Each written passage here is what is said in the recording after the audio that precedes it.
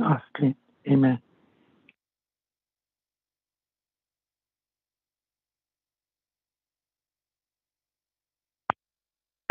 Goshishiche, thank you for the invocation assigned, though, that's the things and Dad and Affinity. Today, Nado, there's number 2 in the agenda. Recognize guests and visiting officials.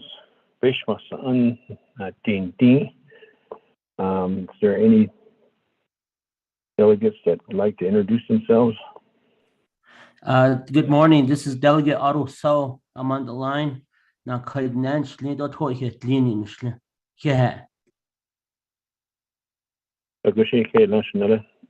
Next.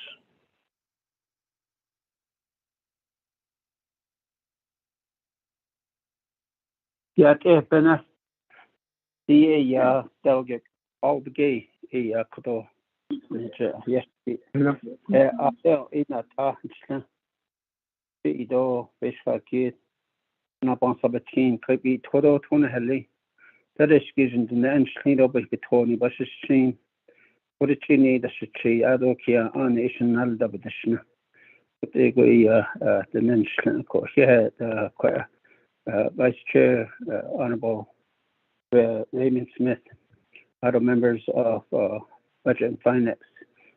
Thank you for allowing us to also tune in and listen to your meeting. And bless you with a good day. Yeah. Thank you. Okay, Nana, for being on the meeting. Nana, do we have any other delegates on board? Shiro, delegate yellow hair, Shitsu, Vice Chairman. So we have you already on the roll call, Shay. Bishmasan that are on the guest. Okay, I'm sorry. Koshina. Okay. I'll pass. Thank you. Good morning, Ash. Vice Chair Smith. Wilson, Sister Junior, and Shadow Kodo Tao Zanda and teacher question this morning at the District 18 Grazing Committee meeting report. They reached the NAMA that they reached capacity. I have a legislation on the agenda today as well. Touching the shade up between the Chanel other but Hatashagi a yet south so back and cheat when Siloni cheat out in the 45th agency representation for the Resource Development Committee. Let's go Budget Finance Committee members from Mayaja should not that con Jayaj the con let's go yat A. And then the staff as the auto is not again this morning. Arohashanan has the things and this morning, Mr. Yellow Hair.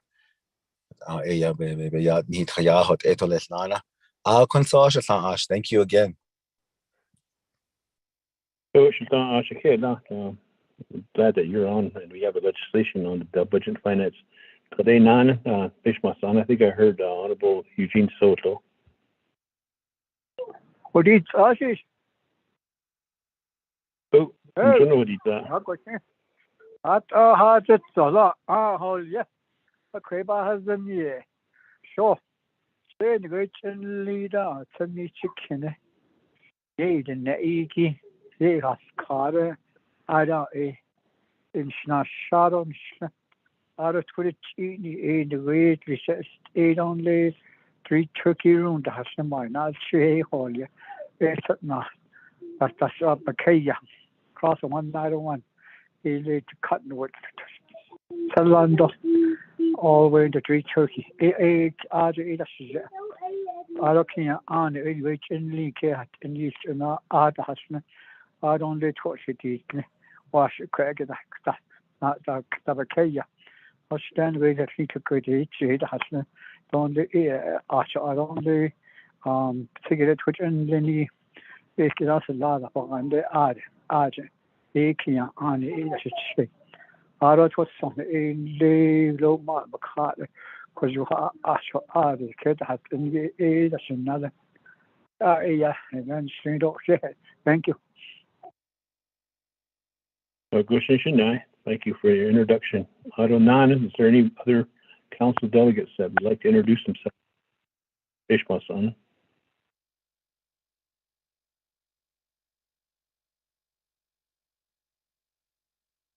Do we have anybody from the speaker staff?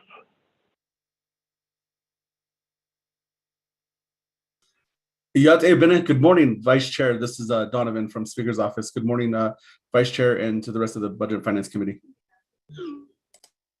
Donovan, for being on board. Do we have anybody from the executive side of the Navajo Nation OPVP? Good morning, Budget and Finance Committee. This is Tamara Johnson with the Office of the President and Vice President. Thank you for being on the meeting with us this morning. Department of Justice, Shana.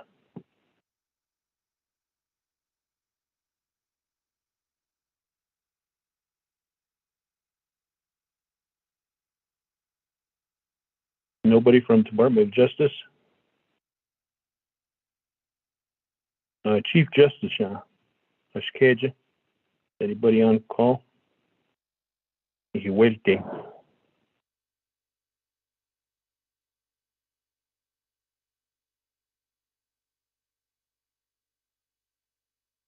Anybody from OMB? Good morning, committee members. This is Dominic Bial. Thank you, Dominic, for being on board with us. Mr. B. Anybody from OOC? Call too. Cordell. Cordell. They've been. OC, Jean. Yeah, good morning. This is Elizabeth Bigay. Good morning, Elizabeth. Appreciate you being on call this morning. Do we have anybody from EPA? Shanatani, Belinda Shirley is here from Navajo EPA. Thank you, Ms. Shirley, for being on the call.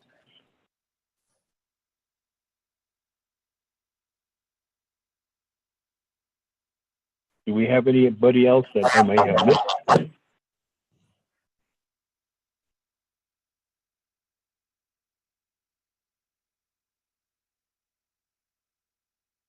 Good morning, everyone. This is Rowena Charamaya with Minerals Department.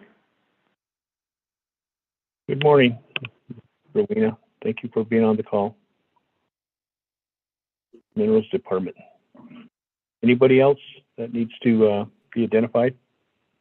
Good morning. This is Dr. Jill Jeb, and I'm not sure if Charlotte Francis with DOH were on the call, and Michelle Morris, thanks.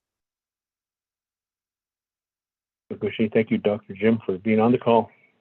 Anybody else on the? Good morning. I just wanted to introduce myself. My name is Loya Khanachni Anderson. I'm with the Office of Legislative Counsel. I'm brand new and grateful to be here. Thank you. Good morning. This is Glenda Davis. Thank you, Glenda Davis. Thank you for Office of Legislative Counsel being with us this morning. Anybody else? Good morning. This is Lurleen Takahi with Office of Legislative Counsel. And good morning. Did I get everybody now? Good morning. This is Larietta So with the Office of Navajo Tax Commission. Office of Navajo Tax Commission. Thank you for being on board with us. Appreciate it. Good morning. This is Lucretia Campbell with Telecommunications and Utilities Department. Thank you.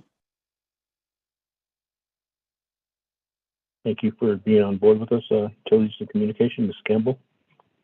Anybody else?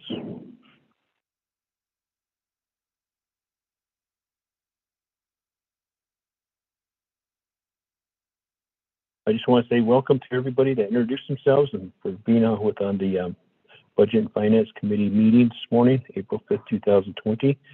We'll move forward on the agenda. Appreciate all the guests and visiting officials being with us this morning. Number 3, review and adopt the agenda. Shada, could you read that into the record?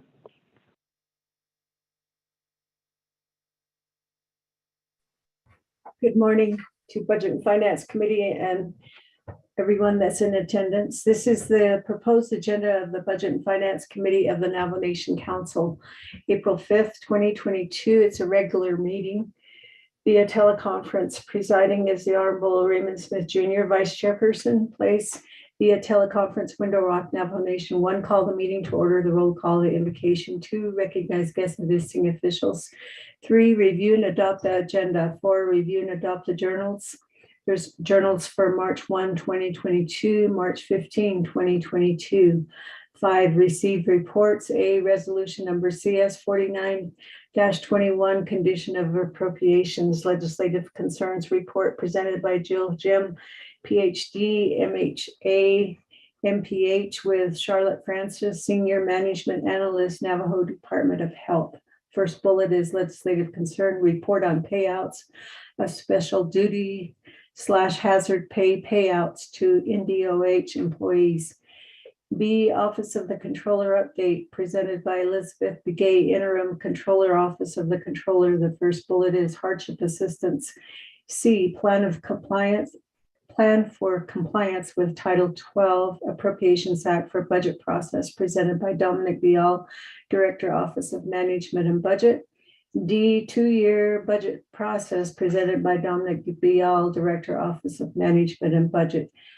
E, FY23 revenue projection presented by Elizabeth Begay, Interim Controller, Office of the Controller, with Rowena Shermaya, Director, Minerals Royalty Management, Minerals Department, and Larietta So, Acting Executive Director, Office of the Tax Commission. F, Navajo Behavioral Health presented by Michelle Branster, PhD, Health Services Administrator, Division of Behavioral and Mental Health Services, Navajo Department of Health. G is Indigenous Health, Direct Mental Health / Behavioral Health Services presented by Dr. Crystal Lee, CEO, Founder, Indigenous Health. H, AUM Fund Management Plan presented by Valinda Shirley, Director, Navajo EPA. 6 old business then, 7 new business. A, legislation number 0014-22. B, legislation number 0049-22. C, legislation number 0040-22. D, legislation number 0052-22. E, rescheduling April 19 regular meeting because of the 2022 Navajo Nation Council spring session. 8, close of this session, written announcements, adjournment. The next regular meeting is scheduled for April 19, 2022. Chair, Vice Chair. Thank you, Chair. Motion? Yeah, the benefits Delegate Brown, I'll motion. Motion by Honorable Brown, second. Second, Delegate Crotty. Second by Honorable Crowdy. Committee members, is there any comments, questions, concerns, or adjustments, or any amendments for today's agenda? Vice Chair, this is Delegate Crotty. Pro Tem Chair. You have the floor, Honorable Crotty. Oh yeah, thank you, Pro Tem. Appreciate the prayer she has this morning, and I think, and for all of the delegates and our relatives on the line, we did receive a request if 004748-21 is available for committee consideration. Can staff provide an update if that's available for our agenda today? Thank you, Pro Tem. Back to Honorable Crotty. You mentioned 0048-21.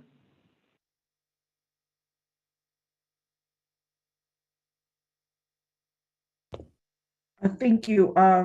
Let's see, 48-22. Thank you for that correction, Pro Tem. Thank you. Staff, do we have that ready for possibly putting it on the agenda? Vice Chair and members of the Budget and Finance Committee, the committee reports for the legislation number 0048-22 are not signed, and we're trying to get that arranged right now. I think Julissa Johnson is on the call, so hopefully she will email that to us as soon as it's ready, and then may have to add it during the meeting once it gets done. Goshi, thank you, Shada, for that. Honorable Karate, back to you. Apparently the committee report is still pending. I appreciate that update. If we could provide that information to Vice Chair Slater, and I have no other requests. Thank you, Pro Tem. Goshi, once this has been completed and Honorable Slater has been notified, and we can also suspend our floor rules to add that on later on once we're in the meeting, when it progresses through the meeting. Goshi, next on the, we have a motion and a second. Any other comments or concerns or amendments to the agenda, committee members?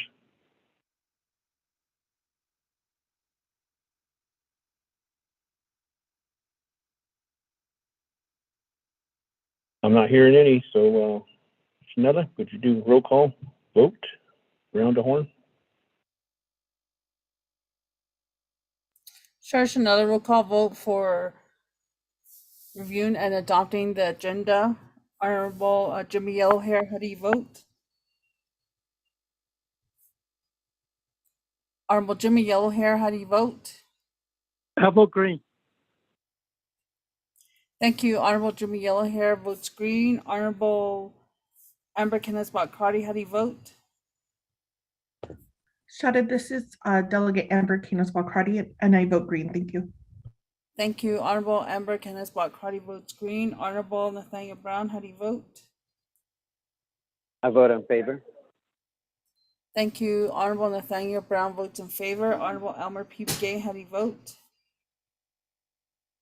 Should I vote green?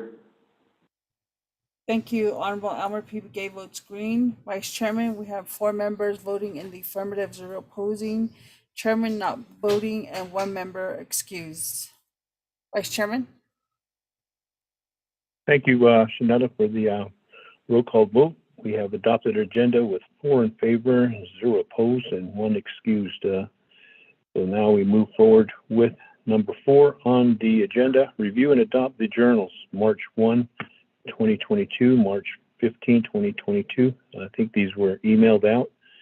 Shananda, staff, could you present this number 4 item? Okay, members of the Budget and Finance Committee, there are 2 journals that are being adopted today. That's for March 1st, 2022 and March 15th, 2022. Those are both regular meeting dates for the Budget and Finance Committee. No, Goshi, thank you, Shada. Motion? Motion, Delegate Carter. Motion.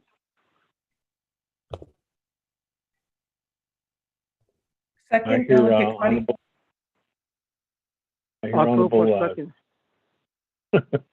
I hear Honorable Jimmy Yellowhair is motioning. I heard Honorable Crotty as seconding the motion for these journals. Committee members, any questions, concerns on these 2 journals?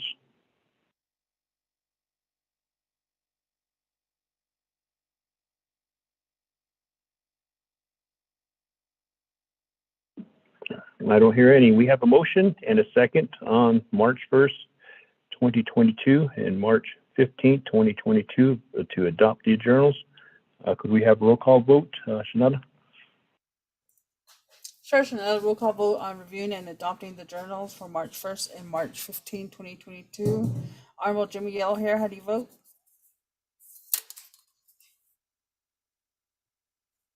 Honorable Jimmy Yellowhair, how do you vote? Honorable Amber Kenneth-Bott-Carty, how do you vote?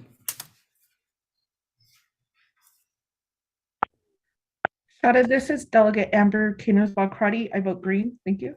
Thank you. Honorable Amber Kenneth-Bott-Carty votes green. Honorable Nathaniel Brown, how do you vote? I vote in favor. Thank you. Honorable Nathaniel Brown votes in favor. Honorable Elmer P. Gay, how do you vote? Bravo, green. Thank you. Honorable Elmer P. Brigade votes green. Honorable Jimmy Yellowhair, how do you vote? I vote green.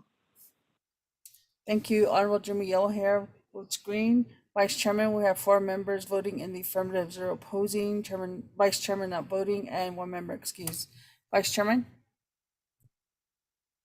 Thank you, Shanella. We have 4 in favor, none opposed, and 1 excused. On review and adopt the journals for March 1st, 2020 and March 15, 2022. Moving on to item number 5 on the agenda, receive reports. We have A, and we have B, and we have C, and we have D, and we have E, and we have also F, G, and H. So there's plenty of reports that's going to be presented to the Navajo Nation Budget and Finance Committee members. I'd like to pose a question to the committee members. How many minutes should we give each one of these for the reports to be presented? Committee members. 5 minutes. Here, 5 minutes. Is that plenty of time, committee members? Is that a consensus? Pro Tem, this is Delegate Crotty.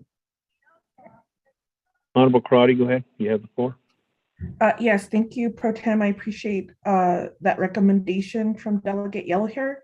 I think in terms of, can we see if we received a written report and then the oral, are you saying the oral presentation will be 5 minutes and then move to questions from the committee?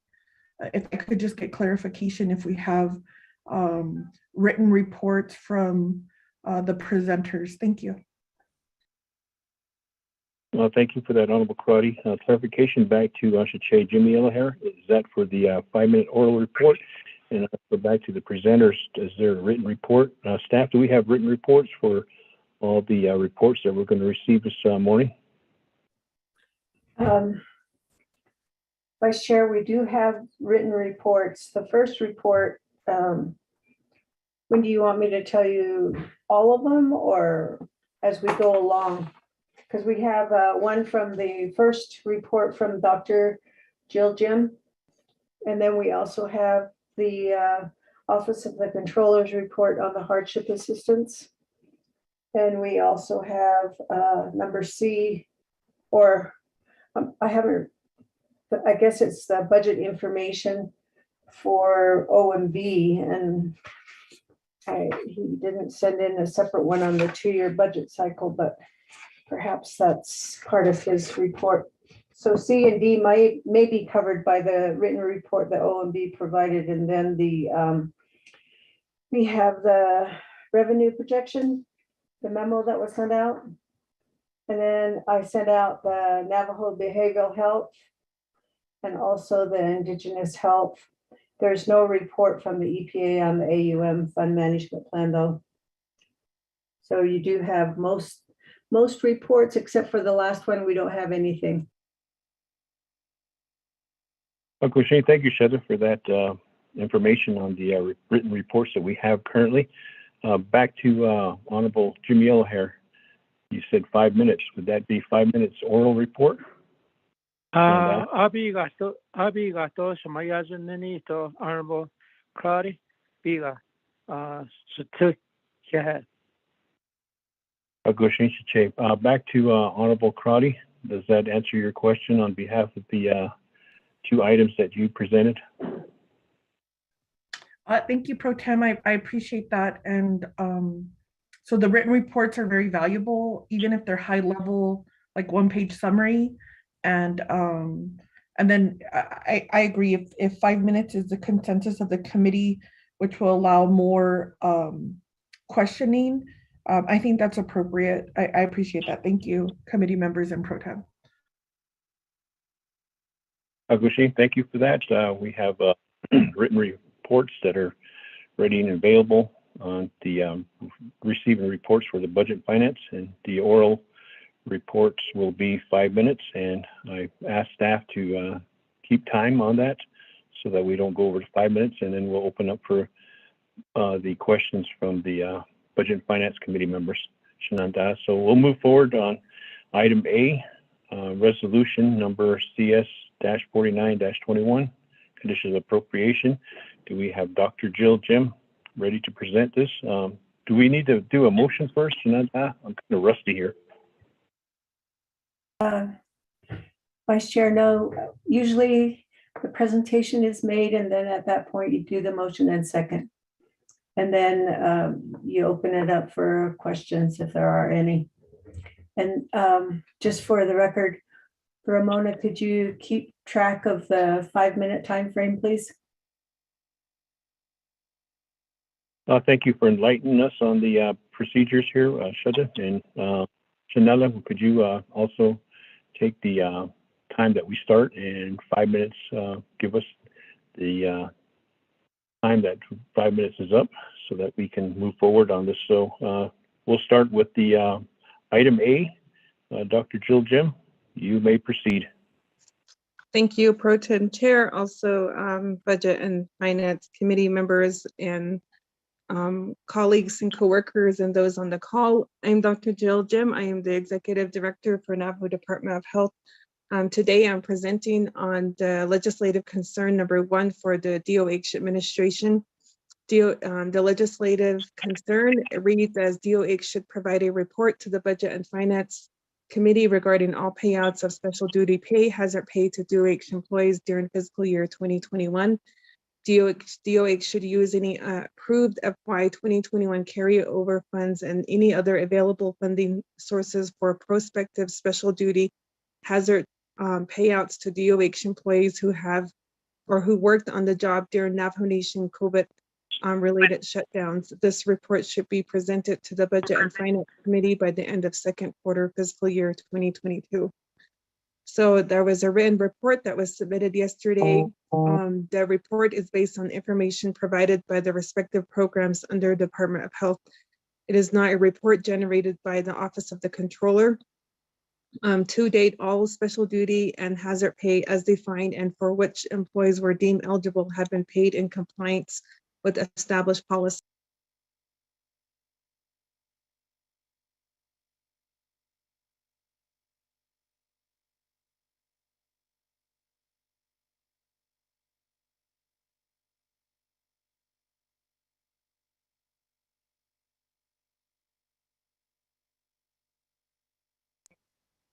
And then the number of employees that receive funding, and then one is hazard duty pay amounts, and along with the number of employees followed by it. I don't know if I went on mute. Did I need to repeat anything? Back to Dr. Jill Jim. Yes, you did went on mute. Could you kind of repeat what you were saying? Okay, let me see. So I read off the legislative concern. I don't know if you heard all of that with the legislative concern. And then I basically said a written report was attached in the email. It was based on information that was provided by the respective programs. It is not a report generated by OOC. To date, all special duty and hazard duty pay as defined and for which employees were deemed eligible have been paid in compliance with established policies. So in the written report, there are 5 columns. One is identifying the program. Second column is the special duty pay amount, and then the number of employees in the next column that receive special duty pay. The last 2 columns are related to the hazard duty pay amounts, and then also the number of employees that receive hazard duty pay as well. So for the special duty pay amount, we summarize over $2.6 million for all the programs and 663 employees. For hazard duty pay, there was about 684,000, a little over 684,450 employees received those amounts. So that will end my report. Pro Tem Chair, back to you. Thank you. Well, thank you, Dr. Jill Jim, for the report on the conditions of appropriation, legislative concerns, and the information that you provided. Committee members, motion.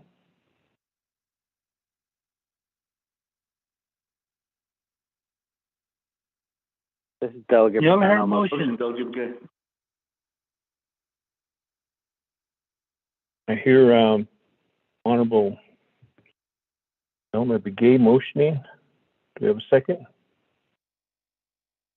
This is Delegate Brown. I will second. We'll recognize Honorable Brown has a second. Committee members, we have a motion and a second for receiving a report from Dr. Jill Jim. Do we have any questions? This is Delegate Brown. Honorable Brown, you have the floor. You may proceed. Yeah, thank you, Vice Chair. The Budget and Finance Committee. I made the request to hear a report from DBMHS, and I'm glad Dr. Jim for giving us this report and for emailing us the response as well. The reason why I requested this is, multi-pronged approach to help our people who are in need.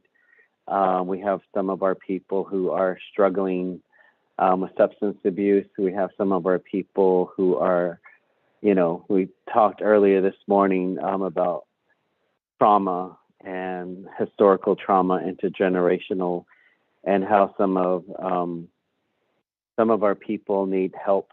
I'm looking at the finance as budget and finance.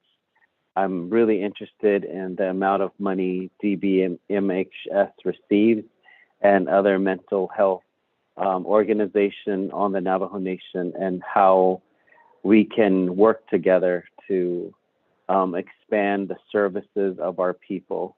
And as well as, there's so much work as far as, as Vice Chair and Shumasana as Chair of the Sexual Assault Prevention Subcommittee, and the work with him, missing and murdered Indigenous relatives. And then also there is a legislation that is coming up with our LGBTQ relatives. So we do have, as leadership, we have our work cut out for us on the mental health of our people. And certainly the Department of Mental and Behavioral Health does receive federal dollars, and I'm really interested to know what other dollars they receive. And I'm glad to read that there's no reversion that happens. Also, there is, I also invited Dr. Crystal Lee, which we'll be hearing from soon, with Indigenous Health, who is actively and successfully running a nonprofit and healing our people in Phoenix area. I personally do stop by there and also present to our Navajo people who are in recovery, sharing just, what leadership we do as far as the prayers that we give with our medicine people. And so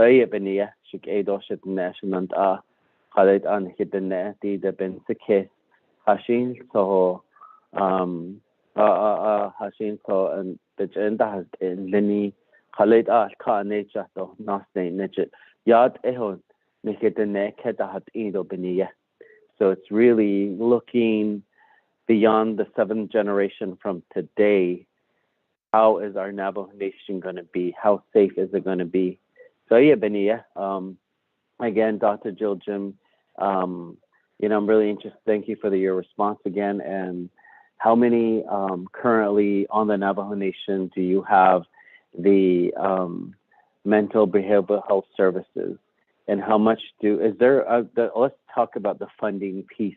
How much how many of our people in the last year, especially during the pandemic, have you referred, do you know of that has been referred out? If you don't know this, then I can also wait for Dr. Michelle Bransner's presentation and response also.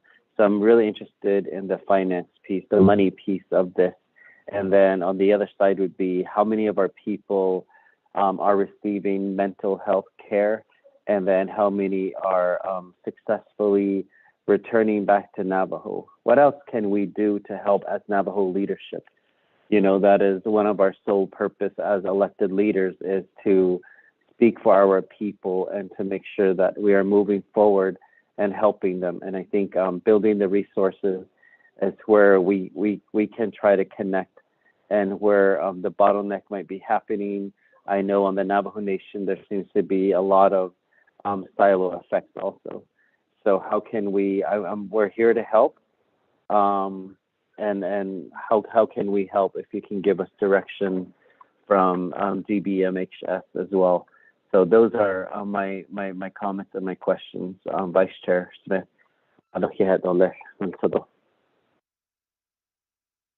Thank you, Honorable Brown, for those comments and questions and the what we're facing currently. Is there any other questions before I turn the floor back over to our presenter? Delegate McKay.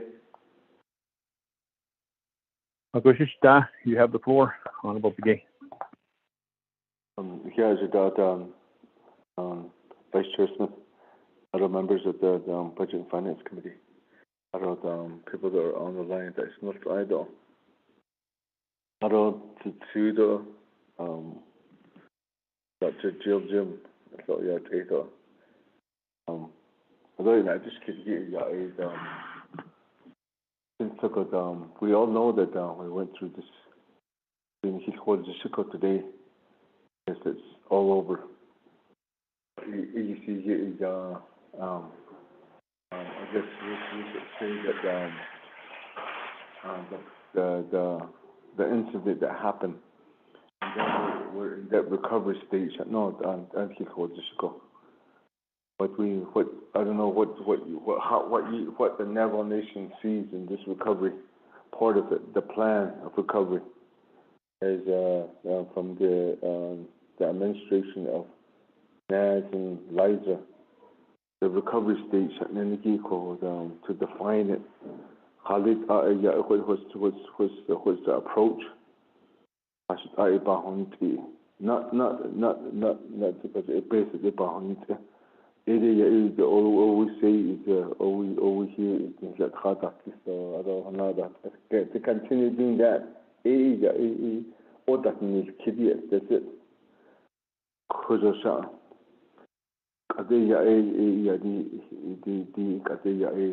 Bernardo does because now what's the steps?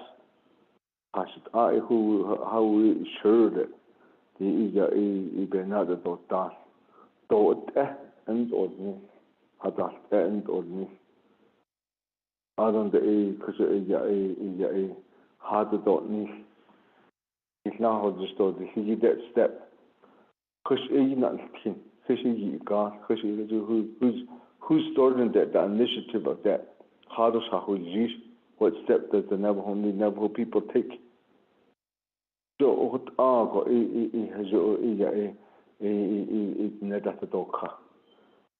that has been go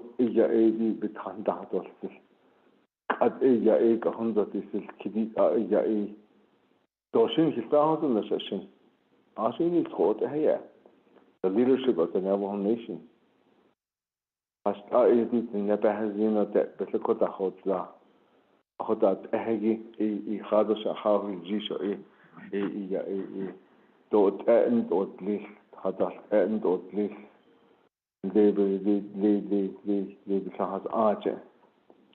step do we need? What's the program? Where do we go from here? Are they open that? Are they audit? Still continue. It's long gone.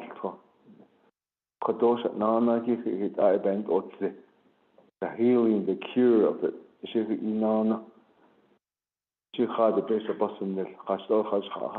Who do we go to? Is there a plan? At then go because the nature switch 8,000. Who's there that's going to be approaching this? Is there a person that can start developing this? mentally nahoti is all yehidi is all yet and hastaba at here hastaba ya I hot I state of the Swedish I be plahausen as there inshallah benappen no this is kind of at bayadat here is خادش خو جيش خشني ده all the leadership not only you that the administration has under we would like to see that we would like to hear that is there a plan that's out there then it's to say then so who comes in the Navajo Association with Yahagi that the Navajo Association they go places so that part of it I seen that do we need that people? Do we need that kind of help to these leadership? When I say leadership, I'm talking about the executive branch, the legislative branch, and judicial branch. You need that. Do we need that? To say that if we need help, you guys need help. I say that. I need help. We should be already put in places. For one example, I think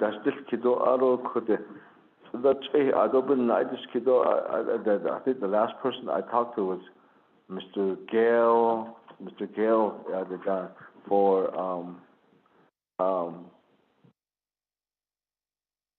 wellness because people own the Christian 3 or 4 vehicles during the day every day. I don't know what's going on. Because recovery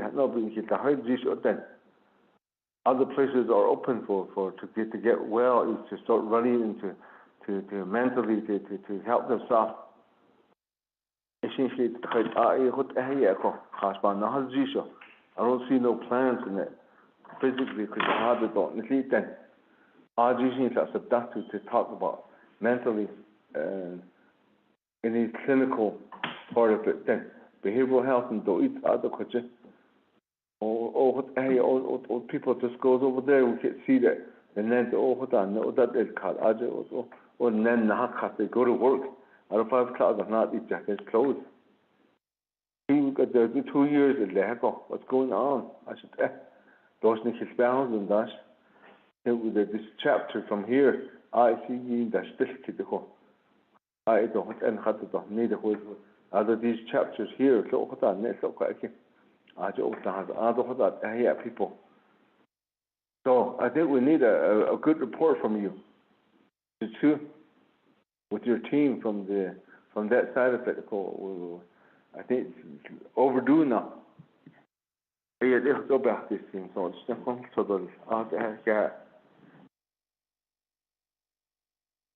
Thank you, Honorable Elmer Begay, for the comments and questions for Dr. Jill Jim. Before I turn the floor back over, is there any other questions?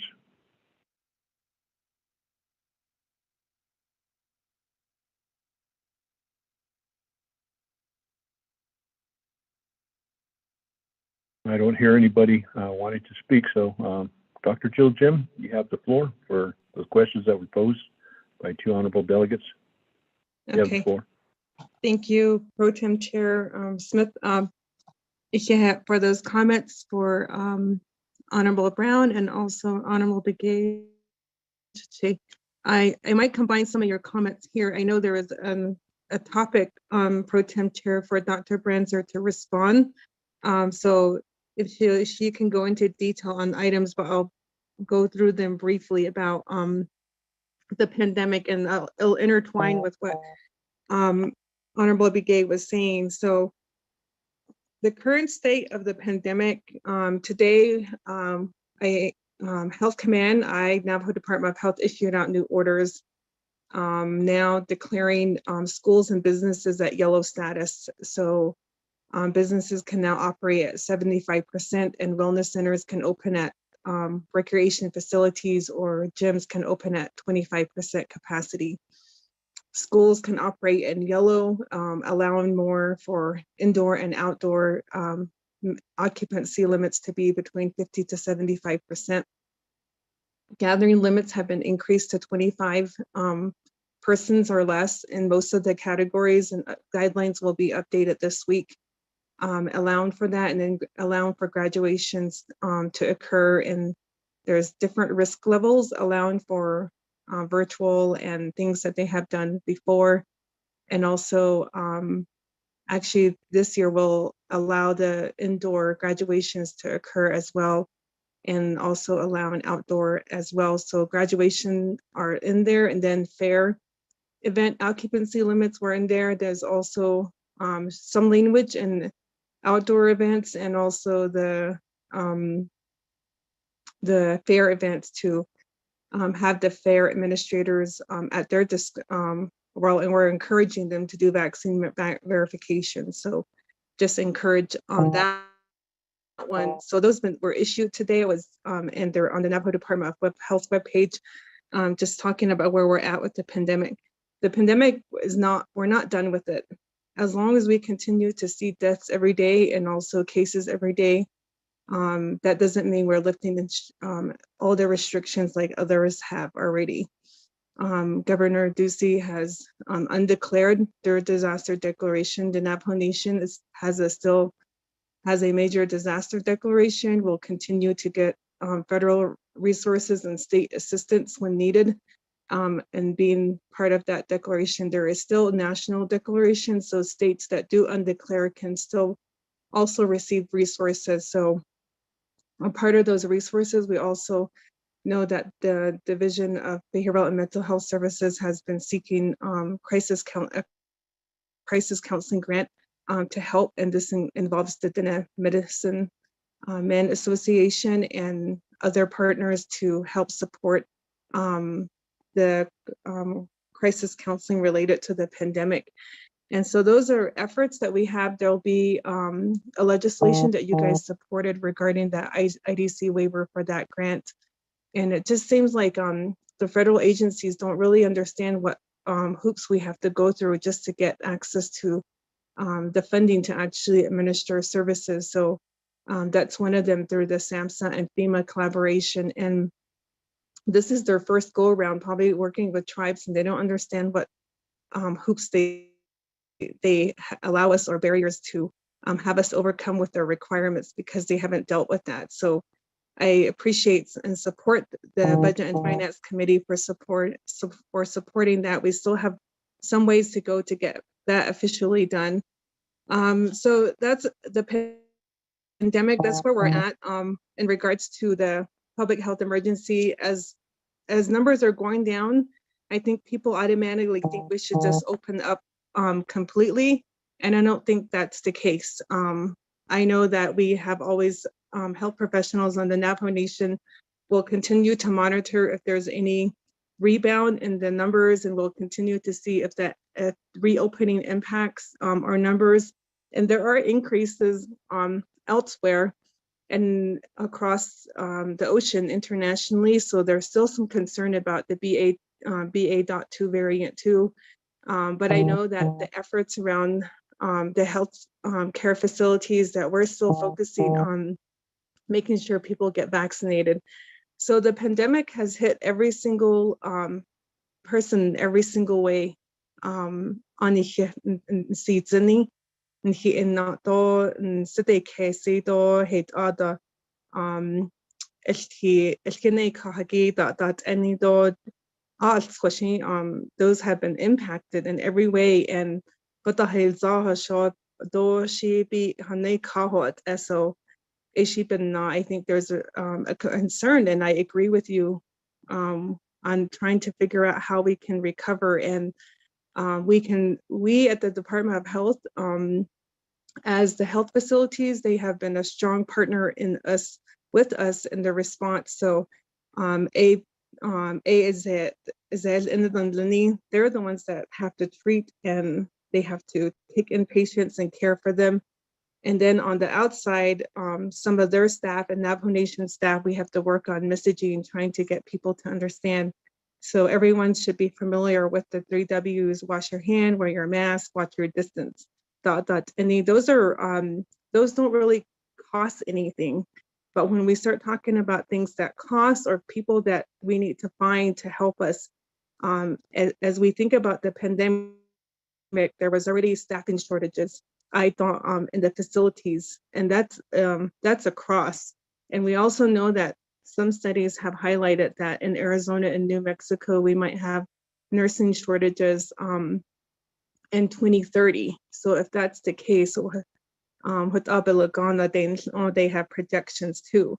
So I think we still have a long ways to address what the short-term needs are, and that means accessing direct services.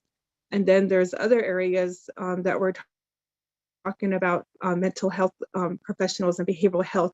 There are 2 different ways to describe what we're talking about. I think behavioral health, Dr. Branzer will talk about how they're funded for substance abuse disorders and also referrals through case management. What we haven't acquired from 638s and the IHS facilities is mental health care. And so we might think that our DBA MCSHS staff may be capable of both substance use and mental health, but they're not really there yet. And that's why we need you as leaders to help continue to support substance use prevention and mental health. And that means holding everyone accountable, just not the Division of Behavioral and Mental Health Services, but Indian Health Services and the 638s that are out there. Each tribal health organization, we all have received COVID funding and behavioral health funding to support the pandemic. So I thought there's Beso Bahadlo out there in the communities under health facilities. And it just means we need to engage them. I know we have a mental health coalition, and these are going to be ongoing. And so from staff that I hear with the health command, if the disaster declaration goes away, we're going to need a lot of support to keep those collaborations going, because of the crisis and that we have been with the pandemic, it forced us to work together. And what I think we're scared of is once that requirement goes away, and we don't want that. Many of us don't want that have worked in the health command, because we know how beneficial it has been and working together. So the Mental Health Coalition, there is a group, there is a plan. We worked on a plan called, we're working on how to sustain public health. And there is long COVID conversations at the clinical level too, with Indian Health Service, and getting that conversation going with them as clinicians, Ajo Basala. And then there's a public health response under COVID, and we've been figuring out how do we keep things going in the meantime under the health command, as long as we continue to work together. Although, how do we transition some of these responsibilities? And then how do we do that? Like, I know we have to work with schools to make sure they're competent to do what they need to if another surge happens. We have to figure out how chapters play a role in this pandemic. I know I keep hearing about emergency plans all this time, but none of that really fruition in the way we deal or work with chapters. And yes, some doors were closed during this pandemic, and we're finally lifting those restrictions and allowing people to kind of gather. So wellness centers is one of them. In a wellness center, I mean, we looked at studies and we continue to be more vigilant. And if you're in a room with poor ventilation and you're breathing and you don't know because people are asymptomatic, it's still here. It hasn't gone away. COVID is still here, and not till we see levels that are very low, we're going to be comfortable with saying that we can just open up and that's just what I feel like right now with the pandemic. So I think that's where we're at. So there are plans and I appreciate the council continuing to support the Department of Health in a lot of these items. I talked about building more wellness centers, constructing treatment centers and detox centers were some of the items that you guys are supporting in the ARPA dollars. And then also we're wanting to still use our IHS dollars to expand those and bring in more people. So, so the behavioral and mental health services is different. Now, nationally, what we're hearing and seeing now, and it's really difficult to say that we want this now, but we're going to have to figure out what we're capable of doing. We'll build those and we'll collaborate, but we know that there's a need and we'll continue to focus on that. So and then my role in the health command is I still need to figure out I will be writing a plan on how to empower and transition some of these responsibilities to tribal programs and divisions that can carry on some of these going forward. So the such a for the health command, because at some point, if we do go away to some extent, and I hope we don't, I think we're gonna need support on how to keep the structure going. So you as lawmakers, I think there's always ways to help continue to support this, and I don't know what decisions will be made. But there's still a national disaster, there's still a Navajo Nation major disaster declaration, and we're still seeing numbers. So I wanted to just reiterate that. Pro Tem Chair, I probably went over my 5 minutes, but I'll give it back to you now.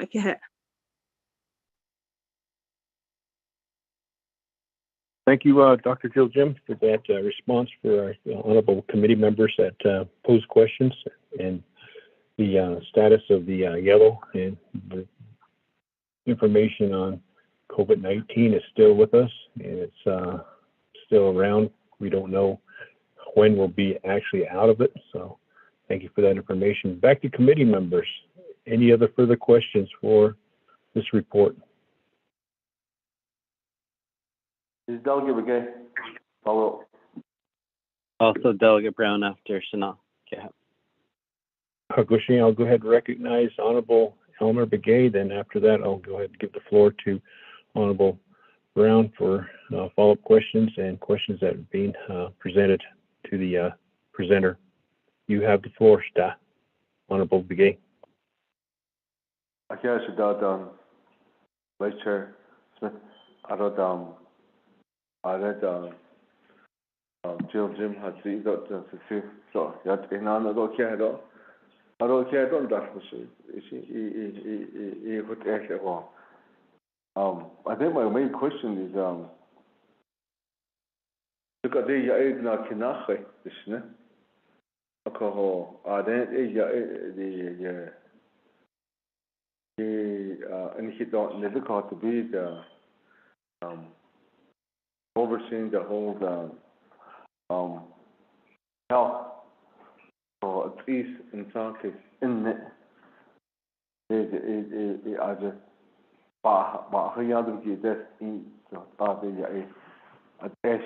in not large mentally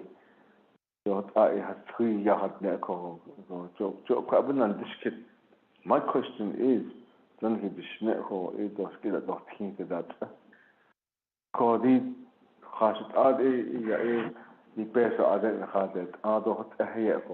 like I said, always say, oh, yeah, the administration of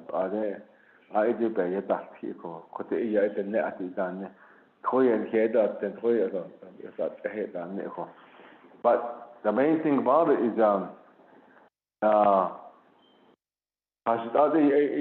where do we start from?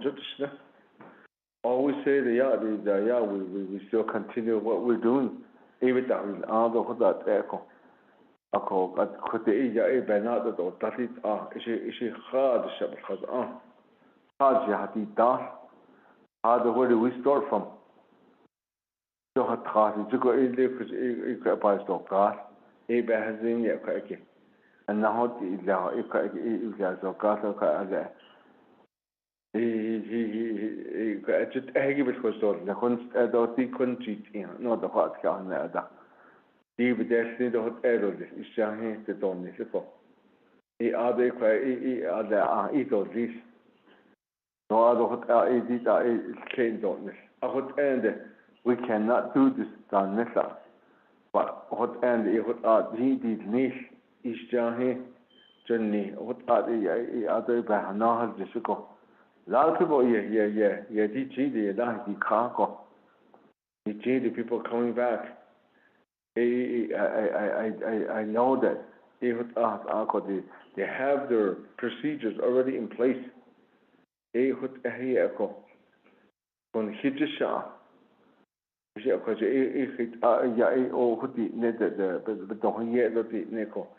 need this kind. No, we need clinical part of it, and we need behavioral health. No, the support or you need to continue supporting us. Or no, what are we supporting you? What is your plan? Where do we go from? Just like I said, but it's not just behavioral health. Now, because your wellness, just to get a little bit of therapy, just to get stress and how is she doing in childcare being done? To get the place. Attend that they'll call attend. All this with yellow states, no, it's been going on for a long time now. Of course, it be hadida, has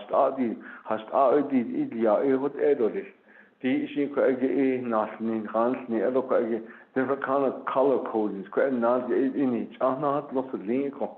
How do we go about this within this yellow stage? We need to start strategizing on it. At the place is Hanalkio, other Adega, Nahan Intaka.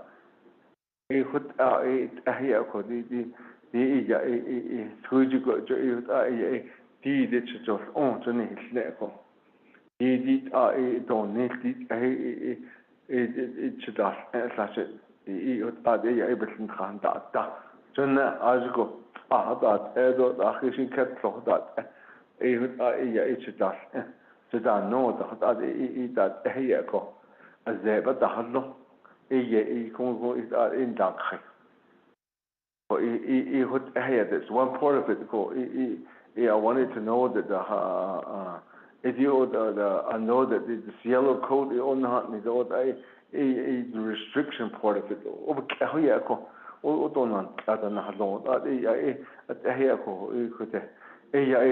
The people or want to go back into wellness. My question here is just what are those employees doing now? Every day these people chapter here or concerned about it. The chapter is open. Every day they clean this and then they go out again. Every day the chapters are open. Just like the tribal programs. I think that's what the question is.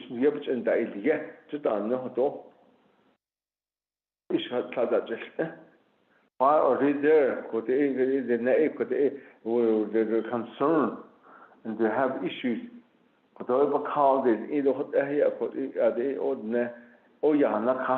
Nobody told the they go into work from 8 o'clock and then 5 o'clock they leave again. What's going on? People, the construction workers, they need niche. We had to do this. We had to be at work. Throughout the states, the kick announced, we had to do that.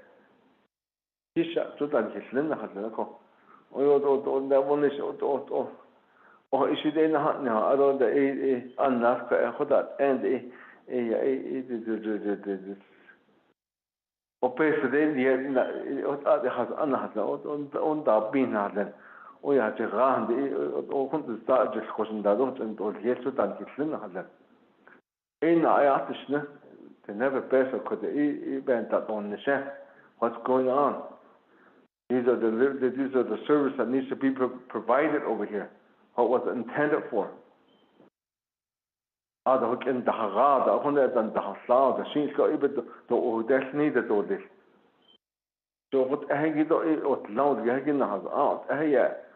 Don't have out the affair that it the net because nail with all this. So what mental health is young. How come we don't even use our faith and belief? The Navajo people working for this. If you would on that,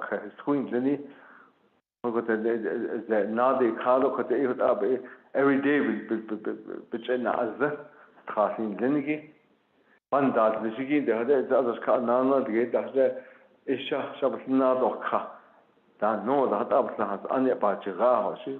go around. I provide those stuff to them. The services are being rendered at their places at the Hogan level. They don't care about what yellow coat is. They want to provide service. Not that all DAS and their intent is that. Their whole philosophy, their whole goal is to help the people. $10 all day.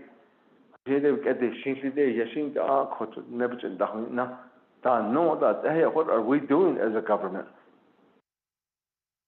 I think we need to wake up. That's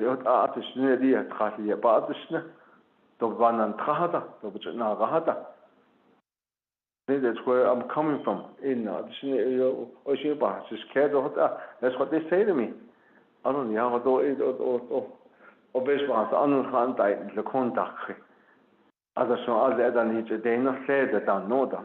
I go places, yeah. Health department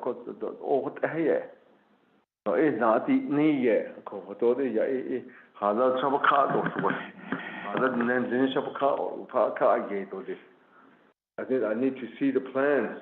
We want to go by this.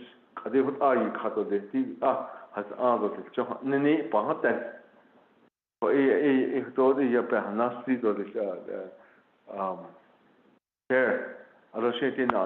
This could be my response again, my question again. Chair, go ahead. Next will be Honorable Daniel Brown. You have the floor. Nana, Craigie, Shanaho Agi. Ado, Craigie, Dr. Jim, for your response. From listening to your presentation and your report, I just had some questions. Also, so my first question, you can report this to me later in writing also, and I can share this with our group who are consistently working on behavioral mental health issues and concerns for our Navajo people. The first one is, I don't know if you have this information or if Dr. Bransner will share this. That would be great if she does. And this is, what is the suicide rate on Navajo Nation? Has it increased during the pandemic? And then the second part to that question is, for our Navajo lesbian, gay, transgender, queer relatives, has that increased? Is there specific numbers on the suicide rate on our LGBTQ relatives on and off the Navajo Nation?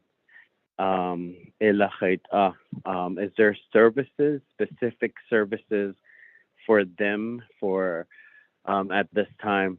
Although Queggy, the last, and you did mention, I did thank you for your recommendation on holding all the mental health services accountable besides the Navajo Nation's behavioral and mental health services, DBMHS. You did recommend and also state for IHS counseling service. And I think also with the question the Hatathis and also the Navajo Nation Hatathi Advisory Council, also the NAC, I think if we all, I like that recommendation. So you did also mention there is a mental health coalition. I'm wondering how often they meet, and if you can also share with us who all is on that coalition and when their next meeting is. I would like to attend one of the meetings and to be the fly on the wall, and I would like to see all the wonderful work that they are doing. The other thing you mentioned was the construction of treatment centers on the Navajo Nation. You said you planned, and I know before at the former White Cone High School, I did recently drive by there and I just looked from the highway. A beautiful facility, high school facility, is sitting there vacant. I did talk to others to see what that would look like, but basically what I'm finding is bringing mental health professionals, counselors, doctors, trained doctors, therapists, counselors, etc. Again, we run into the issue of housing and also some of the amenities that even some of our own young professionals, not just young, but all professionals, it's really hard for them to come home. And that's why, that's why I also invited Indigenous Health, who is currently located in Phoenix. And I'm interested to hear the presentation and how we can collaborate in working together. So those are some of the points that you brought out, and so I'm writing all of this down, and any future, again, Shananda, Benina, di Benda, di Kidia, and Kedanesa, but the Hajobaya, Ado did, which and has, I have even, I also would like to encourage, all our Navajo people that mental health, it's not, there's nothing wrong with seeking mental health. There's nothing wrong to get help through counseling or therapy. Let's normalize that, Shananda.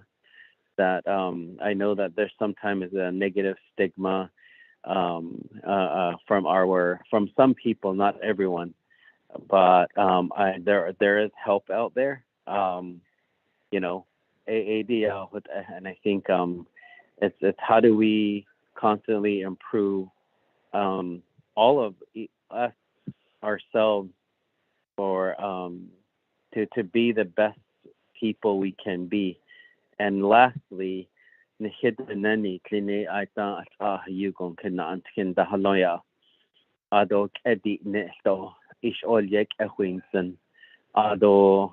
o binoj na tahanda to the zendeli adon hidden adon hashin sohaban nadil kash.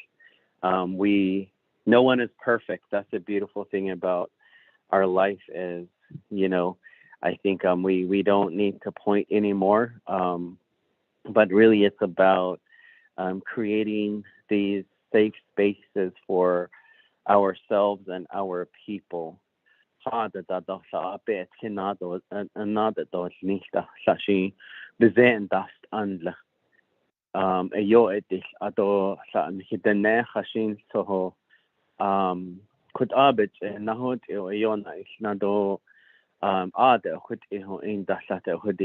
I shoulda, woulda, coulda. And with this conversation that we're having now, I think with this 24th Navajo Nation Council, we are, as Budget and Finance Committee members, we're looking at these funds and how do we use it effectively and efficiently. Shana, you bring up a really good point on, the closures and how. But so those are some of the points that I want to make, and Dr. Jill Jim, actually, you don't have to respond. I will wait for also the response. I'm sure that Dr. Michelle Branzer is listening. I will wait for her presentation. This is in respect to the time that we have, and I know that there's a lot of individuals listening and waiting for other reports, as well as the legislations that we have to navigate through also. So so I'm constantly learning myself. Thank you, Vice Chair Smith. Okay, thank you, Honorable Daniel Brown. Committee members, any other questions before I turn the floor back over?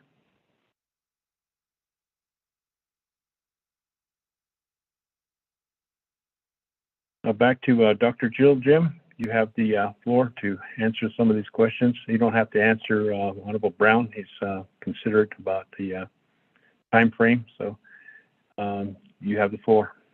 Okay. Non-pro tem chair, and also Honorable Begay and Honorable Brown for your questions. For Honorable Begay, Nishi, for your comments, I think as I'm listening to you, I can hear that there is, yes, a lot of frustration out there. And when I think about the different ways that we've dealt with the pandemic, it has been difficult. It's been difficult for everyone. Though it's will be hanekata in a way. And so on Nishi and you're hearing that and you're seeing that. And in the emergency response, the Navajo Department of Health was authorized to respond to the pandemic. And you guys everyone supported me on that. The delegates, not only Donotini, and everyone supported that at the beginning when it first started in 2020. If I look back in that, sometimes I remember, I think the first week even presenting at council, talking about the virus, the name, the symptoms, that was our first introduction, the end of January 2020, and into this pandemic. And at that time, I think we as individuals, we have our own beliefs, and we have been, and we seek whatever beliefs or services that we do out of respect and those are all something that we as the Neb people are privileged with, having the ability to be who we are and what we want to be. And some of those carried us through this pandemic. Although it healed us over and over again and tried to take care of us and through the midst of this thing that we never really thought we were going to experience. And then when I'm hearing this, as I'm thinking about how government works and the resources that are available and how do we tackle these issues, and it's kind of going back to whose authority is it and who has the resources. And because sometimes if a division or a department doesn't have that authority, sometimes it's difficult. And sometimes I can have that ability. Sometimes I don't have that ability under Department of Health. But I think I'm open to it. And I think the Mental Health Coalition, I invite Honorable Brown and Delegate Begay, Honorable Begay, to be on that, to share that, because both of you are sharing a lot of information that I think we all have been dealing with.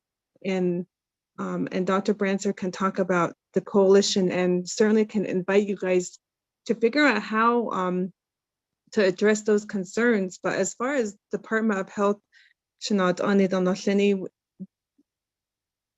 most of my staff have been fully activated. I would say 99% during the entire pandemic. And some of them were not activated. They were activated, but they were doing telework. And those services are new to our people. Broadband services, they've been using telehealth services and building their capacity. Behavioral health is evolving and expanding and is being strengthened by the new HSA, Dr. Michelle Branzer. She is homegrown in the department. She's had experience externally, and it takes time. So is something that we can resolve easily, but I'm talking about a larger issue like staffing. We don't have enough clinical staffing. We have a lot of prevention staff. We also have a traditional healing program, which will they develop their protocols and they'll start offering services again, and more focusing on substance use. And then at the same time, we are trying to get detox centers and outpatient centers available. But these are things that have been kind of left undone for the last 2 decades or so, beyond our time. And I think that whatever support we can get is very needed.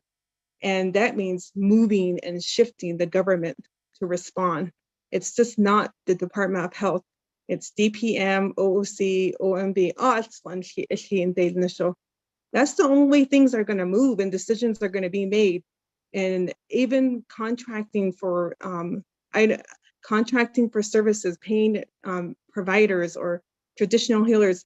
Traditional healers are not reimbursable yet at the Medicaid or Medicare level. And those are things that Dr. Brandt and I can bring to the CMS table, because I am a member of the CMS TTAG group, the Tribal Advisory Group, and we began conversations with their Behavioral Health Committee. So but those are things that have to be fixed and addressed. And then there's new technology, and we're trying to work with how do we get and expand immediately and improving the behavioral health department. Unfortunately, that's where we're at. On that when we came into this administration.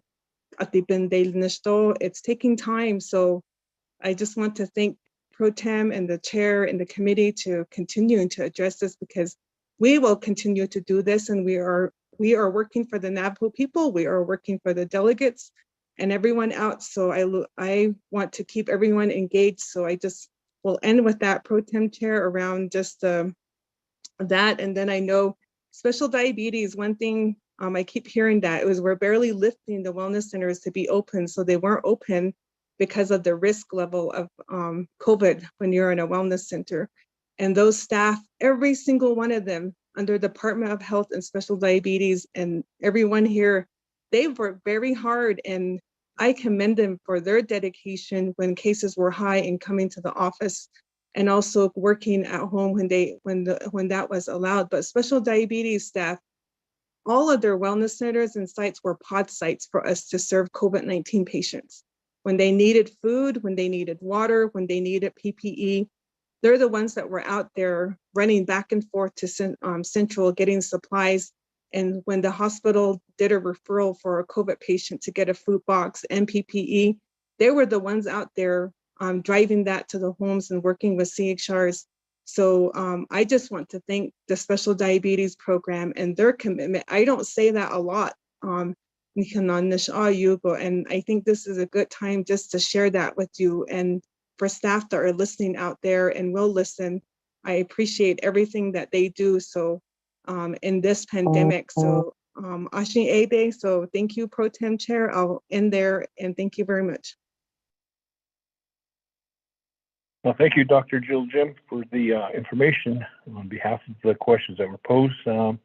Back to committee members, we're at almost an hour on this topic. We started at 10:47, now it's 11:45. We'll open up for one more question, and then we'll call for the question on the report. We have several reports that we got to go through. Committee members, is there any follow-up questions or any questions for Dr. Jill Jim?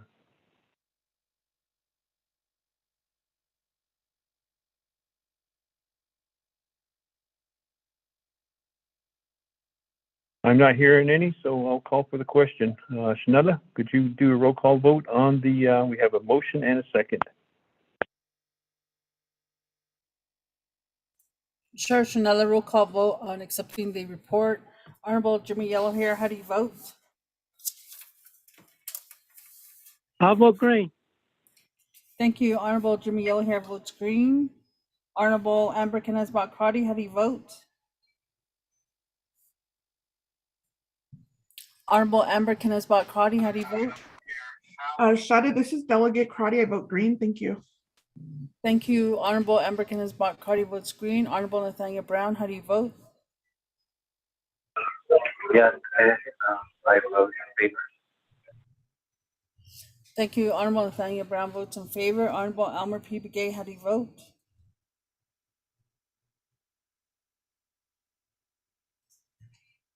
Honorable Elmer P. Begay, how do you vote? I vote green. Thank you. Honorable Elmer P. Begay votes green. Vice Chairman, we have 4 members voting in the affirmative, 0 opposing, Vice Chairman not voting, and 1 member excused. Vice Chairman? No, thank you, Shanella, for the roll call vote. We have 4 in favor, none opposed, and Vice Chair not voting, and 1 chair member being excused for this report. Moving on to the next item on the agenda, item B, Office of the Controller update. 5 minutes is the limit time. So Shanella, could you please maintain the time limit and let us know when 5 minutes is up. Elizabeth Begay, the interim controller, you have the floor. Thank you, Pro Tem Chair, Budget and Finance Committee. I'm here to present the status report on the hardship senior cares and the hardship ARPA. First, for the hardship senior cares, the Navajo Nation Council reallocated $16.5 million to assist 48,227 seniors age 60 and over for $342.13 each. So the budget for the 48,227 seniors amounted to $16,499,904.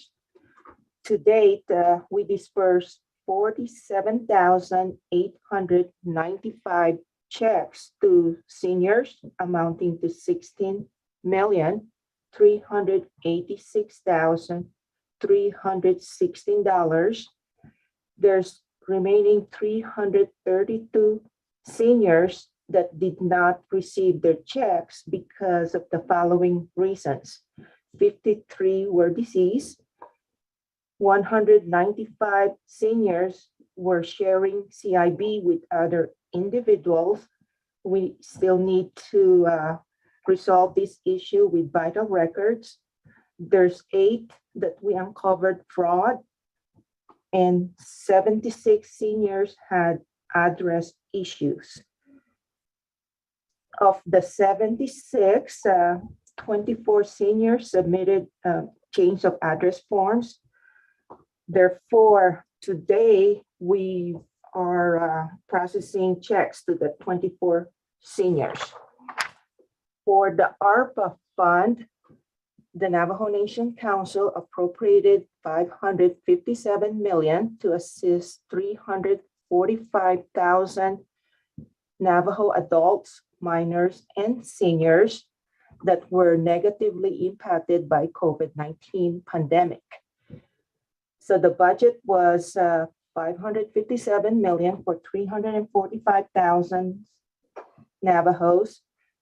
Disbursed checks to date, 266,910, amounting to $444,822,000.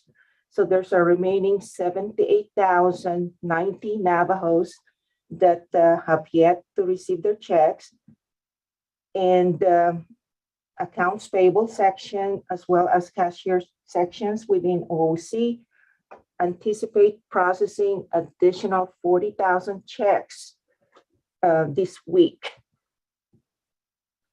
We do have some concerns. There's 759 returned mails from hardship 2 recipients that were mailed back in November and December. Another 1,443 returned mails from the senior hardship checks mailed in January and February of this year. That's from the 47,895 checks that we issued. And from the 266,910 checks we issued for the ARPA hardship, we received 2,428 returned mails. To address these returned mails, we are planning to do check distribution by agency. We scheduled to have this check distribution this month. We will start April 14th and 15th at the Tuba City agency. We will be doing a radio announcement on this. Then for the Chinle agency, we're scheduled to do the check distribution April 22nd. And for Crown Point agency, April 29th. Shiprock agency is scheduled for May 5th and 6th. We continually receive returned mails. We try to accommodate all these ARPA hardship recipients, the senior hardship recipients. Excuse me, Vice Chairman. Vice Chairman, this is Ramona. It's been 5 minutes. Time is up. Okay, thank you. Committee members, time is up. Do you want to extend a little more time for the report from OOC? This is Delegate McGay. Can we extend more time for her, Controller? Thank you. Goshen, how much more time would you recommend Shita on the time frame? I could ask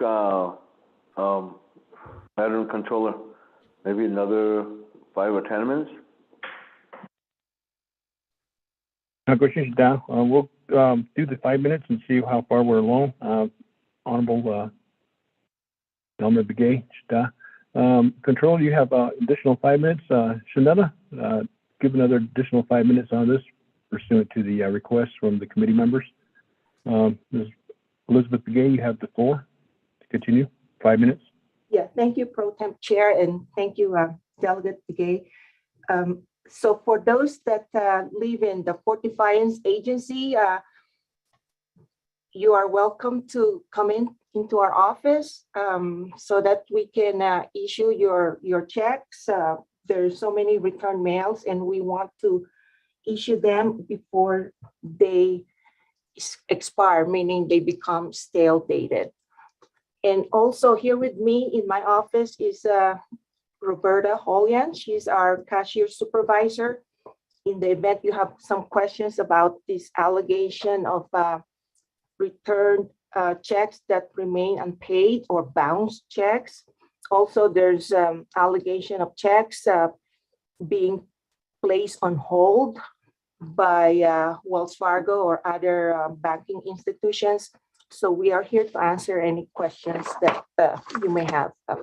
Thank you, Pro Temp Chair. Thank you, Office of Controllers, Interim Elizabeth Begay. Do you want Roberta to say anything? Good morning. My name is Roberta Holian. I am with the cashier section as the supervisor. That asked me to join her because I understand that there's some concerns as far as checks being returned or the bank placing holds on the checks. So if you have any questions, maybe I can try and explain further. Thank you, Pro Temp. Gushi, thank you for that information. This concludes your report, Madam Office Yes. of Controllers. Yes, Pro Temp Chair, that concludes our report. Gushi, thank you for that. Did we get a motion and a second on this report?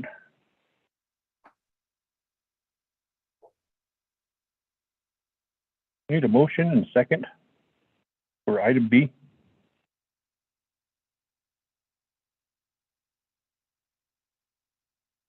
Delegate Brown, I'll go ahead and motion. I recognize Honorable Brown. Second. Delegate Yellow Hair, second. I'll go ahead and recognize Honorable Jimmy Yellowhair. At this point in time, committee members, do you have any questions for the interim controller? Vice Chair, can you repeat who made the motion second, please? Thank you. For the record, we have Honorable Nathaniel Brown making the motion, second by Honorable Jimmy Yellowhair. Committee members, any questions? Pro Tem Chair, this is Delegate Crotty with a question. You have the floor. Yes, thank you, Pro Tem. I appreciate the report, Ms. Begay, Acting Controller. Actually, in reviewing the report, I wanted to ask in terms of the status as acting. Can you provide some insight? I've asked a few times in terms of the contract and how your position was either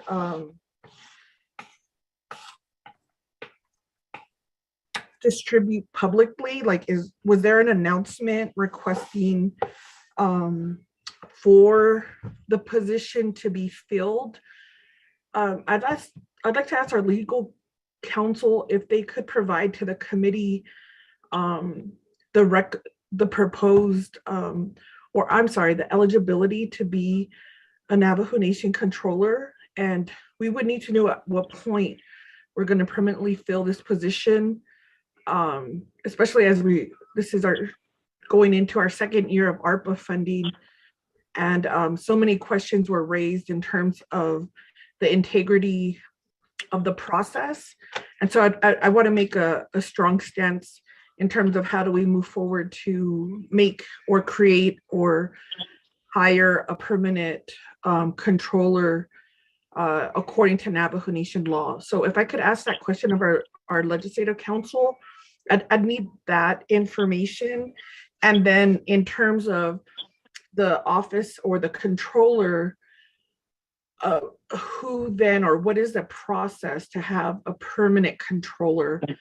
I think it's really critical at this point to have that CPA license. I think in terms of integrity, that any actions are based off of licensures. And so I would need to know at what point that we move forward. And I'm not sure in terms of if the acting controller is provided a courtesy to these press releases that are issued, regarding questions regarding possible audits of ARPA or other things. But I'm very concerned with the misinformation that's being sent out to the communities. And so I'm just trying to see who's providing that information. Where is the root of that information going? And definitely what is council's role in making sure that we have a permanent Navajo controller with a CPA. So Pro Tem, if I could ask that question to our legislative council, thank you.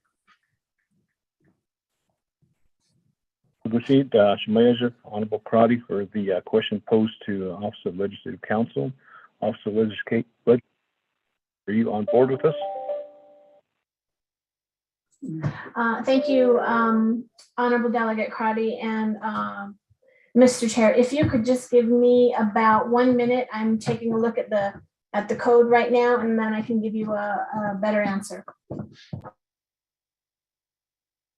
OLC, we'll go ahead and give you some time on that behalf. Honorable Crotty will wait for Office of Legislative Counsel to review their statutes and give us an answer on that. Committee members, is there any further questions for the interim controller?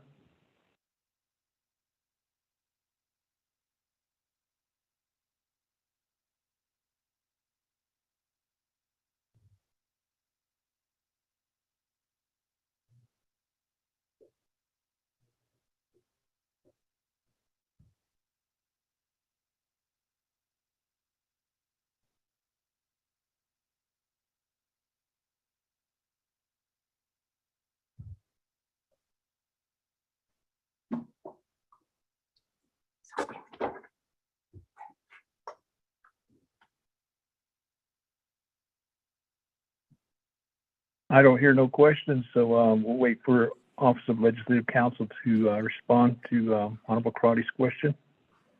Yes, thank you, Mr. Chair. I have looked up section Title 12, section 202, title Controller, Acting Controller, Other Personnel. The statute was amended, it looks like most recently in 2011, and section 202C does say the controller shall possess a baccalaureate in accounting or finance, including an advanced degree.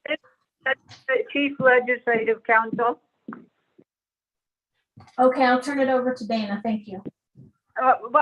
And I still apologize for interrupting. I'm on a number of calls this morning. There were recent, Office of Legislative Counsel needs a little bit more time than just the 10 minutes allotted today to research that. As you recall, there were a number of amendments in the 23rd Council. And so I'm requesting that the Office of Legislative Counsel be allowed enough time to thoroughly research the matter so that we can give you an accurate answer. And once again, I apologize for being so rude as to disrupt the committee and Ms. Laura Lee. Thank you. Thank you, Ms. Barboff, for giving us that information that you need more time to review and then come back with an answer. Committee members, under the agenda that we have, this is Office of Controller update presented by Elizabeth Begay, Interim Controller, Office of the Controller. And we have a bullet point of hardship assistance, and that was what was on the agenda. Therefore, Honorable Crotty, on base of your question, it sounds like the Office of Legislative Counsel needs additional time before they come up with a answer, and I think we have the time to, I guess, wait for that. I know we have several reports that are pending. Therefore, Honorable Crotty, I'll turn the floor back over to you on behalf of your questions. Yes, thank you, Pro Tem. I appreciate that. And if we could just receive that update, I appreciate Legislative Counsel working on that for the committee. So back to the written report, in terms of the concerns and in looking at page 1 of 2, I also did ask that since these are public reports, that our Office of Legislative Service develop a system that can house all of these reports so public can access them, especially the written reports. It's great information, and anyone who's on the call or listening or interested should be able to access them. So I appreciate the time and energy on these written reports. It says here on my written report that 332 seniors did not receive the checks, and the following reasons. This is an area of concern that has been raised in terms of individuals who have who are no longer with us. So they may have applied during the CARES application. And I just wanted to understand, is there a policy fix, or help me understand, Ms. Begay, and citing the legislation would be helpful, but is there language in there that prohibits individuals from having access to this funding? My concern is, so I have two parts of this question. So council took action without any assistance from the president's office. So I want to thank you, Ms. Begay, for helping us when we increased the ARPA. Council took action, the president agreed. And so from that point, is that when the office considers the person eligible and the families then, because there's all different scenarios, is that where the issue is when you have them identified here as deceased. And I understand this is very sensitive information, so I don't want to rush. And if we need to have another follow-up conversation, I'm open to that. Did they pass on between that point when the president signed the legislation to finally the time that checks were issued? Is that the challenge? Or do we need to look at in terms of when the first CARES hardship application was made available, and then when the funding was sent out to the elders, they were no longer with us? And the reason why I think this is important, colleagues, is because we have this remaining amount. And so what is the lesson we could learn from this is, should there be a mechanism where families who have lost a loved one to either have access to that funding?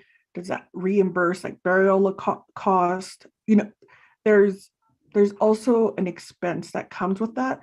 So I just want to put that on the table. I don't have a sound solution right now, but I would like to work with your team, Ms. Begay, in understanding those challenges and what we could do then with this ARPA hardship as a catch-all, so that we don't have a remaining amount. Let's see. Okay, I appreciate that they were processed. So that's that question. And the second part, I think if I could get that clarification, Pro Tem, that would help me in understanding the concerns of the hardship too. And then again, what do we need to fix or revise in our policies to make sure that none of this funding is reverted, and always have a way then funding could be used to maximize support for the families, or, as I mentioned before, the burial costs. Thank you, Pro Tem committee members. Thank you for that, Shemaya. On the questions posed to the Office of Controller regarding the elderly funding that was provided at $342.13. At this point in time, I'll go ahead and turn the floor directly over to OOC, and then she can answer the question on behalf of Honorable Crotty. Madam OOC Interim, you have the floor. Yes, thank you, Pro Tem Chair. Delegate Crotty, for that question. Assistance check payable to a deceased person should be returned back to the Office of the Controller. There's a federal law prohibiting cashing a check that is payable to a deceased person. We're following that. That's why we notifies the family of deceased individual that received the check to return it back to our office. The bank will not accept or let them cash the check of a deceased individual. And regarding the concern on reversion of the CARES funding, I do not believe there will be a reversion because there is still some issue with the individuals that receive their CARES assistance back with the Baker Tilly consultant. They have not cashed their checks, so those that we accommodated, we ended up getting into the negative of that, so it will offset any savings from the senior supplemental hardship. As you can see on page 1 of 2 of the report, there's only $113,588 left. for the CARES funding. And for the ARPA, there's still 112,178,000 remaining to accommodate 78,090 Navajos that have not received their checks. But I was informed by Vital Records that there's 402,000 enrolled Navajos. And we are also still doing the technical assistance drive to encourage more Navajos that have not registered to register. So the Vital Records registered Navajos may go up to, they anticipate another 20 and 30,000 Navajos that will register. So our concern now is that the remaining budget for ARPA may be short, may not be enough to cover all these new Navajos that will register. And if there's a proposal to supplement the hardship assistance for the ARPA, we very much welcome that in the event we run out of money. Mr. Pro Tem. Well, thank you, Madam Office of Controller. Thank you for that response. Committee members, any further questions?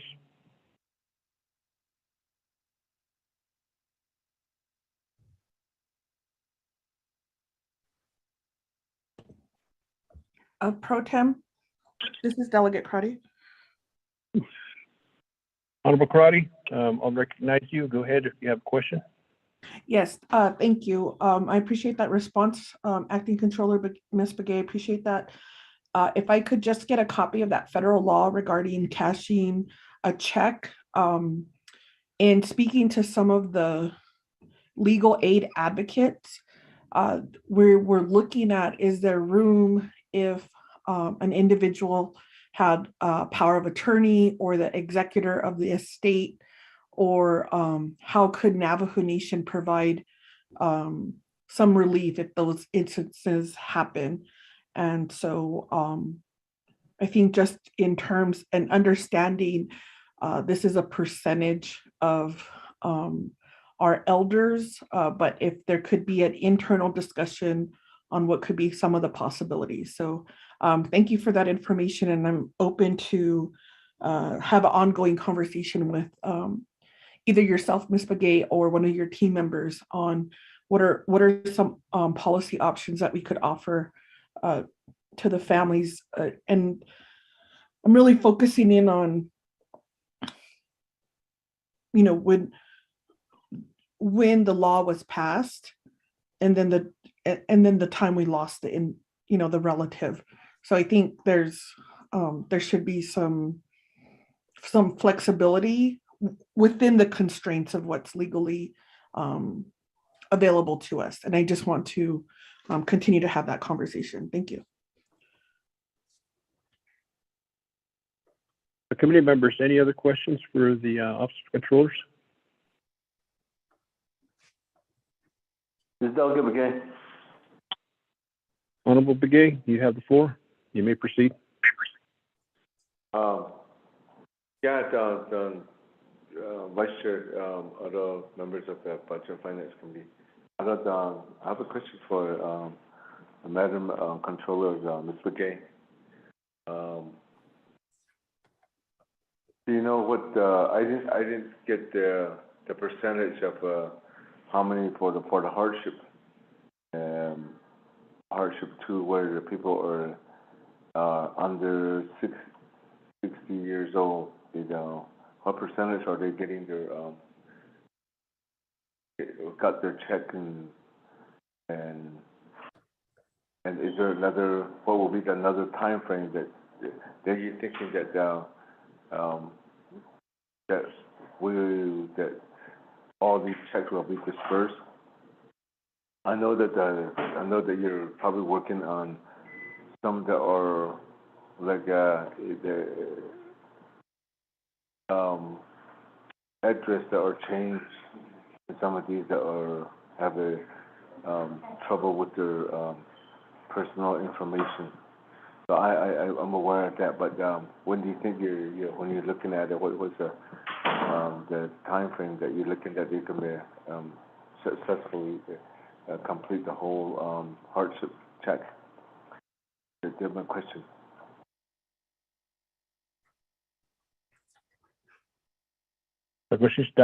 Honorable Begay. Committee members, any further questions?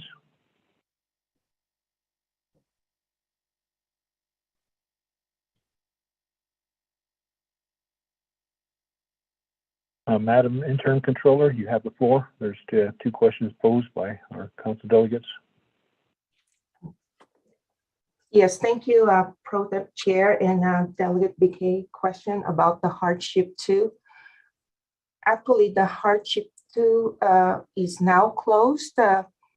We only have a concern that 759 returned mails from hardship 2, and we'll trying to get hold of these individuals that received hardship 2 back in November and December. All the savings from the CARES Fund hardship, it was reallocated by the council for the supplemental senior hardship. And that's the one we still have a leftover balance of $113,588. The CARES Fund, we are in the process of closing that fund. The U.S. Treasury has a deadline of September 2023 to close out the CARES Fund. And we are also undergoing audit of that CARES expenditures, the $714 million that we received from the U.S. Treasury. And right now we're working with our external auditors, KPMG, and they're doing that audit. And it's included in the fiscal year 2021 Navajo Nation audit. So that's the status on the hardship CARES. Did I answer your question, Delegate Begay?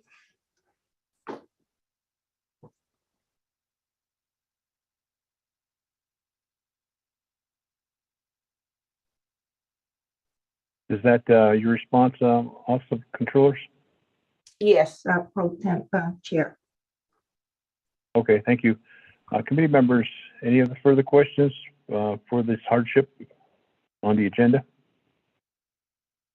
Back to the Chair, this is Delegate Begay. Honorable Begay, you have the floor. Thank you for the response, Mr. Begay. I'm looking at your report, so that's the reason why I was asking the percentage. But it's okay. I'm looking at it, and then I'll try to figure out what percentage we did that's still out there that needs to be. I know that some certain people out of maybe a family, there's the only one that are still waiting. Others, they got it, and then there's only one or two families that still haven't get it yet. That's what I've been getting a lot of reports from them. And I think another question that we all concerned about is right when some of these people, I think there's two that I got today or last week again, is that to the person that they were deceased, and then they got their check and they tried to cash it, but they still cannot do that. So do they still need to just return it there, or what did they do?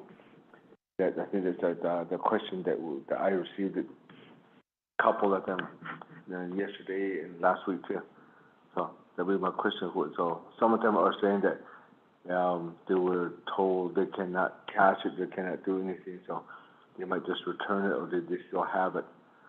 What is your recommendation? Thank you. Honorable Elmer Begay on the questions posed to Office of Controllers. Committee members, questions? Delegate Yellow still. I'm sorry. I'll go ahead and recognize you. Honorable Jamila Hare, you have the floor. Okay, yes, to Vice Chairman. Hey, I want to say thanks to Internal Controller Beth Begay. Thank you for your staff for the teamwork. I had numbers of the people that I helped, and the one that have a hard time to get checks, and they gave me the copy of CIB and also some documents, which I turn in myself with them. And your staff confirm and verify these and follow up on those people that need help. They got the check. So thank you very much for your team, your staff helped me out to expedite these processes check for the people that need hardship check. So they got a check. I appreciate it for your help. The other one, for those people who are deceased, I got one that was brought to my attention, and I said that check has to be turned back to the Navajo Nation. That's legal. You can't cash a check. I said, turn it back into the controller. And that's what they did. So he can't cash that check. Just like Social Security, when people cease, your relatives cease, whatever, you have to return those checks. Anyway, it's the same thing. It's a federal funding. Yeah, that's all. Yeah, I help my people get those checks. I help numbers of people already. So they got their hardship check. Like American Rescue Plan Act check, they got their money. Yeah, I do my part. On the stress too.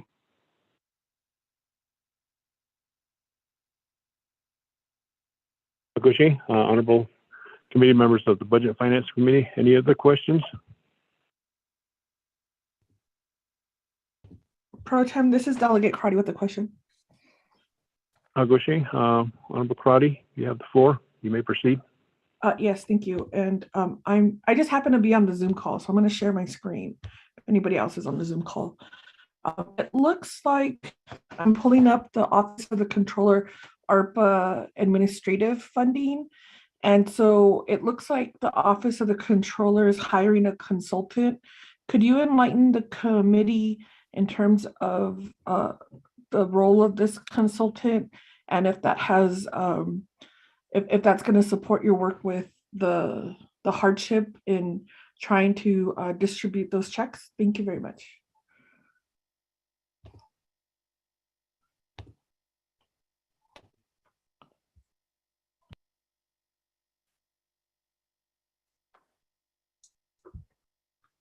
Committee members, any other questions before I turn the floor back over to the Madam Controller intern? Not hearing any. Ms. Elizabeth Begay, you have the floor. Yes, thank you, Pro Tem Chair. First question from Delegate Begay. The checks payable to deceased individuals should be returned back to our office, the Office of the Controller, because of this federal law prohibiting cashing checks that are payable to a deceased individual. But we will continue to work with the DOJ to revisit this issue as suggested by Delegate Crotty. If there's a way we can accommodate the families to use the check for funeral expenses and all that. But to date, we do not have that guidance, so we're just following the federal law. And as stated by Delegate Yellow Hair as well. And regarding our budget for the ARPA, there's 5.3 million that was budgeted, and that is mainly to upgrade our accounting system according to the ARPA expenditure guidelines. We can use the ARPA funding to upgrade our accounting system. So there's several projects that we are undertaking to upgrade and automate our accounting system. And there's one there that we encumbered for 125,000. That is specifically for a consultant that helped us analyze all these hardship one recipients. We do not want to issue checks for hardship 2 if they already received the hardship 1 CARES Fund assistance. So that's mainly the analysis that was done by that consultant. And I believe that answers the questions. Thank you, Pro Tem Chair. Well, thank you, Ms. Begay. Committee members, any other questions? Pro Tem, this is Delegate Crotty. Honorable Crotty, you may proceed with your question. Thank you, Pro Tem Chair. Thank you, Ms. Begay, for that response. If you could tell me more about the consultant, since it's regarding hardship, was this, my hope is this consultant is a Navajo-owned business, so please tell me more in how they were able to assist, and if you could prepare an update for our next meeting in terms of how this funding is going to be used to enhance our accounting system on Navajo Nation. Thank you. Honorable Crotty. Committee members, any other questions for the report on Honorable Elmer Begay? I can barely hear you. I think you were asking to be on for the question. Honorable Begay. Can you hear me now? Yes. Yes, I can hear you loud and clear. You may proceed, staff. Thank you for your response, Ms. Begay. I have another question. I understand that the adult members, the family members, the adult, they haven't get some of their checks or their funds, and while the 18 years old and younger, they all got paid. So it seems like some of these families, they're beginning to, they need the money. So I understand that part. So I think you gave the checks to the younger people first, and the parents, they haven't received it yet. So I think there's a little something that you need to look into that, because previously during the CARES Fund, most of the family with the application that they submitted, it was all the checks came in all like at once. But this round, it seems like all the families they receive one check at a time. It seems that it was about 2 weeks or 3 weeks in between them. So some of them are over a month. So that's where I think we need to look into that. Where because I know that they need funds. They need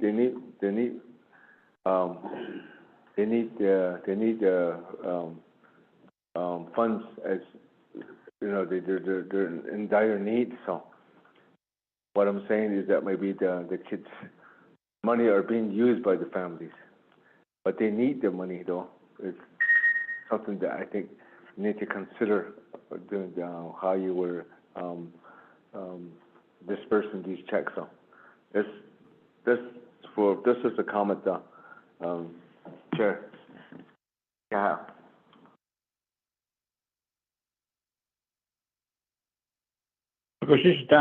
Committee members, any other questions for Controller?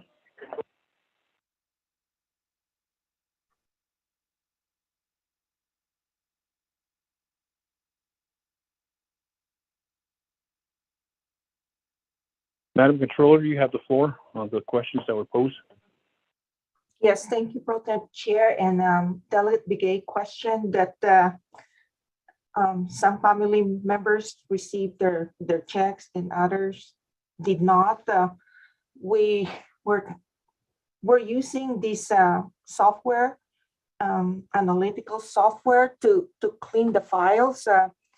When we received the hardship 1 files from the former consultant, we have to do a lot of cleanup. So that may be the reason, but we're working hard to accommodate all these pending hardship recipients that have yet to receive their checks. As I included in my report on page 2, of the 345,000 budgeted to receive the ARPA hardship, there's still 78,090 Navajos that have not received, and that includes new applicants as well. But for this week, we're anticipate to complete the processing of 40,000 checks.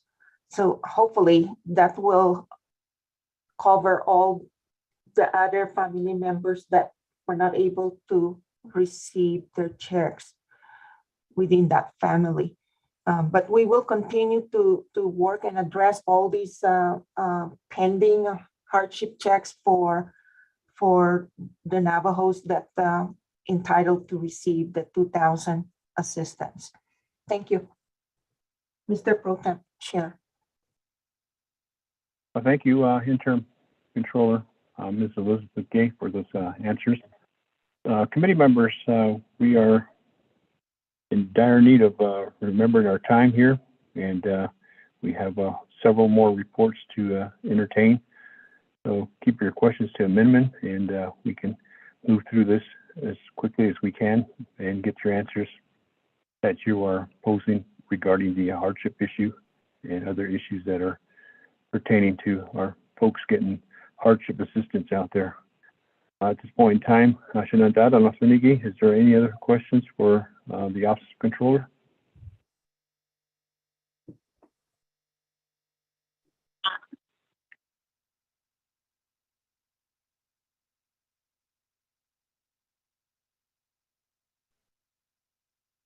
I'm not hearing any, so Danella, could you do a roll call vote on the report from the Office of Controller? We have a motion and a second. Round the horn. Sure, Vice Chairman, roll call vote on the accepting the report. Honorable Jimmy Yellowhair, how do you vote? I vote green. Thank you. Honorable Jimmy Yellowhair votes green. Honorable Amber Kinness-Boccardi, how do you vote? Shada, this is Delegate Amber Kinness-Boccardi. I didn't hear if the controller mentioned who the consultant was, so I apologize. I'll vote green, but I hope that information. Thank you. Thank you, Shadeja. Honorable Amber Kinness-Boccardi votes green. Honorable Nathaniel Brown, how do you vote?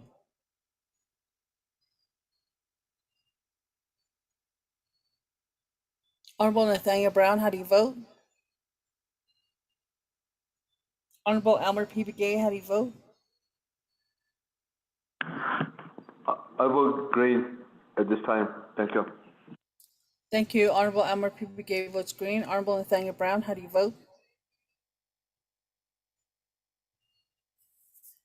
Vice Chairman, we have 3 members voting in the affirmative, 0 opposing, Vice Chair not voting, 1 member not voting, and 1 member excused.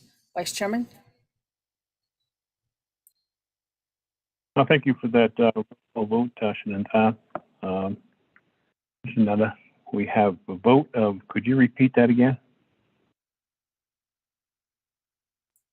Yes, Vice Chairman, we have 3 members voting in the affirmative, 0 opposing, Vice Chair not voting, 1 member not voting, and 1 member excused. Vice Chairman? Thank you for repeating that. We have 3 in favor, none opposed, and Vice Chair not voting.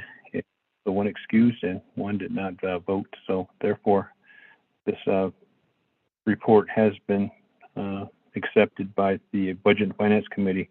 Moving on to item C, plan for compliance with Title 12 Appropriations Act for budget process, be presented by Dominic Vial. Do we have Dominic Vial on board? I am on the line. Agushi, Shananta. Shanetta, could you give us the time frame on the 5 minutes starting at 12:37? You have the floor, Mr. Vial. Thank you, Mr. Chair, committee members, and everyone else on the line. I provided a brief memo today dated April 5th, the memo to the BNF committee, and it's really speaking about 2 matters, both items on the agenda. And so the way the memo reads, it starts with attachment A, which is a preliminary fiscal year 2023 budget process calendar. This particular version would start the annual budget process by Budget and Finance Committee action on the budget legislation on May 17th. This would be almost 6 weeks sooner than the fiscal year 22 process, which began on June 29th. Now, attachment B speaks about the 2-year budget cycle. When I saw your agenda, I don't know why it has plan for compliance. At the last Budget and Finance Committee meeting, I spoke about the process in general, and there was comments made by one of the delegates, Mr. Begay, I believe, about the 30-day window when the revenue projection is released by the controller. Then 30 days later, it's supposed to be the budget legislation. So presumably that's what the issue is. It wasn't explained to me in that way, and I already answered the question anyway at the last meeting. Nevertheless, attached is the calendar, just a preliminary one. It has 13 elements to it in this attachment, starting with March 31st, when the controller issues the revenue projection, which has happened, and now it's going to be considered by you next after me, after I'm done. So April 8th, and actually we're a little ahead because we already issued it, the fixed cost budgets, which would be due by April 18th. Now remember, we need to do that because the fixed costs, we try to pinpoint as best we can what the costs are going to be because it's taken off the top of the revenues. Thirdly, the work on revising the 22 BIM to make it useful for the 23 BIM, which would be by the end of this month, April 25th. Fourthly, April 25th, during that week, the branch chiefs can meet, review all of the budget matters, including revenue projections, planning allocations, the fixed costs, external cash match, and prepare their agreement. Number 5, May 4th or thereabouts, BFC would drop or introduce the legislation for the revenue projection, branch planning amounts, fixed cost, cash match, and etc. 6, May 17th, which is your regular scheduled meeting if you stay on schedule, is when BNF would consider and act on the 23 legislation. Thereafter, number 7, May 18th through the 31st, the branches, divisions, programs would prepare and submit their budgets to OMB. Number 8, June 13th through 22nd, during that period, is when the Oversight Committee budget hearings would take place, where they enact resolutions on and make budget recommendations. Number 9, July 11th through the 15th, the BNF Committee budget hearings. Number 10, July 25th, BNF would drop the budget legislation following their budget hearings. Number 11, August 2nd, BNF would come into special session to meet on that and act on the budget legislation. Number 12, August 17th, 18th, right during one or both days, is when the NABI committee would meet on the budget legislation. Number 13, August 29th through September 1st, Navajo Nation Council budget session. The last one, the budget session, is actually a week before we usually and normally in past years have done it. Vice Chairman, excuse me, Vice Chairman. Time is up.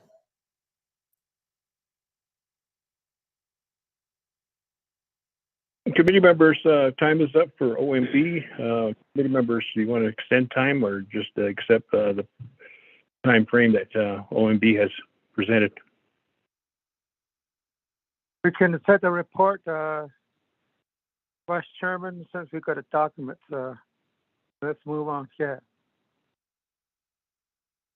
Nagoshi, committee members, is that favorable on behalf of that?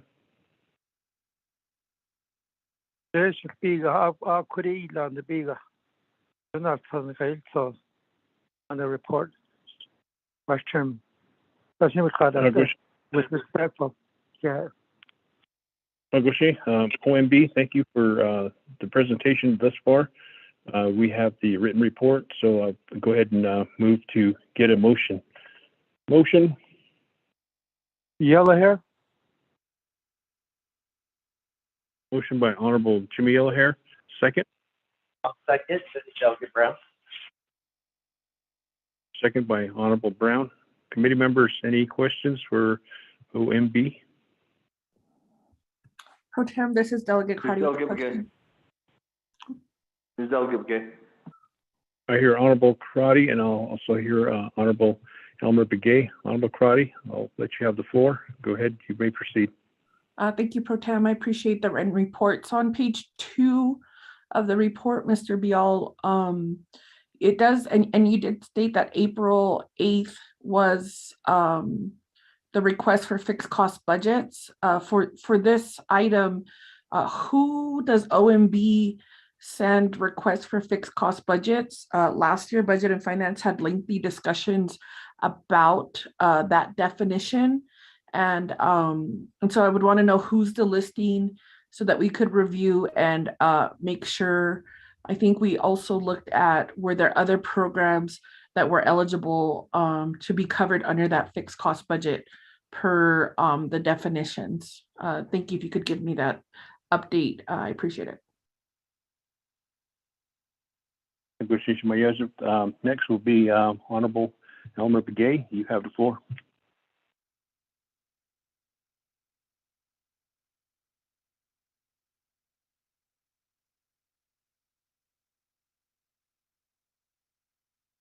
This is Delegate Begay. Can you hear me? Yes, can hear you loud and clear. Go ahead, you may proceed. I just wanted to, regarding the FY 2023 Navajo Nation, the BIM, and then regarding the Appropriation Act requires that the controller should be issuing the revenue projection by the second quarter of this fiscal year. So March 31st was the second quarter, and as BNF member, we should be adopting the BIM 30 days afterwards. So right now, I understand that from Mr. Bial saying that it's going to be delayed And so we were doing some a rush job again. Is that my understanding? I want clarification on it, Vice Chair. Yeah. Questioning committee members of the Budget and Finance Committee. Any further questions? We'll turn the floor back over to OMB.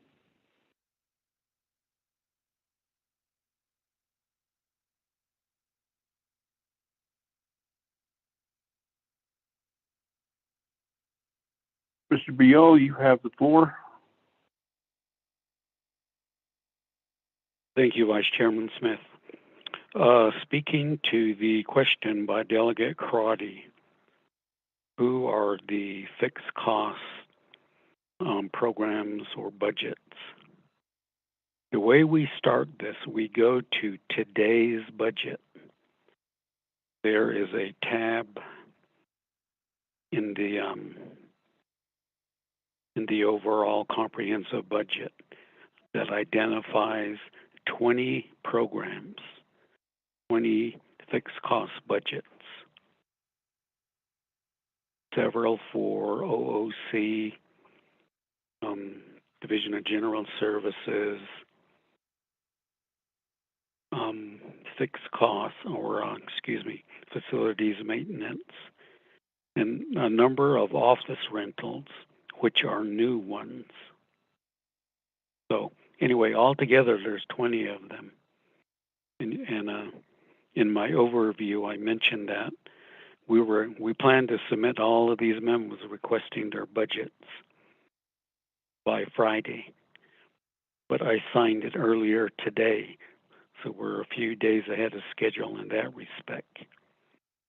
So that's how we started this particular activity regarding fixed costs.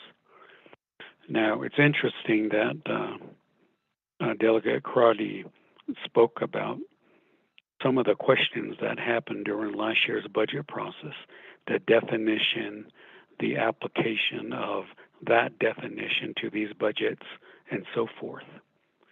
So, in practice, in reality, I would say that even that definition is general and vague, because depending on how you read it and interpret it. For example, some of these office rentals, well, as I said, they're new, and before they weren't fixed costs. But per the definition, it was determined by the committee based on legal advice, and I got approved that way, that these are now allowable costs. And the concern about that, or question about that, is more and more programs are going to start doing that. So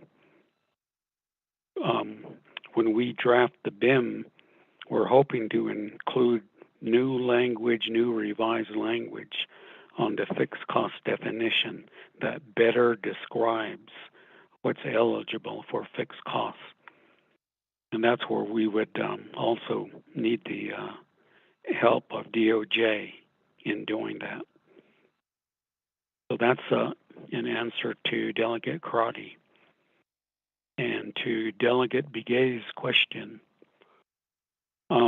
he used the word delayed, but in my report I mentioned that per the calendar that I presented, it's a realistic calendar, and it would be 6 weeks ahead of last year's start and budget process. And in the previous years, there's been times when it started as late as July. And most of the time we were able to get it done. But the concern of the committee is right, that the further you push it back, then it allows less time to get all of the various budget activity done. So this new proposed calendar, as I said, would start in mid-May, and it would be 6 weeks faster or sooner than this year's 22 budget process. So we're ahead of that particular schedule.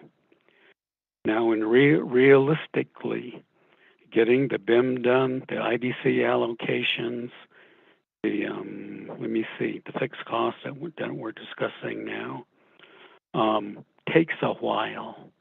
It doesn't happen just automatically. And then the branch chiefs are going to be meeting per the schedule, as I say, recommending the last week in April for their consideration of these various budget matters. So, as I can remember, basically every year,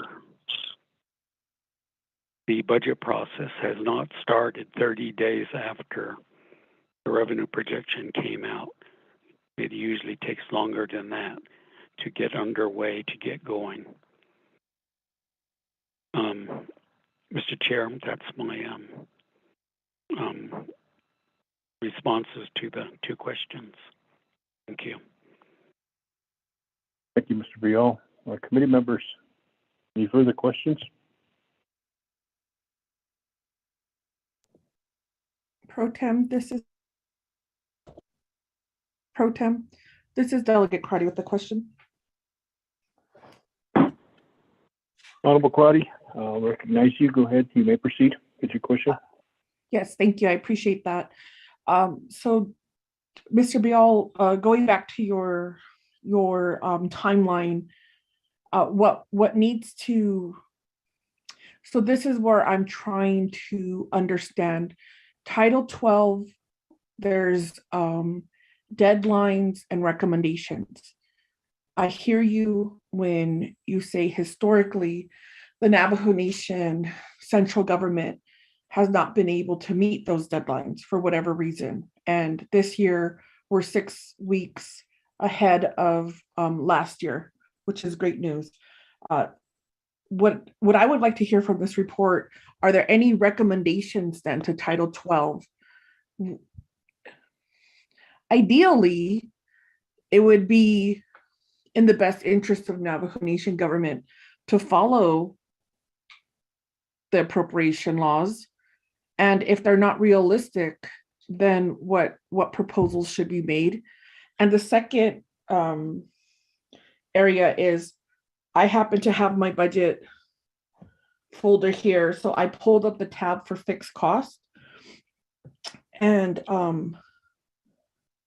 I just need clarification. Are you going to then meet with Department of Justice regarding the definition of fixed cost, or you're finalizing that definition because that information is due to your office according to your report April 18th. And so I'm looking down at the fixed costs that were approved last year. And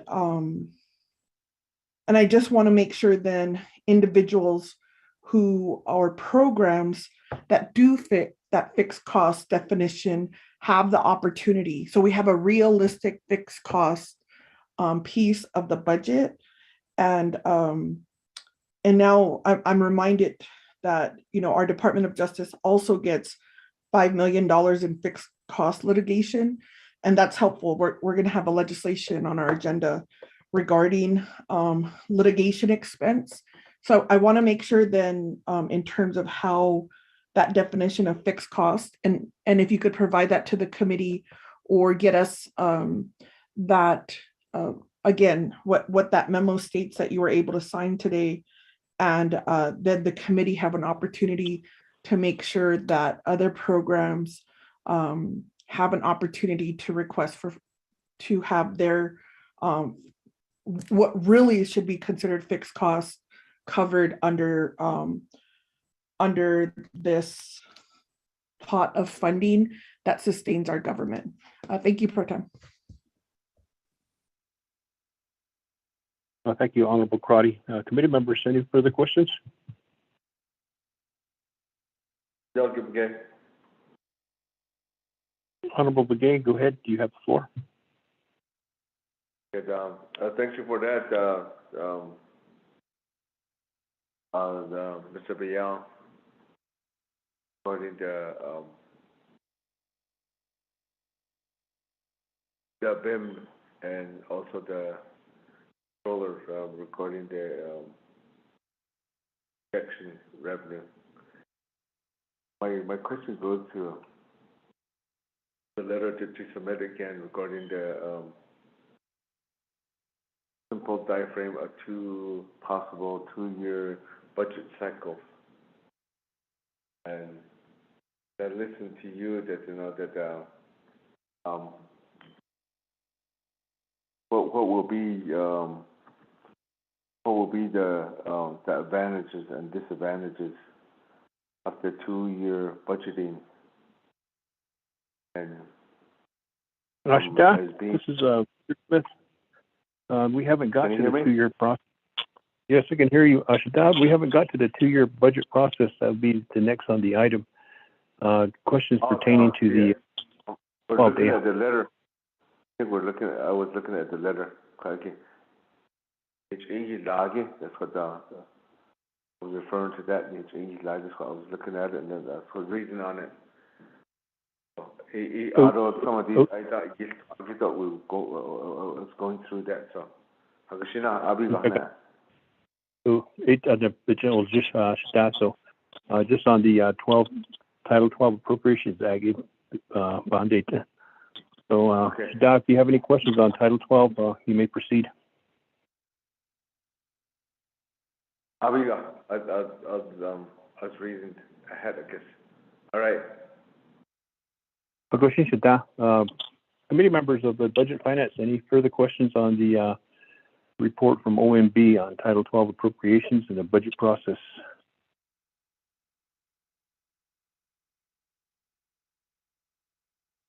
If not, I'll turn the floor back over to Mr. Bial, Office of Management and Budget. You have the floor. Thank you, Mr. Chair. Members of the committee, responding to the additional questions by Delegate Karate. The first part of our question is there any recommendations to Title 12, the Appropriations Act?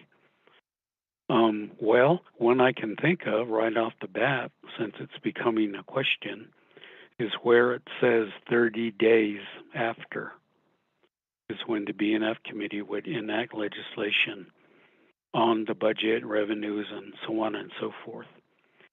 In reality, as I explained, that 30-day window is too short. So maybe the recommendation to amend that to say, maybe 60 days, which would be more realistic to the way the budgeting process has rolled out and has been done. In the year when the Appropriations Act was enacted, which was the year 2000, our Navajo Nation budget has grown, and there's a lot more fund sources involved as well. So it's become a bigger job, more complex and complicated than it used to be.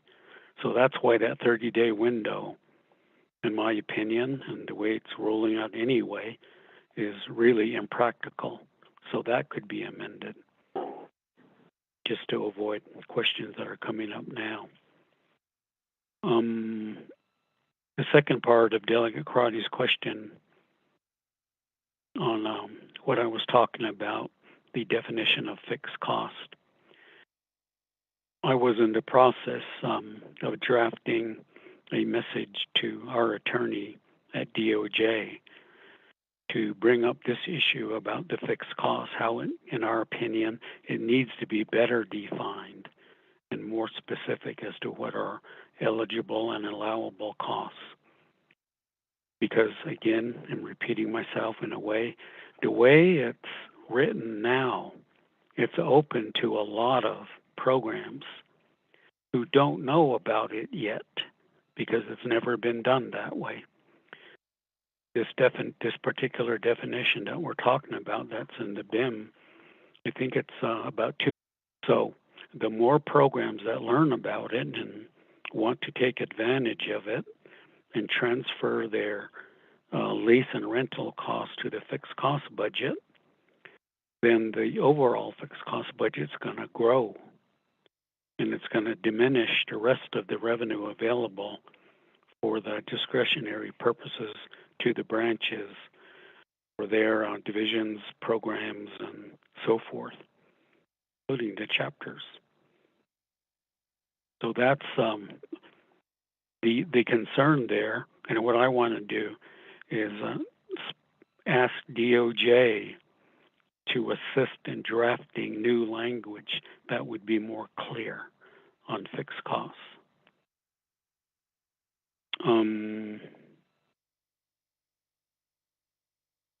The definition of fixed costs would be included in the BIM, which per my timetable ought to be done by April 25th. Mr. Chair, that's my response.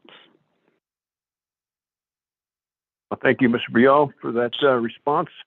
Committee members, questions?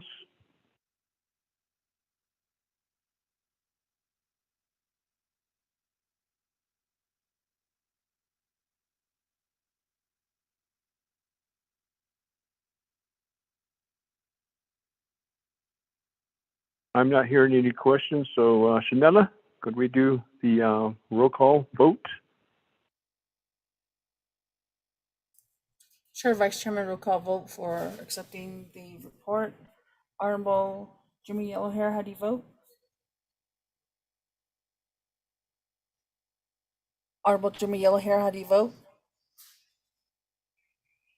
Honorable Amber Kines-Bakadi, how do you vote? Shada, this is Delegate Amber Kines-Bakadi. I vote green. Thank you. Thank you. Honorable Amber Kines-Bakadi votes green. Honorable Nathaniel Brown, how do you vote?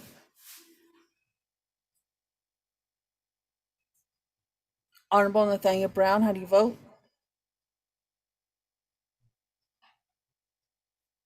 Honorable Elmer P. Begay, how do you vote? I vote green. Thank you. Honorable Elmer P. Begay votes green. Honorable Jamie Hino, how do you vote? I vote green. Delegate Yellowhair. Thank you. Honorable Jimmy Yellowhair votes green. Honorable Nathaniel Brown, how do you vote?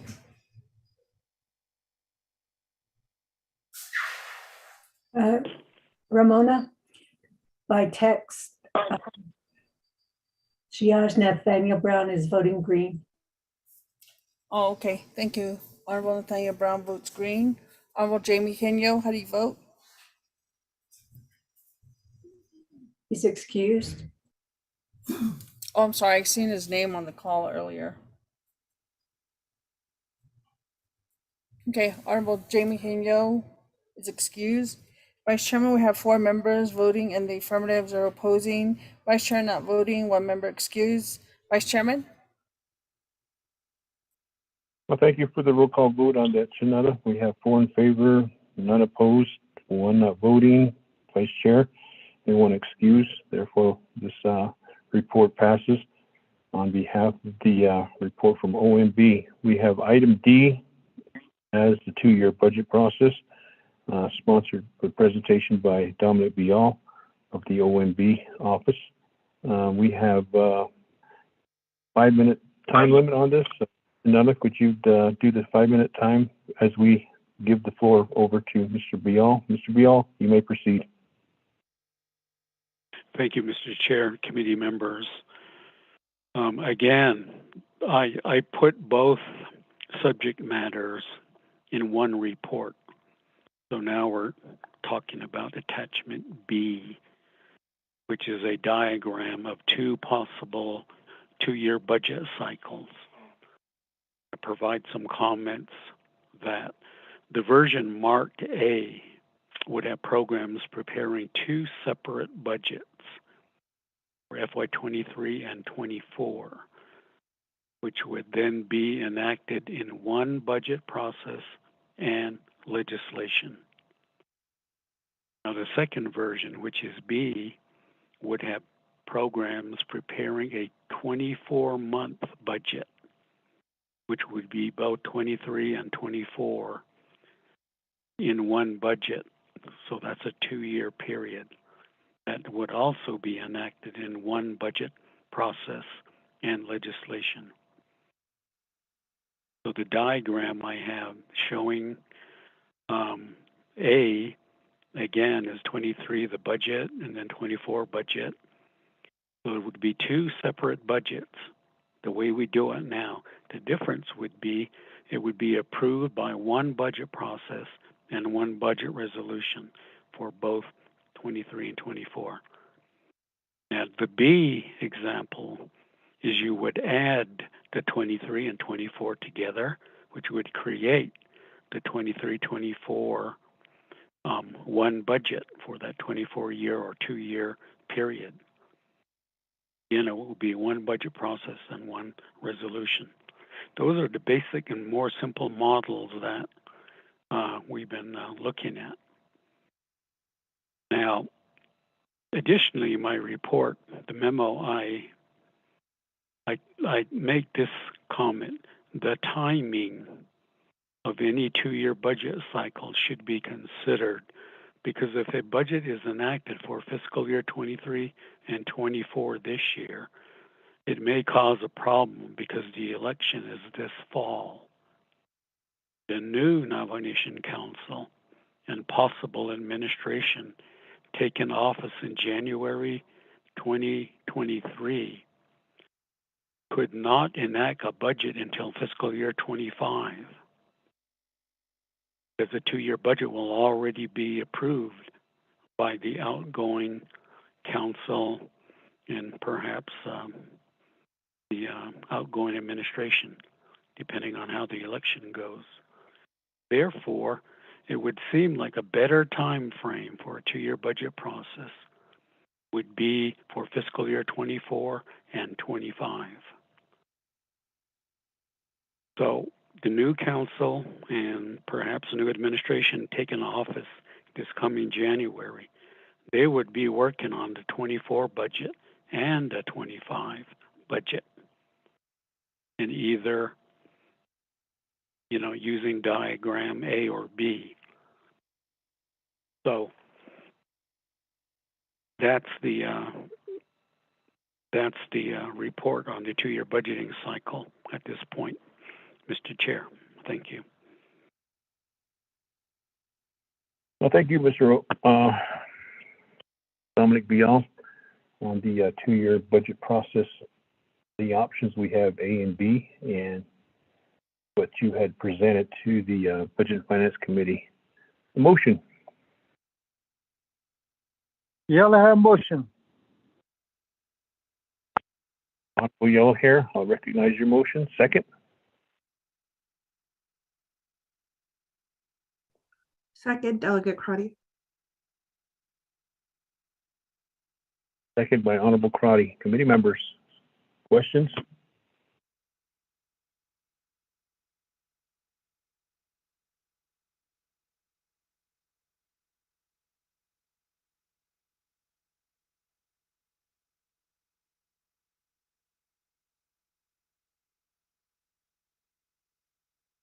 Not hearing any questions. Shanelle, roll call vote on the item D, 2-year budget process.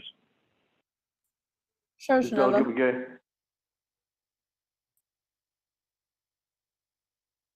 McGay. Shada, we're voting now.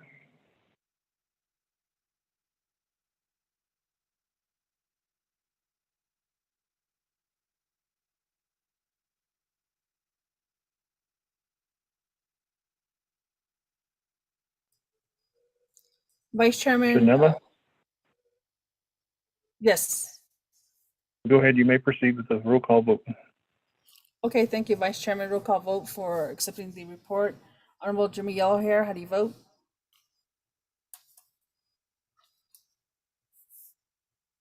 Honorable Jimmy Yellowhair, how do you vote? I vote green. Thank you. Honorable Jimmy Yellowhair votes green. Honorable Amber Kenneth-Bott Crotty, how do you vote? Shada, this is Delegate Amber Canis-Balcrotty. I vote green. Thank you. Thank you. Honorable Amber Kenneth-Bott Crotty votes green. Honorable Nathaniel Brown votes green via text. Honorable Elmer P. Begay, how do you vote?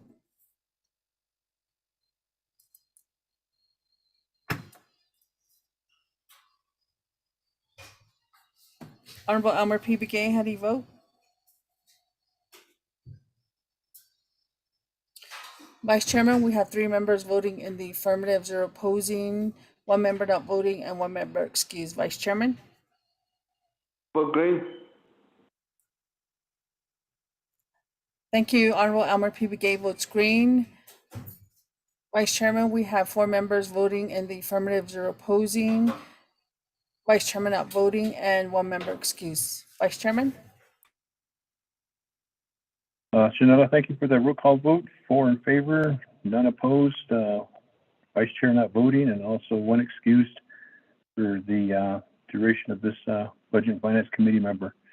Moving on to item E, FY23 revenue projection, presented by Begay, Interim Control, and also Rowena Cheromaya, Director of Minerals, Royalty Management, and also Loretta So, Acting Director of the Tax Commission.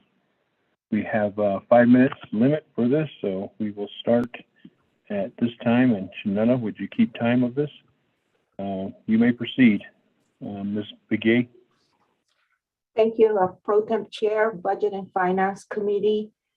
I emailed the memo that I submitted to the 3 branch chiefs on the FY 2023 General Fund revenue projection. So that's I emailed that to Peggy, and I believe you have all the copy. So that for the FY 2023 revenue projection, we identified 213.8 million gross revenue minus the 54.9 million set aside. That gave us a net total general fund revenue of 158.9 million. The factors that were considered were oil and gas pricing, the production levels, the Russian invasion of Ukraine, the Federal Reserve raising interest rates, the high inflation rate, the increased commodity prices, and of course, the $2 billion American Recovery Plan Act that the Navajo Nation received from the U.S. Treasury. The Navajo Nation Minerals Department used the U.S. Energy Information Administration data to project the average oil futures for this revenue projection. And Rowena Cheromaya will be providing the detailed information on that, as well as the revenue from coal from Navajo Transitional Energy Company. We also considered the Office of Tax Commission projection, and they included the anticipated American Rescue Plan Act infrastructure projects and the predicted increase in tourism on the Navajo Nation. So I would like to transfer the floor to Rowena to provide detailed information on the oil and gas as well as the coal. Rowena? Thank you, Controller. Good afternoon, Pro Tem Chair, members of the committee, and all listeners on the line. My name is Rowena Cheromaya. I am the Director of Minerals Department.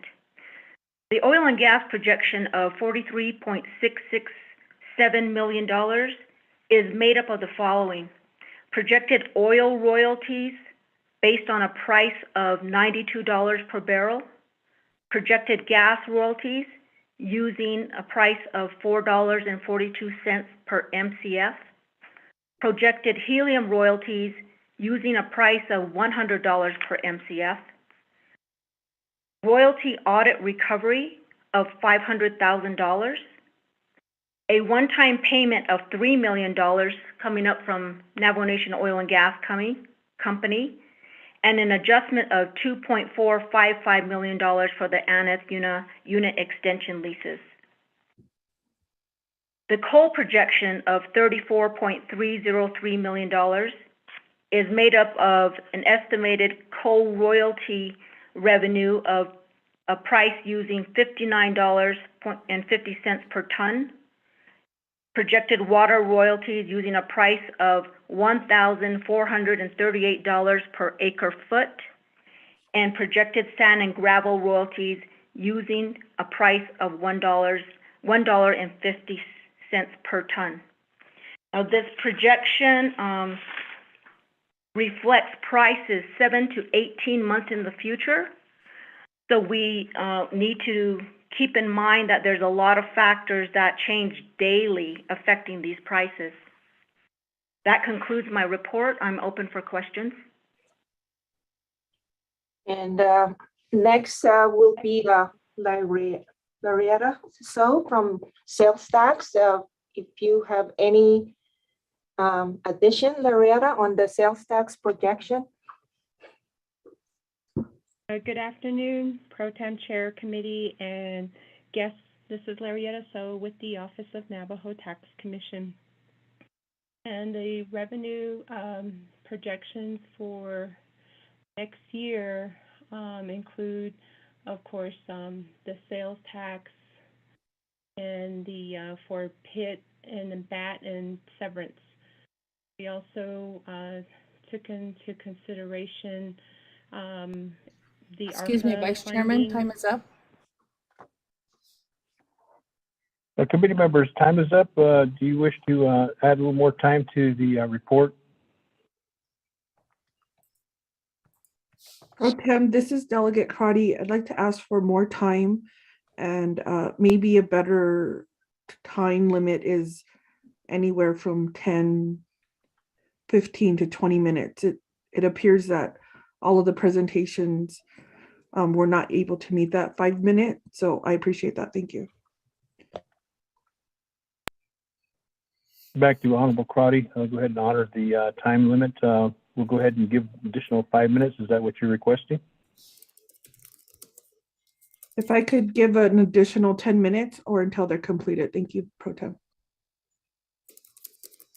Vice Chair, this is Peggy.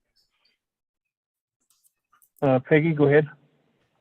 Could we ask the presenters to speak up a little bit better? The last presenter I couldn't hear very well. Thank you. Thank you, Peggy. Presenters, please speak a little louder for the duration of the reports. We'll go ahead and honor Honorable Crotty's request to give an additional 10 minutes. Shandana, would you please set the clock for 10 minutes until they're done or before the request as Honorable Crotty had presented. You may proceed, Ms. So. Pro Tem, if I could also ask, can the presenters, are they able to share these documents? I just want to make sure I'm following. I have my document open. I just want to make sure that that's the document that's being presented before the committee. So the document I have open for this part of the report is the Navajo Nation Initial General Fund Revenue Fiscal 2023 budget. I just want to make sure that's where they're reading and providing that information to the committee. Thank you, Pro Tem. Thank you for that, Honorable Crotty. Presenters, do we have any additional documents that need to be presented to the Budget and Finance Committee members? Or is this what Honorable Crotty is looking at, and that's basically what's provided?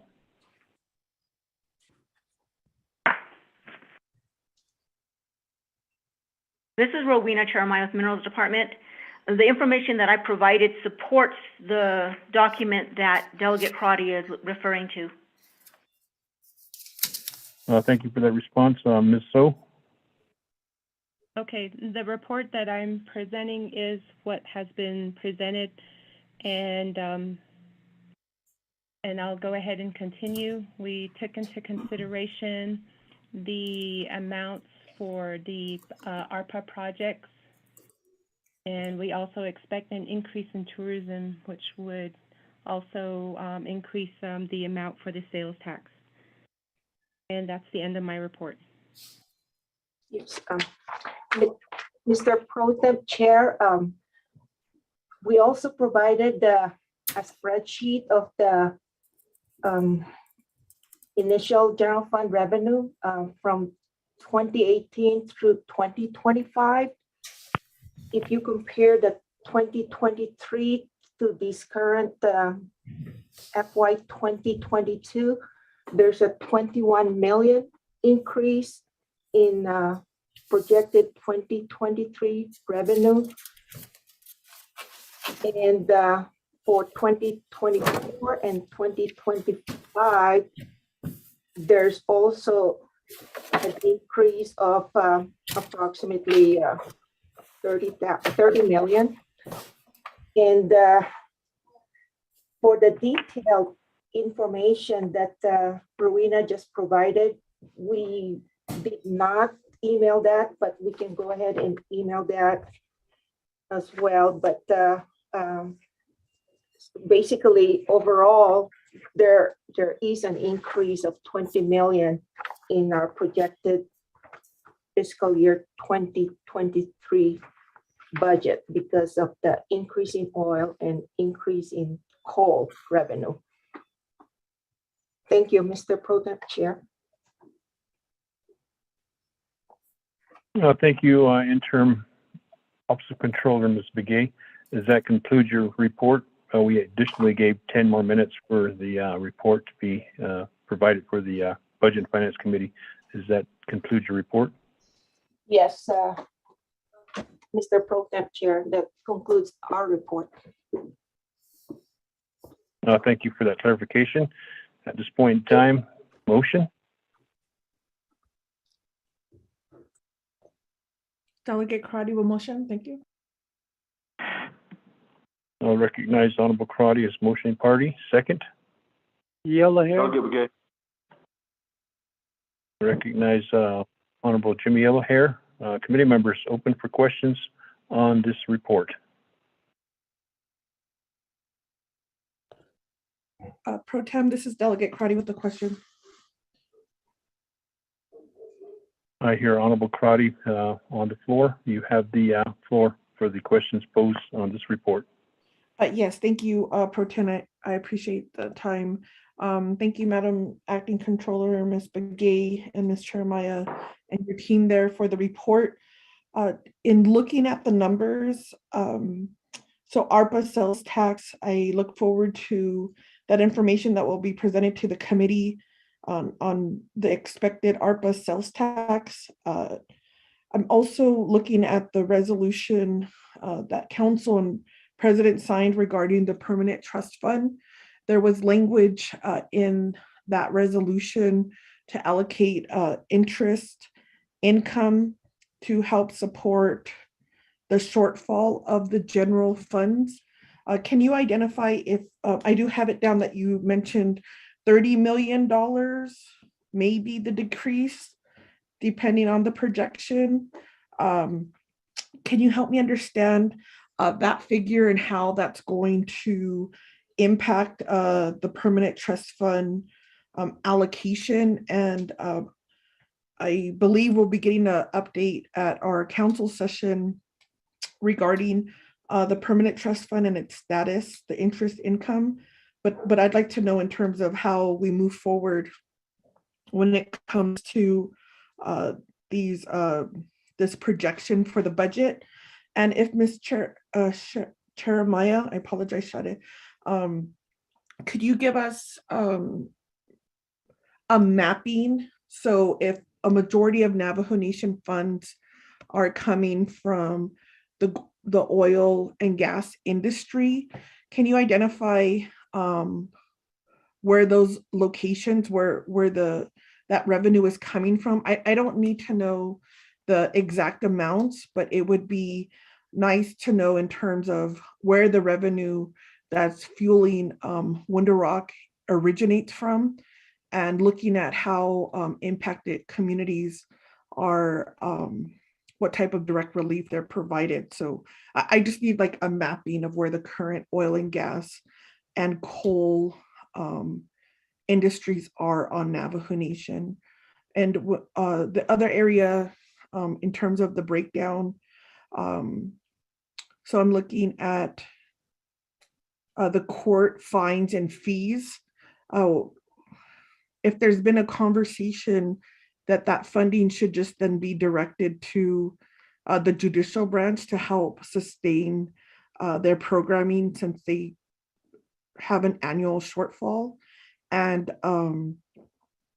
in terms of these land rentals, right-of-ways, and business site lease, is there any anticipated impact if the nation moves forward to ease up right-of-way fees to help with the COVID response? So that means maybe waiving of right-of-ways fees so that our communities can get those direct services. I don't know if that would be just at a minimal impact, but since it's up here, I would like to ask that question.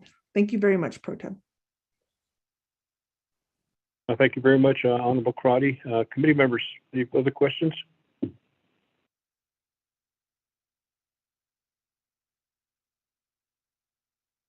I have a question. Honorable Elmer Begay, for your voice, you may proceed with your question. Okay, I have a question on, I know that from the Minerals Department that Maya, regarding the oil and gas revenue. I know that you mentioned that the nation is doing real good regarding the increase of on the oil and gas prices. So I'm trying to look at I'm trying to think about it. Is that I know that the gas price is high, and we're doing really good. Then you mentioned that I know that we get some oil and gas, Navajo Nation oil and gas revenue, but they're hedged at $60 a barrel on that side. So I know that. So I know the Navajo Nation oil and gas are not hedged, so they're doing a lot better than the Navajo Nation oil and gas. But is there somewhere what will be? I know that there was a question that was made prior to the former controller regarding if at that time the oil and gas price was really low, but the question was asked that if they're losing some revenue in it, but at that time the gas price was really low. So if there was a time to hedge the cost of the oil and gas, but right now it's really high. So is it a good time to do that, or what's your plan on it? Then is it good to do that, or how do we go by the oil and gas? We don't know right now the war between Russia and Ukraine. So what will be your projection, or what's your suggestion or recommendation on it? That'll be my question, Vice Chair. Thank you. Well, thank you, staff, for the questions, and also Honorable Crotty. Committee members, any other questions?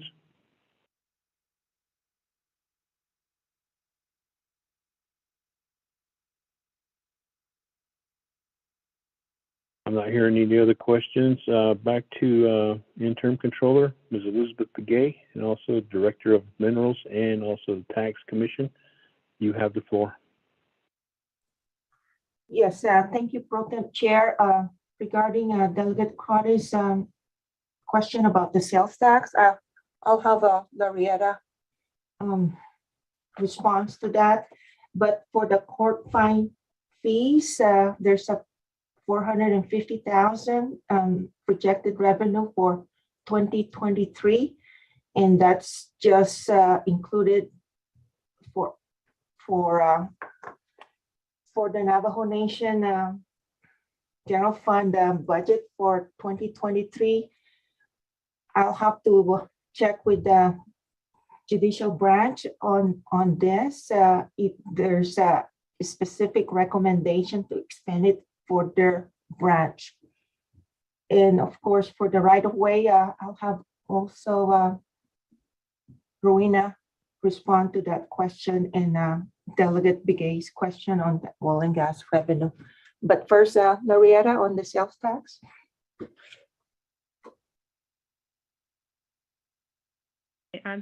Thank you, Controller Begay.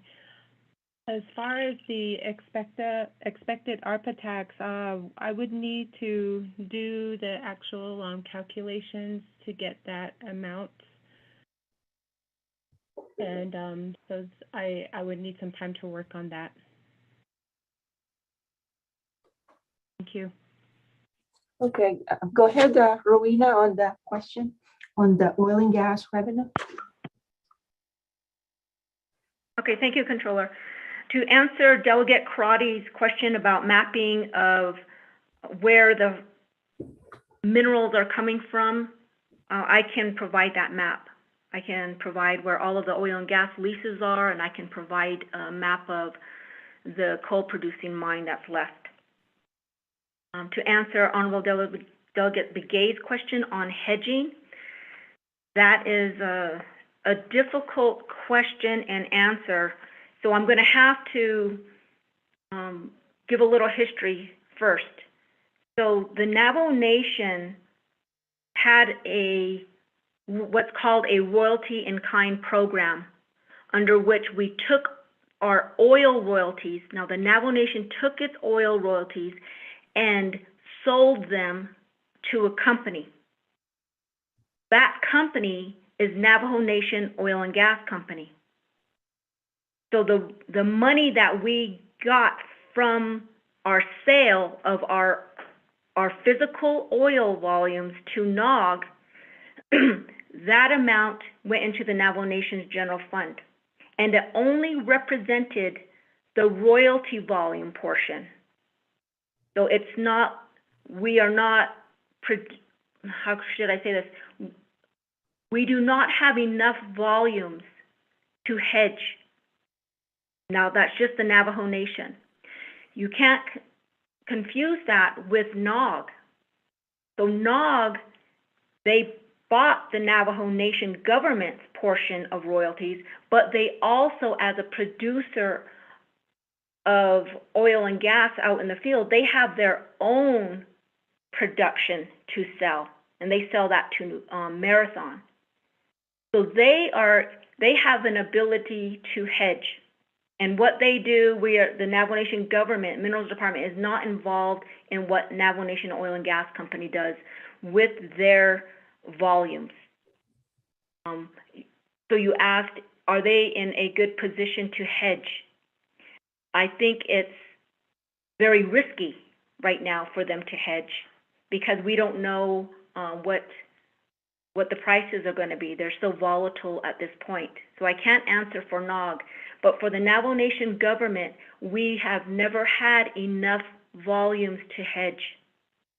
Now, that royalty in kind program that I just mentioned, the sales contract with NOG expired, and we are not going to enter into another sales contract with Navajo Nation Oil and Gas. And the reason for that is because we found that the RIK contract price that we were receiving, it has, the advantage over it has declined in comparison to if we took our oil royalties in value again, meaning instead of taking it in volumes, physically in volumes, and then selling it to NOG, it's better that the company just pay us a royalty amount that goes directly into the general fund account. We've done an analysis over 3 years.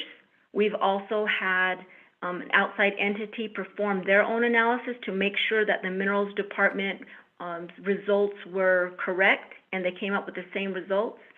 So we're hoping that coming this perhaps July, August time period, that the Navajo Nation will start getting a larger amount of royalties. They'll start seeing a larger amount of royalties going into the general fund account. whereas before we were just getting it, we were selling it to NOG. And that money did go into the general fund account too, but there should be a slight advantage over the amounts that we're receiving. The question about the rights of way, can I have that question repeated, please?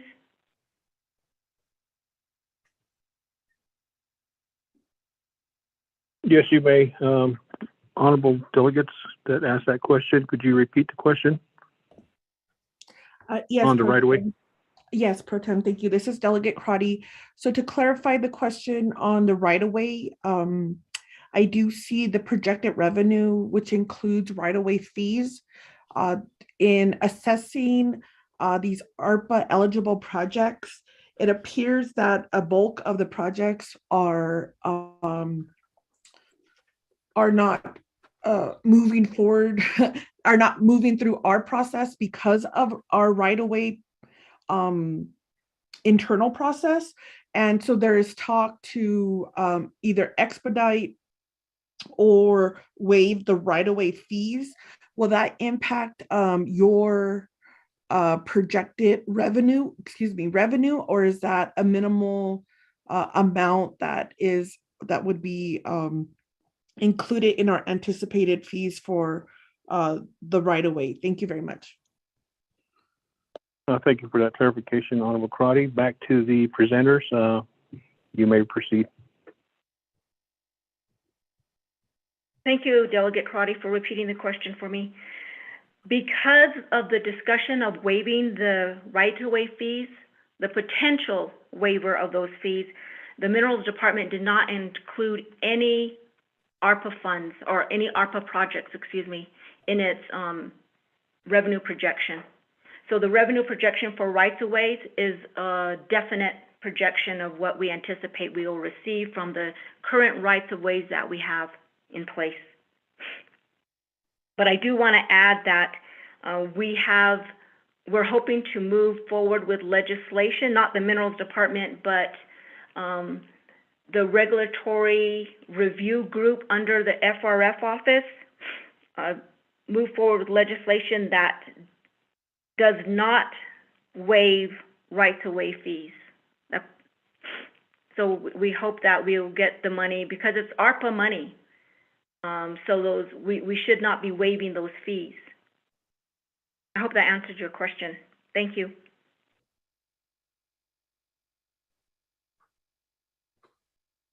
Back to Mrs. Begay, Office of Controller Interim. Does that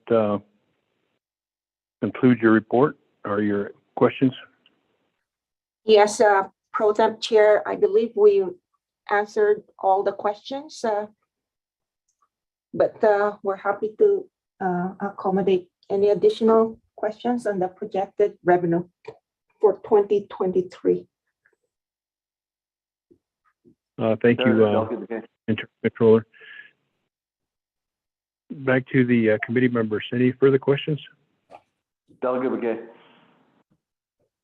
Honorable Begay, go ahead. You may proceed.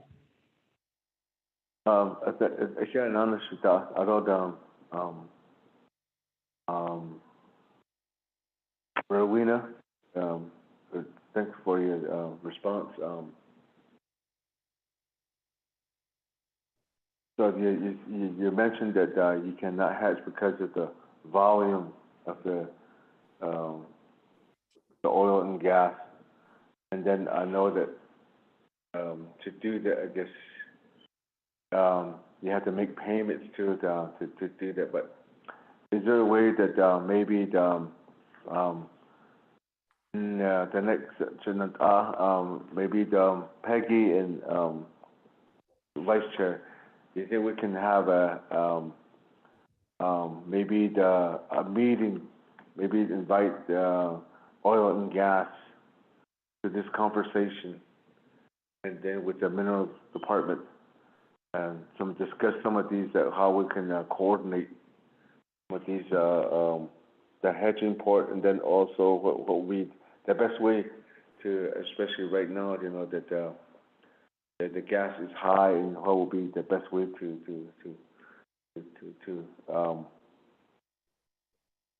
on this revenue part of it, what's the best way to talk about it? Discuss Is it possible that we could invite them to these meetings, or it has to be separate? Maybe we can ask a report from oil and gas. So help me out, see if we can, because right now this is we all know that the Navajo Nation is relying on some revenues. So what will be the best possible, that especially right now that we have our own oil and gas, and the gas price is high now. What will be the best revenue? But I about this case it should also that will be my question. Thank you. Honorable Elmer Begay for that question regarding the hedging of oil and gas from our enterprise Navajo Oil and Gas Company that we have on the Navajo Nation. Peggy, is there a way we could accommodate that on the next meeting during the Budget and Finance Committee report? Could we invite Navajo Oil and Gas for these particular questions as posed by Honorable Elmer Begay? Thank you, Sitsilado, members of the Budget and Finance Committee. We could ask the Navajo Oil and Gas to provide a report, excuse me, on their hedging, and I guess just do an update on the results that they're getting. And then I'm not sure, Rowena, if you could also provide some insights on what you explained to the committee earlier about the royalty volume portion that the Navajo Nation has.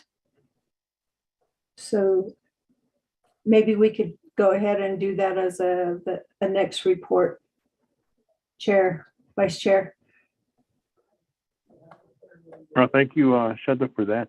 Yes, we can accommodate that for the next meeting that we will be having on a regular meeting, but they'll be rescheduled, so we can contact the office of, or the oil and gas company to come forth with the report on the hedging and the revenues that are being generated. Ashta. Hagushi, appreciate that, Sada. Yeah. Hagushi. Committee members, any other further questions regarding this report? We need to continue on. We still got 3 more reports, and then we have 4 legislations and possibly 1 pending based on the committee report that's been waiting for signatures on that. Any other questions? Chair Hinio. Honorable Chair, this is Rowena Cheremaya. I'd like to make one quick comment. Hold on. Committee members, any other questions before I turn the floor back over to Rowena Cheremaya? Vice Chair, I'd like to ask a question, please. This is Peggy.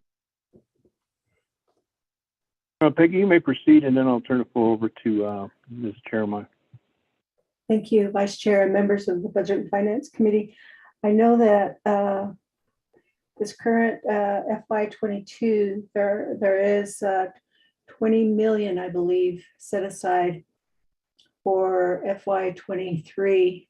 How does that play into what was reported to the committee as far as, shortfalls, budgeting shortfalls for the FY23? How does that impact this current projection that we received today? Committee members, any other questions before I turn the floor back over?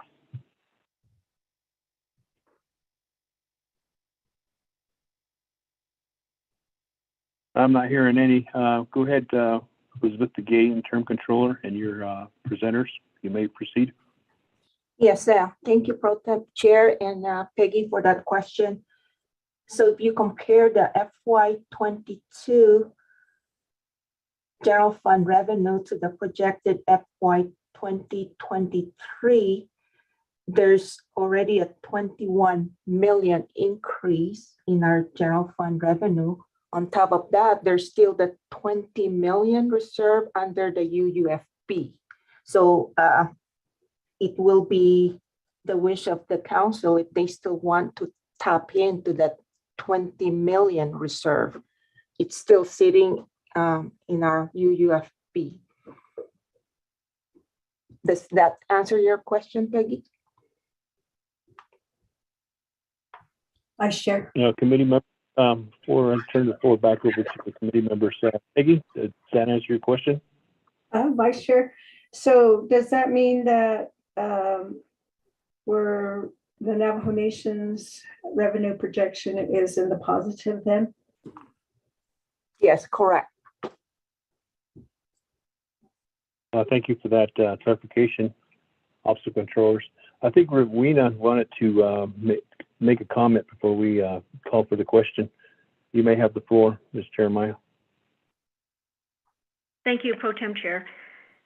I just wanted to comment on the upcoming meeting that you will be requesting from Navajo Nation Oil and Gas Company regarding their hedging and the effects on the revenue from hedging. Navajo Nation Oil and Gas Company's profits do not come back to the Navajo Nation government. And I know that there's always been a misconception, the way that the presentations are given by NOG are that this is benefiting the Navajo Nation. This is money for the Navajo Nation. What they mean is this is money for Navajo Nation Oil and Gas Company. Their money doesn't come into the Navajo Nation General Fund. The only money that comes into the General Fund are royalties that NOG pays to the Navajo Nation, but nothing else. So money that they get from hedging will not go into the Navajo Nation's General Fund account. So I just wanted to make that clear. And in the future, if the Budget and Finance Committee members would like the Minerals Department to give a presentation, just to give an overview of how the royalties work, I am happy to do that. Thank you for that information, Mrs. Jeremiah. We appreciate that, and we'll take that into consideration as we have our next meeting, inviting Navajo Oil and Gas, our enterprise, and I'm sure there'll be questions posed to that. Committee members, any other further questions before I call for the question? Pro Tem, this is Delegate Crotty. Honorable Crotty, you may have the floor. I'll recognize you. Thank you, Pro Tem. I appreciate that recommendation from Minerals, and I'd like to request that we develop or have that meeting with Minerals to understand the funding that comes in from the enterprise. The second area, Acting Controller, I'm sorry, did you answer the question regarding the permanent trust fund? I'm going to pull up the resolution, and there was an allocation from the 5-year plan to help. I need clarification.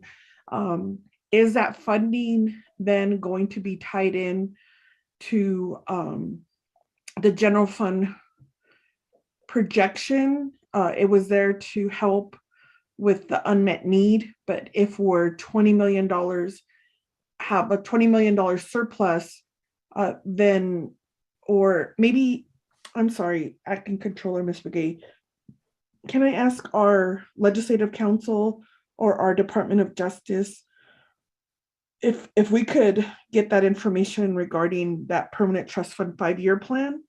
I know that we waived some provisions, like the permanent trust fund interest is also 50% of that is supposed to go to certified LGA chapters, and we waived that expecting a shortfall. And so I just need to know where we're at when it comes to that funding, or if that's an area that this committee will need to get some additional information as it appears that there's going to be a surplus of funding. Thank you, Pro Tem. Thank you for that question, Honorable Crotty. Department of Justice, are you on board with us?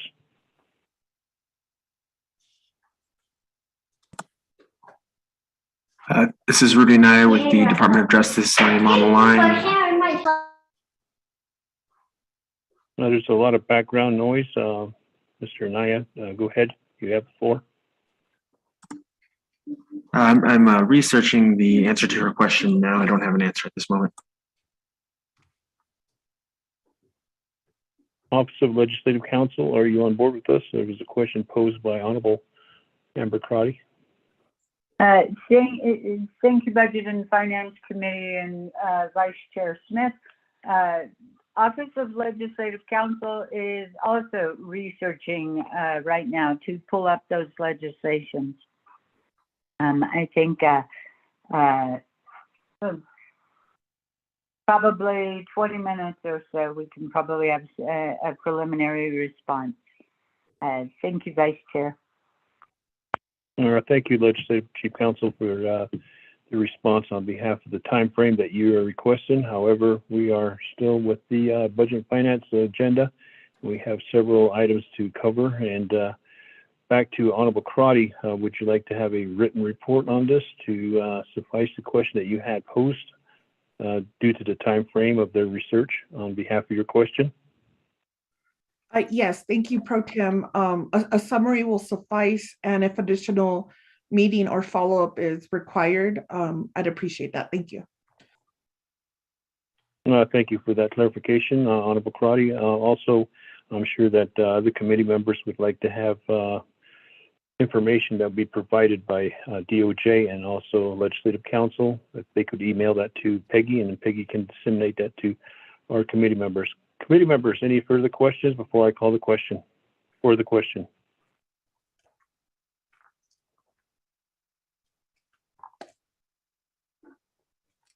Shanella, I don't hear any questions, so round the horn for the roll call vote. Sure, Vice Chairman, roll call vote for accepting the report. Honorable Jimmy Yellowhair, how do you vote? Honorable Jimmy Yellowhair, how do you vote? Honorable Amber Kenneth-Bott Crotty, how do you vote? This is Delegate Crotty, Amber Kenneth-Bott Crotty. I vote green. Thank you. Thank you, Shadeja. Honorable Amber Kenneth-Bott Crotty votes green. Honorable Nathaniel Brown, how do you vote?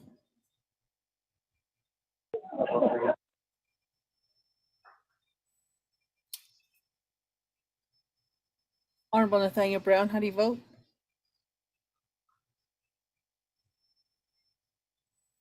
Honorable Elmer P. Begay, how do you vote? I'll vote green. Thank you. Honorable Elmer P. Begay votes green. Honorable Jimmy Yellowhair, how do you vote? Honorable Jimmy Yellowhair, how do you vote? Honorable Nathaniel Brown votes green via text. Vice Chairman, we have 3 members voting in the affirmative, 0 opposing. Vice Chairman not voting, 1 member not voting, and 1 member excused. Vice Chairman? Thank you, Shanella, for the roll call vote. We have 3 in favor, none opposed, and 1 excused, and 1 not voting. Therefore, this report does pass through the Budget and Finance Committee. Moving on to item F, we have Navajo Behavioral Health, presented by Michelle Brandster, PhD of the Health and Service Administrator. We have a 5-minute time limit.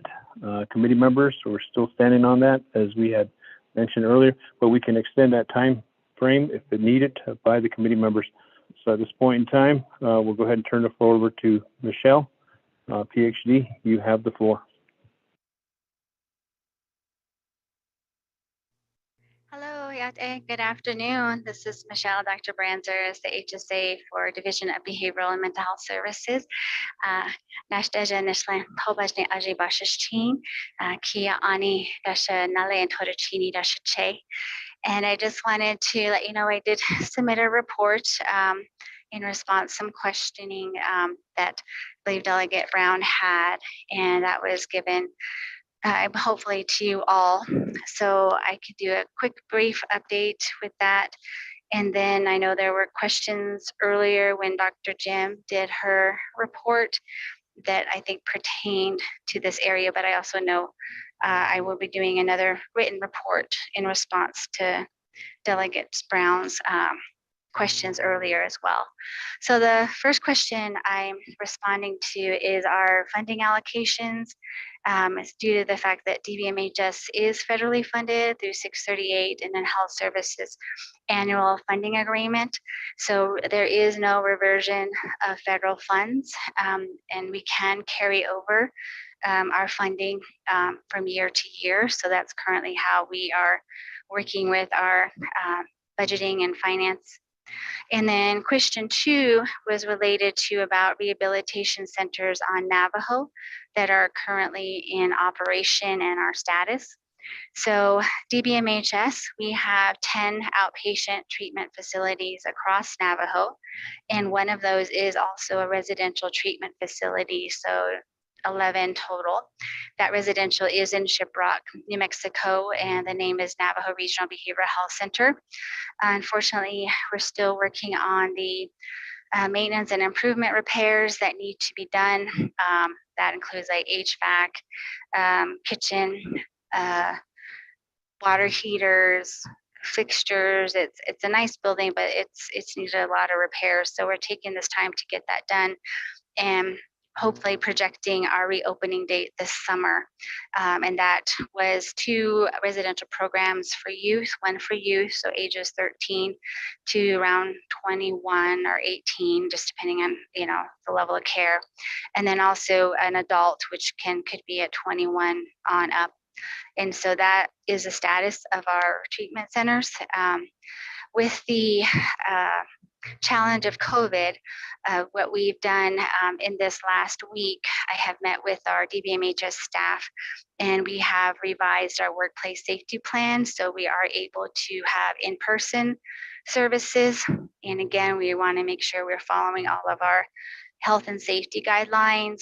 We do have plexiglass, we do have the PPEs, everything that's recommended. So we have opening our facilities in that manner. But also we do know some of our clientele might want to do more telephone or health type services still. So we'll still offer those as well. And then with question number 3, how many rehab centers do we work with? Right now in the nation, I said there's only the 1 residential. With our REBA program, the Navajo Regional Behavioral Health Authority program, it's an intergovernmental agreement with Arizona Access, which is the Arizona Healthcare Cost Containment System. And with that, it's more of a case management care coordination program. So as long as that individual, is eligible for access or state Medicaid and have an identified number, that's number 14 for Navajo, the case managers will assist in getting that individual to whatever level of treatment is being recommended. And all of these treatment centers technically are off the reservation. Typically, they're in the more urban setting, and they're called behavioral health residential facilities, and also acute care settings or inpatient, which could be hospitalization.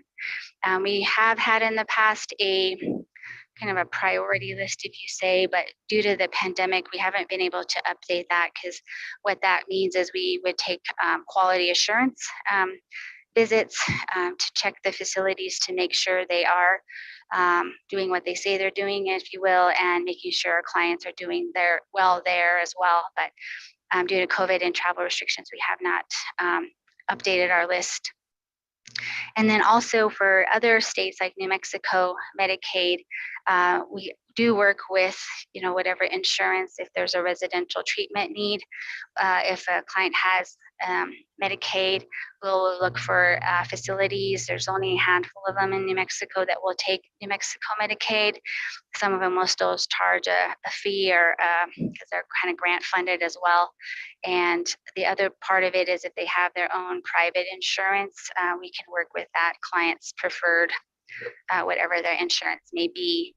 And then the last question was just anything else you'd like to report. And I just wanted to say, as the first question was about our funding, we do really aware of our procurement processes for services and goods to make sure that, you know, everything is kind of checked off, if you will, for the way that if we're putting out proposals for services or consulting, anything in that manner, because there are things that are allowable and disallowable for us.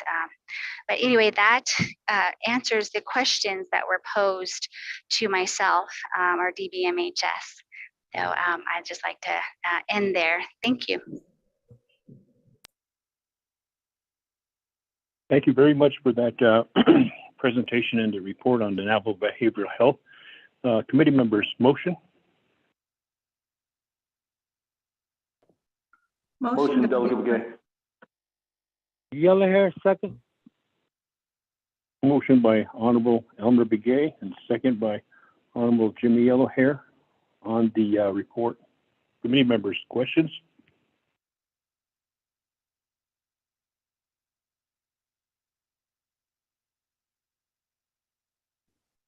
Chair, Delegate Begay.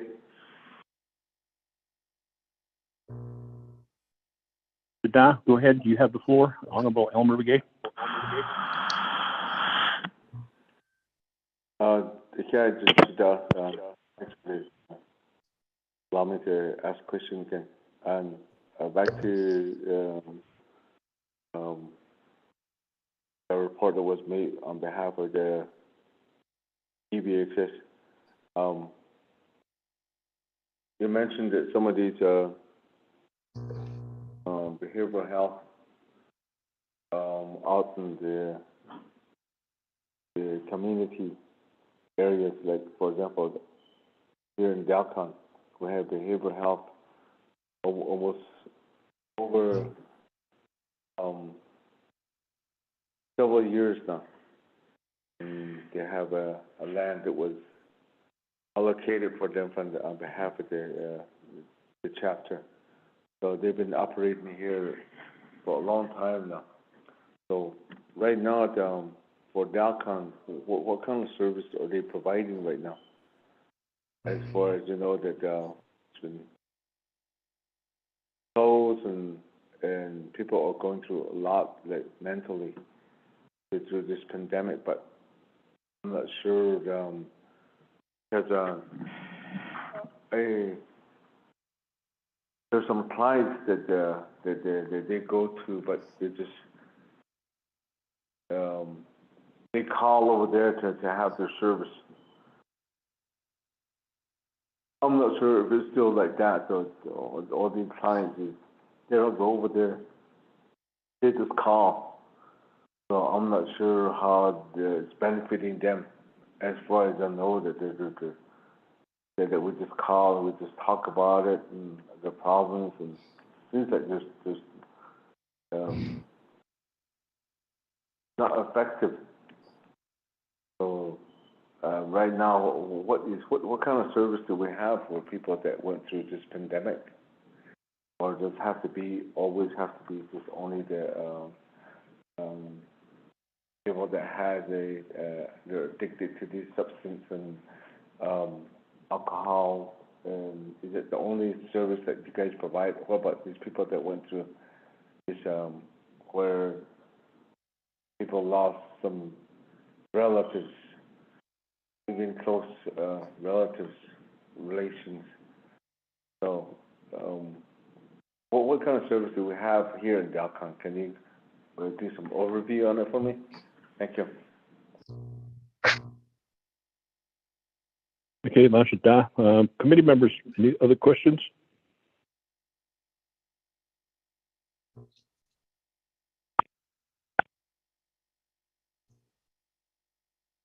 Not hearing any, so I'll go ahead and turn the floor back over to the presenter.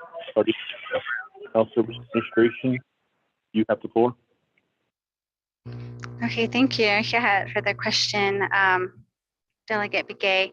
So yes, at DILCON, it is one of our smaller treatment center sites, and currently we have one substance abuse counselor on staff, an office person, like administrator, and a prevention specialist. So our staff is slim, I would say there, and we do have a behavioral health director that helps oversee Dilcon Outpatient Treatment Center. So with that, you are correct in the substance use disorder treatment is what our main scope of work is in. So people that are struggling with, recovery, sobriety, and those areas. But we have worked also to, work with what you mentioned, like grief and loss through the pandemic with crisis response services. And that is mainly through certain staff, such as our behavioral health director, Janelle Dixon, who is licensed in both, working with mental health as well as substance use disorder. So as long as, like you said, they're calling in to the office and making their need known, we can assist with that. If it's more specific mental health, then yes, we will refer to the IHS facility that's closest to them, or the 638 that is closest to them, to help with more of that. And that's just the example for Dilcon. However, with that also being said, I think Dr. Jim mentioned some grants we are going to be working with to help with some more expansion of services. And then the other needs, of course, with personnel, as I can say, that's a smaller treatment center site, but we do have traditional practitioners as well. So I know if there's a need for that type of counseling or approach for a person to help in their healing or wherever they may be in crisis, we can, again, as long as we know that need out there and abiding by any travel restrictions and things like that, we will make the schedule or the making sure that that need is going to be met. So that is really how so far we've been operating. And as I said, this past week, working with staff to do more in-person services, as long as we are following our health and safety mandates with, masks and all of everything like that. So I think that hopefully that helps. But we're going to continue to build our infrastructure as well, as you mentioned, the grants, looking to help, different populations like opiates. That's another grant that we're going to be working with all of our sites. So, but thank you for your question. And I hope that answers what you were asking. Thank you. Thank you for that response. Committee members, any further questions?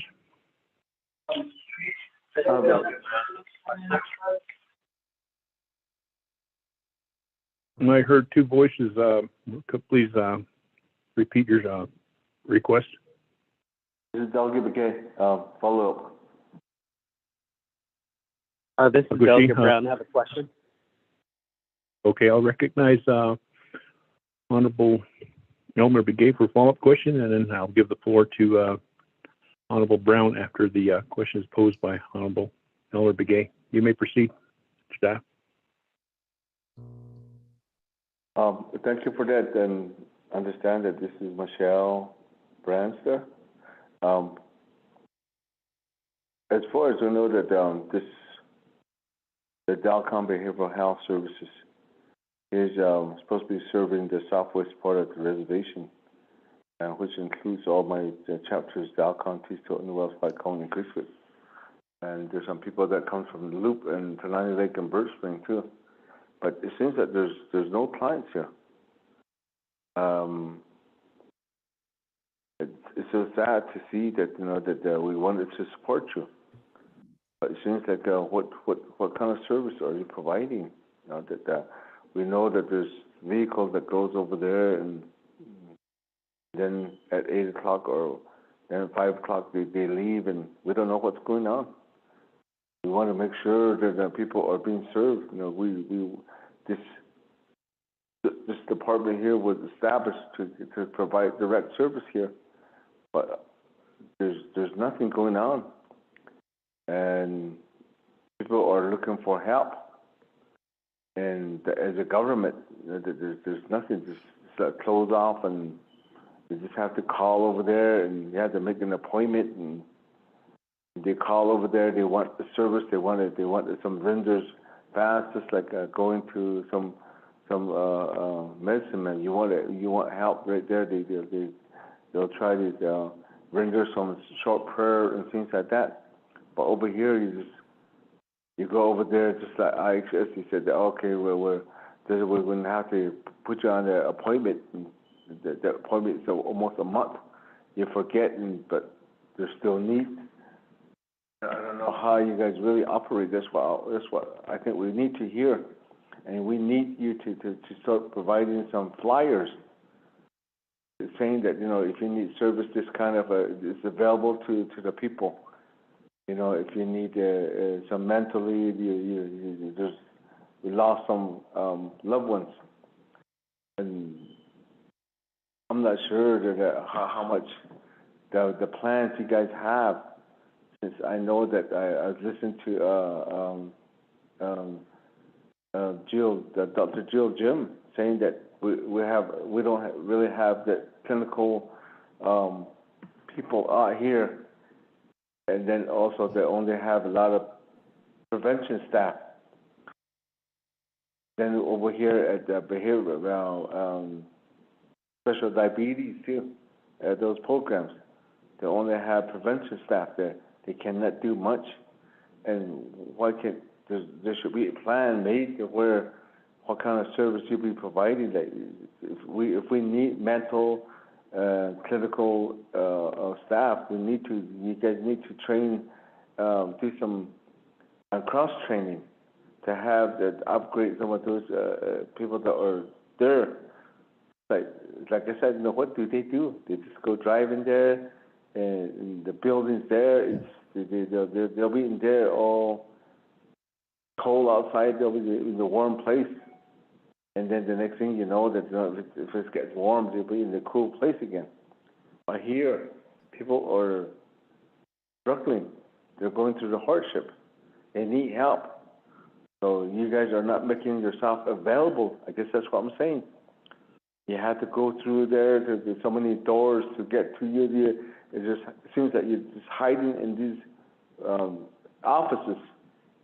These are made for you. You guys are not making yourself available with flyers, with any kind of put it on your maybe on the media or public. Make yourself public. These people are in need of help. You guys are Navajo Nation. And I think you guys need to do more. Think about it. That nothing's going on. So I think that's the kind of plan we're looking out for as being a delegate. And then we provide these fundings every year for you, but you guys seems like you're just hiding in those offices. They're being closed up. So I think that we get these kind of reports from our community. They need help, so you guys need to help us, not just asking us to support you. So that's what I think that's what we need. That kind of report. We need that kind of a plan. So, thank you.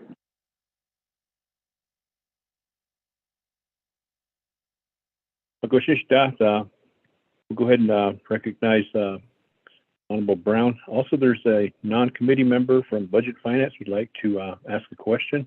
I'll go ahead and recognize Wilson Stewart after Honorable Brown, and then I'll turn the floor over to the presenter. Honorable Brown, you have the floor.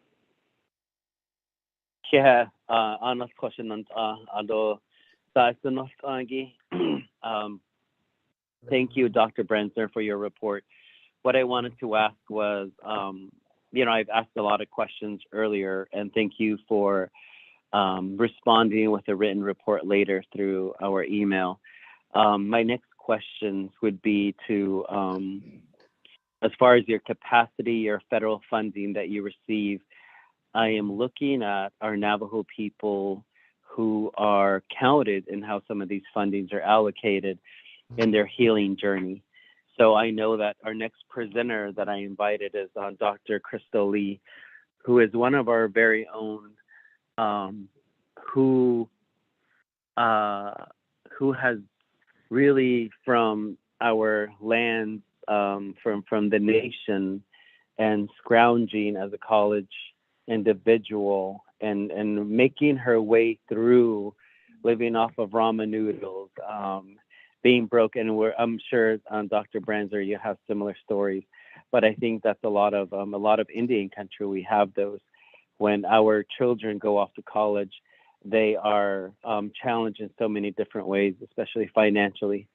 But my point is, I really also want you to stay on the line and listen to Dr. Crystal Lee's presentation on the wonderful work that she is doing and healing our people. And I myself, individuals in Phoenix at her center, during COVID, also how for the longest time, because of their nutrition, the healthy food that they have given to our people and other indigenous tribal members, they were able to survive COVID.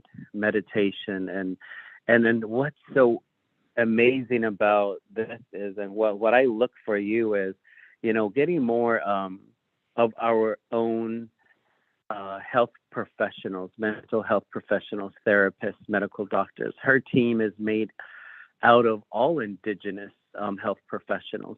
These are individuals who understand our people with the historical trauma, with all these issues. And even, at home, having outhouse, some of these individuals that have not lived on the nation don't understand that and will never understand that. And that's not their fault. But we have to have people who look like us, who have been through the same experiences. And her team is made out of that. The population, not to say that non-natives are they're doing wonderful work, and we will continue that collaboration, and we do appreciate them.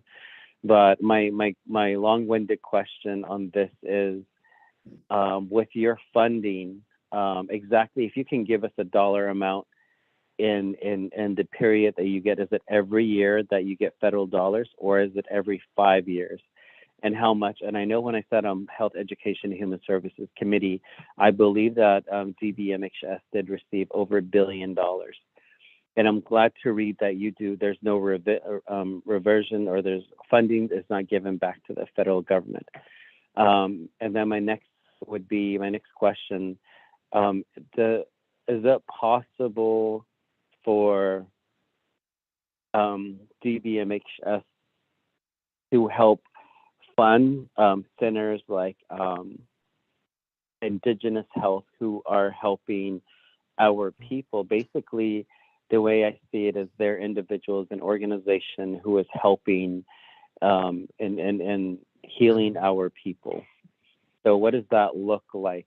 If you can give me a response on this, how the DBMHS funding, can it be used for our people right now?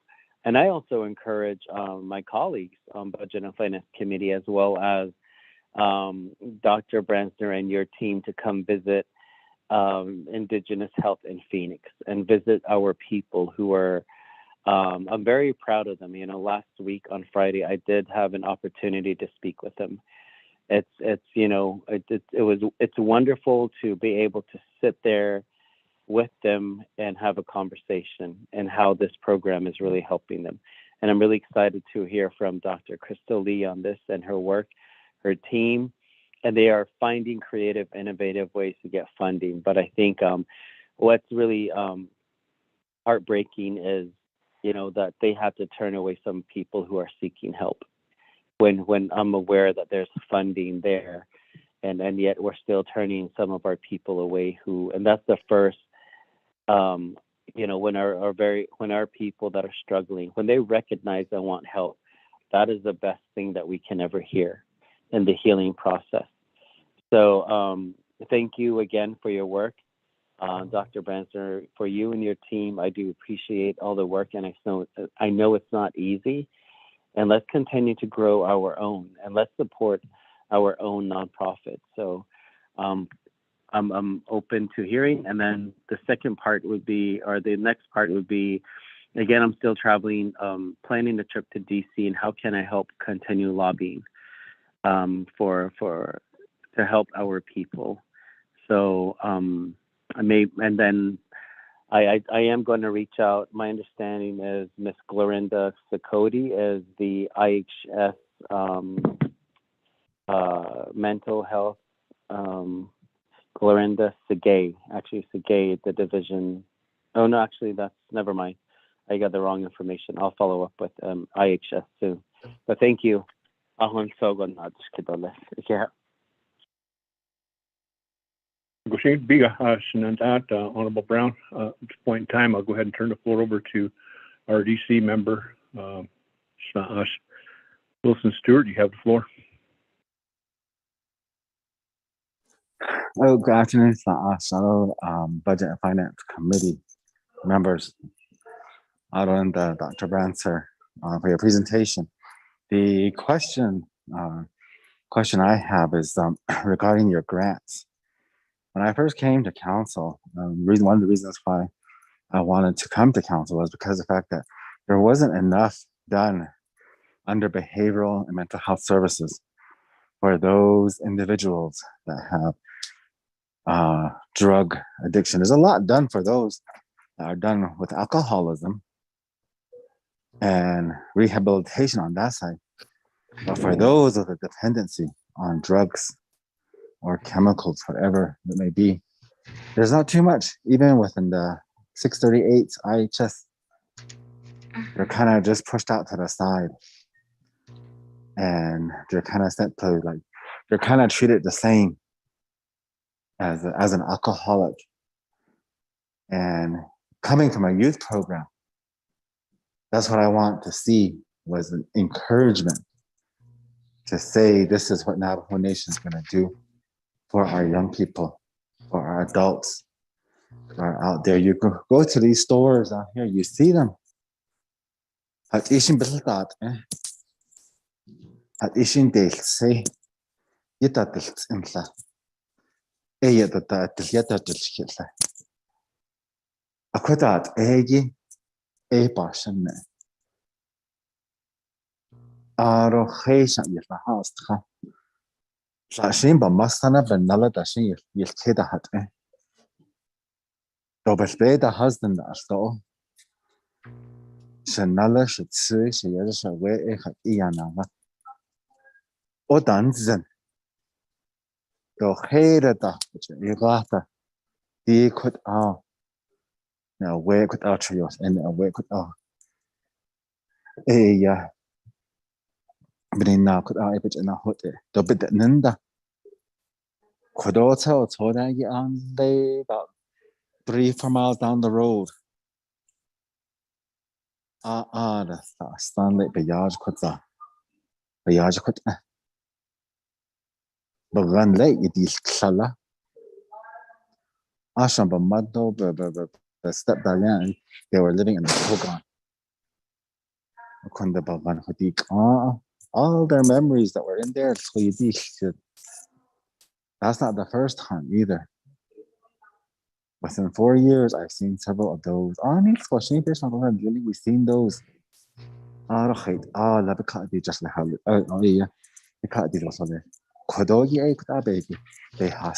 go back to that first day when Dr. Jill Jim sat there in front of us. Die could our director they say Njonago Constantine but in Bashna Stole Janana at this jig so quit era this jig the team members in the Nigi so quit on hitch yes that on there are asto so Ben hitch has seen and the Dr. Jim the quote at a time and the Nigi I'll hit out of the cut to chatole Hidini this jig then I thought that was back in January.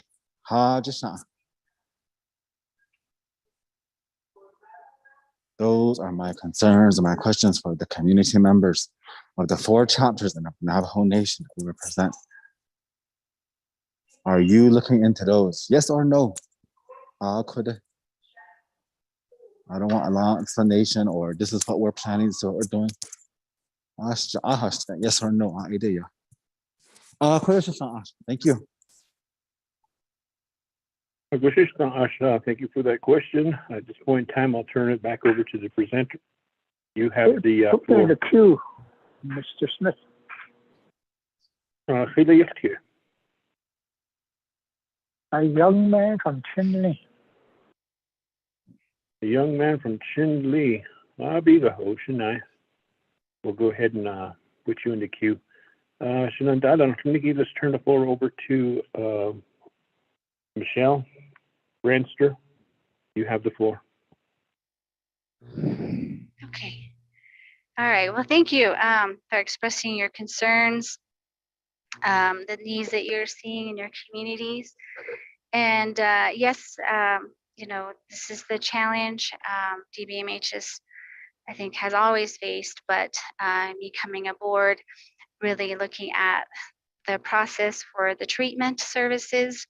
And as I mentioned before, it is somewhat similar if you want to compare it to the IHS, meaning yes, we do ask that there is an appointment to be made so we can be prepared, to get the information that's needed for individuals to begin their treatment if they're needing to be more in their community or referred out to a residential or maybe detox facility that is not, those aren't on Navajo right now, like detox facilities.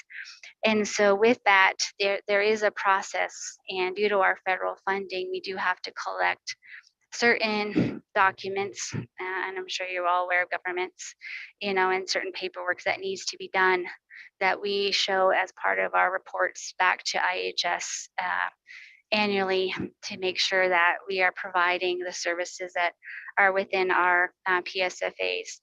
And with that, the challenge, obviously COVID happened, and we began using more telephone as well as telehealth. And as I mentioned, now moving more to in-person. But I believe with crisis response, meaning if those are calling the mental health helplines here on Navajo, we would do our best to respond, with the police departments as long as they're willing to work with us as well. And so we have utilized, if some of you may have seen, DBMHS Facebook page. It's a social media page, and there's a lot of good information on there about what's needed. And we know not everybody has maybe internet or phone and all that, but that was one way that we've reached out to help the communities since we weren't in person at that time. And so with that, there are so many, other groups that, all across, I believe, in the world, but in Navajo that, have had to come together. And that is part of the mental health coalition that Dr. Jill Jim mentioned earlier today. And so it really has helped in that way with Dr. Teresa Nan from IHS and Dr. Chernobyl from 638 and myself and the staff that are attending those meetings to really brainstorm, we need to get these agreements in place because we're siloed or disjointed in that manner. And I think that's just how it has been set up in the past. So it'll take a lot to change that system. But with that, due to our federally funding as well, we work with the requests for proposals or qualifications. And that's where some of the funds, as I believe going into more what Delegate Brown had asked about, seeing where funds can be available to, as we advertise for those proposals or qualification proposals to assist us with our services here on Navajo. That's what we're doing currently. And, I am seeing that there are a lot of Dene people, that are really invested in helping, and for whatever reason, our salary schedules and all of that still needs to be adjusted here on Navajo to really bring back certain individuals, that even, doctors, psychiatrists, other clinical folks that are needed here. But right now, that's what I'm looking at is because we are federally funded at those requests for proposals and qualifications to, as you said, I believe also Delegate Brown, to find those that really can meet the needs here on Navajo. And again, with our federal funding, there are things that are allowable and disallowable with that. And I can definitely be open to hearing Indigenous health that was mentioned in their presentation. I have looked over a little bit their website or PowerPoint that was provided. And yes, that is wonderful that they're able to accomplish, those nonprofits' goals and off reservation again. I think when it becomes on reservation, that's where some of our challenges still lie. But with that, we're also have worked with our third-party reimbursements and for the committees to help us and going up to council and president to sign that we're able to, work with more Medicaid fundings, and that will help us to be able to have more funds available for certain, projects or initiatives that will help us. So even though we do get a 17 million is typically what we would get from IHS, but that really covers majority of all the salaries and some of the building infrastructure. As we all know, that brings into things like land. Somebody mentioned housing earlier, how to help retain people that may want to come help Navajo or non-Navajo, and where would they be and stay and live. So that is one area we're still looking at. And then I believe other comments were about grants. Yes, and with grants, again, just working within our own Navajo Nation, our processes for that. I think you all have helped in the IDC waiver. Any grants that's related to state funding or federal funding has other qualifications with our budget instruction manual. So we really have to be diligent on how we proceed with those so we can actually have access to the funds once we're awarded it. And again, that takes time as well. And so I think, the other concerns, yes, we are working on addressing, those, because we do have like Gallup Outpatient Treatment Center, which is in the border town area. Shiprock is closest to Farmington, and then also more on the western side, like Kaibito, Tuba City. We're looking at things like those border towns out in that area, Page. And so, but again, ultimately, it comes back to how Navajo we can work with these entities and knowing just the current structure that we have to work with. So I hope that helps a little bit. Like I said, we have moved into in-person services. So I can definitely meet with the behavioral health directors who oversee the sites at that level, and see more numbers wise if that will help. People as they working through the pandemic, feeling safe, being ready to go and get the help that they need. So those would be my responses. Thank you. Thank you very much. Committee members of Budget Finance, do you have any questions before I turn the floor over to the young man from Shin?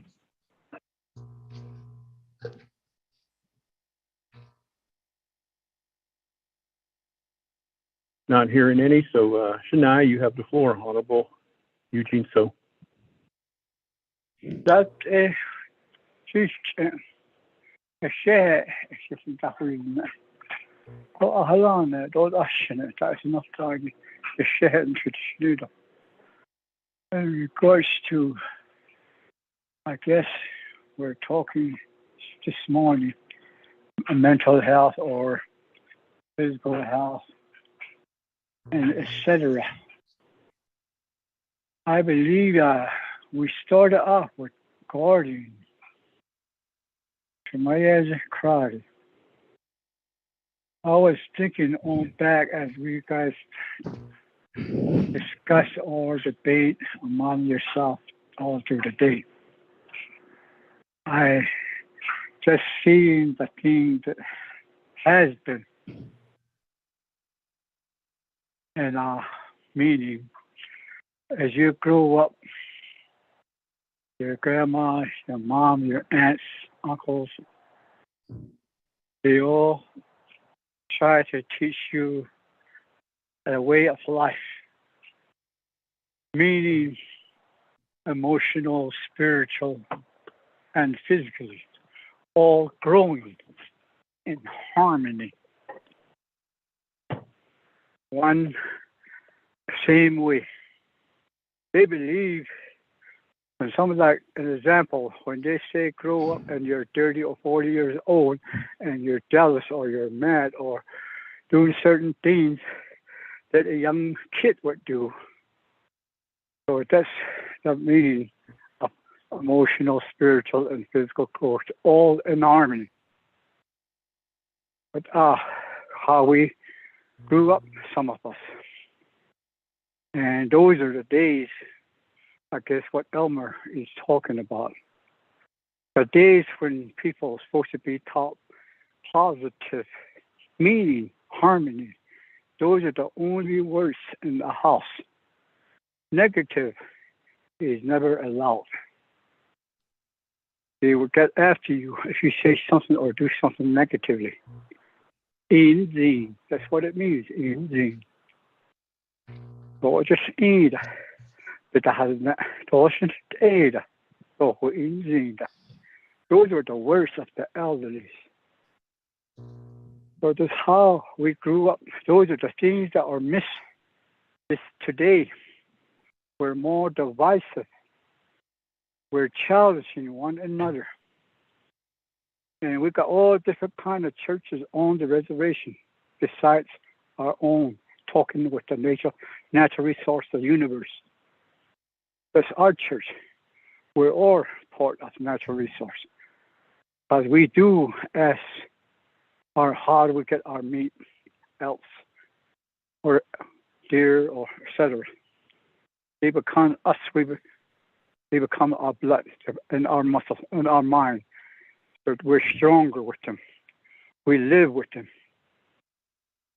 Those are how we are. We're all natural resources. The light, the water, all forage, land. All these things are all in one with us. That's how the teaching was. But now we're separating them. The more we separate them, the more we're challenging. Human beings is of genders, and they were all one. They're all the human beings. We don't separate. As the natural resource never separates. So now we have all these books as we go through high school, through schools, and those things that were taught in a different way or in those books. So we learn what we learned already, but this time in Western way. So that's how we go to grade school, through high school, into the universities. Some of the people has doctor's degree for certain areas. So those are how we grew up, and that's how we understand life. And if we can't see it, it's really scary, dangerous where we're headed, where our 7 generations are going. How long would we keep it going that way? When are we going to go back to square one? Be the net again. Live with nature again. Be part of nature again. And live in a positive way of life. That's what you call hojo. Hojona, shadow. That's what it really means. It's just interpreted differently in some areas. We pray every day, be in a positive way of life. Natural resource with the people, universe. So that's how our life is. We miss that. We missed it, and we're trying to figure out how we're going to get our kids back into that situation where they can really enjoy life in that sense, and to be appreciative, to appreciate themselves, to appreciate natural resource, to make it beautiful, where we don't have to fight each other. Now we fight every 4 years. It's coming up this year now. So those are some of the things that I would like to say in regards to talking about psychiatrists, etc., and all these kind of people, but they're not in line with our teaching. Because our life, what it means is growing emotionally, physically, and emotionally, all in harmony. That's what it really means. That's what it is. For another example, if a kid would stop, an arm would stop growing in a little boy, the doctors will find out what happened. How is it not growing? When he gets older, you could easily see the hair on one side is shorter than the other one. That's the same sense. If your emotion is not growing, you'll be like that at 30 years old, 40 years old. And that's what we see out there today. And strongly, January 6th, it was really bad. That's where we're at now. How we're going to change it. And that's all in your hands. What can we do? That's what we're talking about. That's what I want to hear. Thank you. Yeah.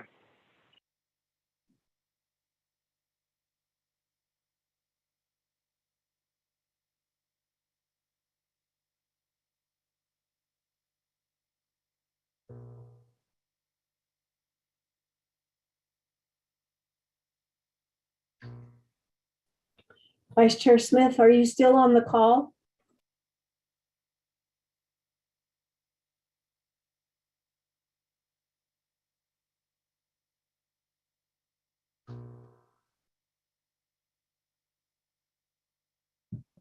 *6, Vice Chair Smith.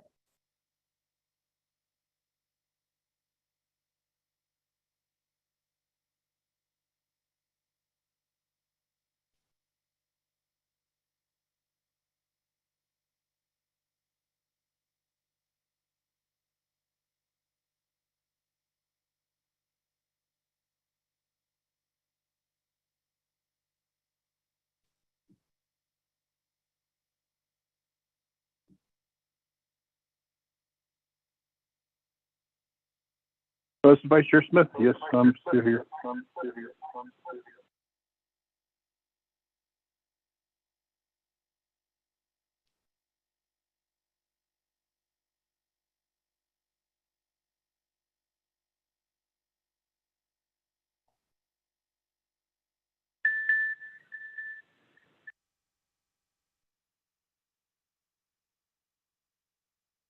Ashwadita. Oh, I can hear you. Goshen, I was on Zoom. My phone is going kapoots on me. So I'm not sure how to operate the computer on getting the volume or for me to speak yet. But anyway, Shana, I thank you for that. Back to committee members. Any questions pertaining to this report?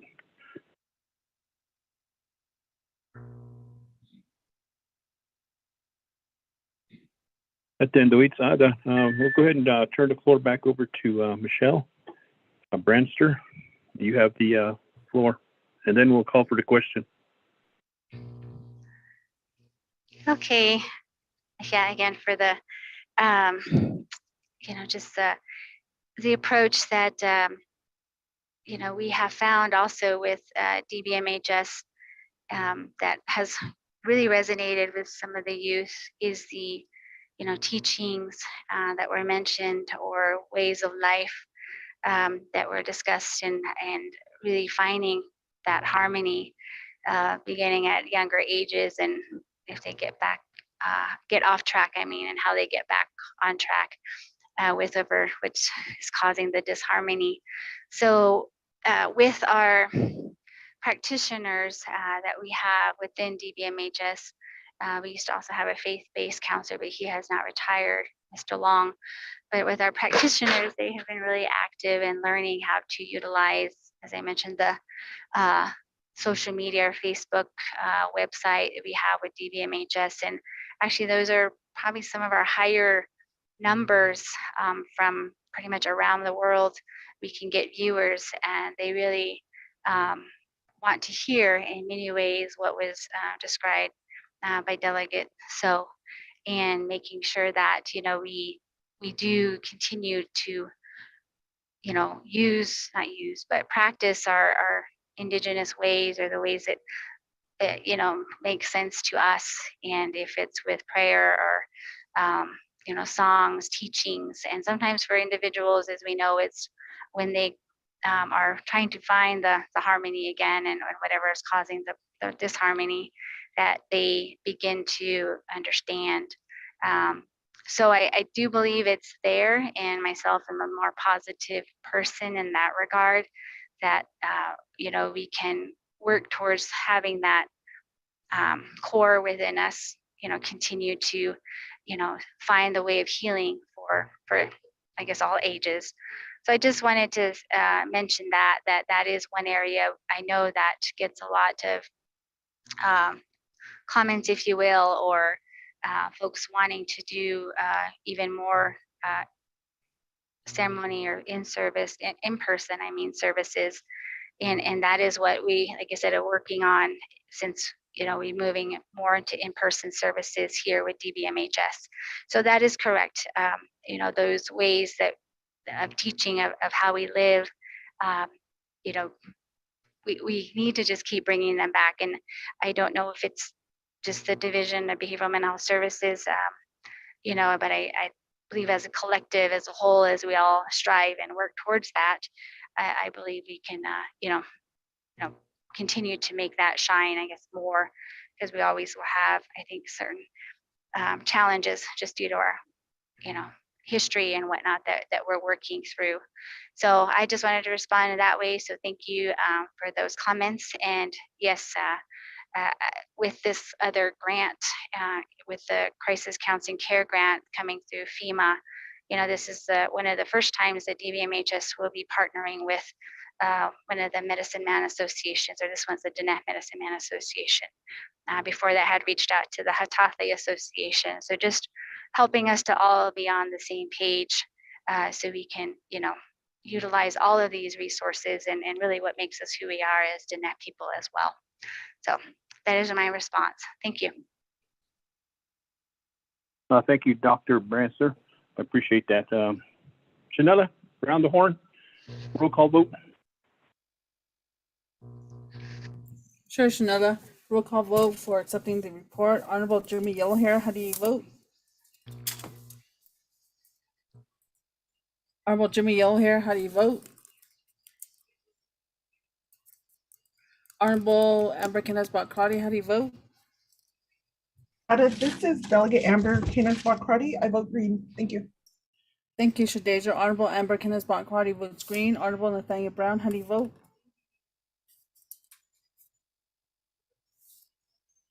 Honorable Nathaniel Brown, how do you vote? Honorable Elmer Delegate P. Brown Begay. votes green. Okay, thank you. Honorable Nathaniel Brown votes green. Honorable Elmer P. Begay, how do you vote? I vote green. Thank you. Honorable Elmer P. Begay votes green. Honorable Jimmy Yellowhair, how do you vote? Vice Chairman, we have 3 members voting in the affirmative, 0 opposing. Vice Chairman not voting, 1 member not voting, and 1 member excused. Vice Chairman? Well, thank you for that roll call vote. We have 3 in favor, none opposed, 2 myself, and 1 excused that's not voting, and 1 that's not voting. Therefore, this report passes. We're down to item G, which is Indigenous Health Direct Mental Health Behavioral Health Services, presented by Dr. Crystal Lee. We have a 5-minute rule on the presentation, and we will start at this point in time. Dr. Lee, you have the floor. Shanella, keep time. Okay, can everyone hear me? Yes, we can. Okay, perfect. Ya she Crystal Lee and ya nato de ne tachi ni nashla na ne ejatam baham bashi chain send Canada che kintla chini Shanella and Tisto Arizona Ede Nasha. Good afternoon, everyone. We just wanted to go through some overview of what Indigenous health is and what we do as an introduction. We focus on improving the health of Native people using innovative strategies to increase health equity. I myself have been involved in Native health for a long time. I'm also currently faculty at University of New Mexico, College of Population Health, and I'm also adjunct faculty at University of North Dakota in their School of Medicine, focusing on their Indigenous health program. So with all the areas of expertise of my engagement, this work is truly innovative in the spaces that we work in. Just want to give you some background of how Indigenous health came to be. We started off with the nonprofit sector called United Natives. Through United Natives, it is, again, a nonprofit-based sector where we provide supplemental housing, also cultural-based activities and community activities on donations and or finding different grants to apply for. Indigenous health came out to be due to the COVID-19 pandemic.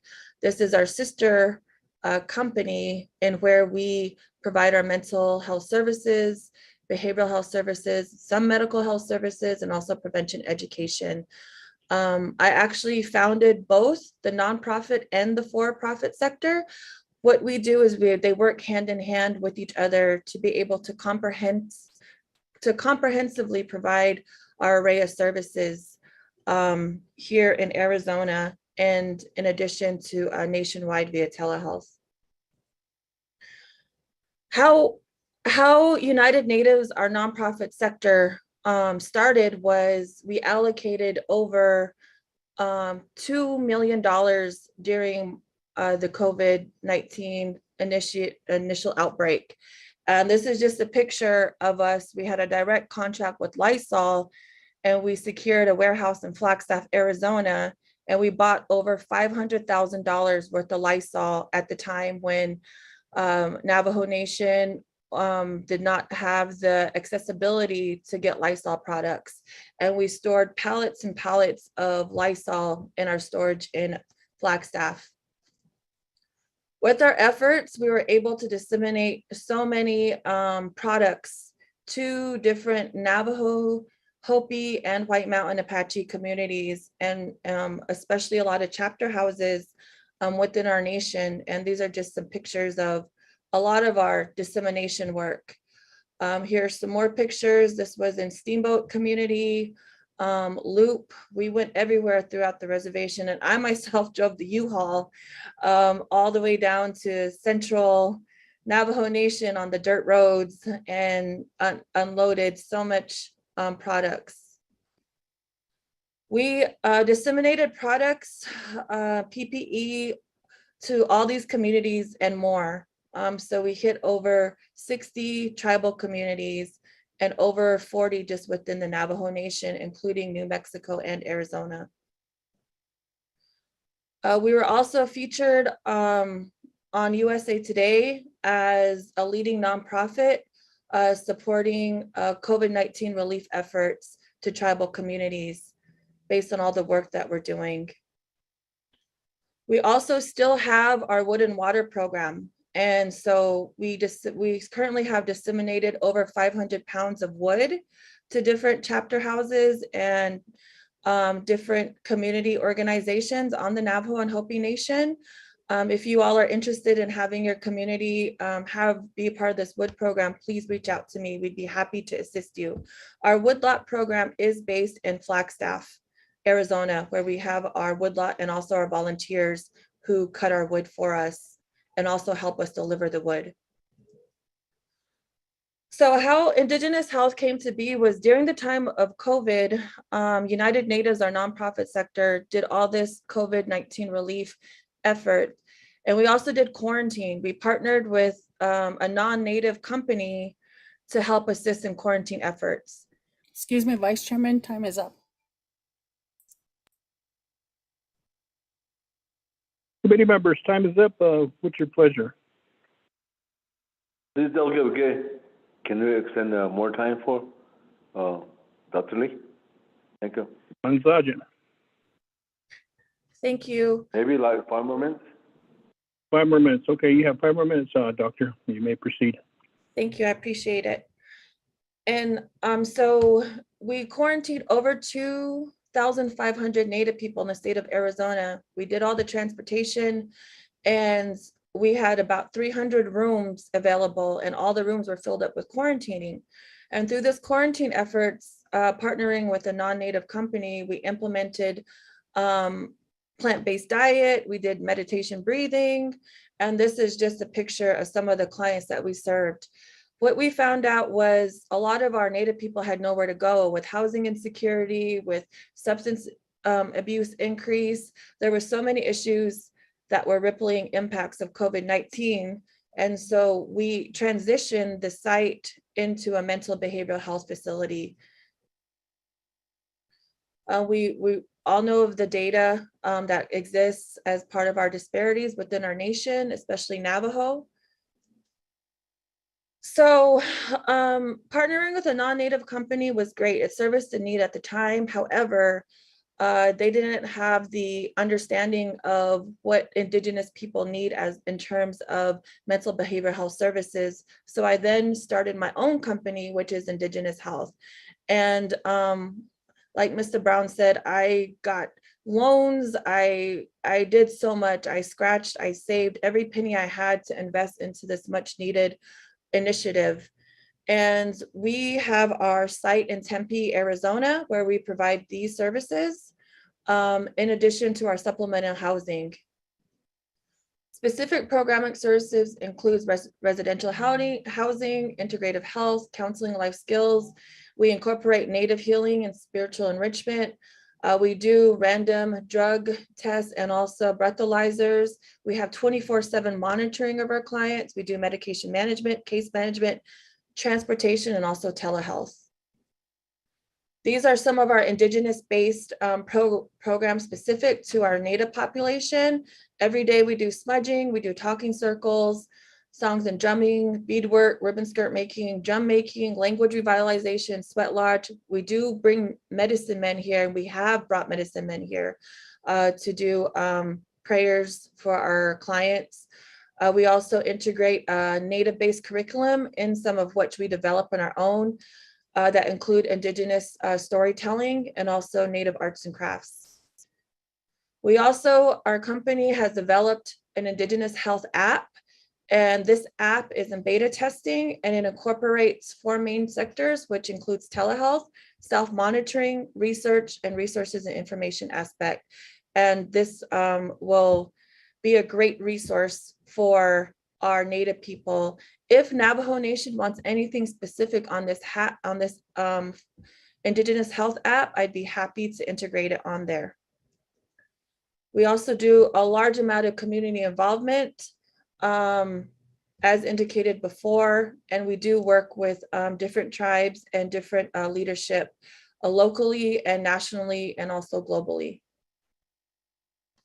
So I tried to rush through this as quickly as I can to meet the time limit. In a nutshell, all of our staff are Native. 99% of our professional health team are Native. We have Native MDs, we have Native PhD clinical psychologists, we have Native physical therapists, we have Native nurses, we have Native BHTs, behavioral health technicians. We have fluent Navajo speakers on our team, and we have the ability to service anyone nationwide using our telehealth services. And I'm just so amazed about how much support we're getting from Native health clinicians. We even have a Navajo psychiatrist on our team who also runs ceremonies as well. And so just having a pure Indigenous-led team within our scope of health professionals. We also provide transportation to and from the reservation. Most of our clients come directly from the nation. And most of our clients currently are elder men who only speak predominantly Dene. So it's really important that we do have team and our health professionals understand our language as well, which we do have.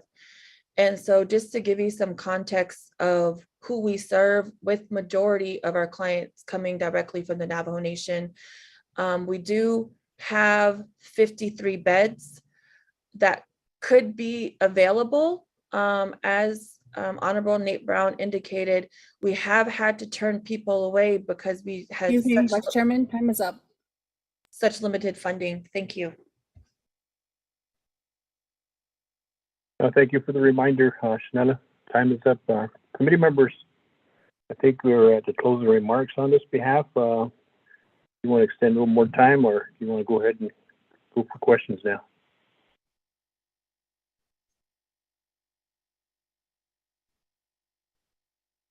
Vice Chair, I have a question to Dr. Gay. Before we go into questions, I need a motion. Dr. Gay, motion. Yellowhair, second motion. We have a motion by Honorable Elmer Begay, second by Jimmy Yellowhair. I'll go ahead and turn the floor over to Shda on a question for the presenter, Dr. Crystal Lee. You may proceed, Shda.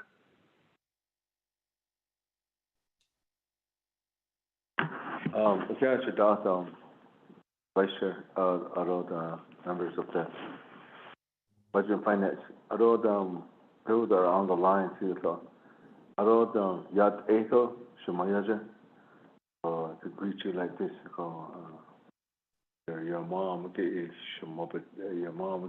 your mom get your issues. I call her my sister, Aranda. Your grandma, call her my mom too. Yeah, then your grandpa get on if she's ever to see that though. They agree. She long that though. He know that call it is my answer.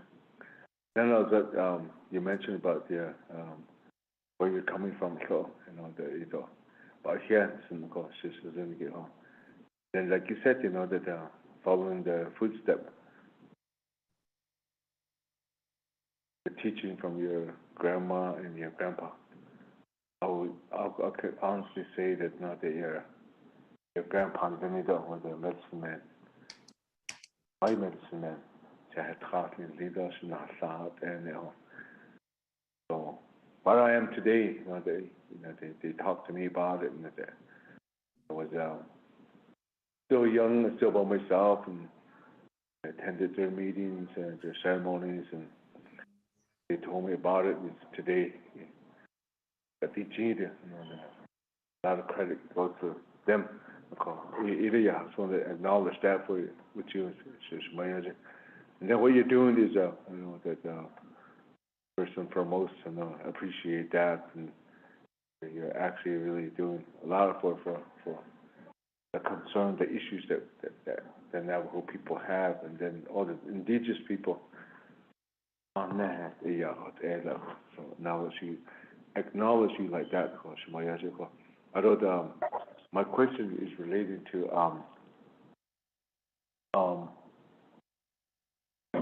you mentioned about the traditional ceremonies and so maybe have you ever think about this?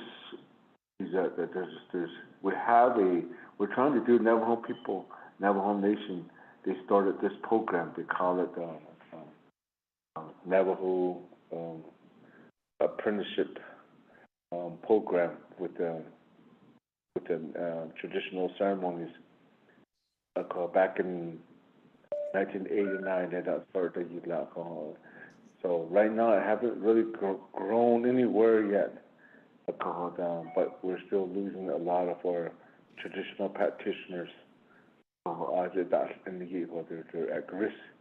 So I can say I can tell there's two of them that are really at risk now. So right now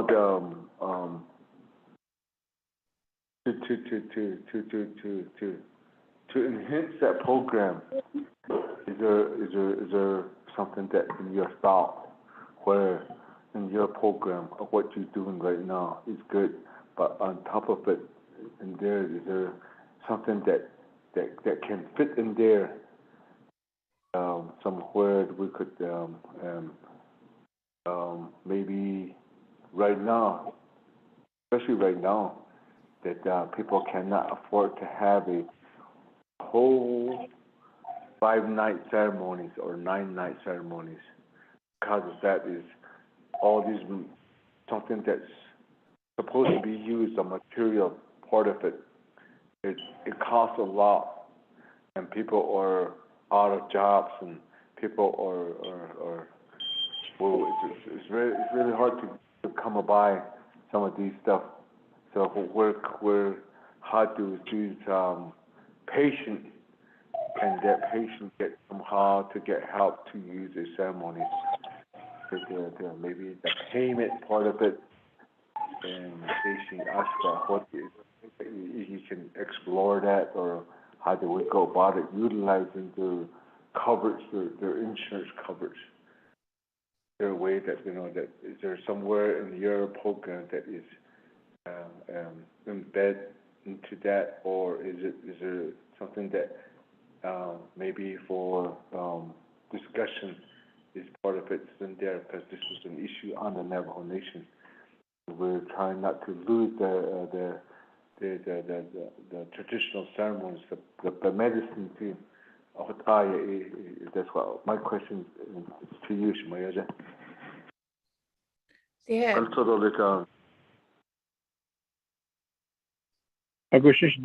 Committee members, any other questions for Dr. Lee?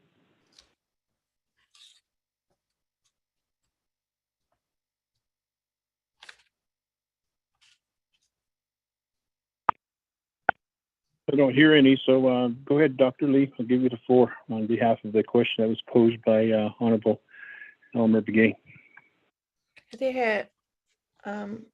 Honorable Elmer Begay, always good to hear from you. And thank you for your question. And also thank you for your support. To answer your question specifically, just thinking about it right now, I think there's a few ways. Number one of our goals as a program is to buy a lot of land a little bit on the outskirts of here in Phoenix area. And on that, about 1 acre, we would like to buy 1 acre and build a hogan, build a cha'o, build a sweat lodge, and build and have a place for teepee grounds and also a place to cook. We would definitely love to utilize that space as our traditional element as part of this program. That is a huge goal of ours in the next few months. So with that being said, I think that we would always have a place for our healers to come and help our clients here who want to do sweat or have an NAC meeting, so on and so forth. And then in addition to that, we could use that support. Number two is we do get some grant funding from non-government, whether it's state or federal. So it's a lot more, a lot more flexible versus state or federal guidelines on the mandating of how to use the budget. So with the flexibility, we do have some forms to offer payment for those longer ceremonies on behalf of our clients and or just in general, our Native people needing help. As Honorable Nate Brown said, that we do find innovative ways to come up with funding mechanisms. So there definitely could be some partnership with that.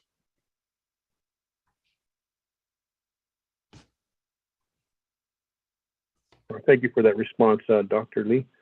Committee members, any other questions? Hello, this is Delegate Brown. Can you hear me? And the area they love that it's just rocky. Thank you, Honorable Brown. With some background noise, I'll go ahead and recognize you, Honorable Brown. Someone needs to mute their phones. Can hear chatter back in the background. Thank you. Go ahead, Honorable Brown. You have the floor. Yeah, thank you. My main question to Dr.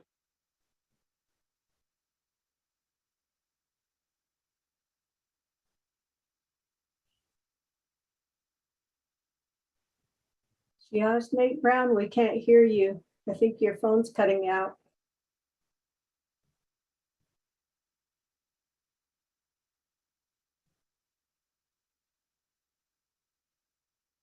Honorable Brown, can't hear you.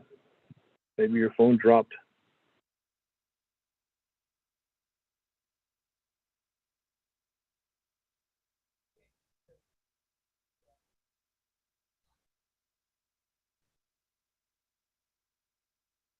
Honorable Brown going once. Honorable Brown going twice.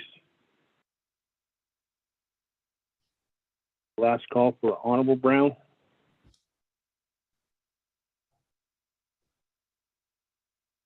Committee members, any questions for Dr. Lee? Go ahead, a follow-up. Go ahead with your follow-up question. Okay, other than Dr. Lee, thanks for the response. I know that you invited me to your facility or there before. I'm not sure if it's still open to do a site visit there. That's one question. The second one is I know that you're doing a lot for people that are in the urban area. So I know that they have a hard time coming back. So is there any I know that you mentioned that you can bring some medicine people over to that facility there to help. Because I'm not sure how some of these people that are inmates that that they need help, because it's still open to have maybe a little ceremony there. Is it still open to them? And then also maybe in the future or the plans that you have, you can be more like once you get that land,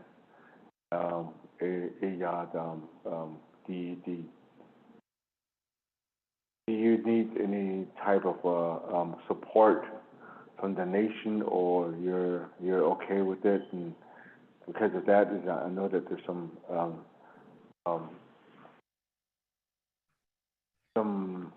lands are available within that. Maybe the Indian tribes in the area. Are you looking at that, or are you just looking at the whole any private lands in the area? So that's my question. Thank you, Vice Chair. Appreciate Honorable Elmer Begay. Daniel Brown, are you still on the line? Honorable Brown?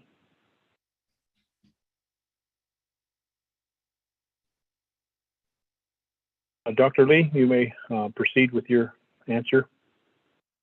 Okay, thank you, Honorable Begay. Yes, I am inviting you all to definitely come see our facility. I would love for you to talk to our clients, again, who are predominantly Navajo, who come directly from our nation.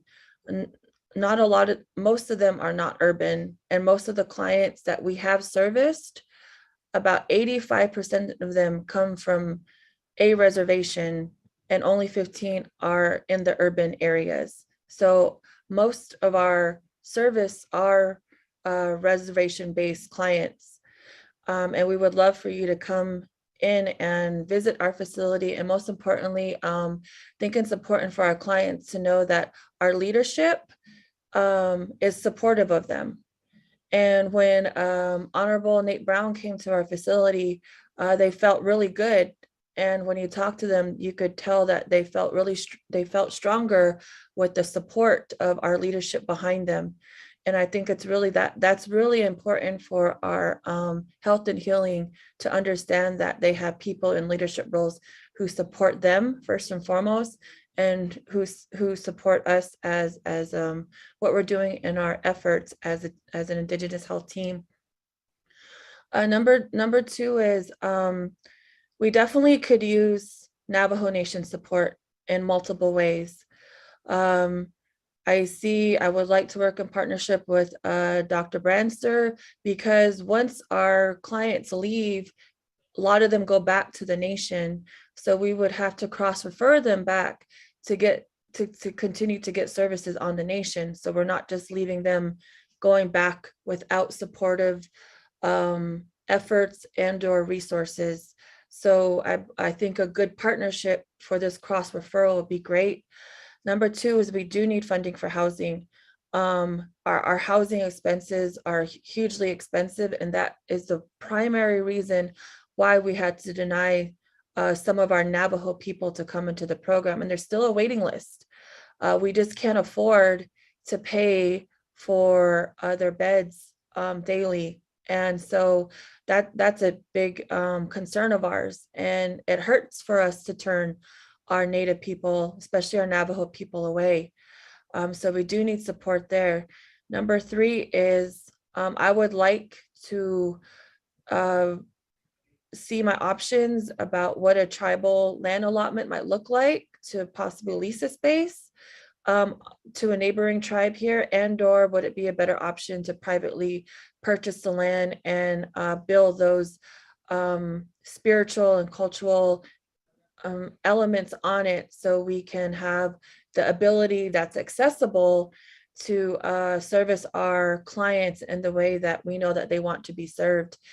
In addition to that, we could also coordinate taking some of our clients back to Navajo if there's an opportunity to use some land there. In addition, because we understand that being within the 4 sacred mountains is also very important, and some of our especially older clients might want to go home and be within our sacred space as well.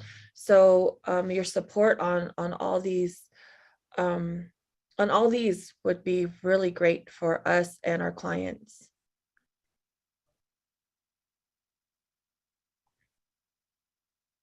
Thank you, Dr. Lee, for the answers. Shananda, be mindful that we still have legislations to entertain. So let's keep the questions to amendment so that we can move forward. We still have one more report before we go into new business. Shananda, Honorable Elmer Begay, you may proceed with your question. Dr. Lee, my last question is, did you apply or are you, I'm not sure, I think you are being in a health organization, and I'm pretty sure then you're already getting some funding through this COVID-19, you know, that it's been always, you know, it would say to you that you've been operating through this pandemic, and a lot of people, our own relatives, they went through your facility to get service, which we appreciate that, and I wish we could do more from here with that acknowledgement that you got. I think we're trying to think here is that, you know, how can this ORPA funding can be utilized to your facility, because you already did so much, and I'm pretty sure your facility is eligible for this kind of funds.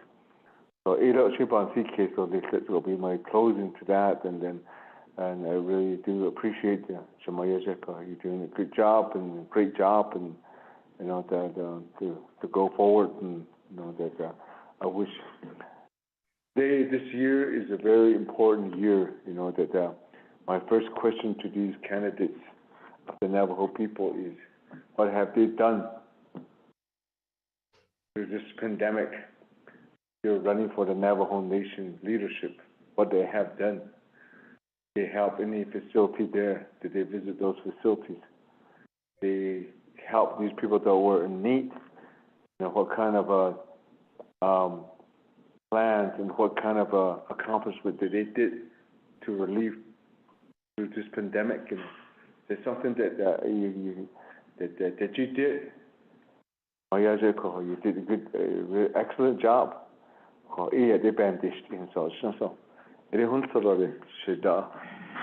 Vice Chair. Okay, thank you, Honorable Elmer Begay. Back to the presenter, Dr. Lee. After Dr. Lee answers this, we'll call for the question. Thank you, Honorable Begay, much appreciated as always. The answer directly to your question is no, we have not received any funding from the Navajo Nation. That's inclusive of the ARPA funding that Navajo Nation received. And I definitely am presenting with hopes that that would be a possibility for us with your support along with other leadership support to see how we can allocate some of the funding so we don't have to turn away beds to our Navajo people because again, housing is so expensive, especially here in the Valley, and we could definitely use everyone's support on this. Thank you, Dr. Lee. At this point in time, Shanetta, call for the question. Roll call vote, round the horn. I'm actually Vice Chair. One quick question. There's Delegate Brown. Honorable Brown, go ahead. I'll allow you to ask that one quick question. You may proceed. This question is to our legal counsel. I'm not sure if Dana or Mr. Pahi is still on the line, but what would be the process for the Indigenous Health to opt into some of the possible the American Rescue Plan dollars? I know that we've just been encouraging our people to give their proposal. So that would be the same process, right? Is there any other way, that we can have some possible funding to Indigenous Health who are helping our people?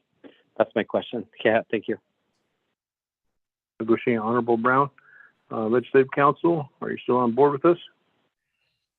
Thank you, Mr. Chair. This is Laura Lings, OLC.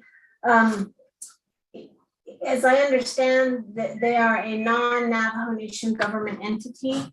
So there is a process for non-Navajo Nation government entities to apply for ARPA funds. It has to go through the process that was approved, the regulations that were approved by this committee for the approval of applications of the ARPA applications. And of course, DOJ has to review and issue a preliminary eligibility determination. And they will review the application to see if it meets the criteria that's set forth in the Department of Treasury's guidelines for receiving ARPA funds. So that's the process, and I believe the applications and the regulations are available on the controller's website or possibly OMB's website. I believe it's on the controller's website. Thank you. Thank you, Office of Legislative Counsel, Lorraine Tapai. Back to the roll call vote. Let's go around the horn.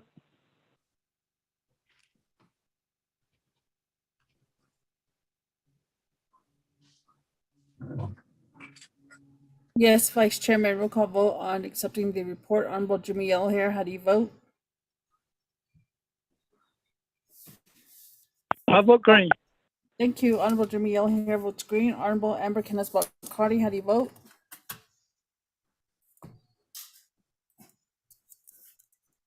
Honorable Amber Kenneth-Bockrati, how do you vote? This is Delegate Amber Kenneth-Bockrati. I vote green. Thank you. Thank you. Honorable Amber Kenneth-Bockrati votes green. Honorable Nathaniel Brown, how do you vote? Delegate Brown votes green. Yeah. Thank you. Honorable Nathaniel Brown votes green. Honorable Elmer P. Begay, how do you vote? Still I vote green. Thank you. Honorable Elmer P. Begay votes green. Vice Chairman, we have 4 members voting in the affirmative, 0 opposing. Vice Chairman not voting, and 1 member excused. Vice Chairman? Thank you for the roll call vote on that, Shanetta. We have 4 in favor, 0 opposed, and Vice Chair not voting, and also 1 member here, and you'll be excused. We appreciate the report on behalf of the Behavioral Health Services Indigenous Health Direct. Moving on to H, AUM Fund Management Plan, presented by Director of Navajo EPA, Ms. Shirley. You have the floor. We have a 5-minute rule, so you may proceed. Okay, Chair, can you hear me first of all? Ashwadi. Yes, I can hear you loud and clear. Go ahead, you may proceed. Okay, siga hana. Ehaha. Yan yat anos mashinat ani nohlini doshik a. Although I wanted to say thank you to Honorable Jimmy Yellowhair, citizen Ehaha. Nahabehan Ziggy. Ado yat nanos shinat ani nohlini. This honorable members of the Budget and Finance Committee. Thank you for allowing me the time to give this report. As one of the Navajo Nation divisions affected by legislation 003022, I wanted to be given the opportunity to provide this report. So on March 15, 2022, this honorable body of the Navajo Nation Council approved the legislation 003022. And that legislation, there were several components of that legislation. One of the components of that legislation was to establish the AUM Enterprise Fund, and it was also to approve the related fund management. And then that is certainly what Navajo EPA is in support of, so we don't have any problems with Navajo AML establishing that fund management plan. However, the $99,787 from Navajo EPA AUM settlement funds account to be the initial amount to be deposited into that new AUM enterprise fund. So that part right there does present a challenge. So in the memo that I provided to you all today, one of the first things that I wanted to bring to your attention is that Navajo EPA AUM settlement funds account, there's no account by that name within Navajo EPA. So to say that Navajo EPA will give funds from this account, there's no fund. There's no account for that, or there's no account with that name, first of all. And then the second thing that I wanted to highlight is that in the third bullet on my memo here, it says that we do have amount. We do have $9,126.21 that Navajo EPA owes Navajo AML. And this is regarding the Phase 1 AUM settlement. So let me take like maybe 2 steps back here and then just mention that the Phase 1 settlement was an act taken by the Navajo Nation to sue the United States government. And from that settlement, there were 43 sites that were identified as the Phase 1 AUM sites. And then as Navajo EPA was doing the work on these sites, they engaged Navajo AML. And then from Navajo AML, we were able to estimate that there was $9,126 that was that is the amount that we estimated for services that AML provided to Navajo EPA on those sites. So we've been trying to find a way, or we've been looking for an avenue to fund Navajo AML from Navajo EPA. So, however, again, there, just to give $99,787 it does present some limitations, and there are a lot of challenges to take into account. And then, so for instance, in that same memo on the third bullet, I do have in there that a fund management plan is needed for AML to receive the reimbursements from Navajo EPA. But each item or each invoice for these reimbursements, Navajo EPA would have to look at these reimbursements. And then the reimbursements have to be allowable. And then it has to be within the scope of the MOU. And then it also has to, it would also have to follow what is outlined in the settlements. And then there's work plans to consider as well too. And then a lot of this is also dependent upon the availability of funds. Time is up. Committee members, time is up. What's your pleasure on behalf of the time frame?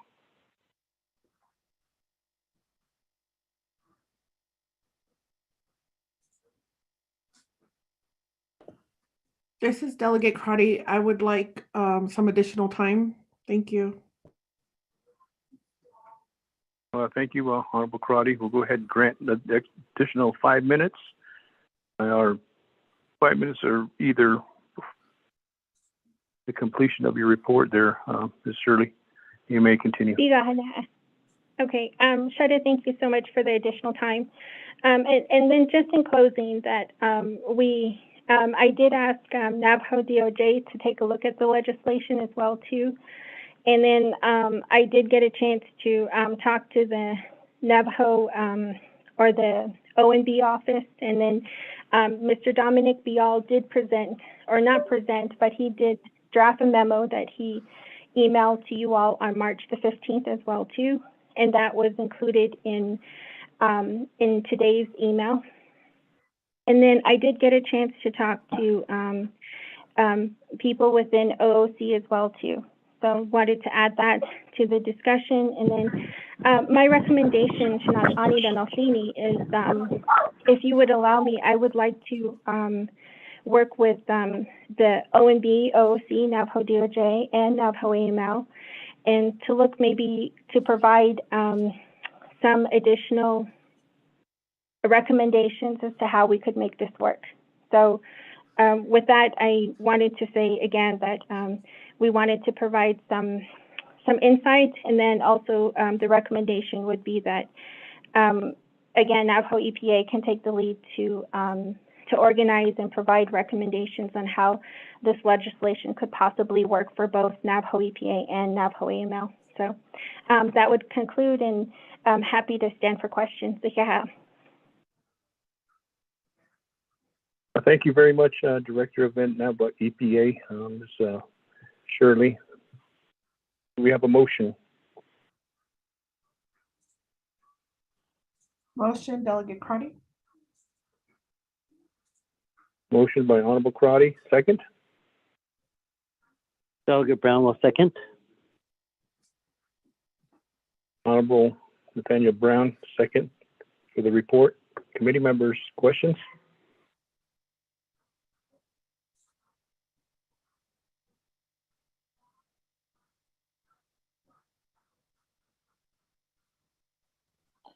Pro Tem, this is Delegate Crotty with the question. Honorable Crotty, I'm going to go ahead and recognize you. You may proceed with your question.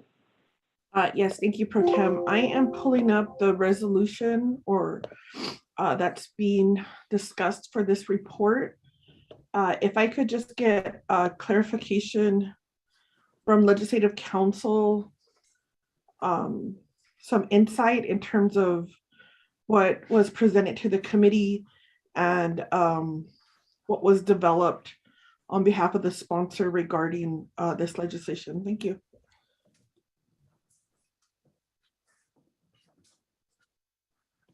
Thank you, Honorable Crotty. Committee members, any other questions?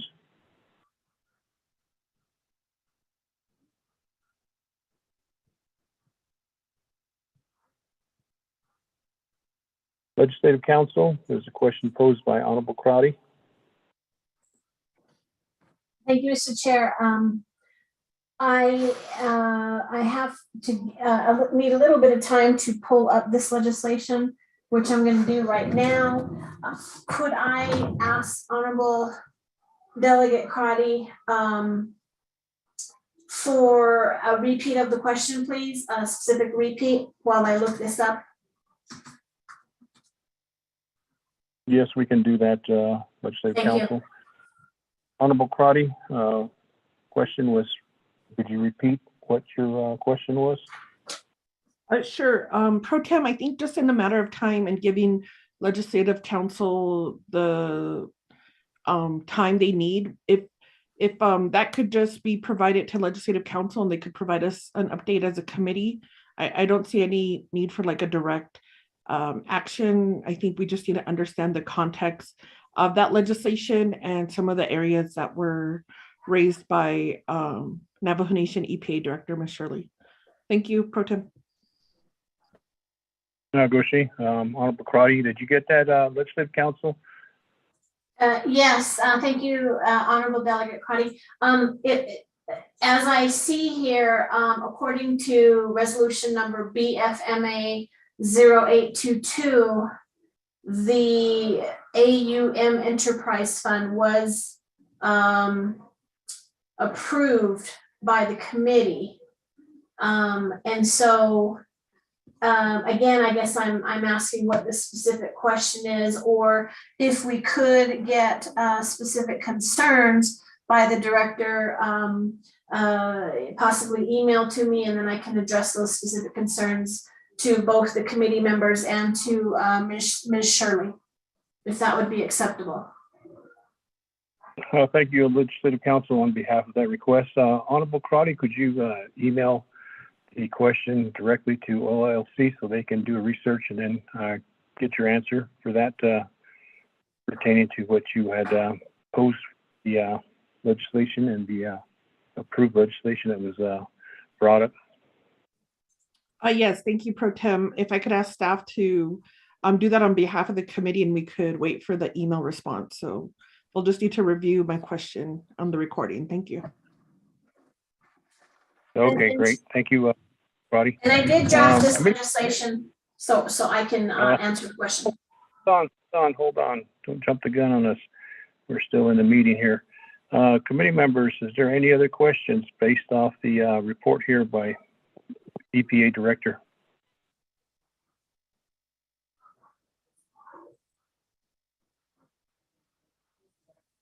I don't hear any other questions. You may proceed with your comment or your question, Legislative Council. Yes, I apologize. I was just mentioning that I did draft this legislation. I recall that I drafted it, so I am ideally situated to answer any questions about it. So I'll wait the email and I'll get back with the committee and with Ms. Shirley as soon as possible. Thank you. Well, thank you very much. At this point in time, we'll call for the question. Shanetta, round the horn. Yes, roll call vote on accepting the report. Honorable Jimmy Yellowhair, how do you vote? I'll vote green. Thank you. Honorable Jimmy Yellowhair votes green. Honorable Amber Knezbot Crotty, how do you vote?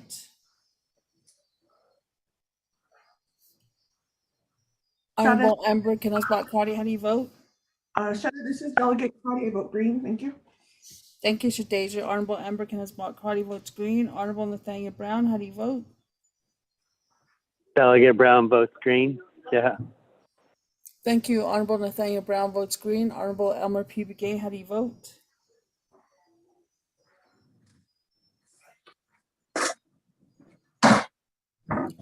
Honorable Elmer P. Begay, how do you vote?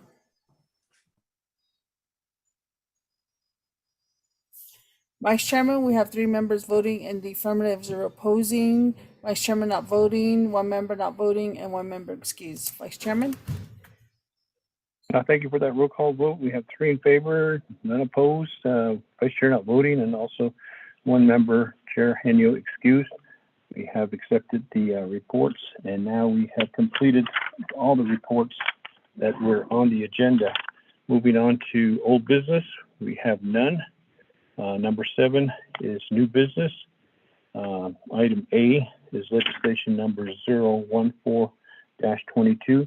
Do we have Chairman Daniel So?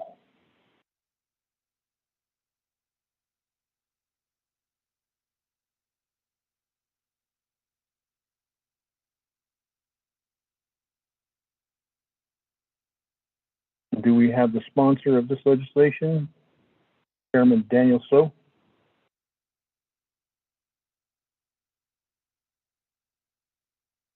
Vice Chair, you do have. That A, Priscilla.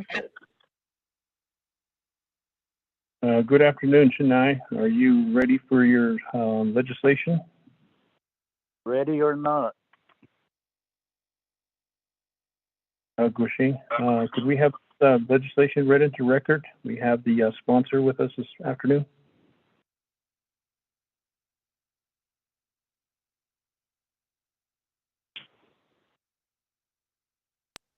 Vice Chair and members of the Budget and Finance Committee, can you hear me? Yes, can hear you. Loud and clear. Thank you.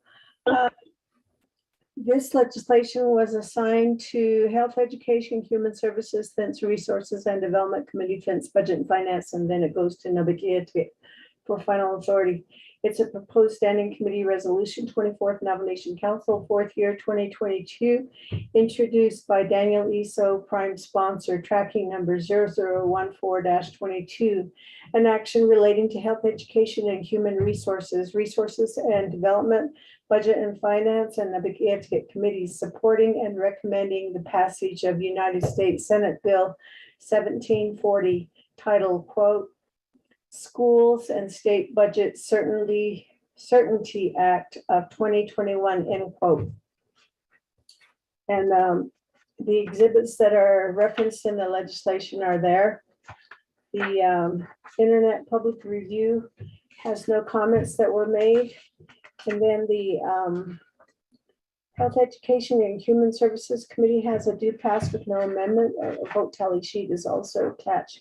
Resources and Development Committee has a committee report as well with a do pass with no amendments and a vote tally sheet that's attached. That concludes the reading. Thank you very much, Shetta, for the reading of the legislation 0014-22. We have a sponsor with us this afternoon, Honorable Chair Daniel So. Committee members, motion. Motion, Delegate Crotty. Motion by Honorable Crotty, second. Delegate Yellowhair, second.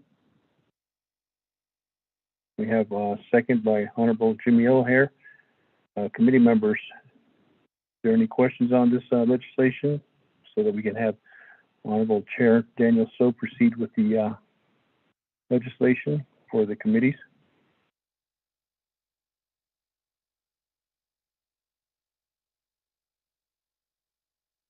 Are we ready to vote?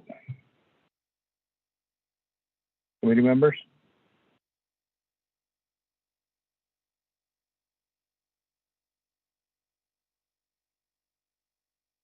Ready to vote, ready to vote. Ready to vote. Okay, we'll go ahead and call for the question. Shanetta, round the horn with the roll call vote. Sure, Vice Chairman, roll call vote on the legislation. Honorable Jimmy Yellowhair, how do you vote? I'll vote green. Thank you. Thank you. Honorable Jimmy Yellowhair votes green. Honorable Amber Kenneth-Watt Crotty, how do you vote? This is Delegate Crotty, I vote green. Thank you. Thank you, Shadeja. Honorable Amber Kenneth-Watt Crotty votes green. Honorable Nathaniel Brown, how do you vote? I vote in favor. Thank you. Honorable Nathaniel Brown votes in favor. Honorable Elmer P. Begay, how do you vote? I vote green. Thank you. Honorable Elmer P. Begay votes green.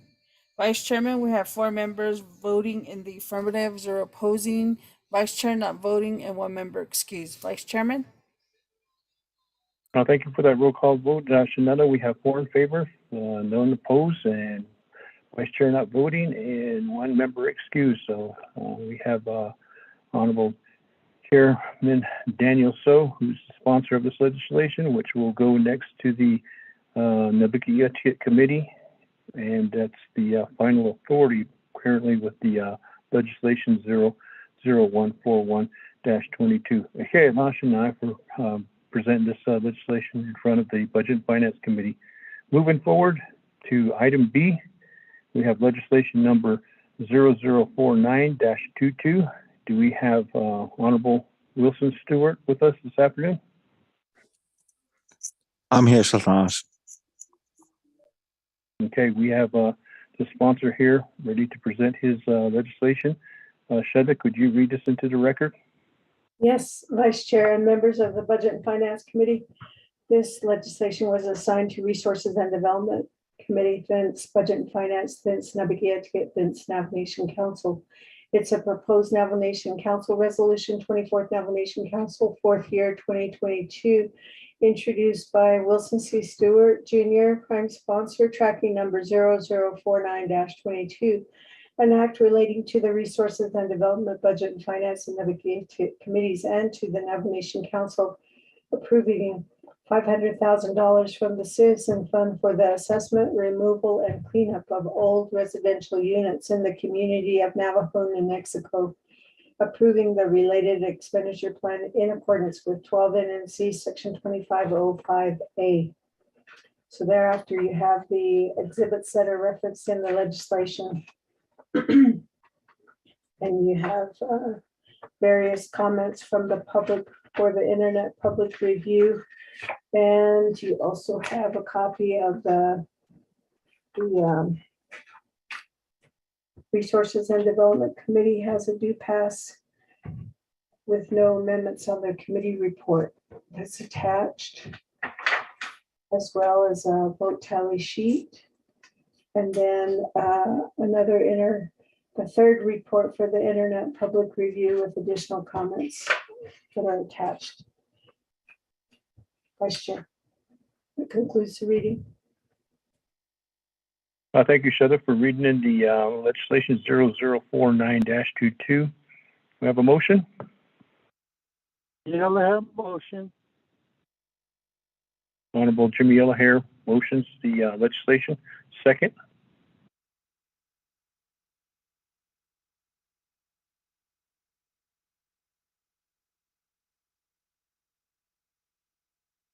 Calling for a second on this legislation. This is Delegate Brown. I'll go ahead and second. We have a second this legislation by Honorable Brown. Committee members, any questions on this legislation? Pro Tem, this is Delegate Crotty. I have questions. Thank you. This is Delegate Begay. Question. We have 2 members. Put Honorable Begay in the queue, and we have Amber Crotty has wanted to have questions. So we'll turn the floor over to the sponsor, Honorable Wilson Stewart. Shanella, or Shastash, you have the floor. Okay, thank you, Shafash. Auto Budget and Finance Committee members, Shamaya Zidor, Shafash, Kadosa Zidor, Shana, Kevin Flanagi, and the staff that I'm going to this afternoon for up to this time, rather, with the meeting that you all have conducted, reports you have heard. This legislation, the quiz cannot Quador Chanel and Lenigi, Miss Perstine Gardenez. Mr. John, the Honorable Jonathan Nez, or Jonathan Nez, Mr. Jonathan Hale, and present the Ilana on the Navajo Township Housing Corporation and then called the legislation. In that presentation, I did hear them talk, especially Shanella, Ms. Garnez, about the situation in Navajo through NFPI housing. That these are those homes, so they're really Navajo Nation property. The township, they just manage these homes.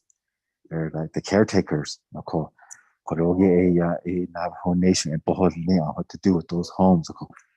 As you read through the comments, there's a lot of support to say yes, tear them down, renovate them. The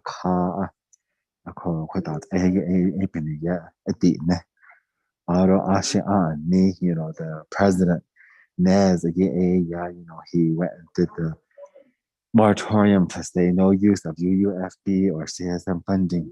And this is something to get through, to see what happens with this legislation, to see how far we can get. And we also have a couple of more that are going through ARPA review as well. So we're using both sides to see which one's going to pass and which one will get funded. And so we're helping them along, we're guiding them along as leadership does for the benefit of our community members and the constituents that we have out there. That's what this legislation is for, is to help improve the community. And that's what we're going to be looking at. I don't know if Chanela, Ms. Gardner is on the line. I'm using my phone. But if I can reach out, if she can make a shout out to her, Shetland Ash, to see if she's online, and maybe she can elaborate a little more on this legislation for this one. Shetland Ash, Vice Chair.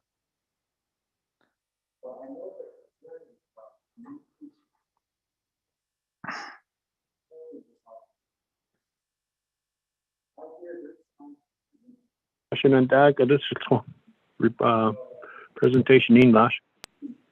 Yes. Yes. Agushi.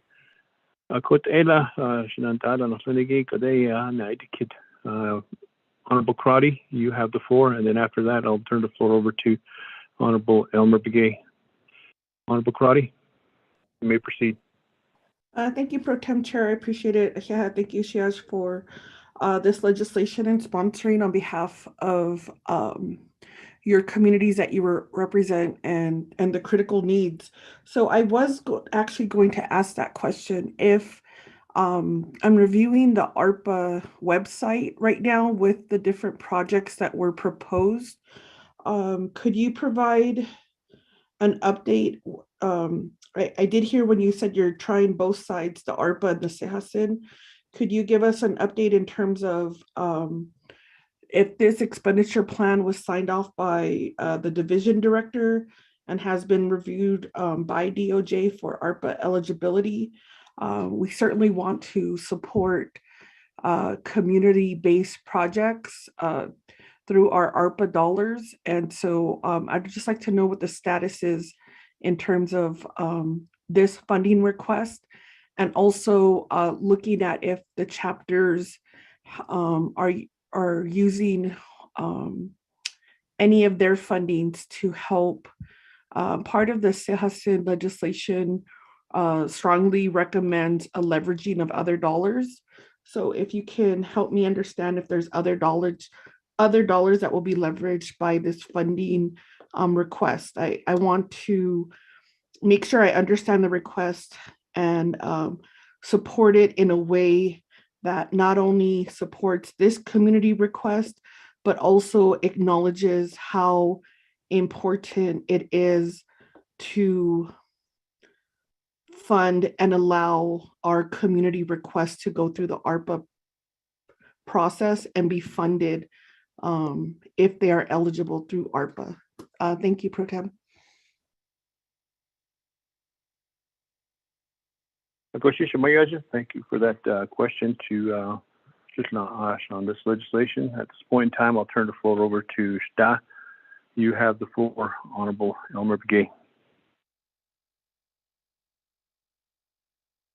Shda, Vice Chair, members of the Budget and Finance. Share Wedo, Delegate Stewart. For your community, Nesakot Ahado, so it's the Nep Bananato, Adi, and Delegate Aro, based on Yard, Delegate, Yabain Kedi. I don't know that there's understanding that this is an organization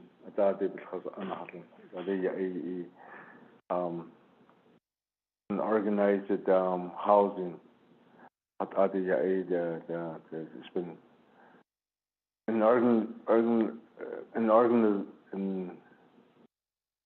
been an organization for so many years now, several years with Linka. Right now they're going back to the Navajo Nation for assistance. We're looking at this. In that organization, there's any attempts that were made for like grants about AHIDA. I know that any organization, they become organized as a group, and then they go into a nonprofit organization. That kind of they're like that. So many years that they organize it like that. Is that what they're farming, or is it what it is? So I get the Bantas case. They try to look for other fundings. They to clean up all that and then to remove some materials so that. But it is been not disputed. Although I couldn't get yard I know that last night we tried to get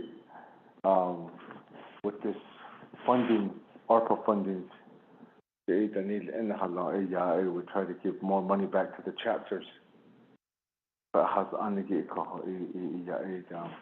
I'm not sure if this was part of it.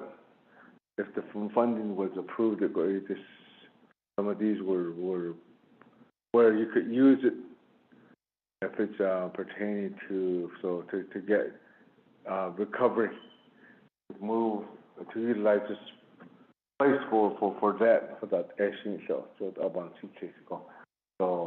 my this part of it gave my almost the same question that my sister posed. Nana, I know that these sales funds were given to the chapters or given to delegates a few years back. Some of them were the years or some of these sales funds that was requested at that time, they changed the scope of work to these either I'm not sure how much funding was given to this chapter. There's some funds, so I'm not sure what the scope of work was. Is there any citizen funds that was requested for a different scope of work to do that? So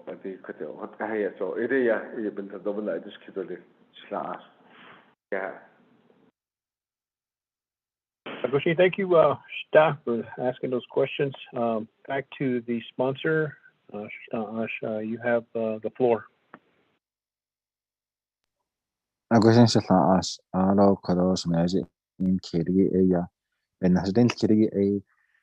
The status as far as the ARPA goes, we submitted those. I have not done a follow-up back with them. I have not heard back from the ARPA team as well as to if they were a go or a no-go under those areas. But I know we did get feedback about a month ago saying that they wanted additional information. So my LDA gathered that information with the assistance of Shamila Miscarnez and the board from the Navajo Township Commission. And then they were waiting on that part again. As of today, I haven't heard anything on the ARPA one to see if it was a yay or nay on that side for those funds. We usually get back by email. I don't recall anything coming in by email right away as of this time. Although the the other area with the CSN funding. As far as I'm aware, this is the first time that the township is asking the Navajo Nation for assistance to help in the cleanup of those homes. Prior to Shanella Miscarnez going in there, it was under a different manager. That's all, yes, CEO. That's all, yeah. Okay, she's a Bananas East and Miscarnez. Okay, they're getting things done. They have their goals and their dreams that they want within the community, because it was a former NFPI site, the former sawmill Dangi. That's the one that when the cleanup and the close down happened, President Linigi at the time was Mr. Shelley, President Shelley, as a Navajo Nation government, no, a town site, commissioners, and you're just landlords, but whatever you can do to maintain those homes, and the up to a certain point, up to $10,000, or anything beyond that, you have to come back before the Navajo Nation and seek approval. No, that's how it's written.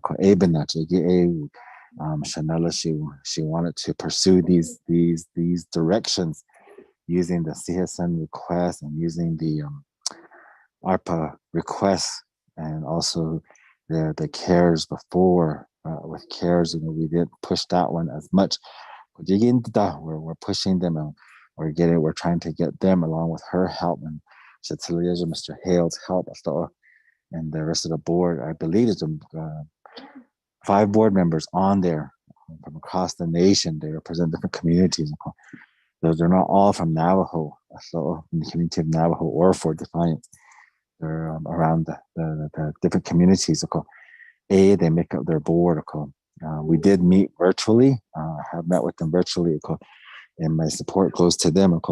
And like I said, if I'm not too clear on my answers, Shanella, I saw her online. It's Christine Garnez. So just not us. I want to turn the floor over to her if she wants to elaborate on anything more, if that's okay. She's my agent on here. Miss Garnez. And BNF committee members. Thank you for that response. So yes, you do have an agent. We can allow that. I'll go ahead and turn the floor back over to committee members.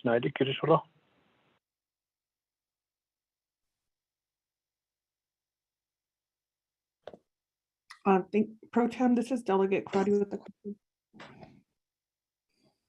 Honorable Crowdy, go ahead and let you have the floor. You may proceed. Thank you, Pro Tem and Shiaj, sponsor for this legislation. I help coordinate and sponsor a housing justice conversation that we have bi-monthly. And so I appreciate members of this task force for participating in those calls. And so with that in mind, Shiaj, your vote on council, and I was really listening to the conversation, but in this legislation, it states if there's federal funding available, that this project could be either funded through CEHASIN. The controller will determine if that's from the principal, if that's from earned interest, or one of the last paragraphs in this legislation is that if federal funding is available. And so I am trying to understand, because delegates, I don't want to put words in your mouth, but there was an opportunity to get community-based projects on the ARPA funding. I'm conflicted now in terms of moving forward. What's needed from this legislation that I would ask what clarification is needed as sponsor of this legislation as it relates to ARPA, because that legislation didn't pass yesterday. And so I'm trying to understand if we want community-based projects, which the majority of council supports and moves forward, what are the recommendations to make sure then these projects are on our Navajo Nation ARPA listing? Pro Tem, that's my question. Thank you. Thank you, Honorable Crotty. Committee members, any other questions?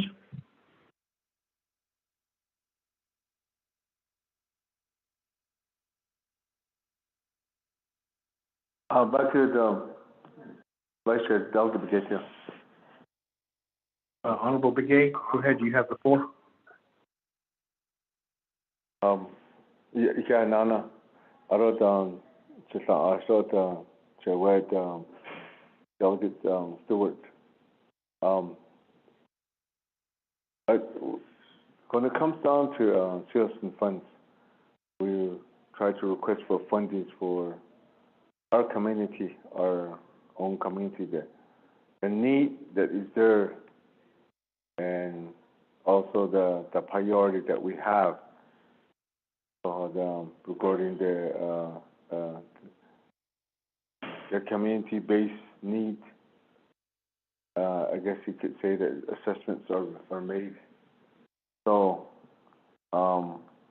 this is a community. The way it sounds like now is that this is a community-based need regarding this to clean up and then to start developing on this piece of land.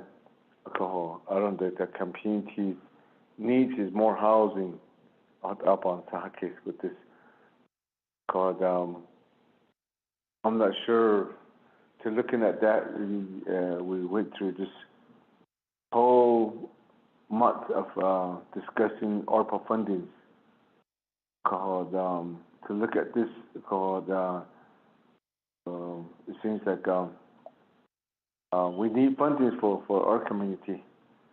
But when it comes down to the ARPA using this funding, we don't. It doesn't being considered as a priority to that, or the recovery. The people that we know that recovery needs is more like develop more homes for people. We understand that critical area, I think, and things like ARPA money is not needed or require that, but the citizen funds.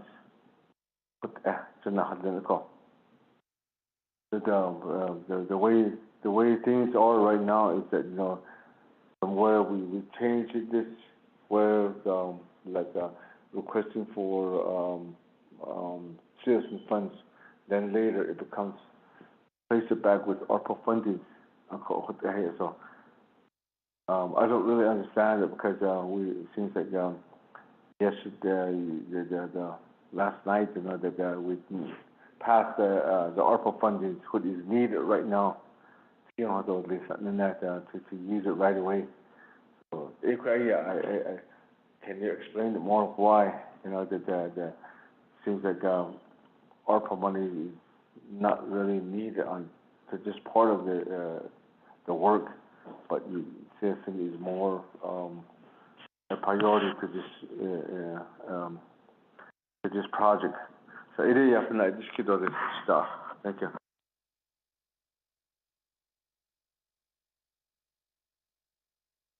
Agushi, there's two questions that were requested from the Budget and Finance Committee members. I'll turn the floor back over to you. You may proceed.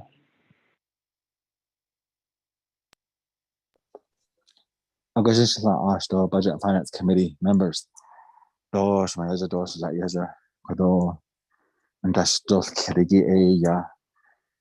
going to respectfully ask, don't confuse the two legislations. AI Dana Ani Banda City, Dobo on Adelia. Ani Quatao. Digi, and the Da Nahitalis Cash. And the Da Kodohos Budget and Finance Committee, Nahitalis Cash. Dana Ani, I died, that's already done, that one's dead. Kojigi Adik, Adigi Benit. Ashi Ani, Sachigi had ARPA in there. Kojigi so I would obvious a federal fund be it. Dana Yara Anit Eda, to Alta, Nambelanta Sigling, to Akota. Dirik at a hin 6 minutes. Kodo as a sponsor and my agent, Chanela, Miss Gardner as again. This legislation, Craggy, this is before you. So don't confuse the two. In that respect, that's what I ask. I'll consult the house, she's not asked. Thank you for that response on behalf of that. Committee members, any other further questions? Pro Tem, this is Delegate Crotty. Honorable Crotty, I'll go ahead and recognize you. You may proceed. Yes, thank you, Pro Tem. I appreciate that. My question was in terms of there's legislative language. So I am speaking to page, let me pull it down. I believe it's page 5 of 5. And this is a question to the sponsor. This is page 5 of 5. I'm sorry, I'm kind of going up and my pages are not cooperating with me. Well, there's 5 of 5.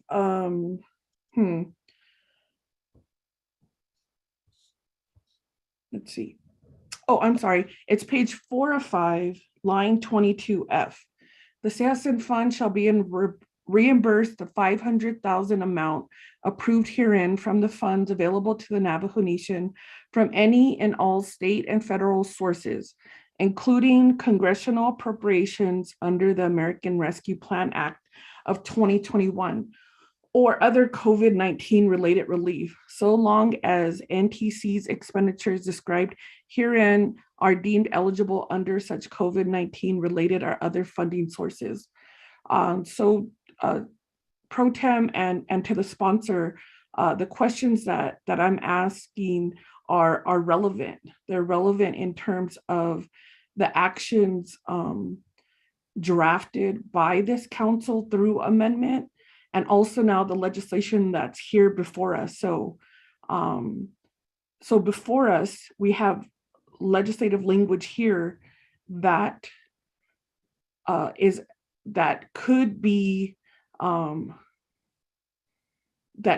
reimbursed through the ARPA. And so my question was, this is a community-based project that is going to go, I'm assuming, and I asked for the status of the ARPA, if it's been reviewed by DOJ. And the part of my question was, then how can we get other community-based projects? Is this the route that the council is going to move forward and the committee is going to move forward to get community-based projects funded under ARPA? We need to be very honest. And if so, that is what is being asked of this committee to submit.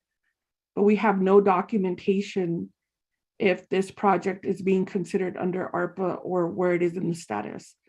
So what I could do then is just ask not legislative council, our Department of Justice, if you can provide an update if this project was submitted for ARPA eligibility, that would be helpful. Thank you, Pro Tem. Thank you, Honorable Crotty. Committee members, any other questions for sponsor of this legislation?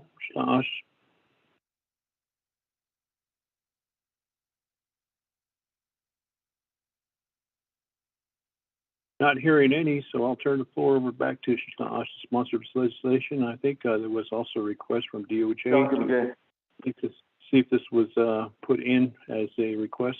So I'll turn the floor over to Honorable Wilson Stewart. Then I'll recognize Elmer Begay after the questions have been answered. You have the floor, Honorable Wilson Stewart.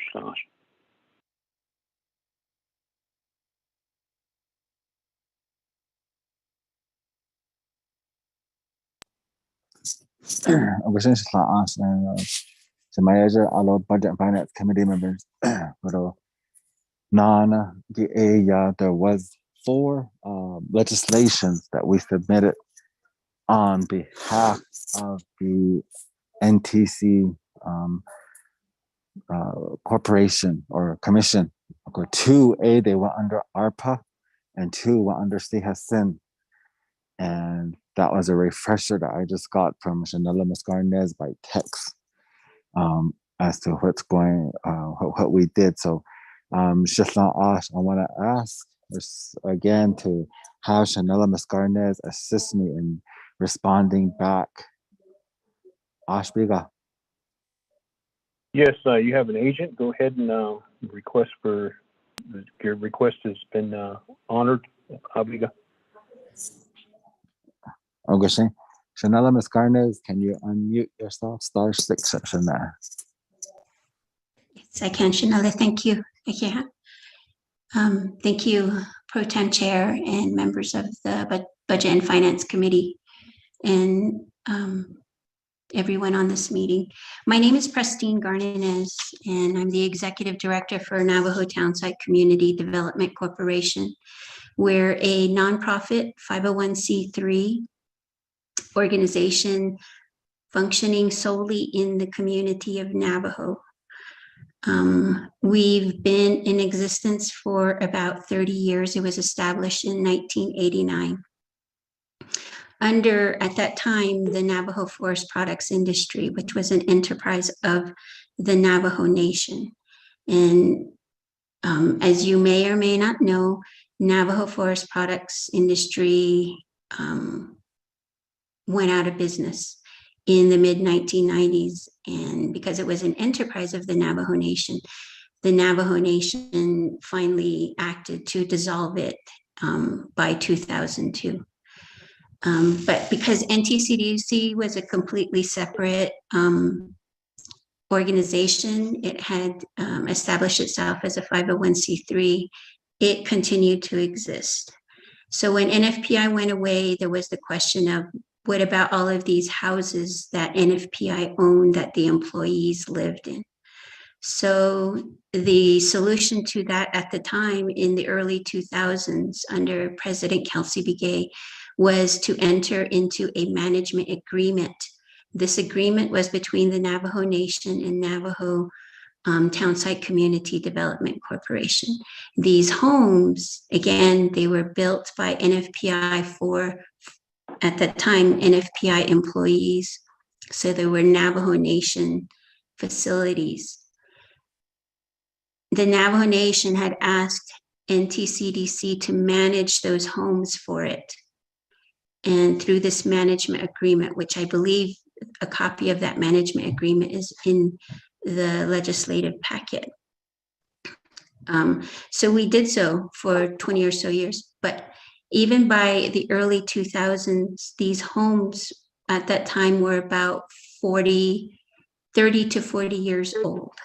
And so NTCDC knew that they wanted to provide more housing here in the community of Navajo.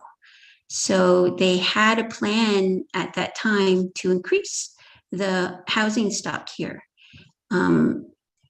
Through NHA, Navajo Housing Authority, their subrecipient NAHASDA program, NTCDC applied for grant funding. And we were able to bring 25 new public rental homes and 15 home ownership homes. So that's 40 new homes. The next phase of that plan was to look at demolishing these old NFPI homes and then using the HASDA money to build new homes.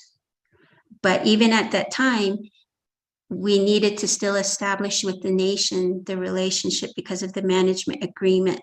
So the houses still belong to the Navajo Nation. We needed to ask the nation for approval to demolish those homes.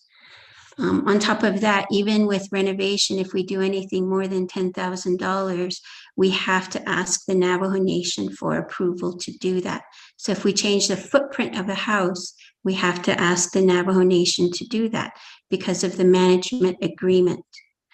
So I'm not really certain because I was not here 10 years ago, why NTCDC and the Navajo Nation and NHA didn't pursue that second phase of funding to demolish those homes and then start working to bring new homes. I don't know why that is the case. Fast forward 10 years to the year 2021, I started here last year as executive director. When starting here, I looked at all of these homes that the old NFPI homes, there was originally 118 or so. Now we only have 65 that are inhabited or habitable. And the others are either in, they're blighted. You know, we have 11 that are partially burned down and, you know, the rest are boarded up in various states of decay. So I have tried the past year to look for funding to remove blight. But there's very little funding out there for the removal of blight. You have to have a very specific plan, sometimes even to acquire funding to remove the blight. And this is where I ran into problems because we're not the actual owners of the homes. We are not the owners through a lease of the land that those homes sit on because it's all still Navajo Nation. I don't even have like a plan to say, this is what I want to do. However, I do have plans for that area. And let me see if I can share it with my screen really quickly. So this is the community of Navajo. I hope you guys can see my screen. These shaded black areas are the locations of the 11 burned out units throughout the community. And what we're proposing, what we're asking for the funds for is to tear down these 11 homes that are partially burned. We've used some of our own money to test them for lead and asbestos. And so we know that some of them have asbestos in it, so they'll have to be abated.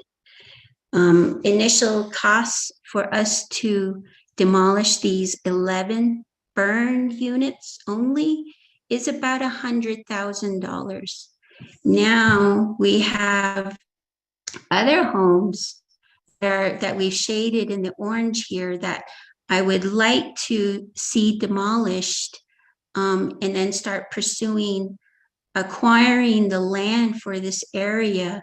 I'm working on acquiring funding from like the EDA to do a mixed use development project on this land where we provide housing as well as some economic development.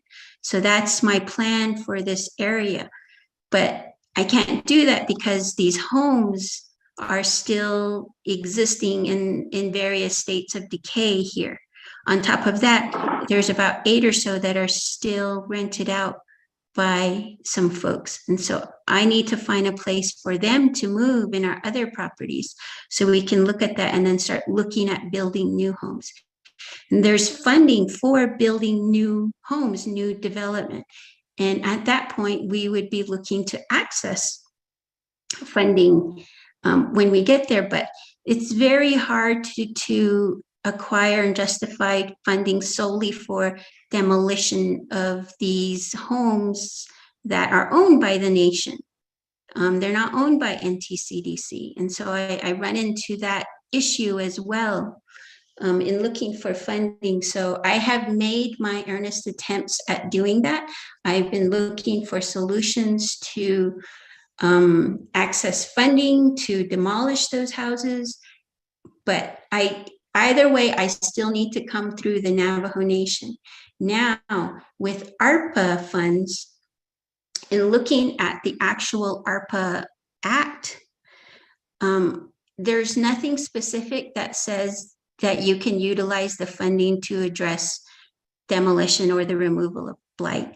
Even utilizing it for the building of new homes is a bit of a stretch. And though I know that some ARPA monies have been given to NHA, it's a stretch to access the ARPA funds the way I understood it, the external entities ARPA funds. So in our requests to utilize ARPA funds, we submitted 2 proposals. One is to use it to renovate kitchens and bathrooms of those 65 old NFPI employee homes, as well as clean out some of the utility lines and maybe do roof repairs on some of those homes that need it. The other one, the other ARPA application that we put in was for $3 million to build a 25-unit multi-family complex, so 25 apartments that hopefully we would also do mixed income for it. So providing homes for low-income families as well as families who are of higher incomes that don't qualify for like the NAHAs, the NHA homes. So we're looking at trying to diversify our community. So the other part of our application was 2 more applications. One of them is the citizen monies for $4 million for that 25-unit multi-family mixed income complex. So in total, we think it'll cost about a little over $7 million to do that. So why are we asking to utilize citizen monies for that? Because ARPA monies comes with strings, just like the NAHASDA funds come with strings. The primary folks that we're trying to assist with those funds are low-income families.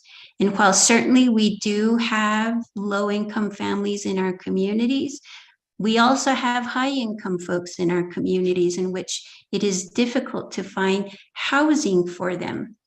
And so the way I see it is like we can't always continue to build housing for the folks who need help.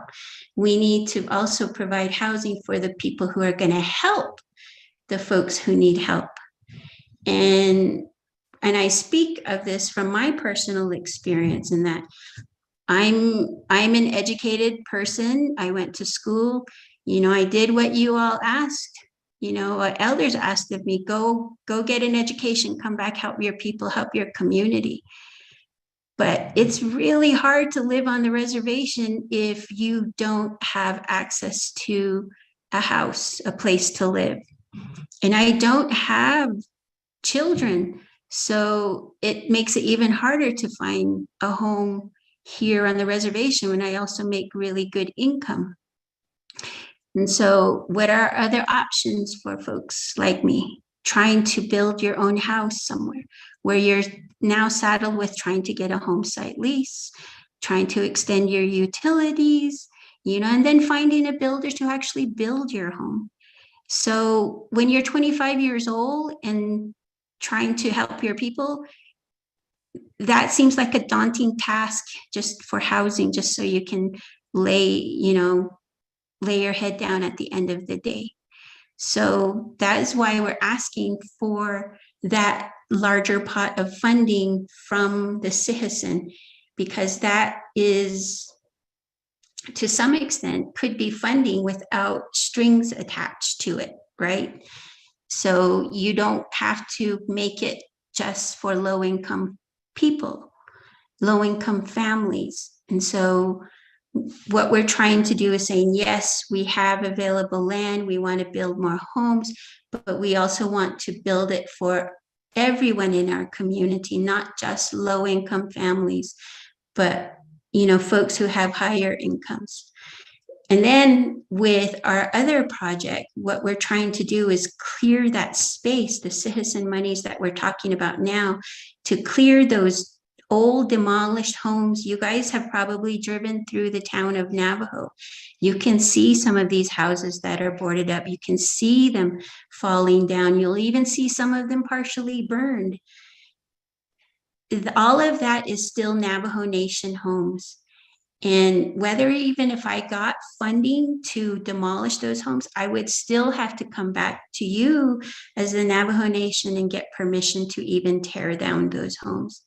But I feel like I'm trying to kill two birds with one stone with this legislation. With your approval and for us to move forward with that, it is also like the Navajo Nation saying, yes, we give your approval to demolish these Navajo Nation owned homes and rebuild anew. And that's where I want, like I said, to put our multi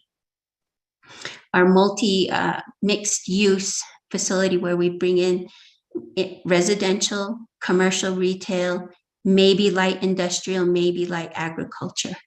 So right now I'm trying to look at funding to see what our real potential is for that sort of project. I'm looking at the EDA to do that kind of funding and application for that.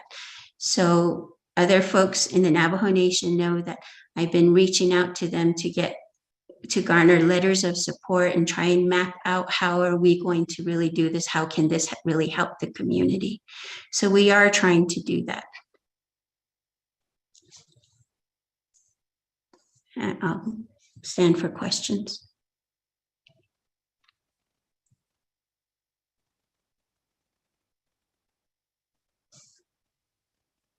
Just that completes our response.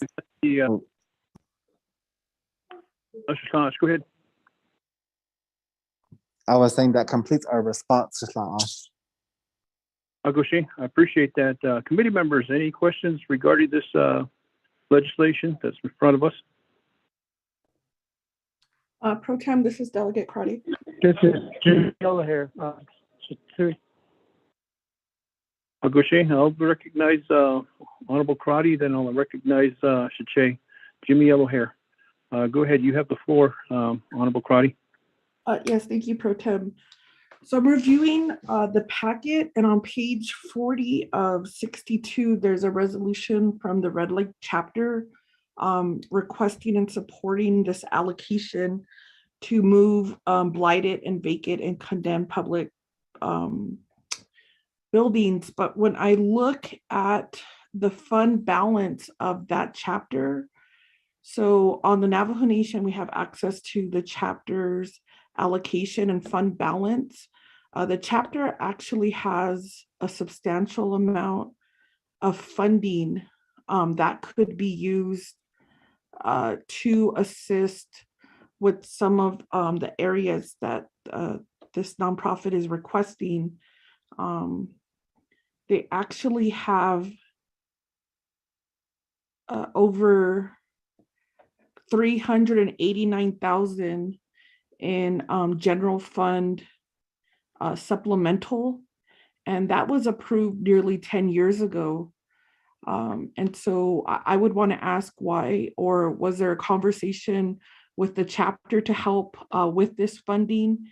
And also looking at the chapter's Navajo Nation sales tax, which is used to, has BIM restrictions, but is used for like economic development ventures or could be possibly used to help with the demolishment. And they have over $310,000 in that account. Could you give me insight in terms of where does the chapter play a role in the demolishment of, or this request when it comes to Sehasin? And I'll be looking up, I think the chapter received Sehasin dollars in the past. So what we're looking at is the chapter is receiving money from Navajo Nation, but yet we have a nonprofit now who's requesting money. And how has a chapter used some of that funding that comes in to help support this project? And now looking at how community-based projects are going to be supported, possibly through ARPA. I did send additional information to the Department of Justice, so I do not know if they have an update in terms of if this proposal was submitted for eligibility. And I would need to know that information as we move forward. What I would like to see is that all of our community-based projects be supported with the potential, since all of our communities have a similar tale where there's housing that is built, there's burnouts, and families are struggling to deal with that aftermath of buildings that do not belong to them. Every building on Navajo Nation is the responsibility of the Navajo Nation. And so how, in an equitable way, do we support and provide funding to communities? And that is a very current debate going on council. And I'd like to get that information regarding this legislation. Thank you, Pro Tem. Appreciate that, Honorable Crotty. Any other questions for the sponsor of this legislation?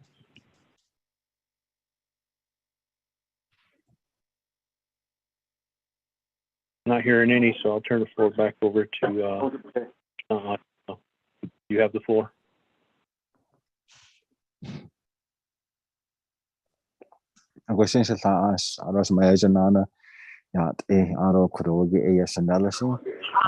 We'll go ahead and turn the floor over to Shanella again, Ms. Garnez, on the chapter accounts, because she's very active with the chapter as well, to get a response from that.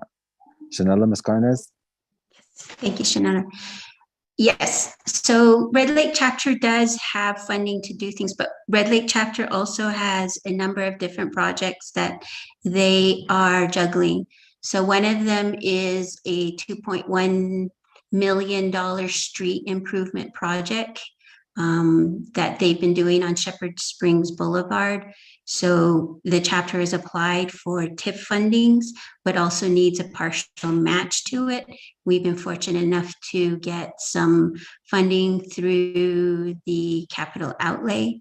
We also are working on two other streets, also about close to, I think 1.9 million was for the upgrade of Cedar Avenue and Lone Pine Drive. So Cedar Avenue, Lone Pine Drive, and Shepherd Springs make a loop through the community. So altogether, looking at pursuing these projects, which totals to almost $4 million. On top of that, the chapter is looking to build a new chapter house. If you've been to Red Lake chapter, you know that they operate out of 2 modular facilities that are just put together. So they're hoping to build a new chapter house. They're in the surveying stages for the land survey of where they want the new chapter house, and then entering into design, doing the RFP for the design of the new chapter house. And they're estimating that the cost for the new chapter house is around $5 to $6 million. So they've submitted for ARPA for the new chapter house, as well as utilizing the Sihisan monies that were provided about 4 years ago as well. And then they're also working on doing a master growth plan for the community as well. So another $250,000 to do that work. I know with the ARPA monies that they submitted to provide some septic tanks for the rural residents in the community. There's always the issue of trying to do road improvements for Old Red Lake Road, which runs on the Arizona side of the chapter, and so they can't access capital outlay monies to try and maintain and upkeep that road. I know there's talk about wanting to upgrade the irrigation system. So you guys maybe know that the Red Lake was, the dam was rehabbed about 4 years ago, but the irrigation canal system on the New Mexico as well as the Arizona side, it also needs some attention. We're also trying to work with Navajo EPA on the assessment and cleanup of the old NFPI site, in which they've said that that would cost millions upon hundreds of millions of dollars to do that. So, I think like the chapter has a laundry list of community needs that they're working on too. And so, and I know in the past, before I even started with Navajo Townsite, there was very little working together, I think, between NTCDC and Red Lake chapter.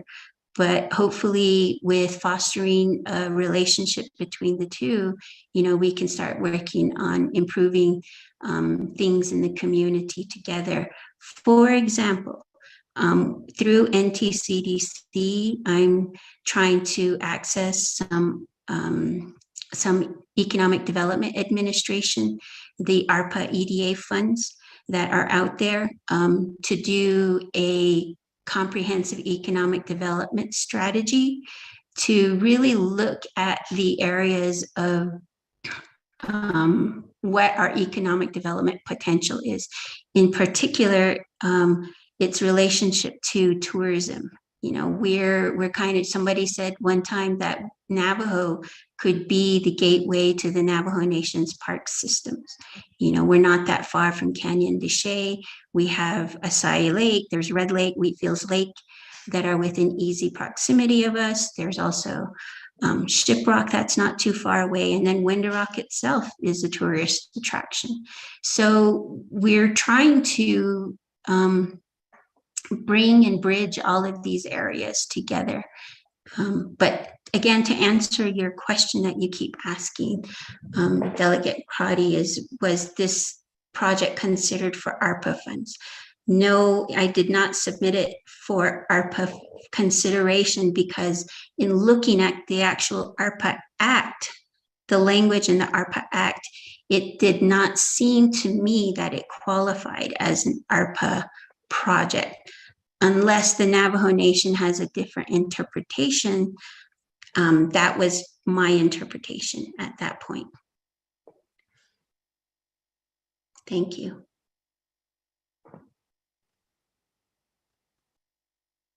Does that conclude your response, Stash, and your agent? Oh, that concludes it, Stash.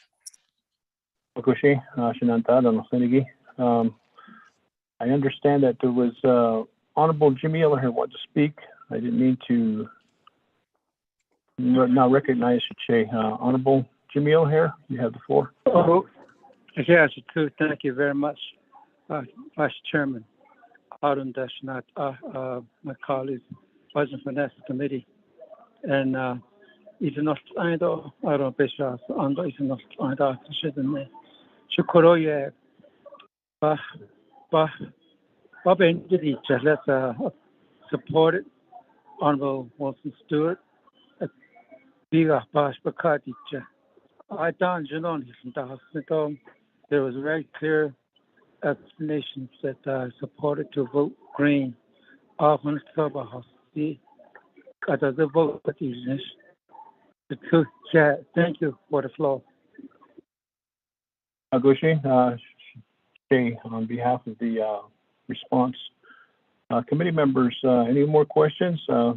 Without kidding, we still have 2 more legislations. I think there's going to be another one, possibly the suspended the 4 rules.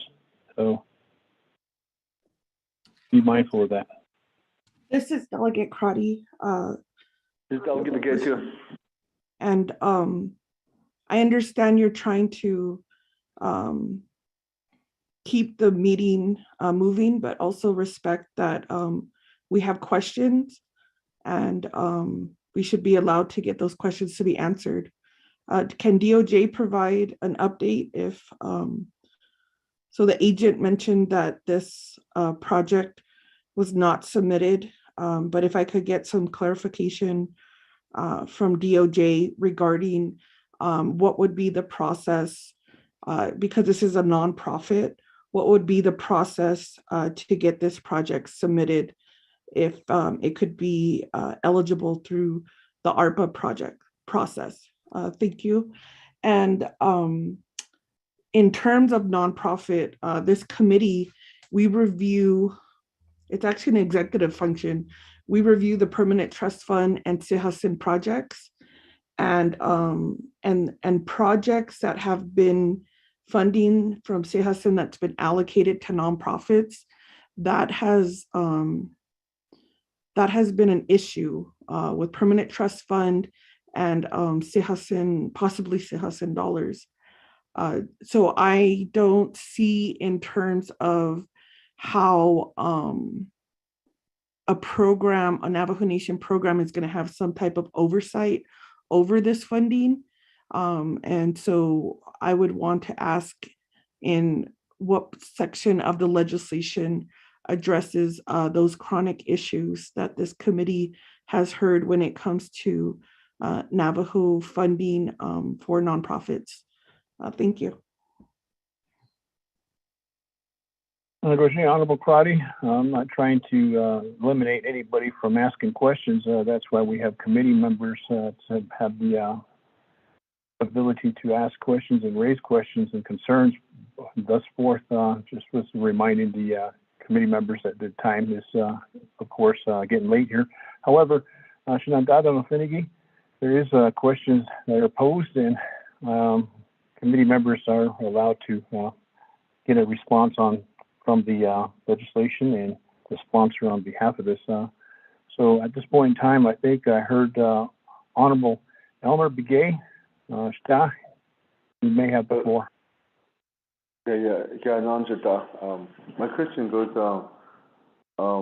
Bradley chapter. I just want to know that if it's certified chapters, one of the certified chapters that did that.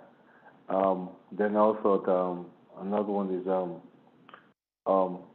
I know that it's a non-profit organization, so that was my first question.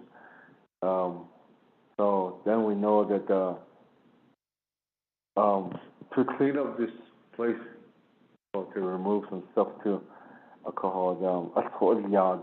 once it's been cleaned up, utilizing in Navajo Nation funds, citizen funds, then that will be coming in with another citizen funds requesting for that again. When it's finished with construction, out of that we're going to have to request for maintenance funds again. So it seems like this whole project, how much it's going to cost. What's the whole plan of this? And then also my question, I think my question was answered, but before that, I thought that if it's going to be replacing inside the legislation regarding that, you say that it can be exchanged to the citizen funds to federal funds. We know that recovery funds is not that's what it is. So I thought that you see that you start thinking about that how if we can use for right now we have a ARPA funding that is available, and we know that to go after this ARPA funds, there's a procedures that were made, and then there's a process that we have to go by. So right now that's where I think it was the ordinance just mentioned that they haven't applied or with the application for ARPA process. I thought we don't have that. So I think what we need to do is as being the Budget and Finance Committee, we all know that we're looking over its funds, and we should be more have more information of these funds, how does this funds will be going to? Like, is it federal or nonprofit organization or for-profit organization? So after this money's been made, almost like if it's nonprofit, but we know that somebody has to start paying rent, and then we know that there's going to be some tenants. So how is it going to be? How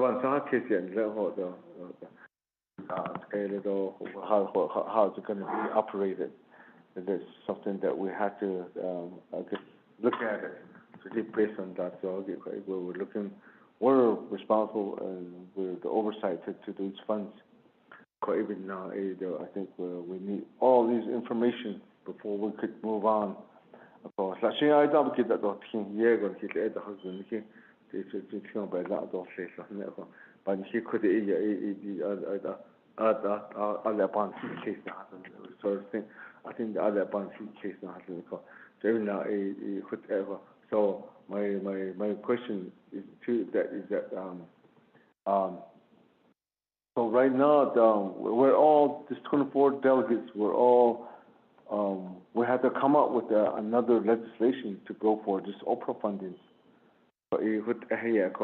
So I think being on Budget and Finance Committee, I think we need to look at overall these chapters that received the citizen funds prior, and then we need to request for these funds that are still out there with this that's still pending for this Oprah funding. I mean citizen funds and permanent trust funds. I think we need to look at it, see how many to be equal distribute to these chapters, and the chapter need the community base.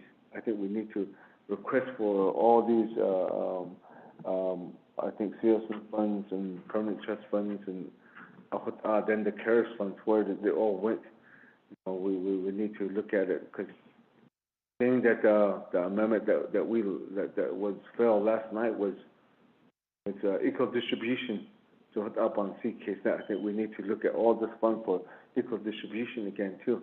If we can start using ARPA funds or citizen funds for a community-based need on CK. So I think we need to start looking at that. Ada, yeah, it's just a suggestion and it's something that we need to be mindful about it. Eh? So it is ever has to do with let's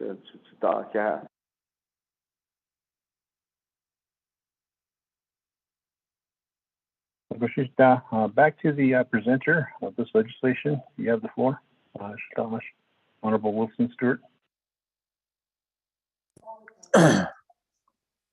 I can go ahead and turn it over to the agent if we left out anything.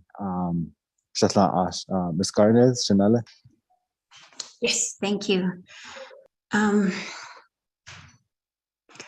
So to respond to Delegate Crotty's suggestion to see if this project is an ARPA qualifying project, if it is, I would support that. I think that would be great. And if there's an avenue to pursue that, I would love to hear it. To address, I'm sorry, Delegate Begay, to address your suggestion. So NTCDC has basically 3 housing programs that it operates. 2 of them are the ones that I mentioned before, the 25 public rental units in which the funds that were used to build those homes are NAHASDA funds, as well as the 15 lease to own home buyer units that was also built with NAHASDA funds. And when you use NAHASDA funding, the funds for a certain period of time, they're restricted. You cannot use them just for anything you like. Whatever you use that funding for, the revenue that you generate from renting out or the purchase by the home buyer, it must go back into those facilities. So And even then, every year we operate without really making any revenue for these homes. If we even make a profit from these two programs, we have to give that money back to Navajo Housing Authority. We cannot keep it. We have to give it back to NHA. So kind of where we have to maintain this level of operation and maintenance, the expenses that we have must meet the revenue that we're generating from these units. So that's two of our housing programs that we have to manage and juggle. The other one is NTCDC's, the 65 units that are the former NFPI units. In that program, because these homes are very old, we spend more in O&M than we actually collect on rents. So even just now, like I have to spend money on things that are not even about the house. The trees are overgrown and they're a danger, so I have to pay for the trees to be trimmed. The utility lines to these homes, because the trees are very big, the roots have gone into these utility lines. So I have to pay for those utility lines to get cleaned out. And then this access roads, some of them are in very poor condition. So it's about trying to balance the costs of the O&M with what we're actually getting in revenue. And so we break even basically, and we're forced to break even with our Nahasda housing program. So I have very little money to put into demolishing these homes, which have asbestos, because they're anywhere where from 30 to 40, maybe even 50 years old. So demolishing even a 500 square foot house with asbestos in this day and age is going to cost me anywhere from $10,000 to $20,000. That's just to tear it down, abate it, and haul the stuff away. It costs me almost $12,000 just to test these burned out units to see which ones had asbestos in it. Now I'm going to have to do that for 50 plus units at 20,000, 10 to 20,000. It's more than $1 million. And I hear you when you say, like, are they going to be coming back for more money? I'm hoping that I don't have to, but I also need to figure out a way to make a profit without strings attached. And I can't do that at this point. The money that we got from the Nahasda to build the low-income homes, those 40 homes, I can't use that money, even if I made a profit. I can't use it to tear down these homes. So I'm kind of caught in a tight space. And so I'm asking the nation to help our community with this. I mean, I get it. $500,000 is a lot of money to somebody like me. I don't know if $500,000 is a lot of money to the nation, but for our community, just tearing down some of these homes could do so much for this community. When I go to a chapter meeting, people always talk about, why are these homes just in deterioration? Can't somebody do anything about it? And for many, many years, even I was one of those people, until I started to work here and I realized like what it is that we're actually up against. And believe you me, I've been trying my best to figure out a way to get funding to tear down these homes. But it is the first step in a number of different things that I'm hoping to do here in the community. I said that we were trying to access some of the EDA, federal EDA monies to do a comprehensive economic development plan. We've tried to access funding through tribal infrastructure through the state of New Mexico capital outlay. So like as a community, we're trying our best to pull ourselves up, but I need to look to the Navajo Nation to help us get a step up. And that's all we're asking. I think for many, many years, NTCDC has not asked for that kind of support. And so that's all I'm asking now is just support to move what we want to do to improve our community. There's future plans for that site. It's not just going to sit idle. I don't know what more to convince you that, you know, that we want to do right by this community. For many, many years, I think like the community here has been asked to do different things for the Navajo Nation. Give up the land to create NFPI, give up the land to create this community of Navajo, New Mexico. And what do we get in return? You know, a facility that has been shut down and slowly deteriorating for the last 26 years. Environmental damage to the land, to the creek, to our animals. You know, and I think like as a community, as a person who's able to do something to help in our community, I'm just asking the Navajo Nation for some help. Thank you.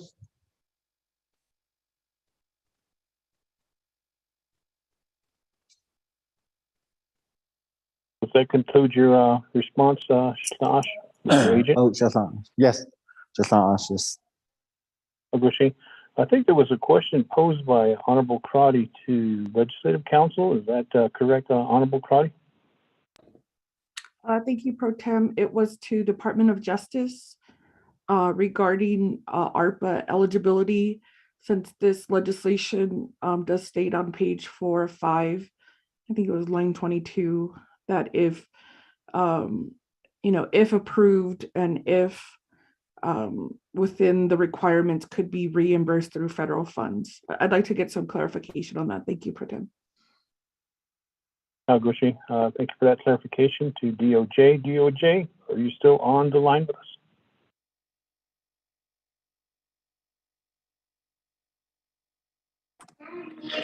Still on the line. I don't have an answer at the moment. Can I submit a response in writing? Thank you for that. Who's speaking? Could you please identify yourself? This is Rudy Naya with the Tax and Finance Unit, Department of Justice. Thank you, Mr. Naya. Appreciate that for the record. Back to Honorable Crotty. They don't have an answer right away, so they could give you a response once they get it. And like all requests that were made earlier, takes time to do a research and then come back with a comprehensive answer. So back to you, Honorable Crotty. Hagoshi, I appreciate that. Thank you, Pro Tem. Yes, we'll wait for that answer. So Pro Tem, if I may ask an additional question. Honorable Crotty, you may have the floor for additional question. May proceed. Thank you, Pro Tem. In regards to this legislation, thank you, Chair Sponsor, and then Shadeja for answering the questions. I'm just sitting here like as an agent, like listening to the agent of this legislation, and I just can't get over that everything you're asking for is what delegates were proposing in the amendment to the ARPA legislation. Everything you're asking for, to hear the voice of the community, for Window Rock to understand that they've left damages in the community and the impacted community is left trying to figure out how to get funding to clean up Navajo Nation mess, how to improve quality of life. How is this a blight on the community? And the language was there to give you the opportunity to have access to that funding.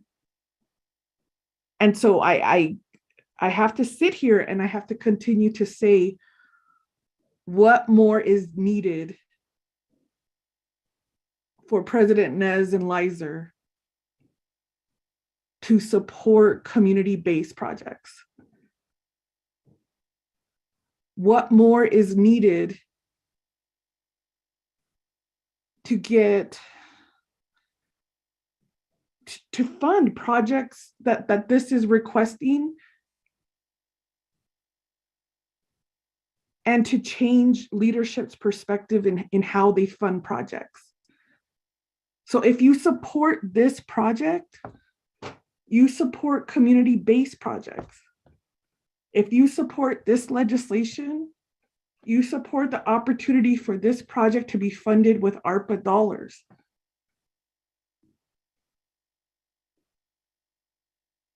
And Shadeja, we could have done that for you yesterday. So I hear your pleas. I support this project. I support what you're doing in your community. It's beautiful to see how you went from deep and working with our children in agriculture, and now how you're providing that to your community. Shadeja, what I need your help. I need you to talk to leadership. It's not this committee or myself as a delegate that you need to convince. If the community wants their projects to be funded and to expand that with ARPA, because this project can be funded. And I want to help you get this project eligible through DOJ, because this project is just similar to what our development, or our Division of Community Development wanted. They wanted funding to go out there and start doing housing assessments and to help with major repairs and to help to do community housing assessments and help out with the burnouts. Now, what they didn't want to do was directly work with nonprofits like yourself. There's no indication in this legislation that there's any partnership with the Division of Community Development, because they are the ones that have to help you get these ARPA dollars eligible. I'll make that commitment, because not only do I need you to succeed, this can be a best practice for other communities who have tried for decades to do something for their communities. And because of all of the hurdles that Navajo Nation creates through red tape, through reviews, through scarce mentality, we're not able to provide that funding. I drive through Navajo half of the year. When you were talking about your projects, I was like, isn't that going to be beautiful for the community that has suffered so much? Trying to keep your school afloat, dealing with the violence, having industry come in and out. It's going to be a beautiful thing. But that's the help that I'm going to say that we need here, is how then do we develop systems to allow this to be going through ARPA?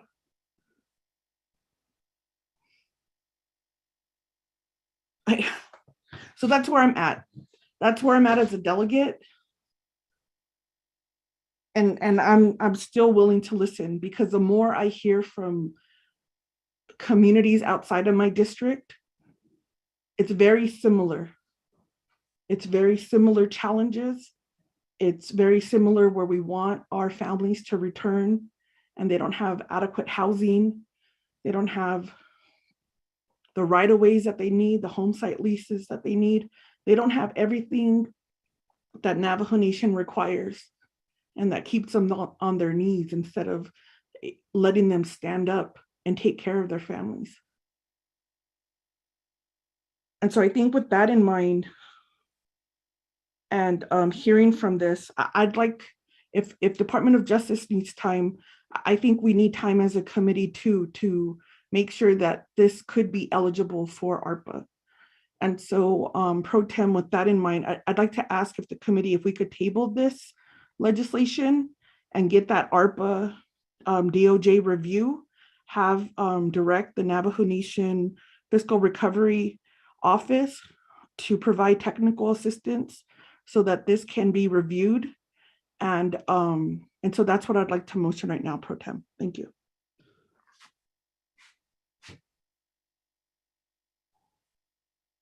Thank you, Honorable Crotty, for the information and your support on this behalf of the efforts of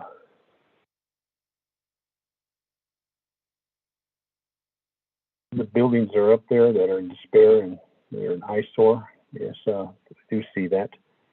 We have a motion to table, and we're not the final committee.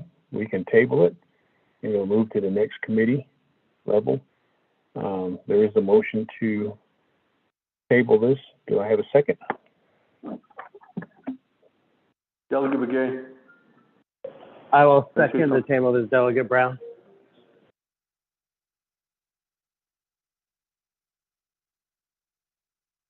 I have a motion by Honorable Crotty table and also second by Honorable Elmer Begay. I'll give the time frame to the sponsor. He has 3 minutes to respond on the tabling motion. Ash, you have the floor.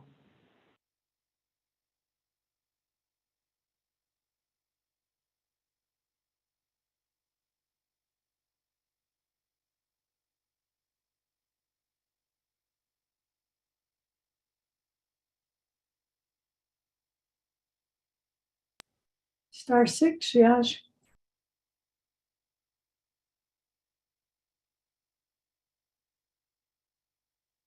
Do we still have the sponsor on board for the legislation? Honorable Wilson Stewart. I'm still here, Shashan Ash. My phone went and did something weird. Can you repeat that? Did you want me to respond back to the tabling? Yes, you have 3 minutes to respond to the tabling motion, and there is a motion and a second to table this regarding your legislation. You have the floor. Okay, well, it still goes before the other two committees, so BNF can do what they wish to do and vote on it, but it'll still go forward as far as I'm aware. So that's all I would say, Shaslan Ash. Thank you. We have a motion on the floor, and there's no debate on this. Shanella, round the horn for the roll call vote on tabling motion. Sure, Shanella. Vice Chairman, roll call vote on the motion table. Honorable Jimmy Yellow here, how do you vote? Honorable Jimmy Yellow here, how do you vote? Honorable Amber Kenneth-Bott Crotty, how do you vote? Shaded, this is Delegate Crotty, vote green. Thank you. Thank you. Honorable Amber Kenneth-Bott Crotty votes green. Honorable Nathaniel Brown, how do you vote? I vote green. Thank you. Honorable Nathaniel Brown votes green. Honorable Elmer P. Begay, how do you vote? I'll vote green. Thank you. Honorable Elmer P. Begay votes green. Honorable Jimmy Yellow here, how do you vote? Vice Chairman, we have 3 members voting in the affirmative, 0 opposing. Vice Chairman not voting, 1 member not voting, and 1 member excused. Vice Chairman? Delegate Yellow here votes red. Thank you. Honorable Jimmy Yellow here. Recount on the vote. Vice Chairman, 3 members voting in favor and 1 member voting opposing. I'm sorry. And Vice Chairman not voting and 1 member excused. Vice Chairman? Thank you, Shanella, for the roll call vote. We have 3 in favor to table and 1 opposing to tabling, and Vice Chair not voting, and our Chair Henyo being excused for this afternoon. So this is legislation has been tabled, and according to the Navajo Nation rules, it does move forward. Therefore, Nabikiyotia would be the next committee on behalf of this. So, committee members, we have item C, legislation number 0040. We have 0040-22. I can barely hear somebody in the background. Pro Tem, this is Delegate Crotty. Honorable Crotty, go ahead. I can't hear you when Sorry. trying to speak, I guess. Okay, I apologize. I hope this is better. I needed to know, do we need to make a directive? We did want as a committee with the tabling motion that this proposal be submitted to DOJ for ARPA eligibility. Does there need to be a directive? I would need the assistance of the Navajo Fiscal Recovery Office or the Office of the Speaker. We would like to get this community-based project reviewed through DOJ. Thank you. I don't know if I need a directive. I'd need that help. Thank you, Pro Tem. Thank you for that question, Honorable Crotty. We just passed the tabling motion. Back to legislative our advisor. There was a question posed by Honorable Crotty. Could you assist us in this? Vice Chair and members of the Budget and Finance Committee, I believe that when Mr. Rudy Anaya from DOJ reviews and researches this, he will most likely consider whether it is eligible, because that was the question was, is this project eligible for ARPA during the debate? And so I think that that's what he'll do, is he'll research whether it is eligible and vet it through their process. I'm just thank you for that. Yeah. Thank you for that clarification. Peggy, Shudda, back to Honorable Crotty. Does that suffice your question? Pro Tem, no, it doesn't. That's not the process. The process will be that we would need to develop an expenditure plan and submit it to DOJ for their eligibility review. And if that's not completed, I need the support of Fiscal Recovery Office and the Speaker's Office. The question is, do I need to make a directive, Pro Tem, or is that action going to take place? Thank you. Back to Honorable Crotty, I think that would be a directive on behalf of your request, so that directive will be carried out. Now we can entertain that directive. Thank you, Pro Tem. If I may, committee members make a directive that we have the Office of Fiscal Recovery Funds, Navajo Nation Department of Justice, and the Office of the Speaker assist this committee with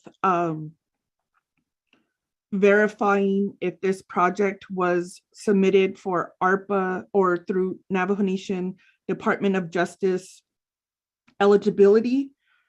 If not, those said programs will assist this committee with developing an expenditure plan to determine if it's ARPA eligible. Thank you, Pro Tem. Thank you, Honorable Crotty. We got that directive. Shudda, did you get that directive so that this language can be utilized to ensure the directive is provided correct language, and to those that are involved in making sure that this directive is in accordance to the Budget and Finance Committee's request here? Shudda? Okay. Vice Chair, I just need clarification on what the tabling motion was for then, because I thought that this was what the DOJ was asked to provide, was information on whether this was eligible for ARPA funding. And I would just think that they would check to see if it was vetted already in their research. That's the reason why I stated what I did, but Delegate Crotty is asking for FRF and also the Office of the Speaker. And I didn't get the third party that would assist to verify whether this was vetted for eligibility through DOJ. And then that these programs will assist this committee to determine if it's ARPA eligible. And I thought that was the responsibility of DOJ. I'll turn the floor back over to Honorable Crotty. Honorable Crotty, could you elaborate a little more on your request on the directive so that it would be put in perspective. Thank you.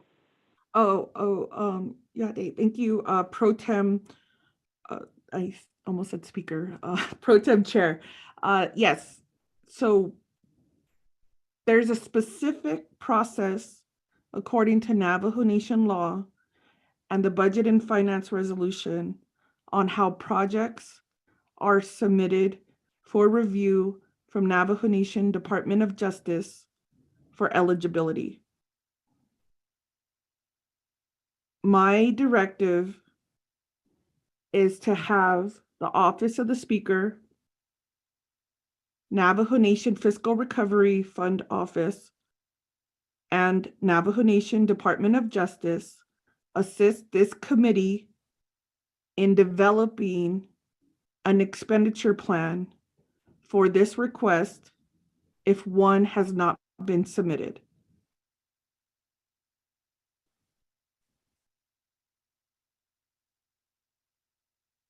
Thank you for that clarification, Honorable Crotty. My mind is thinking right here on behalf of this table in motion. We were wanting the Department of Justice to make a determination whether it's eligible. Now it sounds like the directive saying that we want an expenditure plan without getting the intricacies of what DOJ is saying. Is that how the directive goes before we get an answer from DOJ? Could you clarify that on behalf of that, Shananda? Yes, thank you, Pro Tem. So let me think. I want to make sure I'm using my right words. This directive is to develop an expenditure plan if needed. So if there's no expenditure plan, there has to be an entity to develop the expenditure plan. If you pull up the forms and can remember in the training and the forms that this committee approved, that there has to, DOJ is not developing the plans. DOJ is simply reviewing. So the directive is to have assistance from the office, which was created and funded through ARPA funding to help. So Fiscal Recovery Office and the committee, and this directive is asking the Office of the Speaker, their staff, to assist with the development of the expenditure plan. That is the process. So there has to be an entity to develop the expenditure plan for DOJ to review. It needs to thank you for that clarification. It needs to be signed off. The director needs to sign off. So there has to be an entity that develops that. Thank you, Pro Tem Chair. Vice Chair. Thank you, Honorable Crotty. I'll turn the floor back over to Peggy, our advisor. Did you get all that information? Yes, I did, and I'm kind of not really clear. Maybe Legislative Council can help us clarify, because on page 4, section 4, it says approving the related expenditure plan and administration of the expenditure plan. And then line 30 talks about going on to page 5, line 1, that's described in exhibits E, G, and H, that the expenditure plan is there in this legislation. And so I'm kind of just confused on that. Maybe the Legislative Council can clarify that. Thank you, Shada. Appreciate that. Let's turn the floor over to Legislative Council and see what Legislative Council has for that request from our advisor. Legislative Council. Thank you, Mr. Chair Pro Tem, and thank you, Ms. Nakai. So I think the best way to start my remarks and my comments is to take a look at the review package that was submitted that Rudy and Naya emailed out. And if you pull that up and you take a look at the bottom of the first page and the second page, all of the second page, you will see where DOJ did a preliminary eligibility determination for the Navajo town site. And it looks like there were two packages, Navajo Town Site 1 and Navajo Town Site 2, and there are specific points there, 1, 2, 3, 4 on the first one and 4 points on the second one, indicating missing line items, indicating missing required statements from the board of directors,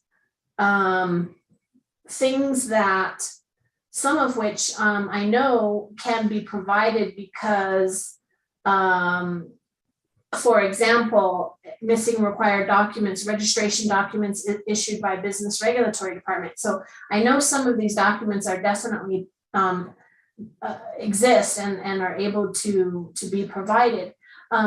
So I don't, the only thing is I don't know specifically what these Navajo Town Site ARPA applications were for. If they were actually for the cleanup project for the blighted homes and such in Navajo, I don't know that for sure. But using the documents that are attached to this legislation that we are discussing right now, I do believe that Navajo Township Corporation can fill out and complete the required ARPA applications forms. If they have not already done so, and if the DOJ determination does not pertain to the specific project for the blighted homes. So I would recommend that the directive be very simple and simply state that the corporation, the township, Navajo Town Site Corporation, is directed to fill out and submit an ARPA application, including all the required documents, which consist of some of the documents attached as these exhibits to this legislation.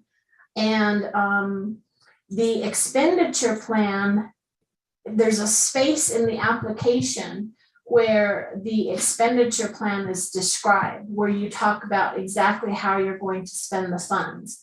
So a lot of the language for the expenditure plan can be lifted from this legislation, can be lifted from some of the attached documents.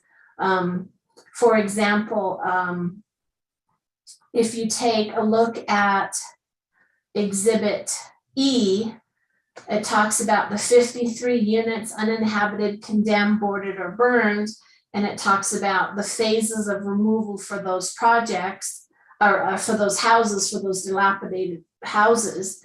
And then there is a white paper that's attached as Exhibit G, which is entitled Demolition of the Blighted Housing Units. And if you read the executive summary, it basically goes through the steps that are needed to remove the dilapidated homes. And so I think there's plenty here to adequately and properly fill out an application for ARPA funding if in fact the application that Mr. Anaya is referring to, or that is referred to in the DOJ document that Mr. Anaya sent out, if that does not pertain to this very same project, which it might not. But I do think at the very least, the advice that's given in this DOJ document shows the town site exactly what's needed and how to fill out an application so that it's not lacking anything. So again, I go back to my recommendation that the directive simply be to the town site to either provide the missing documents and the missing signatures and whatnot that are mentioned in the DOJ document, or do a new application. And again, the attached documents that are attached to this legislation are have more than enough information, I believe, for an application to be completed. So I hope that clarifies this matter, and I hope that clarifies what I'm recommending as a simple directive. I'll turn it back over to you. Thank you. Thank you, Legislative Council. Back to Honorable Crotty. Thank you, Pro Tem Chair. No, I'm going to stand firm. See, centralized government, let's get more training on ARPA. Let's commit, Chief of Staff, I know you're on the line. Let's commit to more training. Mr. Patero gave an amazing training to my district, Northern Agency, on Friday. We could share that recording. He provided an additional training the previous Monday. Let's get that training out there. What I am asking through this directive is that the entities that received ARPA administrative funding to assist with technical assistance help and assist this community-based nonprofit develop that expenditure plan. They receive millions of dollars. To put the burden back on the nonprofit, no. Window Rock needs to activate and needs to contact this nonprofit and help them. These are Navajo Nation buildings. Do you see the difference? That's my directive. You're receiving ARPA money to help with administrative. Now help. Thank you. Thank you, Honorable Crotty. That's plain and simple. We'll go ahead and put the burden of proof on, our burden of task on the funding that was provided for assisting with technical wording, or look through the ARPA funding, see if they fit in there. And that directive is directed to the staff and speaker staff and who you mentioned. So Peggy, do you have all that information so that the directive will go as is? We have a motion, we have a second on the directive, and it was clarified by Honorable Crotty. Yes. Is there a motion and second on this yet? Yes, there is. Honorable Crotty made the motion, second by Honorable Nathaniel Brown, I think.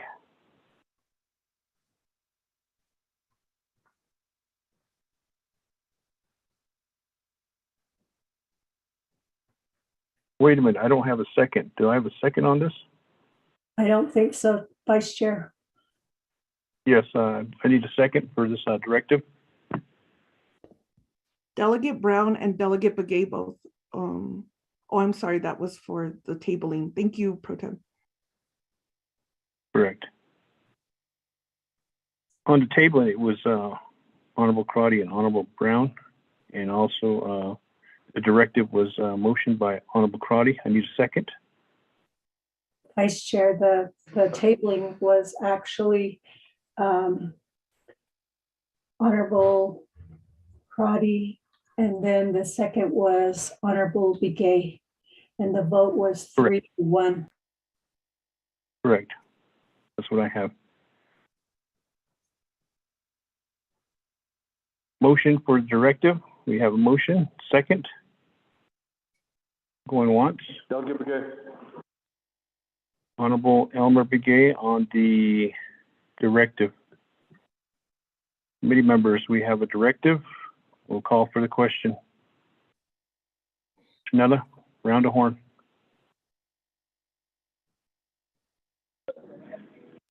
Yes, Vice Chairman. Motion vote on the directive. Honorable Jimmy Yellowhair, how do you vote? I vote green. Thank you. Honorable Jimmy Yellowhair votes green. Honorable Amber Kenneth Crotty, how do you vote? This is Delegate Crotty, vote green. Thank you. Yes, thank you, Shadeja. Honorable Amber Kenneth Crotty votes green. Honorable Nathaniel Brown, how do you vote?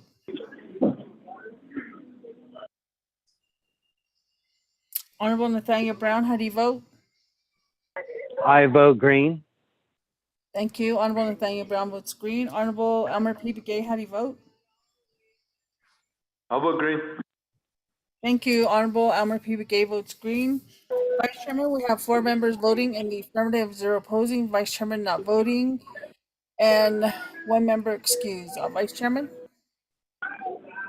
Thank you for that roll call vote on the directive. 4 in favor, 0 opposed. This directive is passed by the vote, so 4-0. Thank you very much. Moving on down to item C, legislation number 0040-22. Do we have Chairman Rick Naz with us this afternoon? Vice Chair, this is Peggy. Peggy, go ahead. This legislation is still not ready. It's pending at Law and Order Committee. So they have the Health, Education, Human Services, and RDC committee reports, but they don't have the Law and Order, so it's not quite ready. It was on the agenda last Friday, but it didn't go through. If it's not ready, then we can't entertain the legislation 0040-22. Therefore, committee members, we don't have the committee report to move forward with Budget and Finance action. Committee of Budget and Finance, we'll have to move on to item D, legislation number 0052-22. Do we have Honorable Eugene So, the sponsor?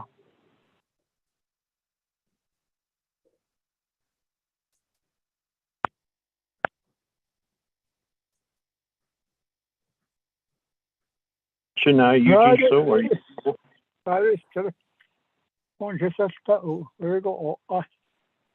Go Shane, thank you for being with us. Your legislation's up next, so Shada, could you read this into record? We have the sponsor with us. Yes, Vice Chair and members of the committee. This has been assigned to Resources and Development, Vince Budget and Finance Committee, Vince Nabagiatia Committee, Vince Navajo Nation Council. It's a proposed Navajo Nation Council Resolution, 24th Navajo Nation Council, 4th year 2022, introduced by Eugene So, prime sponsor, tracking number 0052-22. An act relating to Resources and Development, Budget and Finance, and Nabagiatia Committees, and to the Navajo Nation Council approving $267,184 from the unreserved undesignated fund balance for Animal Rescue Incorporated to conduct the quote Navajo Nation Spay Neuter Vaccinations Blitz 2022 end quote from April to September 2022 in cooperation with the Navajo Nation Annual Animal Control Program. The Internet public review documents show that there are numerous comments supporting this legislation. The Resources and Development Committee has a due pass with no amendments, and the vote tally sheet is also attached. There is also, for the committee, there was a memo that was sent from the OMB regarding the legislation that's dated April 4th, 2022, and that was mailed out to you this morning. So it was mailed out at 10:50, so that would need an amendment if you choose to do so. That concludes the reading. Thank you, Shada, for the reading on legislation number 0052-22. We have our sponsor here this afternoon. Motion?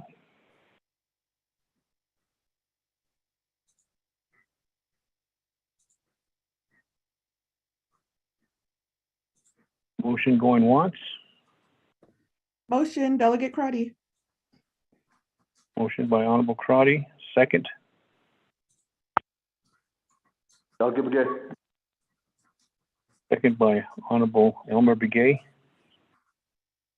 Committee members, what's your pleasure? You want to hear the, is there any questions? Pro Tem, yes, if we have an amendment, thank you. Gushi. Chennai, you have the floor on your legislation.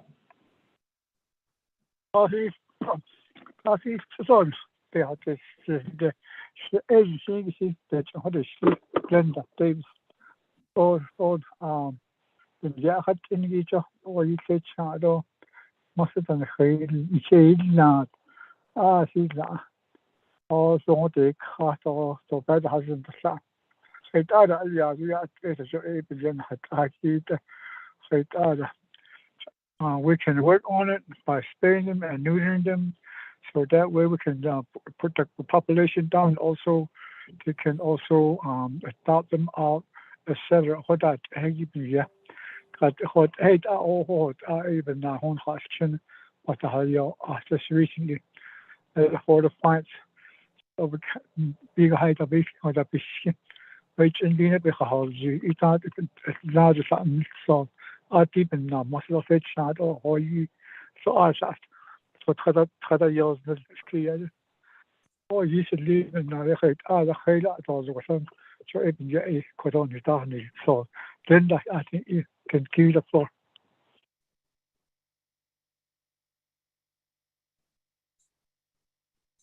Good afternoon, Pro Temp Smith and members of the Budget and Finance Committee. Yate, this is Glenda Davis, President of Animal Rescue Incorporated. Kampahan Nishli Ashiha Bashishchin Kia.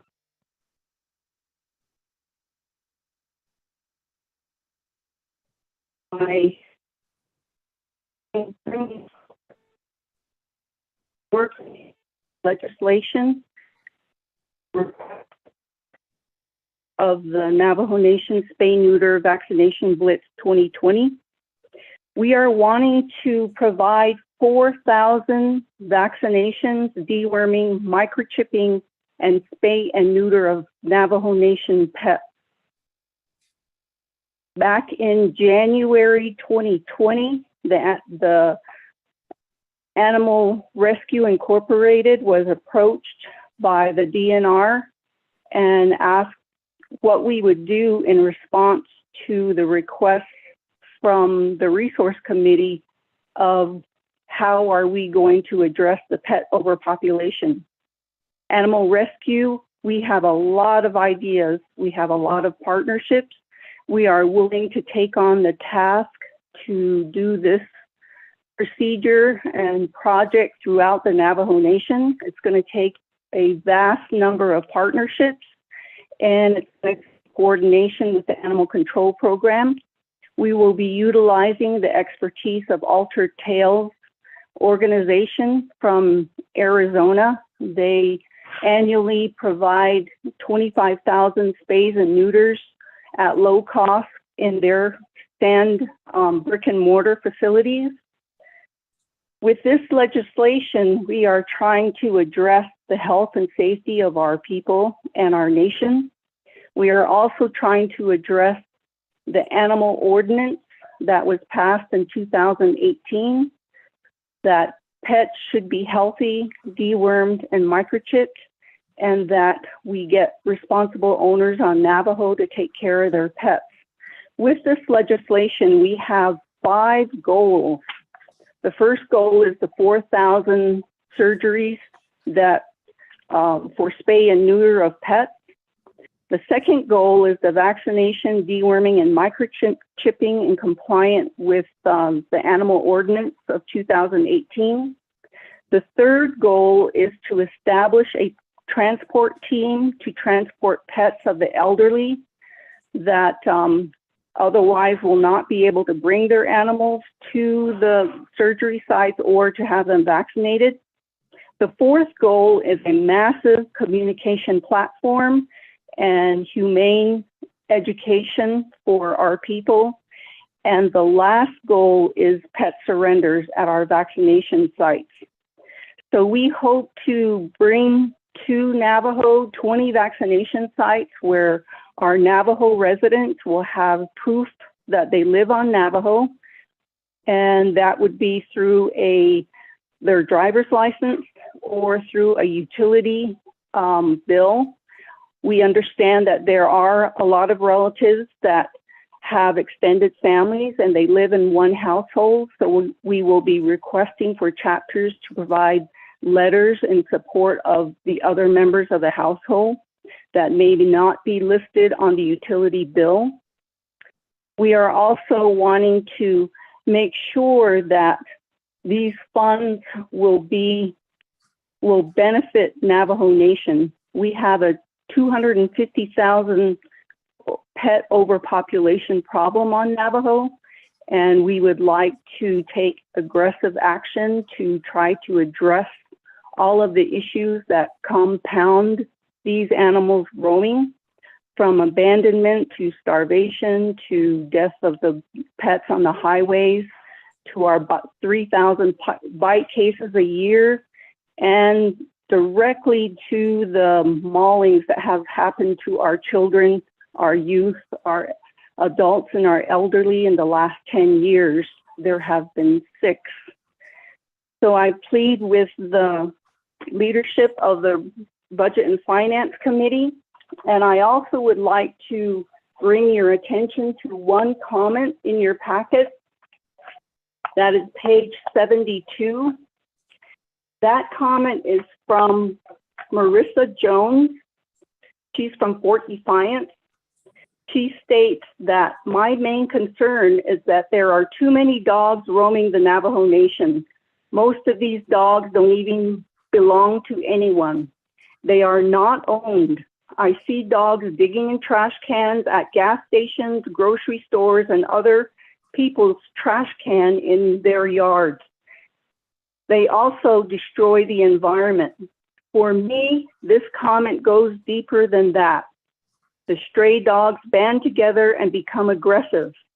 My 13-year-old daughter was attacked and mauled to death by a pack of wild dogs. Then not much was done, and I have to live with this every day for the rest of my life. 10 months later, I get to comment, and maybe my voice will be heard. The Navajo Nation is going to help do something 10 months too late. And I'm done with my comment. Ready for questions? Thank you very much.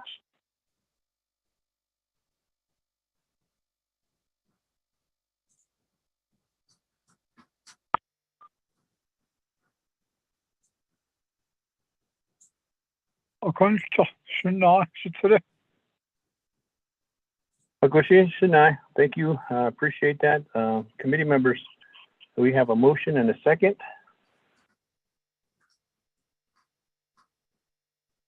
Yes, Pro Tem, this is Delegate Crotty. Go ahead, Honorable Crotty. Thank you, Pro Tem. So I did read the OMB memo. I want to say thank you for this legislation. It looks like we need some technical fix. So I'm going to ask if Mr. Bial is still on the line. I know sometimes we lose them at 5 o'clock, but if Mr. Bial or someone from OMB is on the line regarding the memo that was emailed out to the committee this morning regarding budget forms, if we could get an update, if those corrections have been made, did you make the sponsor, did you provide that information and support to the sponsor?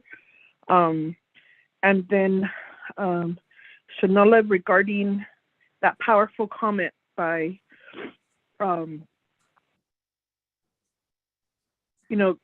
lose a loved one because of a mauling is completely preventable. And we know that violence, there's an intersection with how families and individuals treat their animals. And there's an intersection on that type of violence. It's just like our feral horses. We've lost a part of us that has a duty and an obligation to take care of our animals. And so I completely support this request, but I do have that technical question with OMB, and I would need to get an update if OMB, this committee for budget, we provided, back in September, So it was still, in direct action to the mauling, just under $1 million to animal control program and the veterinary livestock program. I don't know if OMB or if anyone on the line from Department of Natural Resources can provide that update if that funding was used to help support these initiatives. Thank you, Pro Tem. I do need to know if we need an amendment or not. Thank you.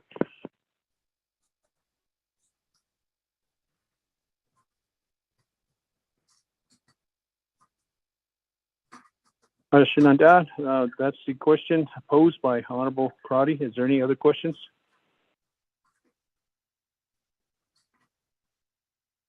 If not, Shania, you may have the floor.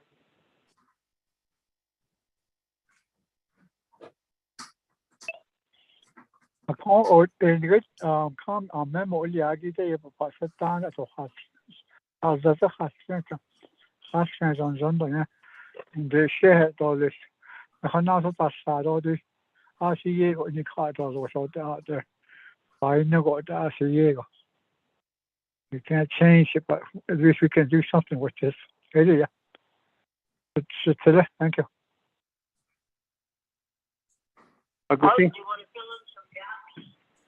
Agustin, Shania, thank you. Back to committee members. Is there any questions?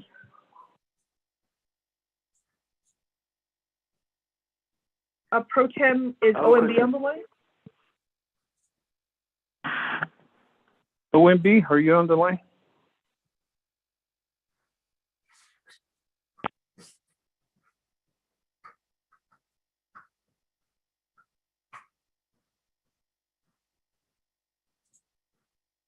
Honorable Karate, I don't hear OMB on the line with us this afternoon. Thank you, Pro Tem. I'll wait for Delegate Begay, but we'll need some guidance on their memo. Thank you. Thank you. Could we get a hold of OMB? There's a question to OMB. I'll turn the floor over to Honorable Elmer Begay. Shtada, go ahead. You have the floor. Yeah, honest and Shtada, around the members of the Budget and Finance Committee. Aro Shino, Aro Delegate Eugene So, Yat Nana, Aro then your agent. Dina is couple Hanslow to the Jane Bassing, sitting at in the city, last sheet, the Chanel. Aro my question is so any legislations or any especially with the fundings and then also any rules and regulations, laws that are being passed and approved as on it, basis of Boston, there's always going to be a accountability and responsibility that goes along with it.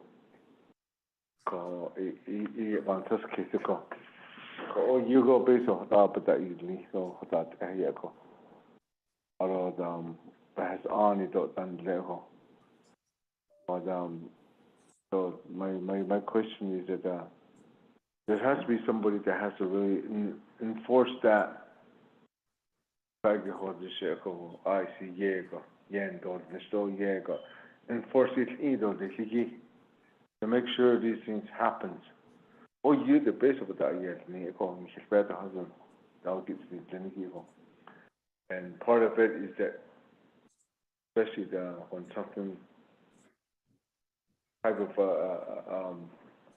that's needed out there, because of the life people. What that enforce make sure these things happen and make sure these to be accountable for it, and then I see So I think kado shunaban on this kito go khayla de yeah got other boss a lot to enforce this to make sure these things happen. Ito jo the yeah perhaps on jundo this on even us to make that report back to us. The whole just now on the nilla to on the cut is your best on the whole lot of that hagi. So it even on this kid of the Khalida Kayla Ipa Dol get a year by house in the game. But I didn't tell us now. My question Delegate Smith. Committee members, any other further questions for the sponsor of this legislation?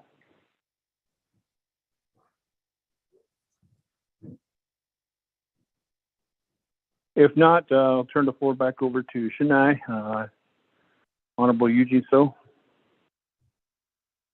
I would like a piece of the answer back to my brother Elmer from Glenda, and then I'll put my 2 cents in the Glenda Haida.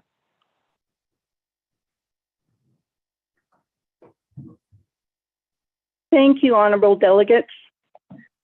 Delegate Crotty, appreciate your concern and support and suggestions for doing a technical fix for the memo that was submitted by Mr. Bial. And I agree, there is a connection between violence and animal abuse. And that connection is very, very strong. And I would like for it to be broken on our nation so that we can begin to have compassion and that we can understand that that it's not normal for us to be complacent with dead dogs on our highway, to be complacent with abandoned pets in the middle of the reservation with no food or water or starving animals. So I understand. As far as the comments from Delegate Begay, thank you for your question. We are going to be providing and updating and doing reporting after each of the 4 MASH sites. So we are going to monitor quite a information. We would like to understand where our clients are coming from. So the pet owners, we'd like to know what chapters, where they're from, how many miles they traveled, how many pets they have. So there'll be some detail, and we would like to gather information to be able to report that back. So after each vaccination site and each site, we will be documenting through spreadsheet, and we'll be able to report all of the numbers and percentages of various animals that come. We understand that we are on a time crunch, so that reporting and a lot of the documentation that will be done by Altered Tales, it's their job. They have all the data for all of their surgeries, and that's how they're able to secure their positions and organizations. And the piece about the enforcement, this is why we partnered with the Animal Control Program. Animal Control understands where all of the issues have happened on Navajo, have the data, they have the reporting as far as what communities have the highest number of bites, what communities have the highest number of nuisance calls, what communities request for their abandoned animals to be picked up. All of that information we're going to be strategically planning on Navajo so that we're trying to address the core of the problem. So the educational platform that we're going to move forward, we would like a paradigm shift. We would like the mentality of our children and our youth to be changed. And that's going to take I don't know if it'll be this generation, but we need to start somewhere, and we need to start with safety in the community. We also would like to promote for each chapter to understand the animal ordinance, that it's going to be part of their responsibility to keep their community safe. Thank you very much.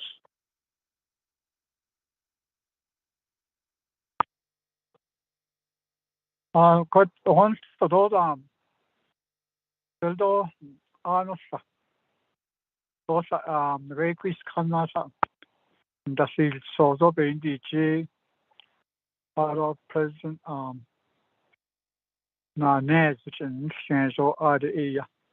It's veto in regards to citation.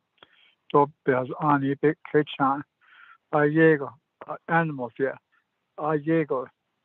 Or how know that the need no be nasadelia. Other equestant is usually other none even the animal control rangers, others come prosecutor that ada. So not is or other hananas falls Chris conduction that this year Resource Development Committee to LOC non-change or going it all Nisa no in the committee has changed which session, so that's where that one is at now. In next switching the 11 which session bandi ada. So yellow nothing nothing enforcement I know it all like a start on of a car.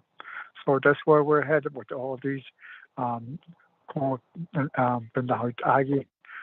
with this neuter and spay education and enforcement. Obviously, net data has net data. Put out thank you, dismiss.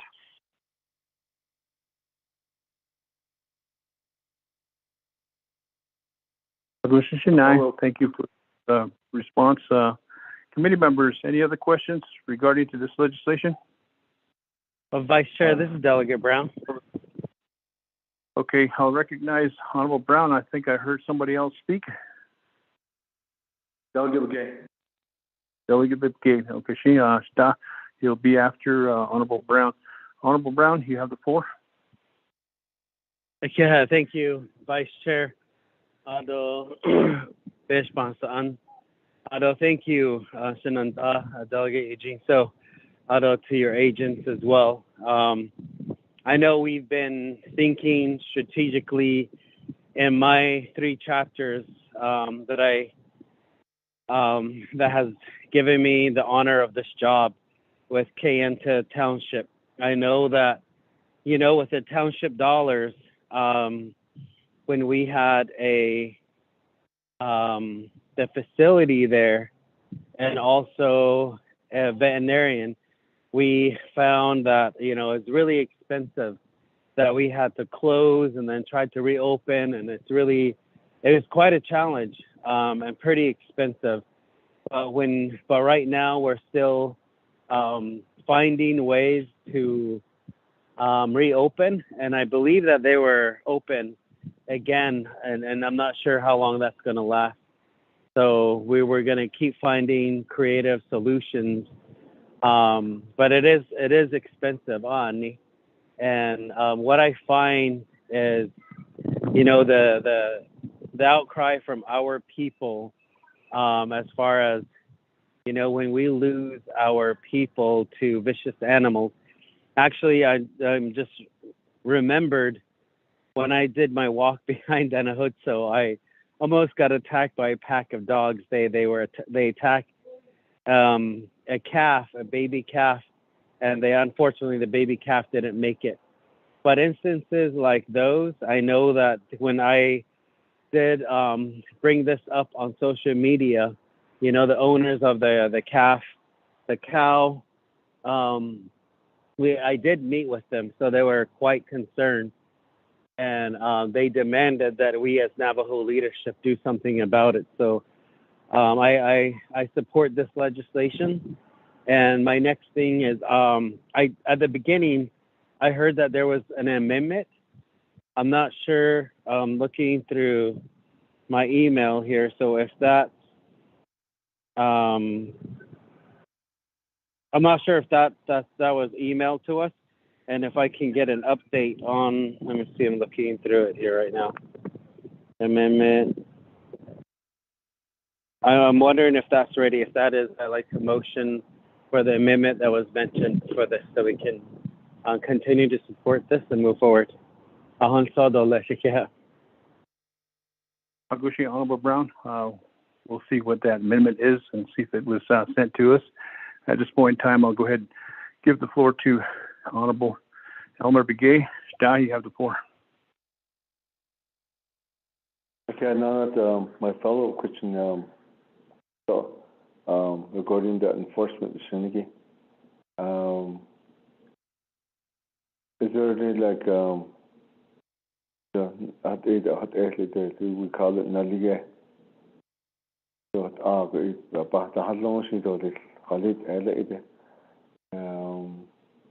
Is there going to be any violation? How much is the penalty going to be?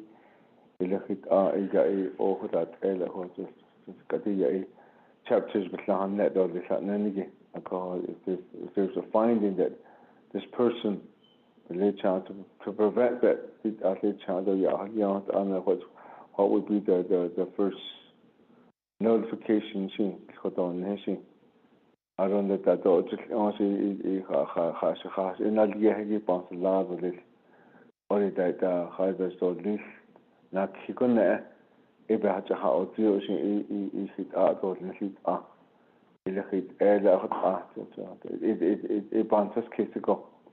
that case in the law, so we need to maybe at least so now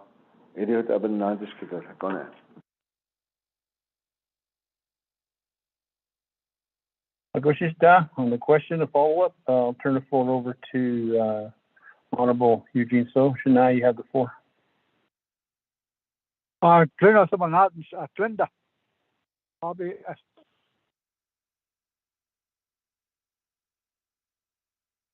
Again, honorable delegates of the Budget and Finance Committee.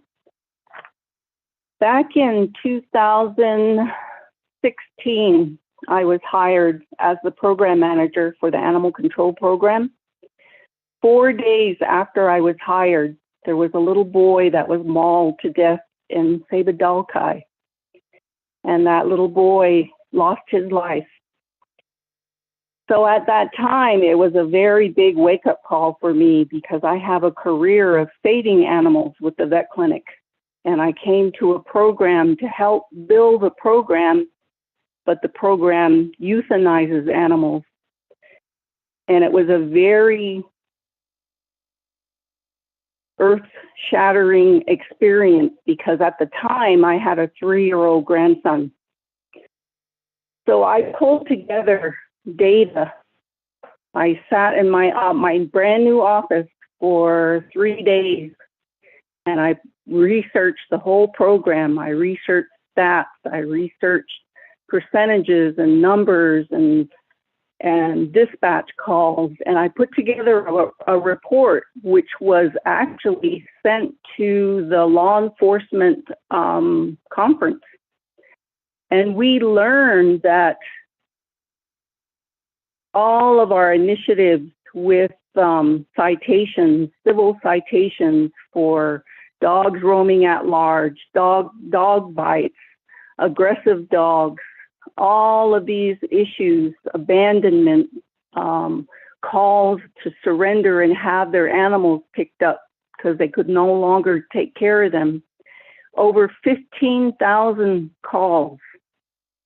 And so in that report, we also found that on the side of when we bring the citation to the courts, only 20% of the citations were actually litigated. The rest of them were thrown out of court. And so that was something very disturbing to me, that I had hard-working officers that were doing their job, trying to keep communities safe, and yet the citations were not looked at and citations were being dismissed. So given all of that information, the animal control program for 15 years tried to put forward an animal control ordinance. So I went ahead and took all of their ideas and we reviewed it again as a program. So we changed 34 years of animal ordinance code in 2018. So that code is finally up to date with the outside border towns and outside Navajo laws.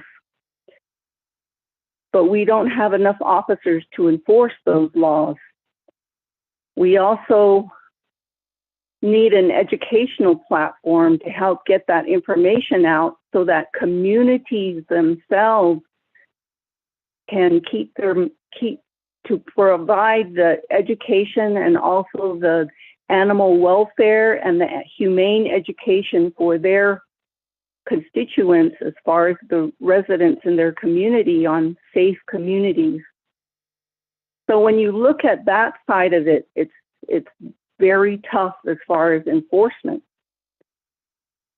But I feel that the Navajo Nation, we have an opportunity to do a massive prevention, a prevention that will wake people up, that we need to address the sheer numbers of roaming animals and to address what it takes to actually care for an animal and to be responsible for that animal. And that also includes horses. So with the comments and the questions and the statements, we have huge numbers of children and youth that have been disfigured because of bites. They lived, but they have to look at themselves in the mirror every day and see what happened to them, and to have a forever lifetime fear of dogs. So with that, we have a lot of work to do, and we have a lot to roll up our sleeves and address the concerns of our people. Thank you very much. -0002-22 after the new one Iliad Ostan. So the enforcers the animal control. We had to learn how to figure out how to get some money. The action related to the resource development, community health, education, human services, and law and order, and Navajo Nation Council, amending Title 17 of the Navajo Nation Code to establish criminal penalties for vicious dog and other animal attacks. So, not stretch out enforcement Diego by 18. Thank you. Thank you. Thank you, Honorable Eugene So. Sinai. Back to committee members. There is an amendment that was sent out at 5:58.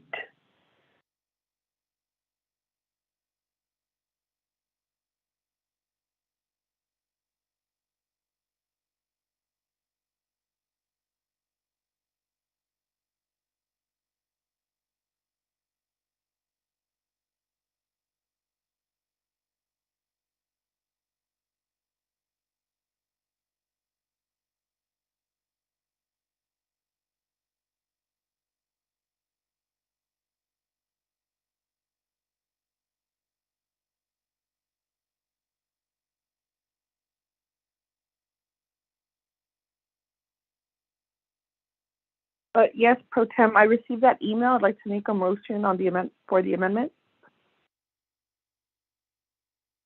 Thank you, Honorable Crotty. Could we have that amendment read into the record? We have a motion, and I'll call a second after we have that amendment read into the record. Okay, amendment to legislation number 0052-22. One on page 4 at lines 1 through 3. Delete the entirety of paragraph F and replace with the following new paragraph. This is new language, and it says F. The Office of Management and Budget, OMB, has provided a budget impact analysis in accordance with 12 NC section 820M. OMB's memorandum dated April 4, 2022 is attached here to as Exhibit 6. 2, attach as a new Exhibit 6, the memorandum from Dominic Bial, Executive Director of OMB, dated April 4, 2022. 3, renumber or reletter succeeding paragraphs, sections, and exhibits as necessary and appropriate. The Office of Legislative Services and the Office of Legislative Counsel are hereby authorized to make technical edits to this legislation and its exhibits to implement the committee's intent in approving this legislation. This amendment shall supersede inconsistent language contained in any other committee amendment, which language shall be conformed to the intent or language of this amendment. Thank you for that reading, Shada. We have a motion for this amendment 1. We have a second. This is Delegate Brown, I'll second. Honorable Brown seconds the amendment 1. Any questions on amendment 1?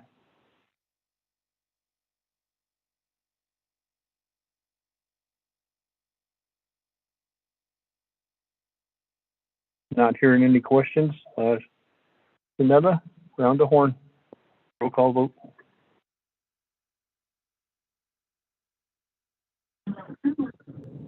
Commissioner, roll call vote for the amendment. Honorable Jamil here, how do you vote? I vote green. Thank you. Honorable Jamil here votes green. Honorable Amber Kenneth Bacardi, how do you vote? Delegate Crotty votes green. Thank you. Thank you. Honorable Amber Kenneth Bacardi votes green. Honorable Nathaniel Brown, how do you vote? Delegate Brown votes green. Yeah. Thank you. Honorable Nathaniel Brown votes green. Honorable Elmer P. Begay, how do you vote? Vote. Vote Thank green. you. Thank you. Honorable Elmer P. Begay votes green. Vice Chairman, we have 4 members voting in the affirmative, 0 opposing. Vice Chair not voting, and 1 member excused. Vice Chairman. Thank you, Shanella. We have a vote of 4-0, Vice Chair not voting, and 1 member being excused. Chair Henio on amendment 1 passes. Committee members, any further questions for this legislation? Pro Tem, this is Delegate Crotty. Honorable Crotty, you may proceed with your question. I appreciate it, Pro Tem. I reviewed the legislation. I cannot find the Navajo Nation budget forms.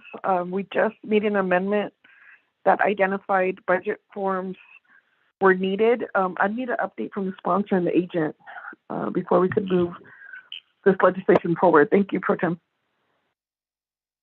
Thank you for that observation, Honorable Crotty. Back to the sponsor of this legislation, Honorable Crotty is requesting the budget forms. Tonight, you have the floor.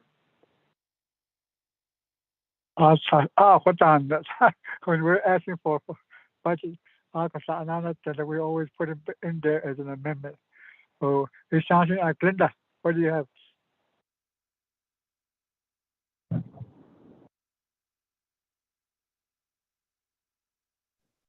Vice Chair Smith.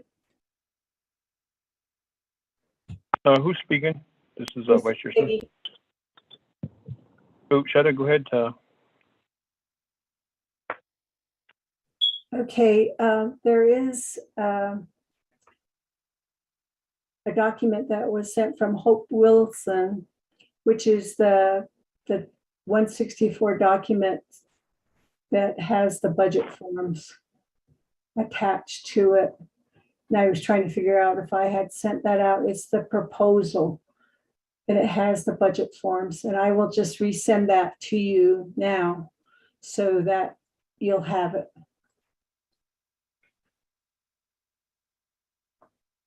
Goshen Shada, we'll wait for that.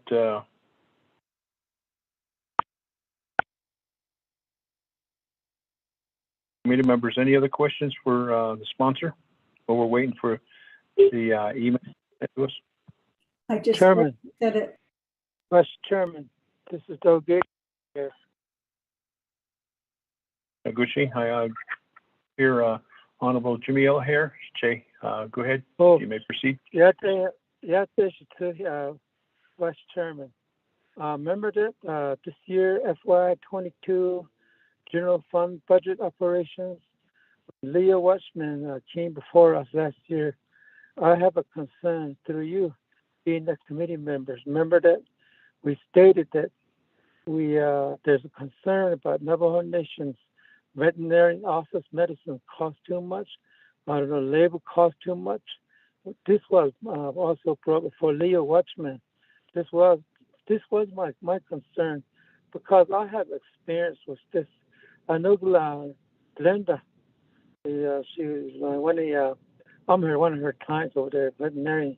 She used to work there, and I really appreciate all the service they've done for the Navajo Nation. I noticed that these medicines cost too much compared to Gallup veterinarian office. And Mr. Watchman understand this. We need to reduce this the cost amount of the medicine because that's too much for the people to pay for a cost amount. And that's my concern last year, and it's still a concern. So we need to take this issue down. It wants to see you all know as the agenda you national comparison. And that's what I should catalog, because my medicine. So I thought to my own animals. If I'm going to take my horse off reservation, I go to veterinarian, or sometimes I go to over here in Gallup veterinarian. What are you so even I all know when I think it's not a teacher. Once about hospital, that's my concern. Yeah, Vice Chairman, good. So thank you, Shache, for bringing that up. I remember you mentioned it to Department of Agriculture on the costs of vaccination and also medication for livestock. Peggy, could we get a hold of Mr. Watchman? Not right now, but maybe have him come forth. I think that's what Honorable Jimmy Ellahare is requesting, to do a follow-up on that. There was a request on his concern regarding the cost, and see what Department of Ag and how they're going to address that. I think that's what Shache is talking about. Maybe the next meeting, have them come forth. Peggy? Yes, Cecilia, and members of the Budget and Finance Committee, I can arrange that to have him provide a report on the medications that they use for livestock and such, the cost associated with that. I remember Delegate Yellowhair having that question during the budget session that he posed to Department of Ag. So that will probably be on the next Budget and Finance Committee meeting as a report for Honorable Jimmy Ellahare regarding the cost and vaccination and medication that's not comparable to other facilities that are within the border towns with the Eladole. Committee members, is there any other questions?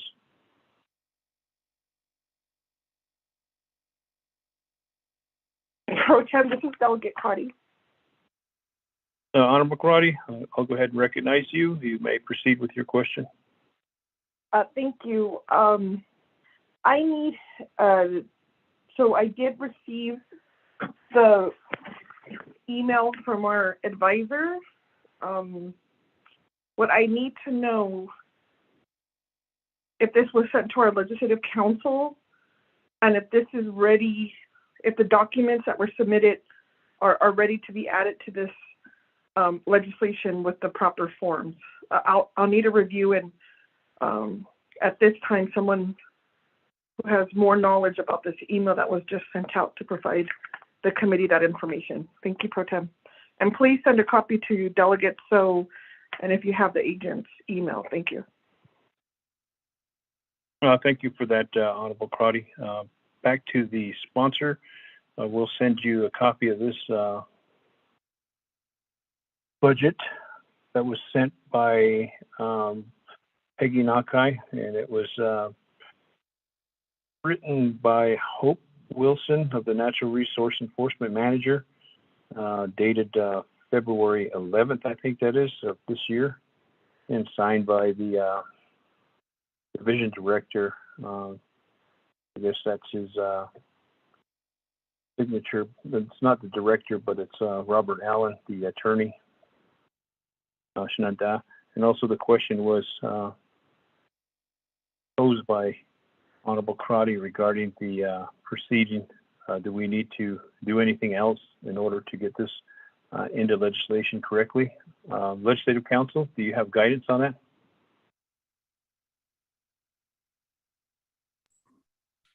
Thank you, Mr. Chair Pro Tem. This is Lurleen. I'm looking at the email that I actually did not get it until just now.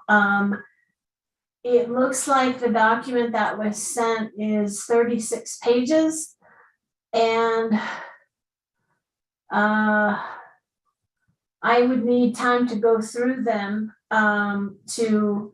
to pull out the proper documents. If you take a look at the legislation on page 3, line 23 and 24, 22, 23, and 24 says ARQ will be submitting a grant application for its funding request, which will be attached as Exhibit 4. So I don't know if that was done. I'm looking through the exhibits right now. Yes, it is. Exhibit 4 is there. I think what I would respectfully request is for Legislative Council to have time to go through the email that was just sent, all these documents, and to pull out the proper forms and to have an amendment ready when this gets to the Nabakiati Committee. If that's okay with you. I don't, other than spending quite a bit of time going through 36 pages here, I don't think I can do an amendment other than spending quite a bit of time. So I think we can have an amendment ready for the Nabakiati Committee though. Thank you, Legislative Council. On the 36 pages that is needed to be reviewed and come up with a amendment, and time of the essence is right.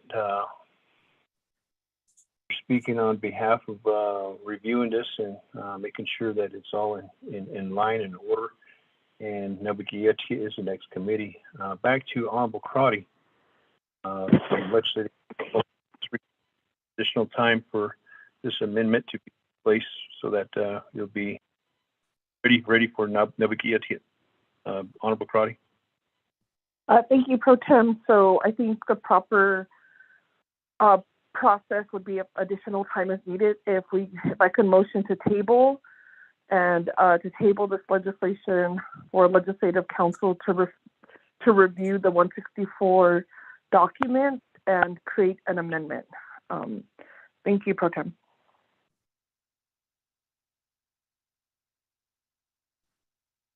Thank you, Honorable Crotty. There is a motion to table this reference to the time frame to look at the pages 1 through 36 for Legislative Council.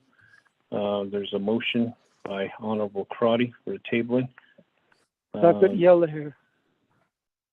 Do we have a second? Is that a second for Honorable Jimmy Yella here? Yes, Vice Chairman. Okay. Wishing we have a motion and a second. There's no debate on a tabling motion.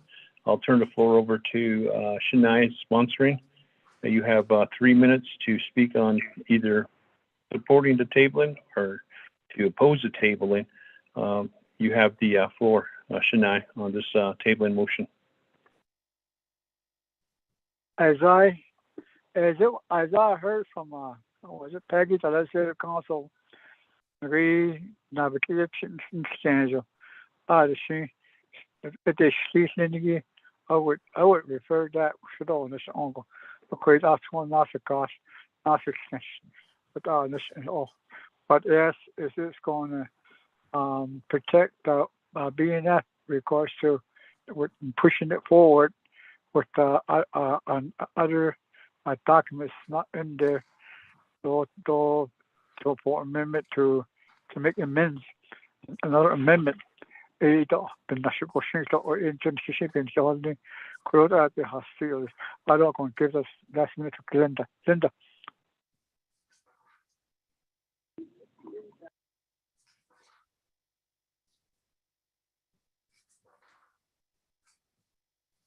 Honorable delegates of the Budget and Finance Committee, I believe that the budget is present with the legislation with Hope Wilson, and I would like for us to go ahead and move forward. And I leave it to your guidance and your expertise for this legislation. I truly support that this is an initiative that needs to be funded, and I thank you for your time. Sponsoring of this legislation, Shania, on behalf of this legislation. Yes, it'll be going to Nabakia, even though we table it, but it'll give time for Legislative Council to come up with the correct language on behalf of the amendment that will be sponsored during Nabakia. So we have a table in motion on behalf of Honorable Crotty, and we have a second by Honorable Jimmy Yellowhair. Shanetta, round the horn for the table in motion.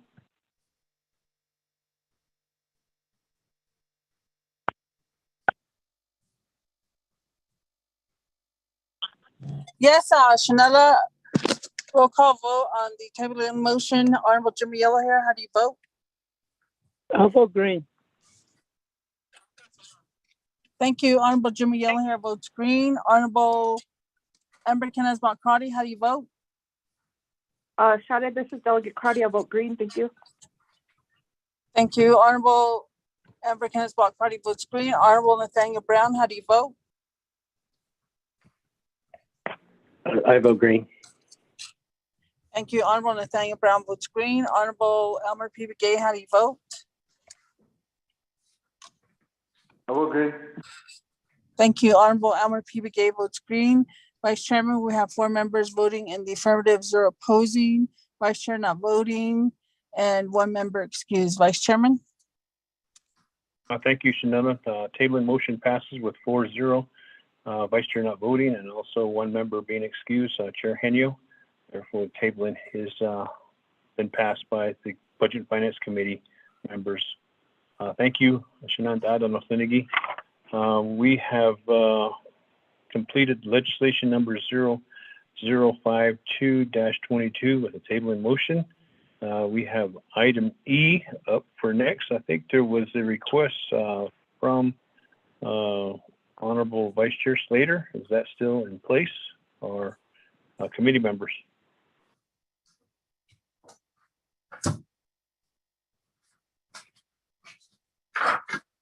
So Tim, is Vice Chair Slater still on the line? Vice Chair Slater, are you still in line with us? This is regarding your request for this morning to add on. Thank you very much, Vice Chair Smith and Shimada Crotty. I'm here. Thank you. Thank you. Goshin, thank you, Tsui, for being on board with us. At this point in time, we have the sponsor, but we don't have on the agenda. So, committee members. Pro Tem, this is Delegate Crotty. If I could make the motion, I'll need guidance. So to add a legislation, do I need to suspend the 4 rules, or is it a motion I think it's suspend the floor rules. So if I could suspend the floor rules to add on legislation 0048-22, the funding for the Warriors Home to the agenda as new letter, well, the whatever letter in new business. Thank you, Pro Tem committee members.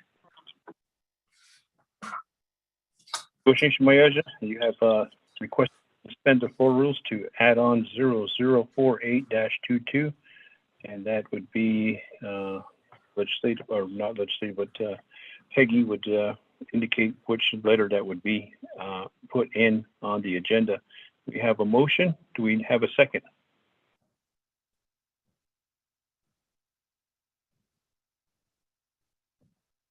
I'll second this, Delegate Brown. I have a second by Honorable Nathaniel Brown. Any questions on the suspension of the floor rules to add on 0048-22? I don't hear any. Shanetta, round the horn on the roll call vote. Yes, Shanella. Roll call vote on the suspension of floor rules. Honorable Jimmy Yellowhair, how do you vote?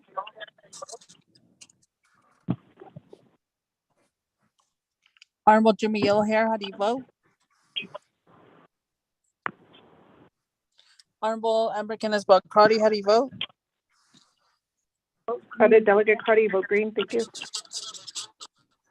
Thank you. Honorable Amber Kenneth-Crotty votes green. Honorable Jimmy Yellowhair, how do you vote? I'll vote green. Thank you. Honorable Jimmy Yellowhair votes green. Honorable Nathaniel Brown, how do you vote? I vote green. Thank you. Honorable Nathaniel Brown votes green. Honorable Elmer P. Begay, how do you vote? I vote green. Thank you. Honorable Elmer P. Begay votes green. Vice Chairman, we have 4 members voting in the affirmative, 0 opposing. Vice Chairman not voting, and 1 member excused. Vice Chairman? Okay, now Janella, for the roll call vote, suspension of floor rule has passed, and therefore we will have 008-22 on the agenda. Committee members, do we have, Peggy, do we have the legislation in front of us?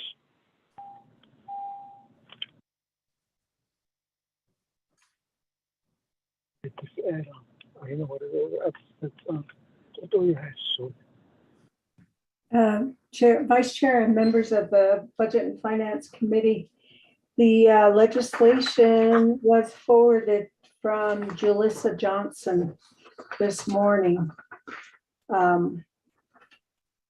I don't have the time, but when it was sent to you, but if you look at your emails, it was sent from the legislation section. So if you Google legislation on your emails, then you should have a copy of that 48-22. And I'll try to see what time she sent that out. It was after 10 because we were still working on getting it signed. Let's see. Thank you, Peggy. Honorable Vice Chair. 11:30 a.m. this morning. Okay. Thank you for checking. Appreciate that. Committee members, it was sent out at 11:37.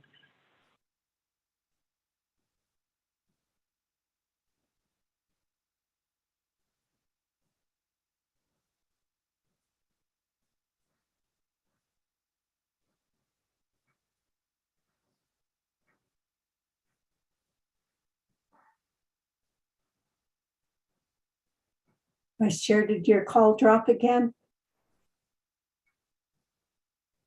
No, I'm trying to bring it up on 048.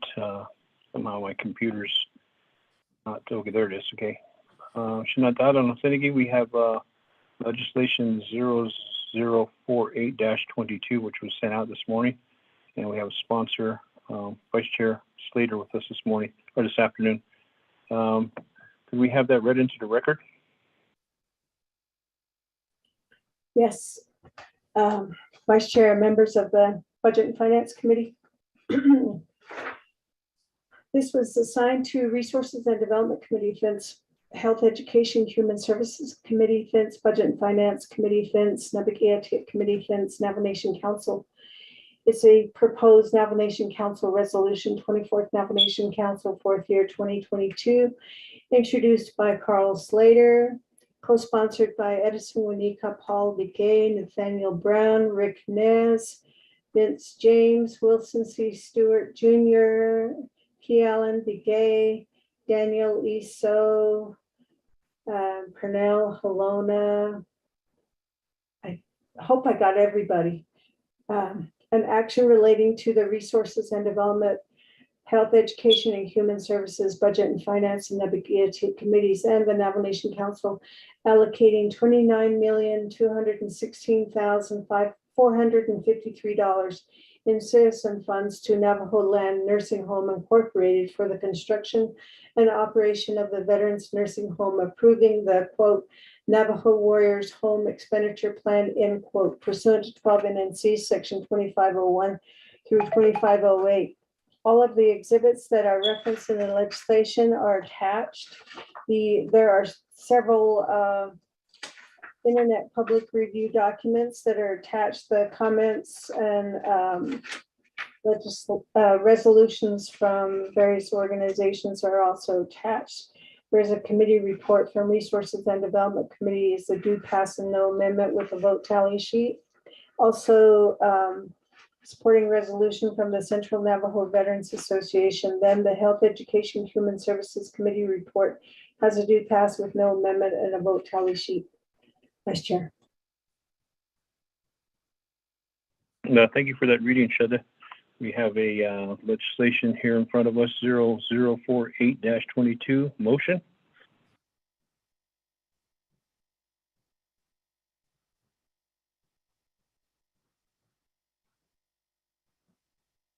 Motion going once. Motion, Delegate Crotty. Motion by Honorable Crotty. Second. I'll second Delegate Brown. Second by Honorable Daniel Brown.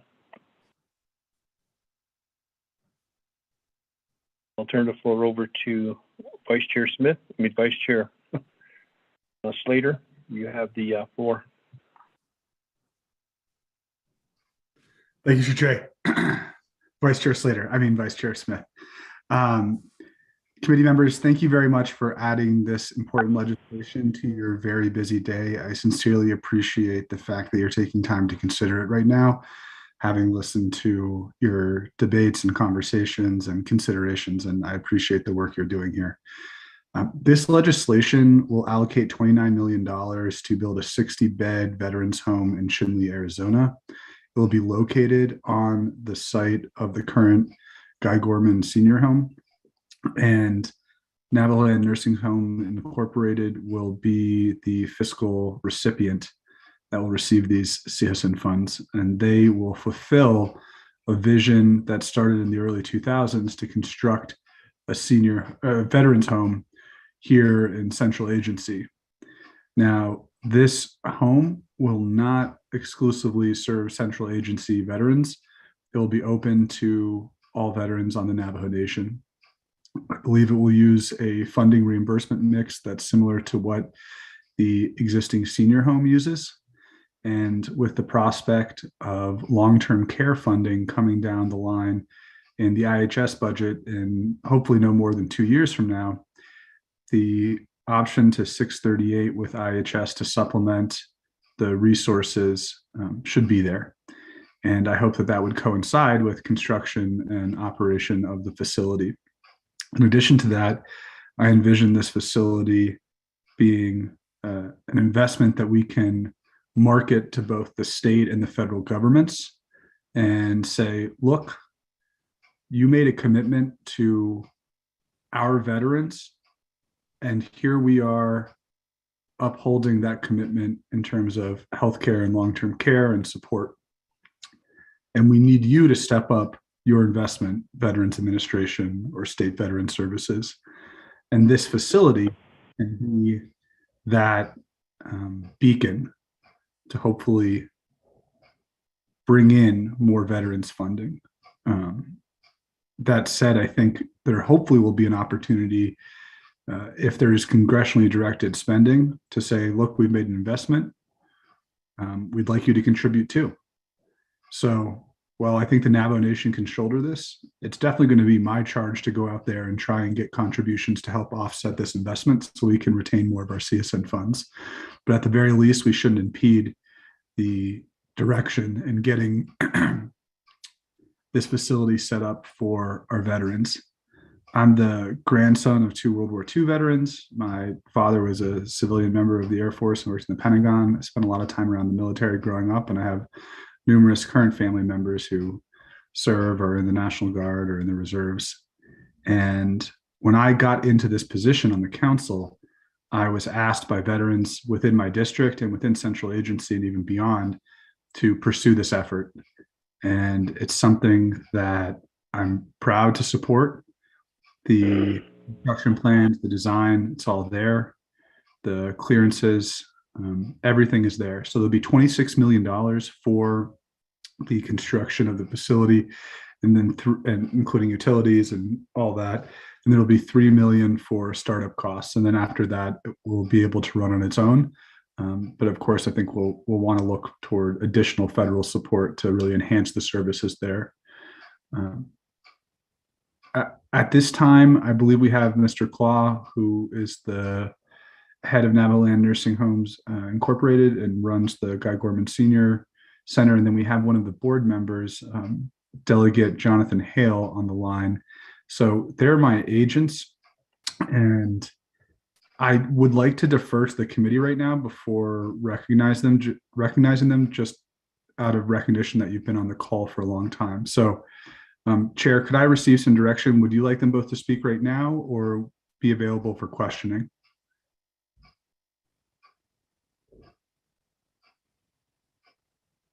Thank you, Vice Chair Slater, for this legislation that you have forth. At this point in time, you did cover what your intention is and the funding source that you're going to be utilizing. I think that your agents are ready, available for any questions that may be posed by the Navajo Nation Budget and Finance Committee members. We'll leave it up to the committee members. Committee members, do you want to have the agents speak right now, or would you rather have the agents speak if and should any technical questions be posed for the legislation? Agents speak first. Agushin, I hear agents speak first. We'll honor that. Therefore, you may proceed, Vice Chair Slater, on your agents. Thank you, Vice. What order you have, but go ahead. Delegate Hale, I'd like to recognize you, and then Mr. Claw, if that's acceptable, Chair.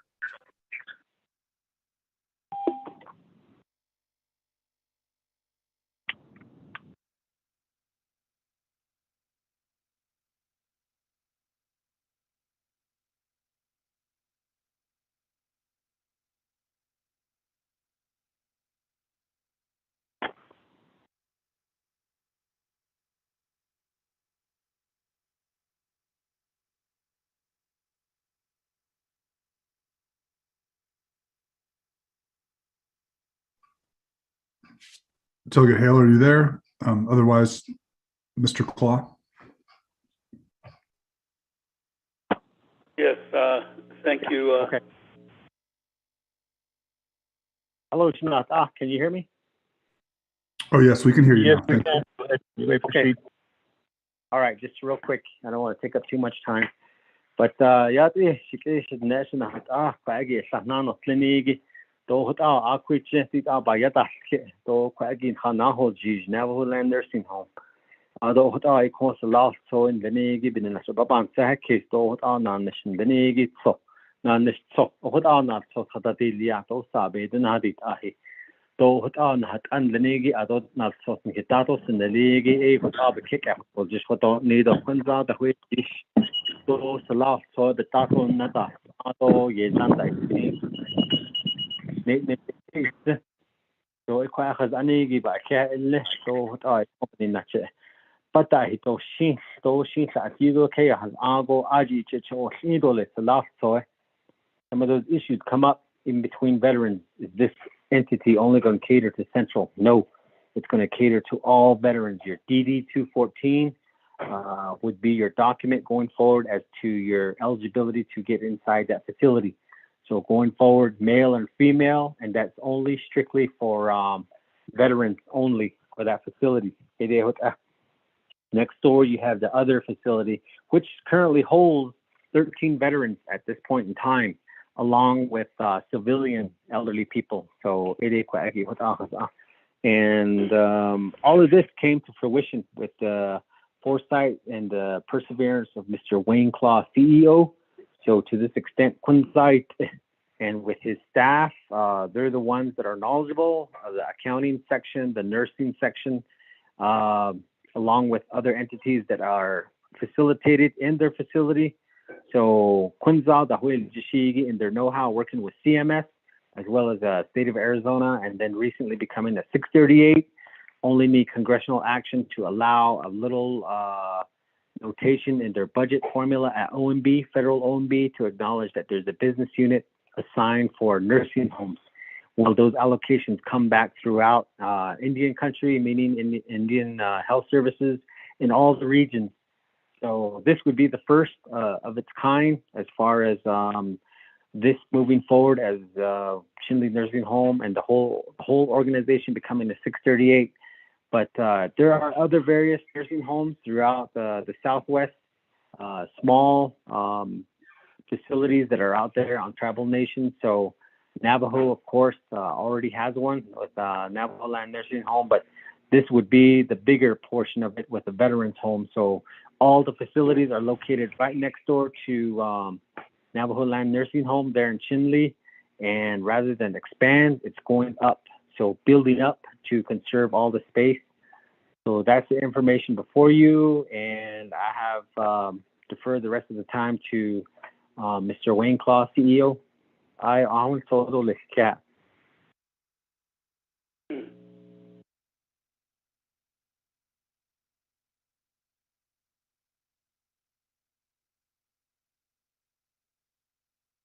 Vice Chair Slater, do you have your other agent on board? Yes, I am on board. This is Wayne Claw. Good afternoon, Mr. Wayne Claw. You may proceed. Thank you. Akash and Antai. Do Nana Slater. Akia. Do Nanchan and Hail. Do Donald Yat Kebka. I know it's late in the evening. Good evening. Yat Nana. The Hashadahan of Finchidi, Shinshle. The law Betlejem Nisoda. Yaho Ados, Hadistan, Eya, Shazeda, Etapa, Eya, Shanada, Logish Cheda, Chinlido Sinasha. I've been at the nursing home close to 20 years. Retirement, Shas there, Akodi, Kwananati. His veterans and Ligi, Wambado, Nispan, Yen later, but there's 15 years ago, Kayagi. Of course, Kidan was on the age of the Kek County, Tato Quag. Kayagi. Of course, Kayagi died in shade, that the assessment see 2 years ago, when be Nasa 80 beds, equal assessment of Lilia, and then according to the Navajo Nation, RBDO, and real estate, we're going to be continuing using all the assessments. I need a business so that I done the largest question that she list over you. We have some of our nurses that are in Lingi. We've been working very close with them. We have some nurses that are going under training right now for veterans treatment down in Prescott. And we have 2 of our RNs down there already in training for, like I said, veterans treatment. So we're working very closely together to make sure that we have expertise in our facility at the time we open.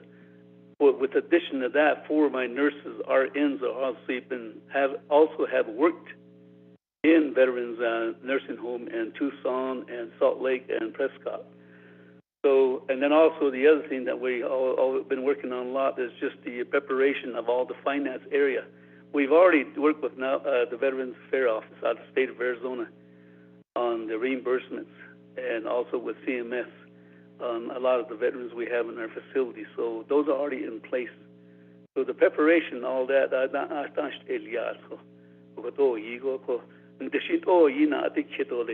we've been attending a lot of the veterans meetings. Today in Coyote Canyon, Nani Canet Veterans Aja, Eastern New Mexico, Dolo Reservation Aja Veterans Group. They had a lot of questions. We met with 3 groups so far.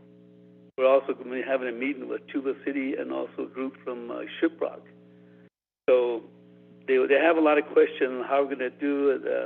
Just many questions. So we've been trying to answer all that for them. Again, I know you've been there late, and I know you have a lot of questions on, and I would be welcome to answer a lot of the questions with my board member, Mr. Hale, and Mr. Smith. Sandoval also is online right now. She's one of our board members also. She's a nurse. She served in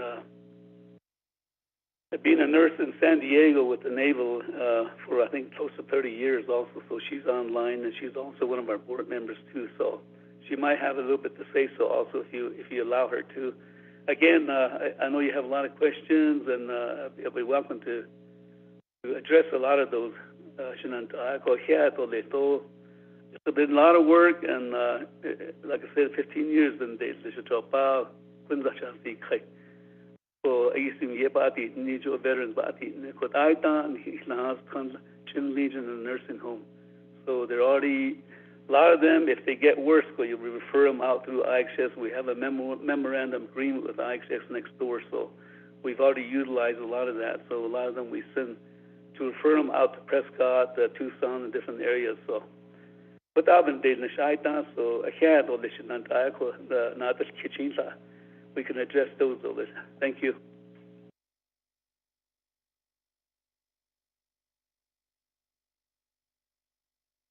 Does that conclude your presentation there, Vice Chair Slater? Is there an opportunity for Ms. Sandoval to say a couple words? Yes, go ahead, Honorable Slater.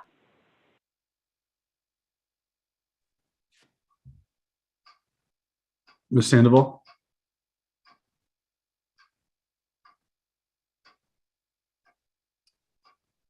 We may have to *6.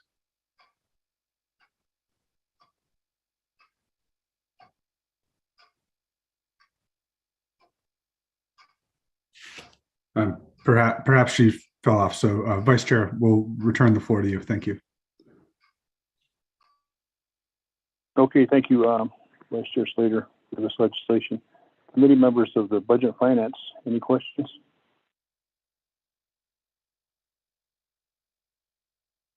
I have a question, Delegate Begay. Honorable Begay, you may proceed. You have the floor.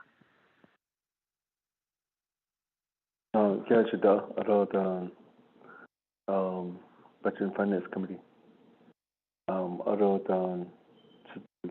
Delegate Slater. Your agents and delegate my question is, I know that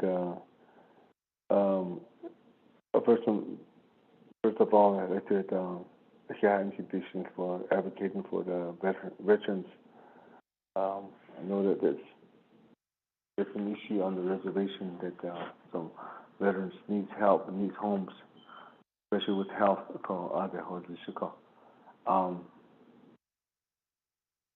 This nursing home and then out of these first, my question is, there's some housing entities, NHA, Halangila. I mean, I'm pretty sure you probably already looked into that and the avenue that you have went through with them, and what was the results on it? And so there's these homes or there's entities that has funds available. I don't know what's the what's the problem for with that? I don't I know that you mentioned that there are services that's available. Some of these they can be taken to IHS or probably for mental health and all that. Other than Navajo veterans that need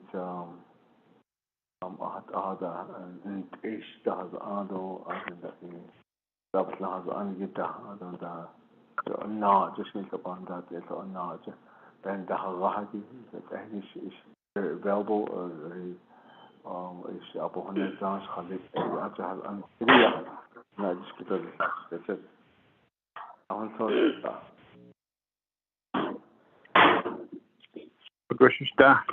Committee members, any other questions for the sponsor of this legislation? Delegate Yellowhair. Agoshishiche, you have the floor. Honorable Jimmy Eller. Oh, yeah, thank you. So, Vice Chairman, thank you very much, and also my colleagues being the committee members. Mr. Clark, Mr. Jonathan Hale, nice to hear your voice again. Shekaro Aruna Shatil Chimbagane, Chile Agency is my agency.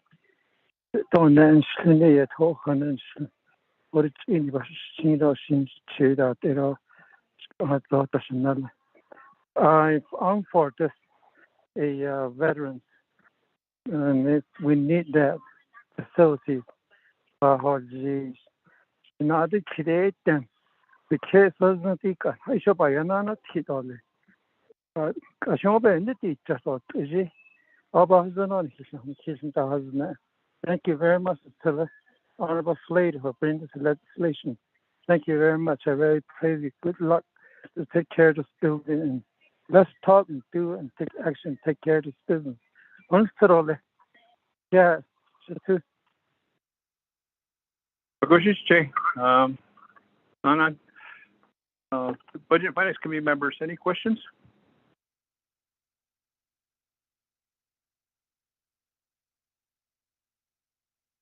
I'll go ahead and turn the floor back over to Satsui, Honorable Vice Chair Slater. Thank you very much, Chiche. Thank you very much, Delegate Yellowhair Shania, for your support of the legislation and your enthusiasm. With respect to other housing funders or other funding avenues, right now, I know that Mr. Claw and myself have pursued funding at the state. Mr. Teller, when he was there as a state representative, sought funding due to the party line down in Phoenix.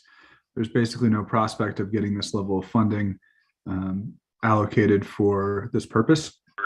We tried. I don't believe there's any other representative or senator in LD7 that's currently pursuing this at this time. If you go to NHA funding, then you're going to have to issue the income restrictions, and I don't think we want to be pursuing that and discriminating against veterans based off of income. In addition to that, it's my understanding that they still have a moratorium or a prohibition on subrecipient agreements, and that's precisely what you'd have to enter into in order to get this sort of funding going and getting this project built. So I think those are a few reasons right there why we're pursuing the citizen option. And with respect to your second question, I'd like to go to Mr. Claw. I think he can do it, explaining what the... Again, thank you, Shinantai. And thanks for the question, Delegate Vigay. Service availability right now, we have the training going on in Prescott on veterans treatment. A lot of the RNs that we have and LPNs that we have that don't have the expertise in working in a treatment center, that's the ones we sent down to with IHS down to Prescott and the other training on that.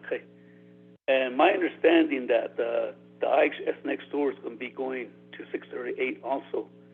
So the new CEO, Darlene Chi, we've been working very close together on providing most of the services for the veterans and the elders that we have in our facility.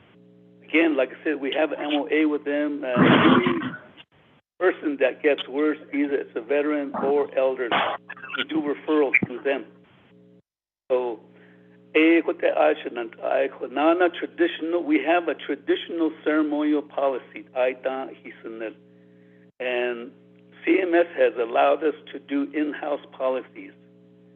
And a lot of those policies are traditional ceremony, so a lot of those are allowing us to put those together in-house policy. And one of them is traditional healing. As we all know,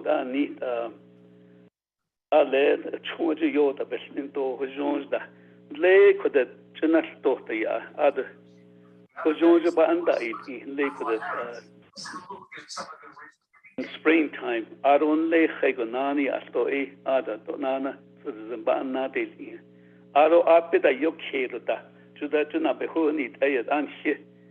Eshin Hanat Sagi, Heshi trust in a indicated Akonaha, Nahanata dos Kisto, and Nado Sahi in his Inigia. To eat a lot of that becomes private now than yo. So the only thing we do now through that traditional ceremony policy is the two caseworkers we have, we work with them closely with the individual and get the right medicine man for them. As I mentioned,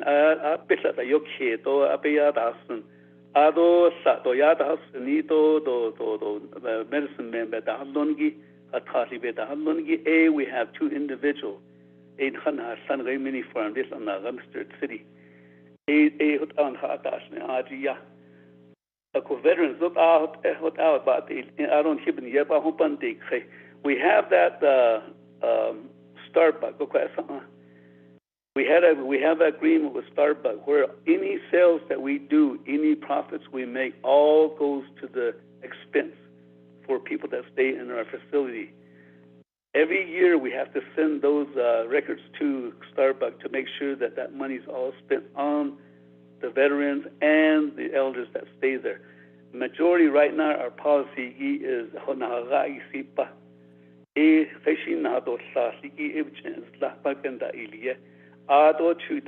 materials,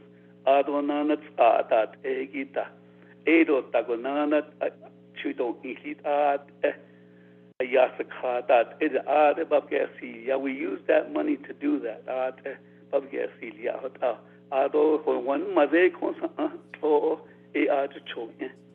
So I don't under the traditional ceremonial policy, veterans, we use it for them also. But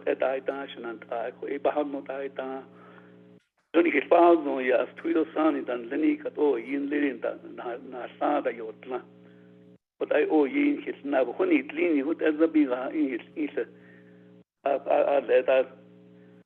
when he did or even in today a lot of the majority on the ladies I get on to either your that's the way my understanding is what business that those are available right now.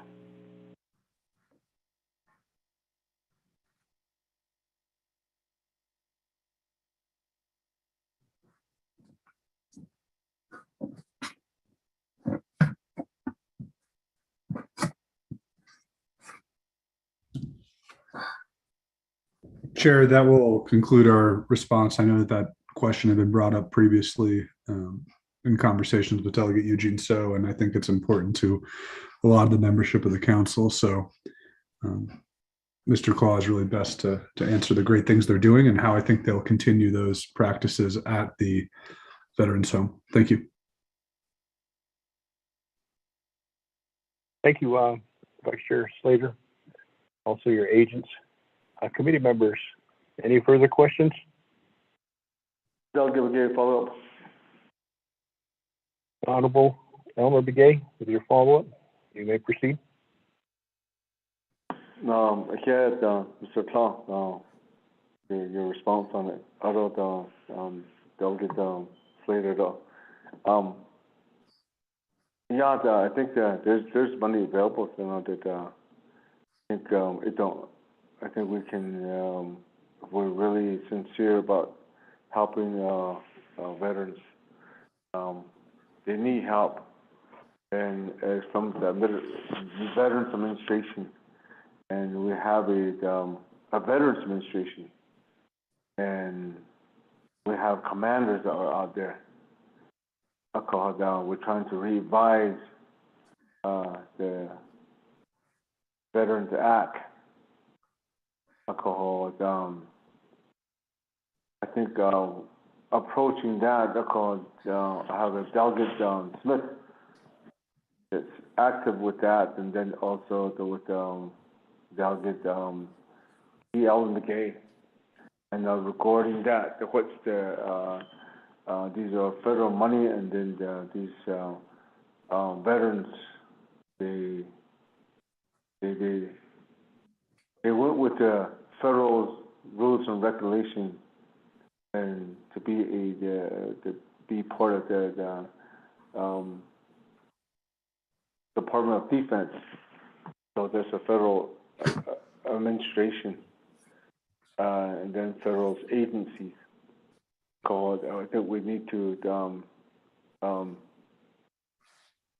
don't drop the ball. I think we need to, if we want to help, go as far as changing the laws. How can we do that? We have a Veterans Administration, and we're delegates. What can we do to amend the law? And we construct laws, and we can undo and redo the laws too. So I think if we can do that, we should continue. What is the real problem with the NHA? I think us delegates, so many years we've been trying to do that. Because we want to help. I think we should continue doing that. What is there that needs to be done? And regarding that, maybe that we need to change the with the Veterans Administration. Apply one such case. I think that's one. That's the first one. These are available in the we give a lot of funding during the time, to Veterans Administration. So I'm for it. Don't quote me wrong. But we need to go further with it to assist these veterans, our own veterans. The second one here is back to Mr. Clark. During the time, during this pandemic, maybe give us a report on it. How many veterans were being assisted? Just what you're talking about. Are the only people that are in that facility? That is what the people that just come in just for service. But do they have to be a client to that? Do they have to be registered or go into that facility and spend times there to get qualified for services? And during this pandemic, how much these service was provided to these veterans and that Asia? Maybe I'll ask you that question. Yeah.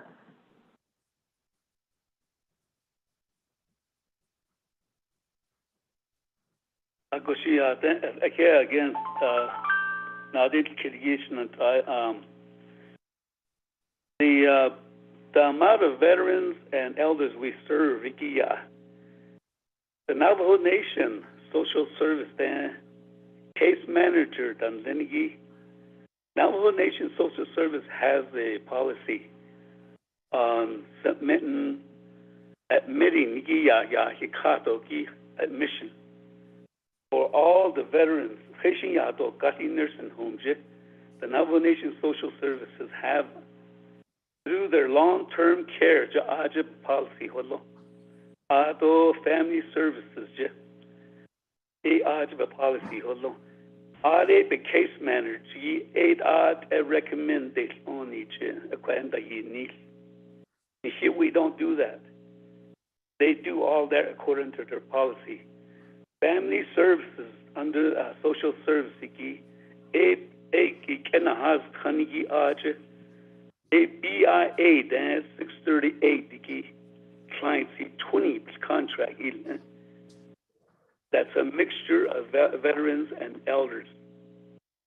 20 fund each and every year.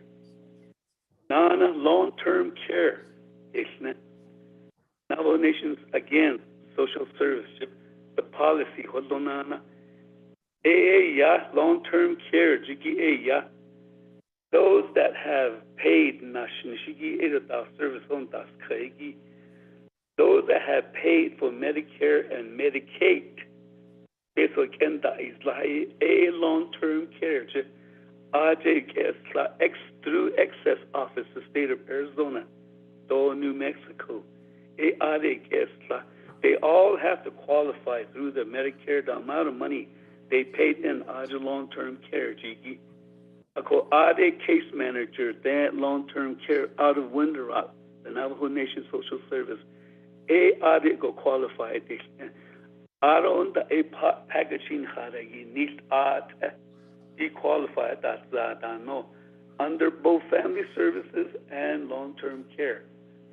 That's how the whole mission works. Doctor accept them into our facility.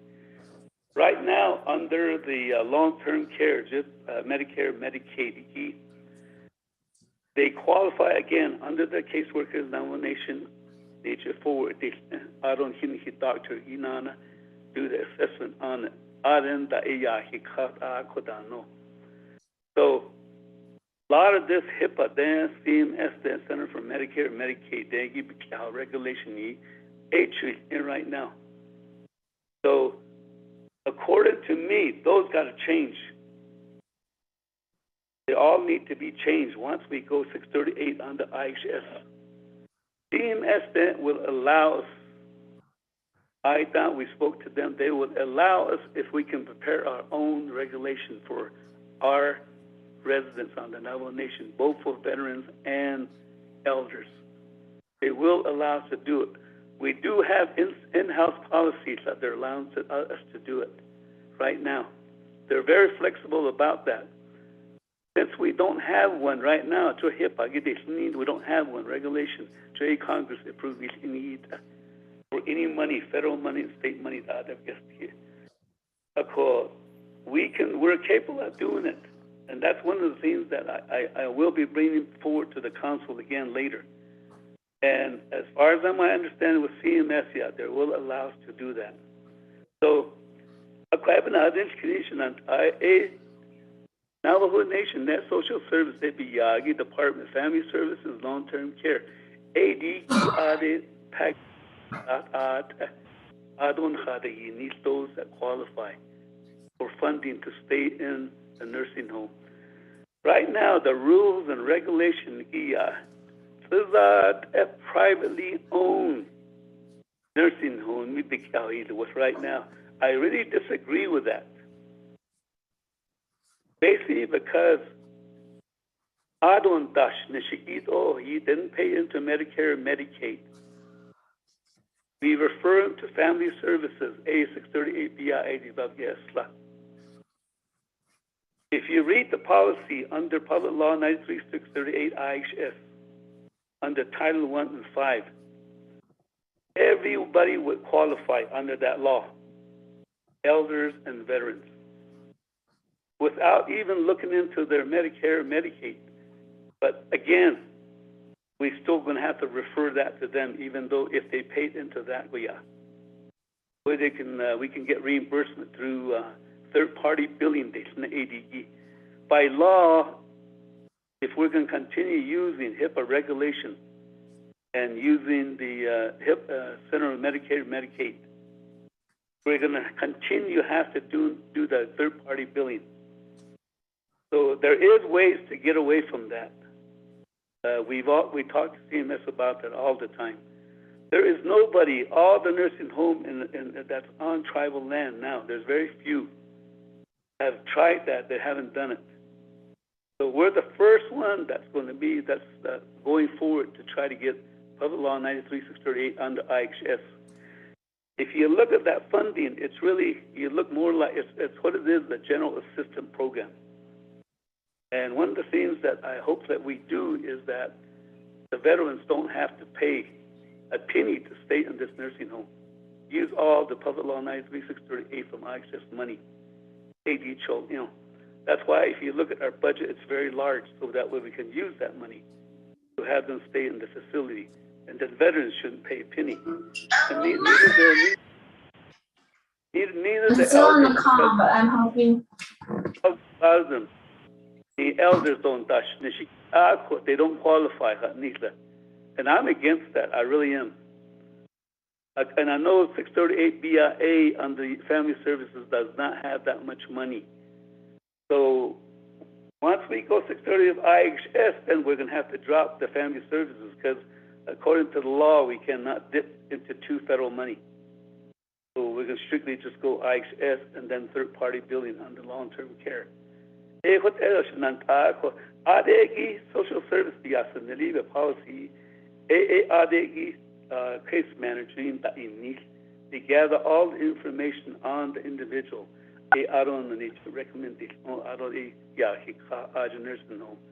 That's one of the things that we shouldn't do with the veterans. I disagree with that a lot, that we don't need to do that. But again, we need to adopt a policy to be able to work with that ourselves and not have them go through all this waiting period, because that's what we're doing to elders now. I really disagree with that. No, until you qualify. But that's how the nursing home is being run now, the same as privately owned off the reservations. So I'm glad that you brought up the information on supporting the veterans. Should I have the veterans with shot? Should the veterans need them there?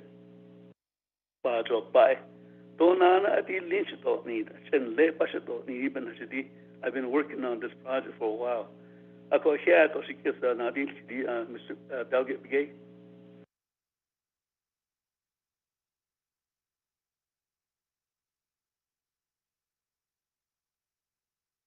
Thank you, Shenandoah and Klinigi. Committee members, any other questions?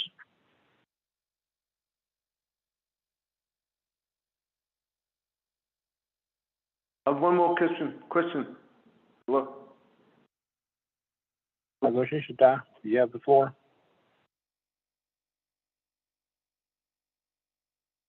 So,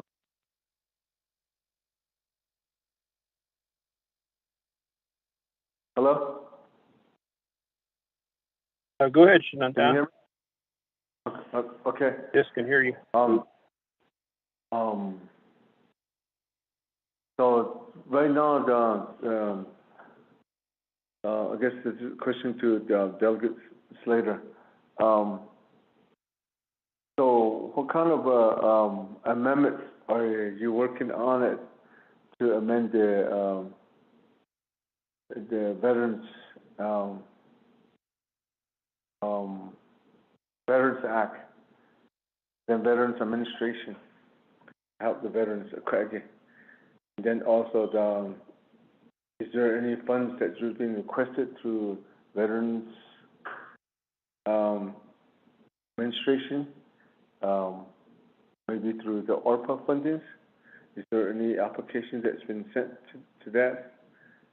And that's one question for you,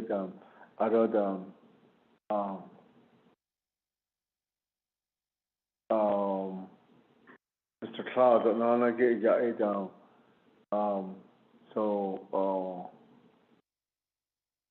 the license part of the Ninigi,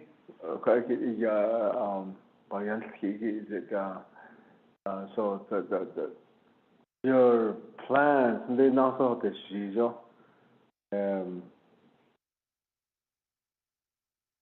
What's the funding you're requesting? Other areas probably going to enhance some of these programs and the plans you have.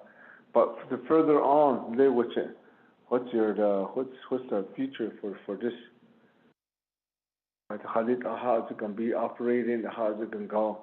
And what kind of service is going to be more into this veterans? And if it's going to be for all the veterans, then we'll have a lot of veterans issues on the reservation. The need is there. How one done need it. Now they just sort of somehow their needs of getting well. The well-being. So what's your whole ultimate goals you have for these veterans? And not just or your veterans. So I could say that Navajo Nation has this kind of a plan. We put this money over there.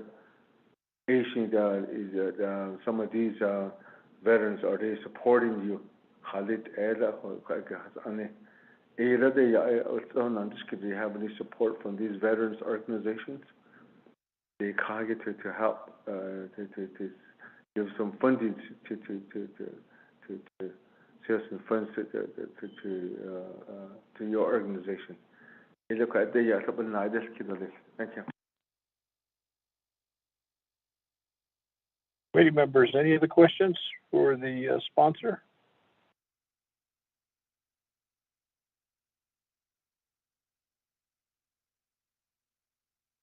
Turn the floor back over to Vice Chair Slater.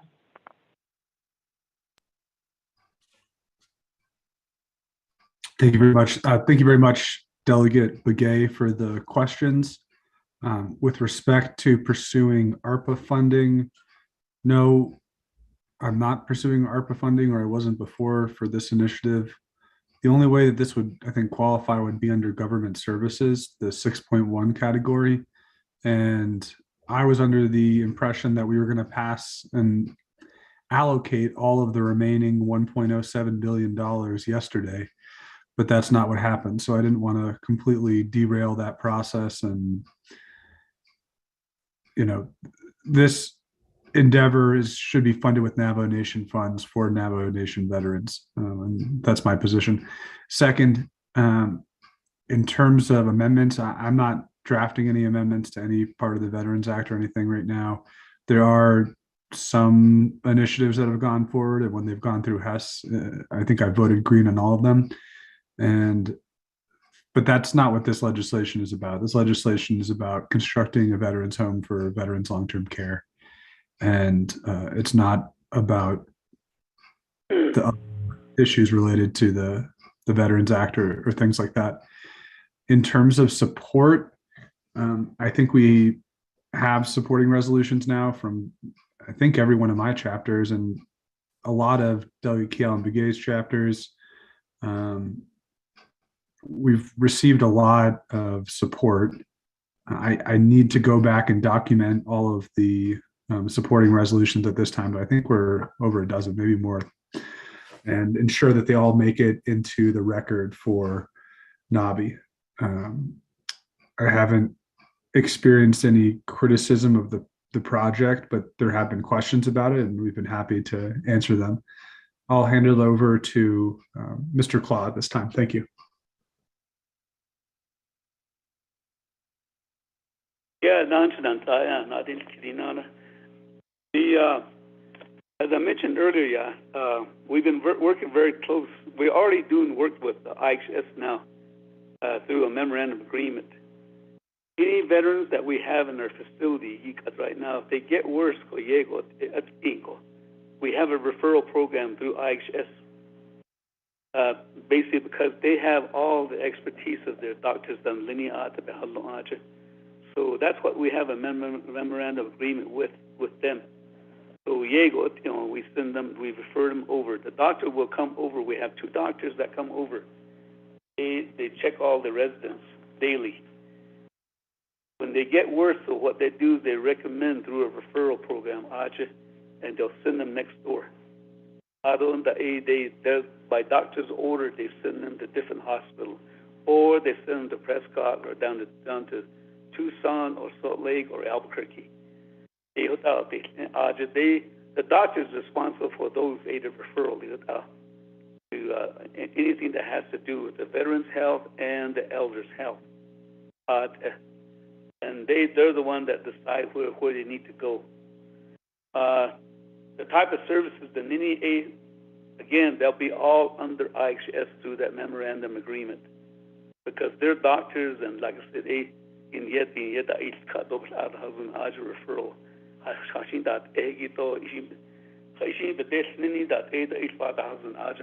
So we allow them to do that.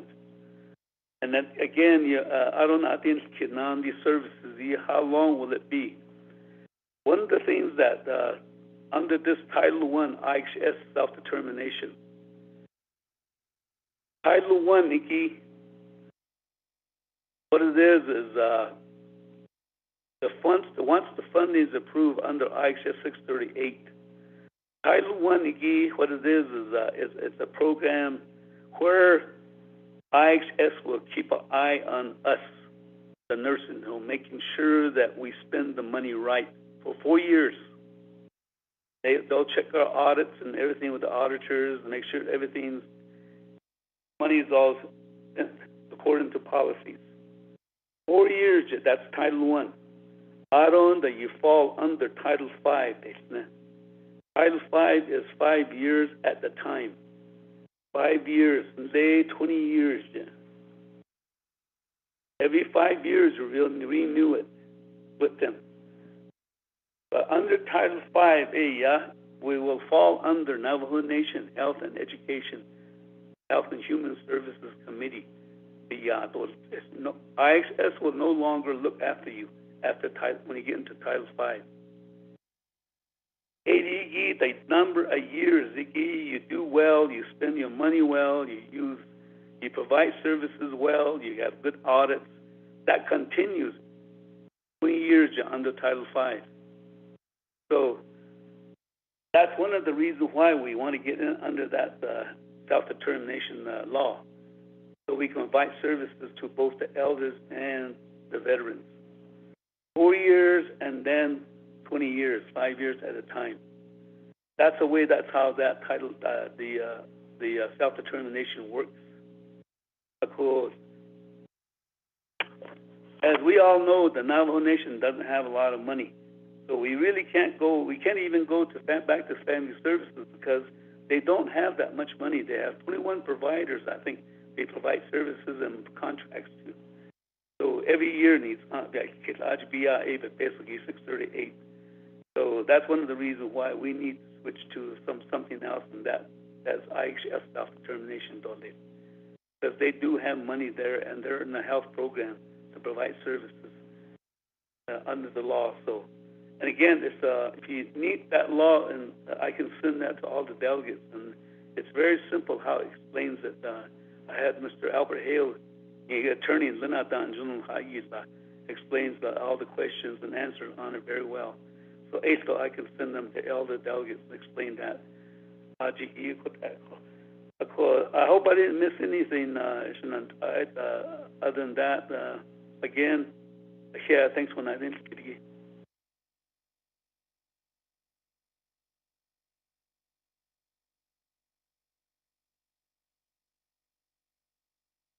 Let's see. Presently, we have the Veterans Organization from Forest Lake, Pinyon, Chinle, Many Farms, and today we went to Coyote Canyon. They passed a resolution for 3 more other veterans group. So as of today, we have like 7 ordinance right now, and we've been requested to meet with Tuba City and Shiprock, Denana commanders, ESO. Thank you.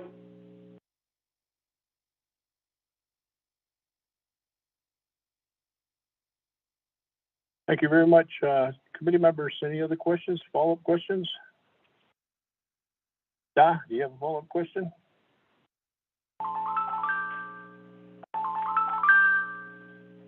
I have more questions until thank you.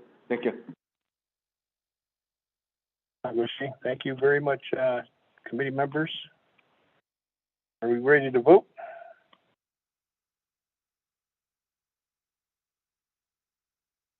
We're ready to vote. Nada, let's go through the roll call vote. Round the horn.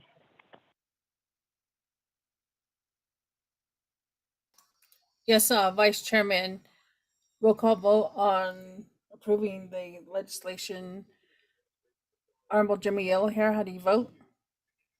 I vote green. Thank you. Honorable Jimmy Yellowhair votes green. Honorable Amber Knizmat-Crotty, how do you vote? This is Delegate Crotty. I vote green. Thank you. Thank you. Honorable Amber Knizmat-Crotty votes green. Honorable Nathaniel Brown, how do you vote? Delegate Brown votes green. Thank you. Honorable Nathaniel Brown votes green. Honorable Elmer P. Begay, how do you vote? I vote green. Thank you. Honorable Elmer P. Begay votes green. Vice Chairman, we have 4 members voting in the affirmative, 0 opposing. Vice Chairman not voting, and 1 member excused. Vice Chairman? Thank you, Shanetta, for the roll call vote. We have 4, 0, 1, and 1. If you're not voting, Eugenio being excused. This goes to the next level. We appreciate your legislation, Vice Chair Slater, and your agents. And it's good to hear Shastan Ash's voice. Jonathan Hale, Ayate.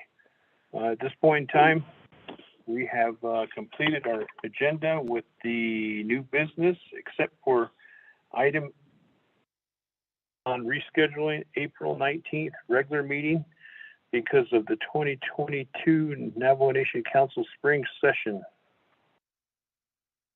Need a motion on that.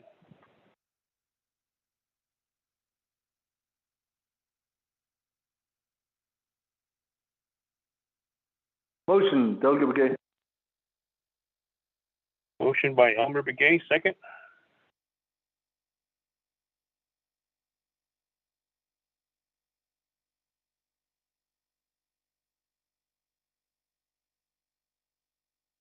Second going once.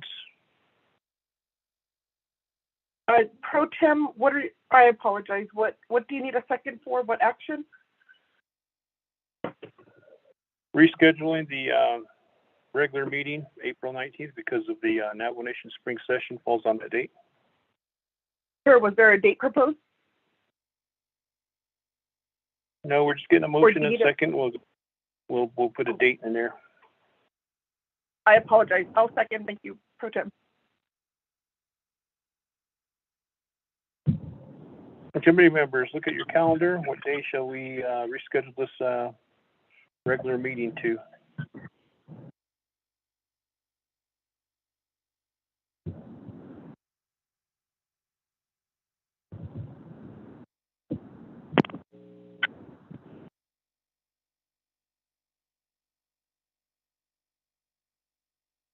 Pro Tem, may I propose Tuesday the 26th at 10 o'clock?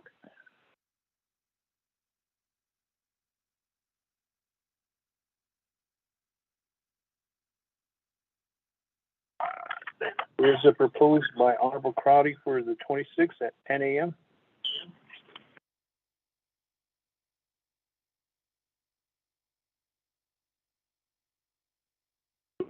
It's fine with me. Good yell here.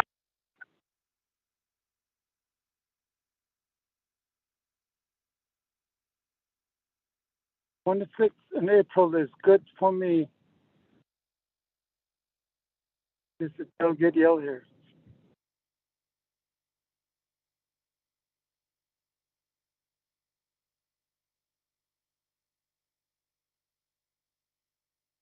Roger.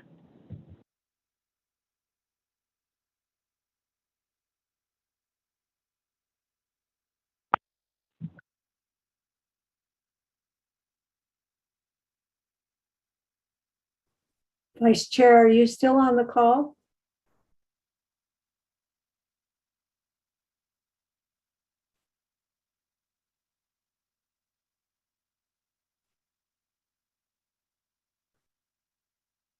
Committee members, I think his call dropped. Vice Chair's call dropped.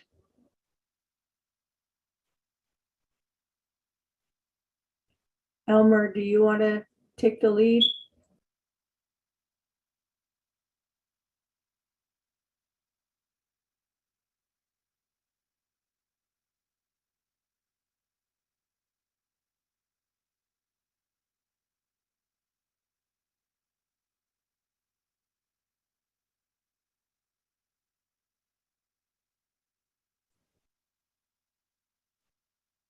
Jihaj Nathaniel Brown, Nisha, can you go ahead and lead the vote on that?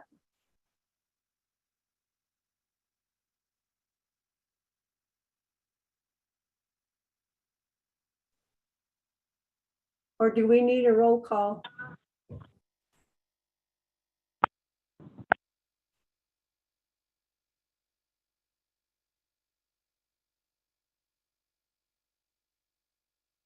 Vice Chair Smith.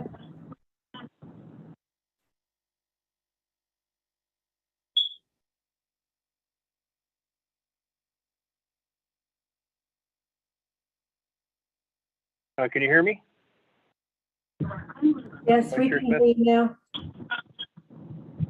Okay, my phone call dropped. Round the horn for the vote on April 26, 2022. Yellow hair spawn with 26. Diga hakune. Sure, Vice Chairman. Could you do a Yes, Vice Chairman, roll call vote on the rescheduling of the BNF meeting. Honorable Jimmy Yellow here, how do you vote?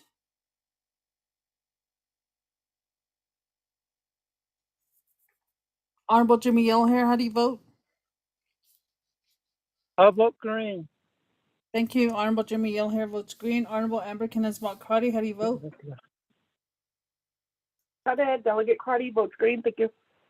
Thank you, Shadeja. Honorable Amber Kenneth-Crotty votes green. Honorable Nathaniel Brown, how do you vote?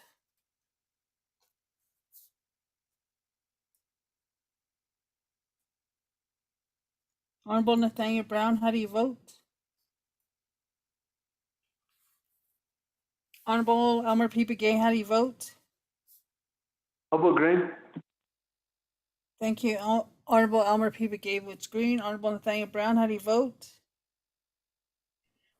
Vice Chairman, we have 3 members voting in the affirmative, 0 opposing. Vice Chair not voting, 1 member not voting, and 1 member excused. Vice Chairman? Thank you for that roll call vote. We have a passage of the reschedule of the meeting, April 26, 2020 at 10 a.m. And that in affinity, we have completed our agenda as is. Next on the item is close of the session, written announcements, adjournment. Vice Chair, this is Peggy. Peggy, go ahead. Thank you, Vice Chair and members of the Budget and Finance Committee. I wanted to just, it's not a written announcement, but on the 28th is when the Law and Order Committee said that they could meet with the Budget and Finance Committee on the judicial branches. What was it? Condition of appropriation, that report that they provided. And that would be at 9 o'clock. However, I think there might be a NABI meeting that day. So the leadership meeting might be limited to just an hour on the 28th, Thursday, the 28th. Gushi, thank you for that, Peggy, on the LOC meeting. Also, I'm sure that might be a question on the Wild Horse Pass coming up this Monday, Tuesday. Any information on that? Excuse me. I processed the paperwork and I did email it out to all of you that it was approved. And so I'm hoping that you have made your travel arrangements with the Office of the Speaker staff. The finance section is the one that usually develops your paperwork and make sure that you're registered for the conference. Did everyone get a copy? Did everyone get a copy of that approval memo?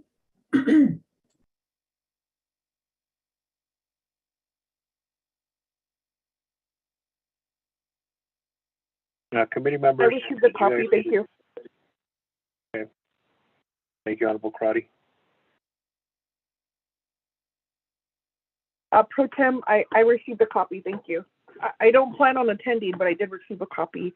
I did have a question, Pro Tem, with the leadership meeting, what Law and Order, is that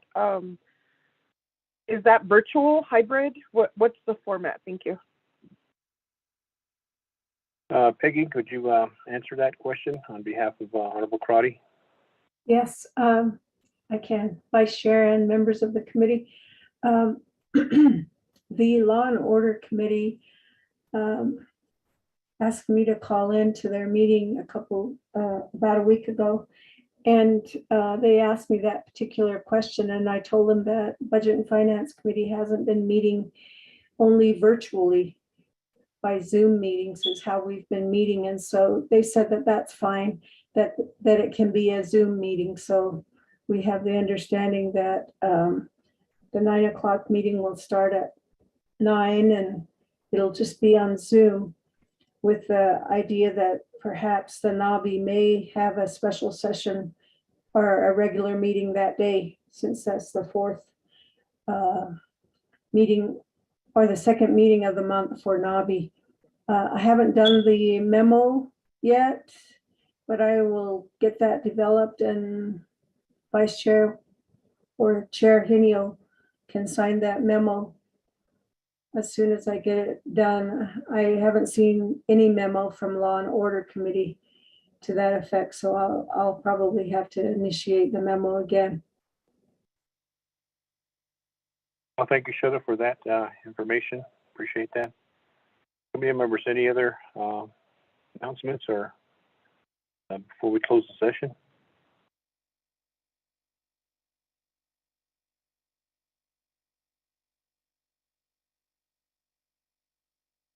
Adjournment? Do we have a motion? Motion, Dr. Begay. Honorable Elmer Begay, motions for adjournment. Second? Yellow hair. Honorable Yellowhair, Yellow second hair. for the adjournment. Shanetta, could you do a roll call vote on the adjournment?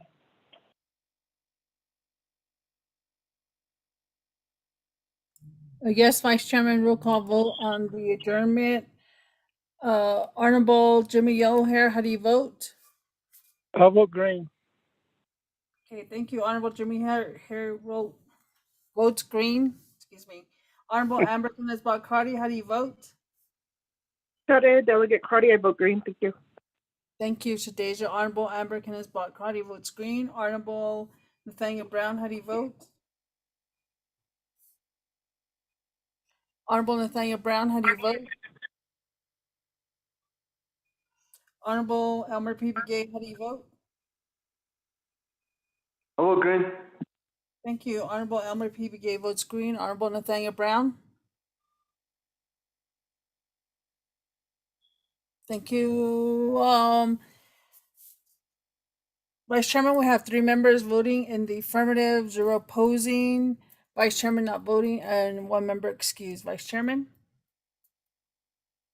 Thank you for that roll call vote. We have 3 in favor, none opposed, and Vice Chair not voting, and 1 not voting, and 1 excused. So therefore, we have adjourned at 7:49 p.m. Thank you, committee members, for this lengthy meeting. Appreciate your hard work, and be safe out there. Yeah. Yeah. Hello? No, I'm at work. Oh, really? Yeah, hold on.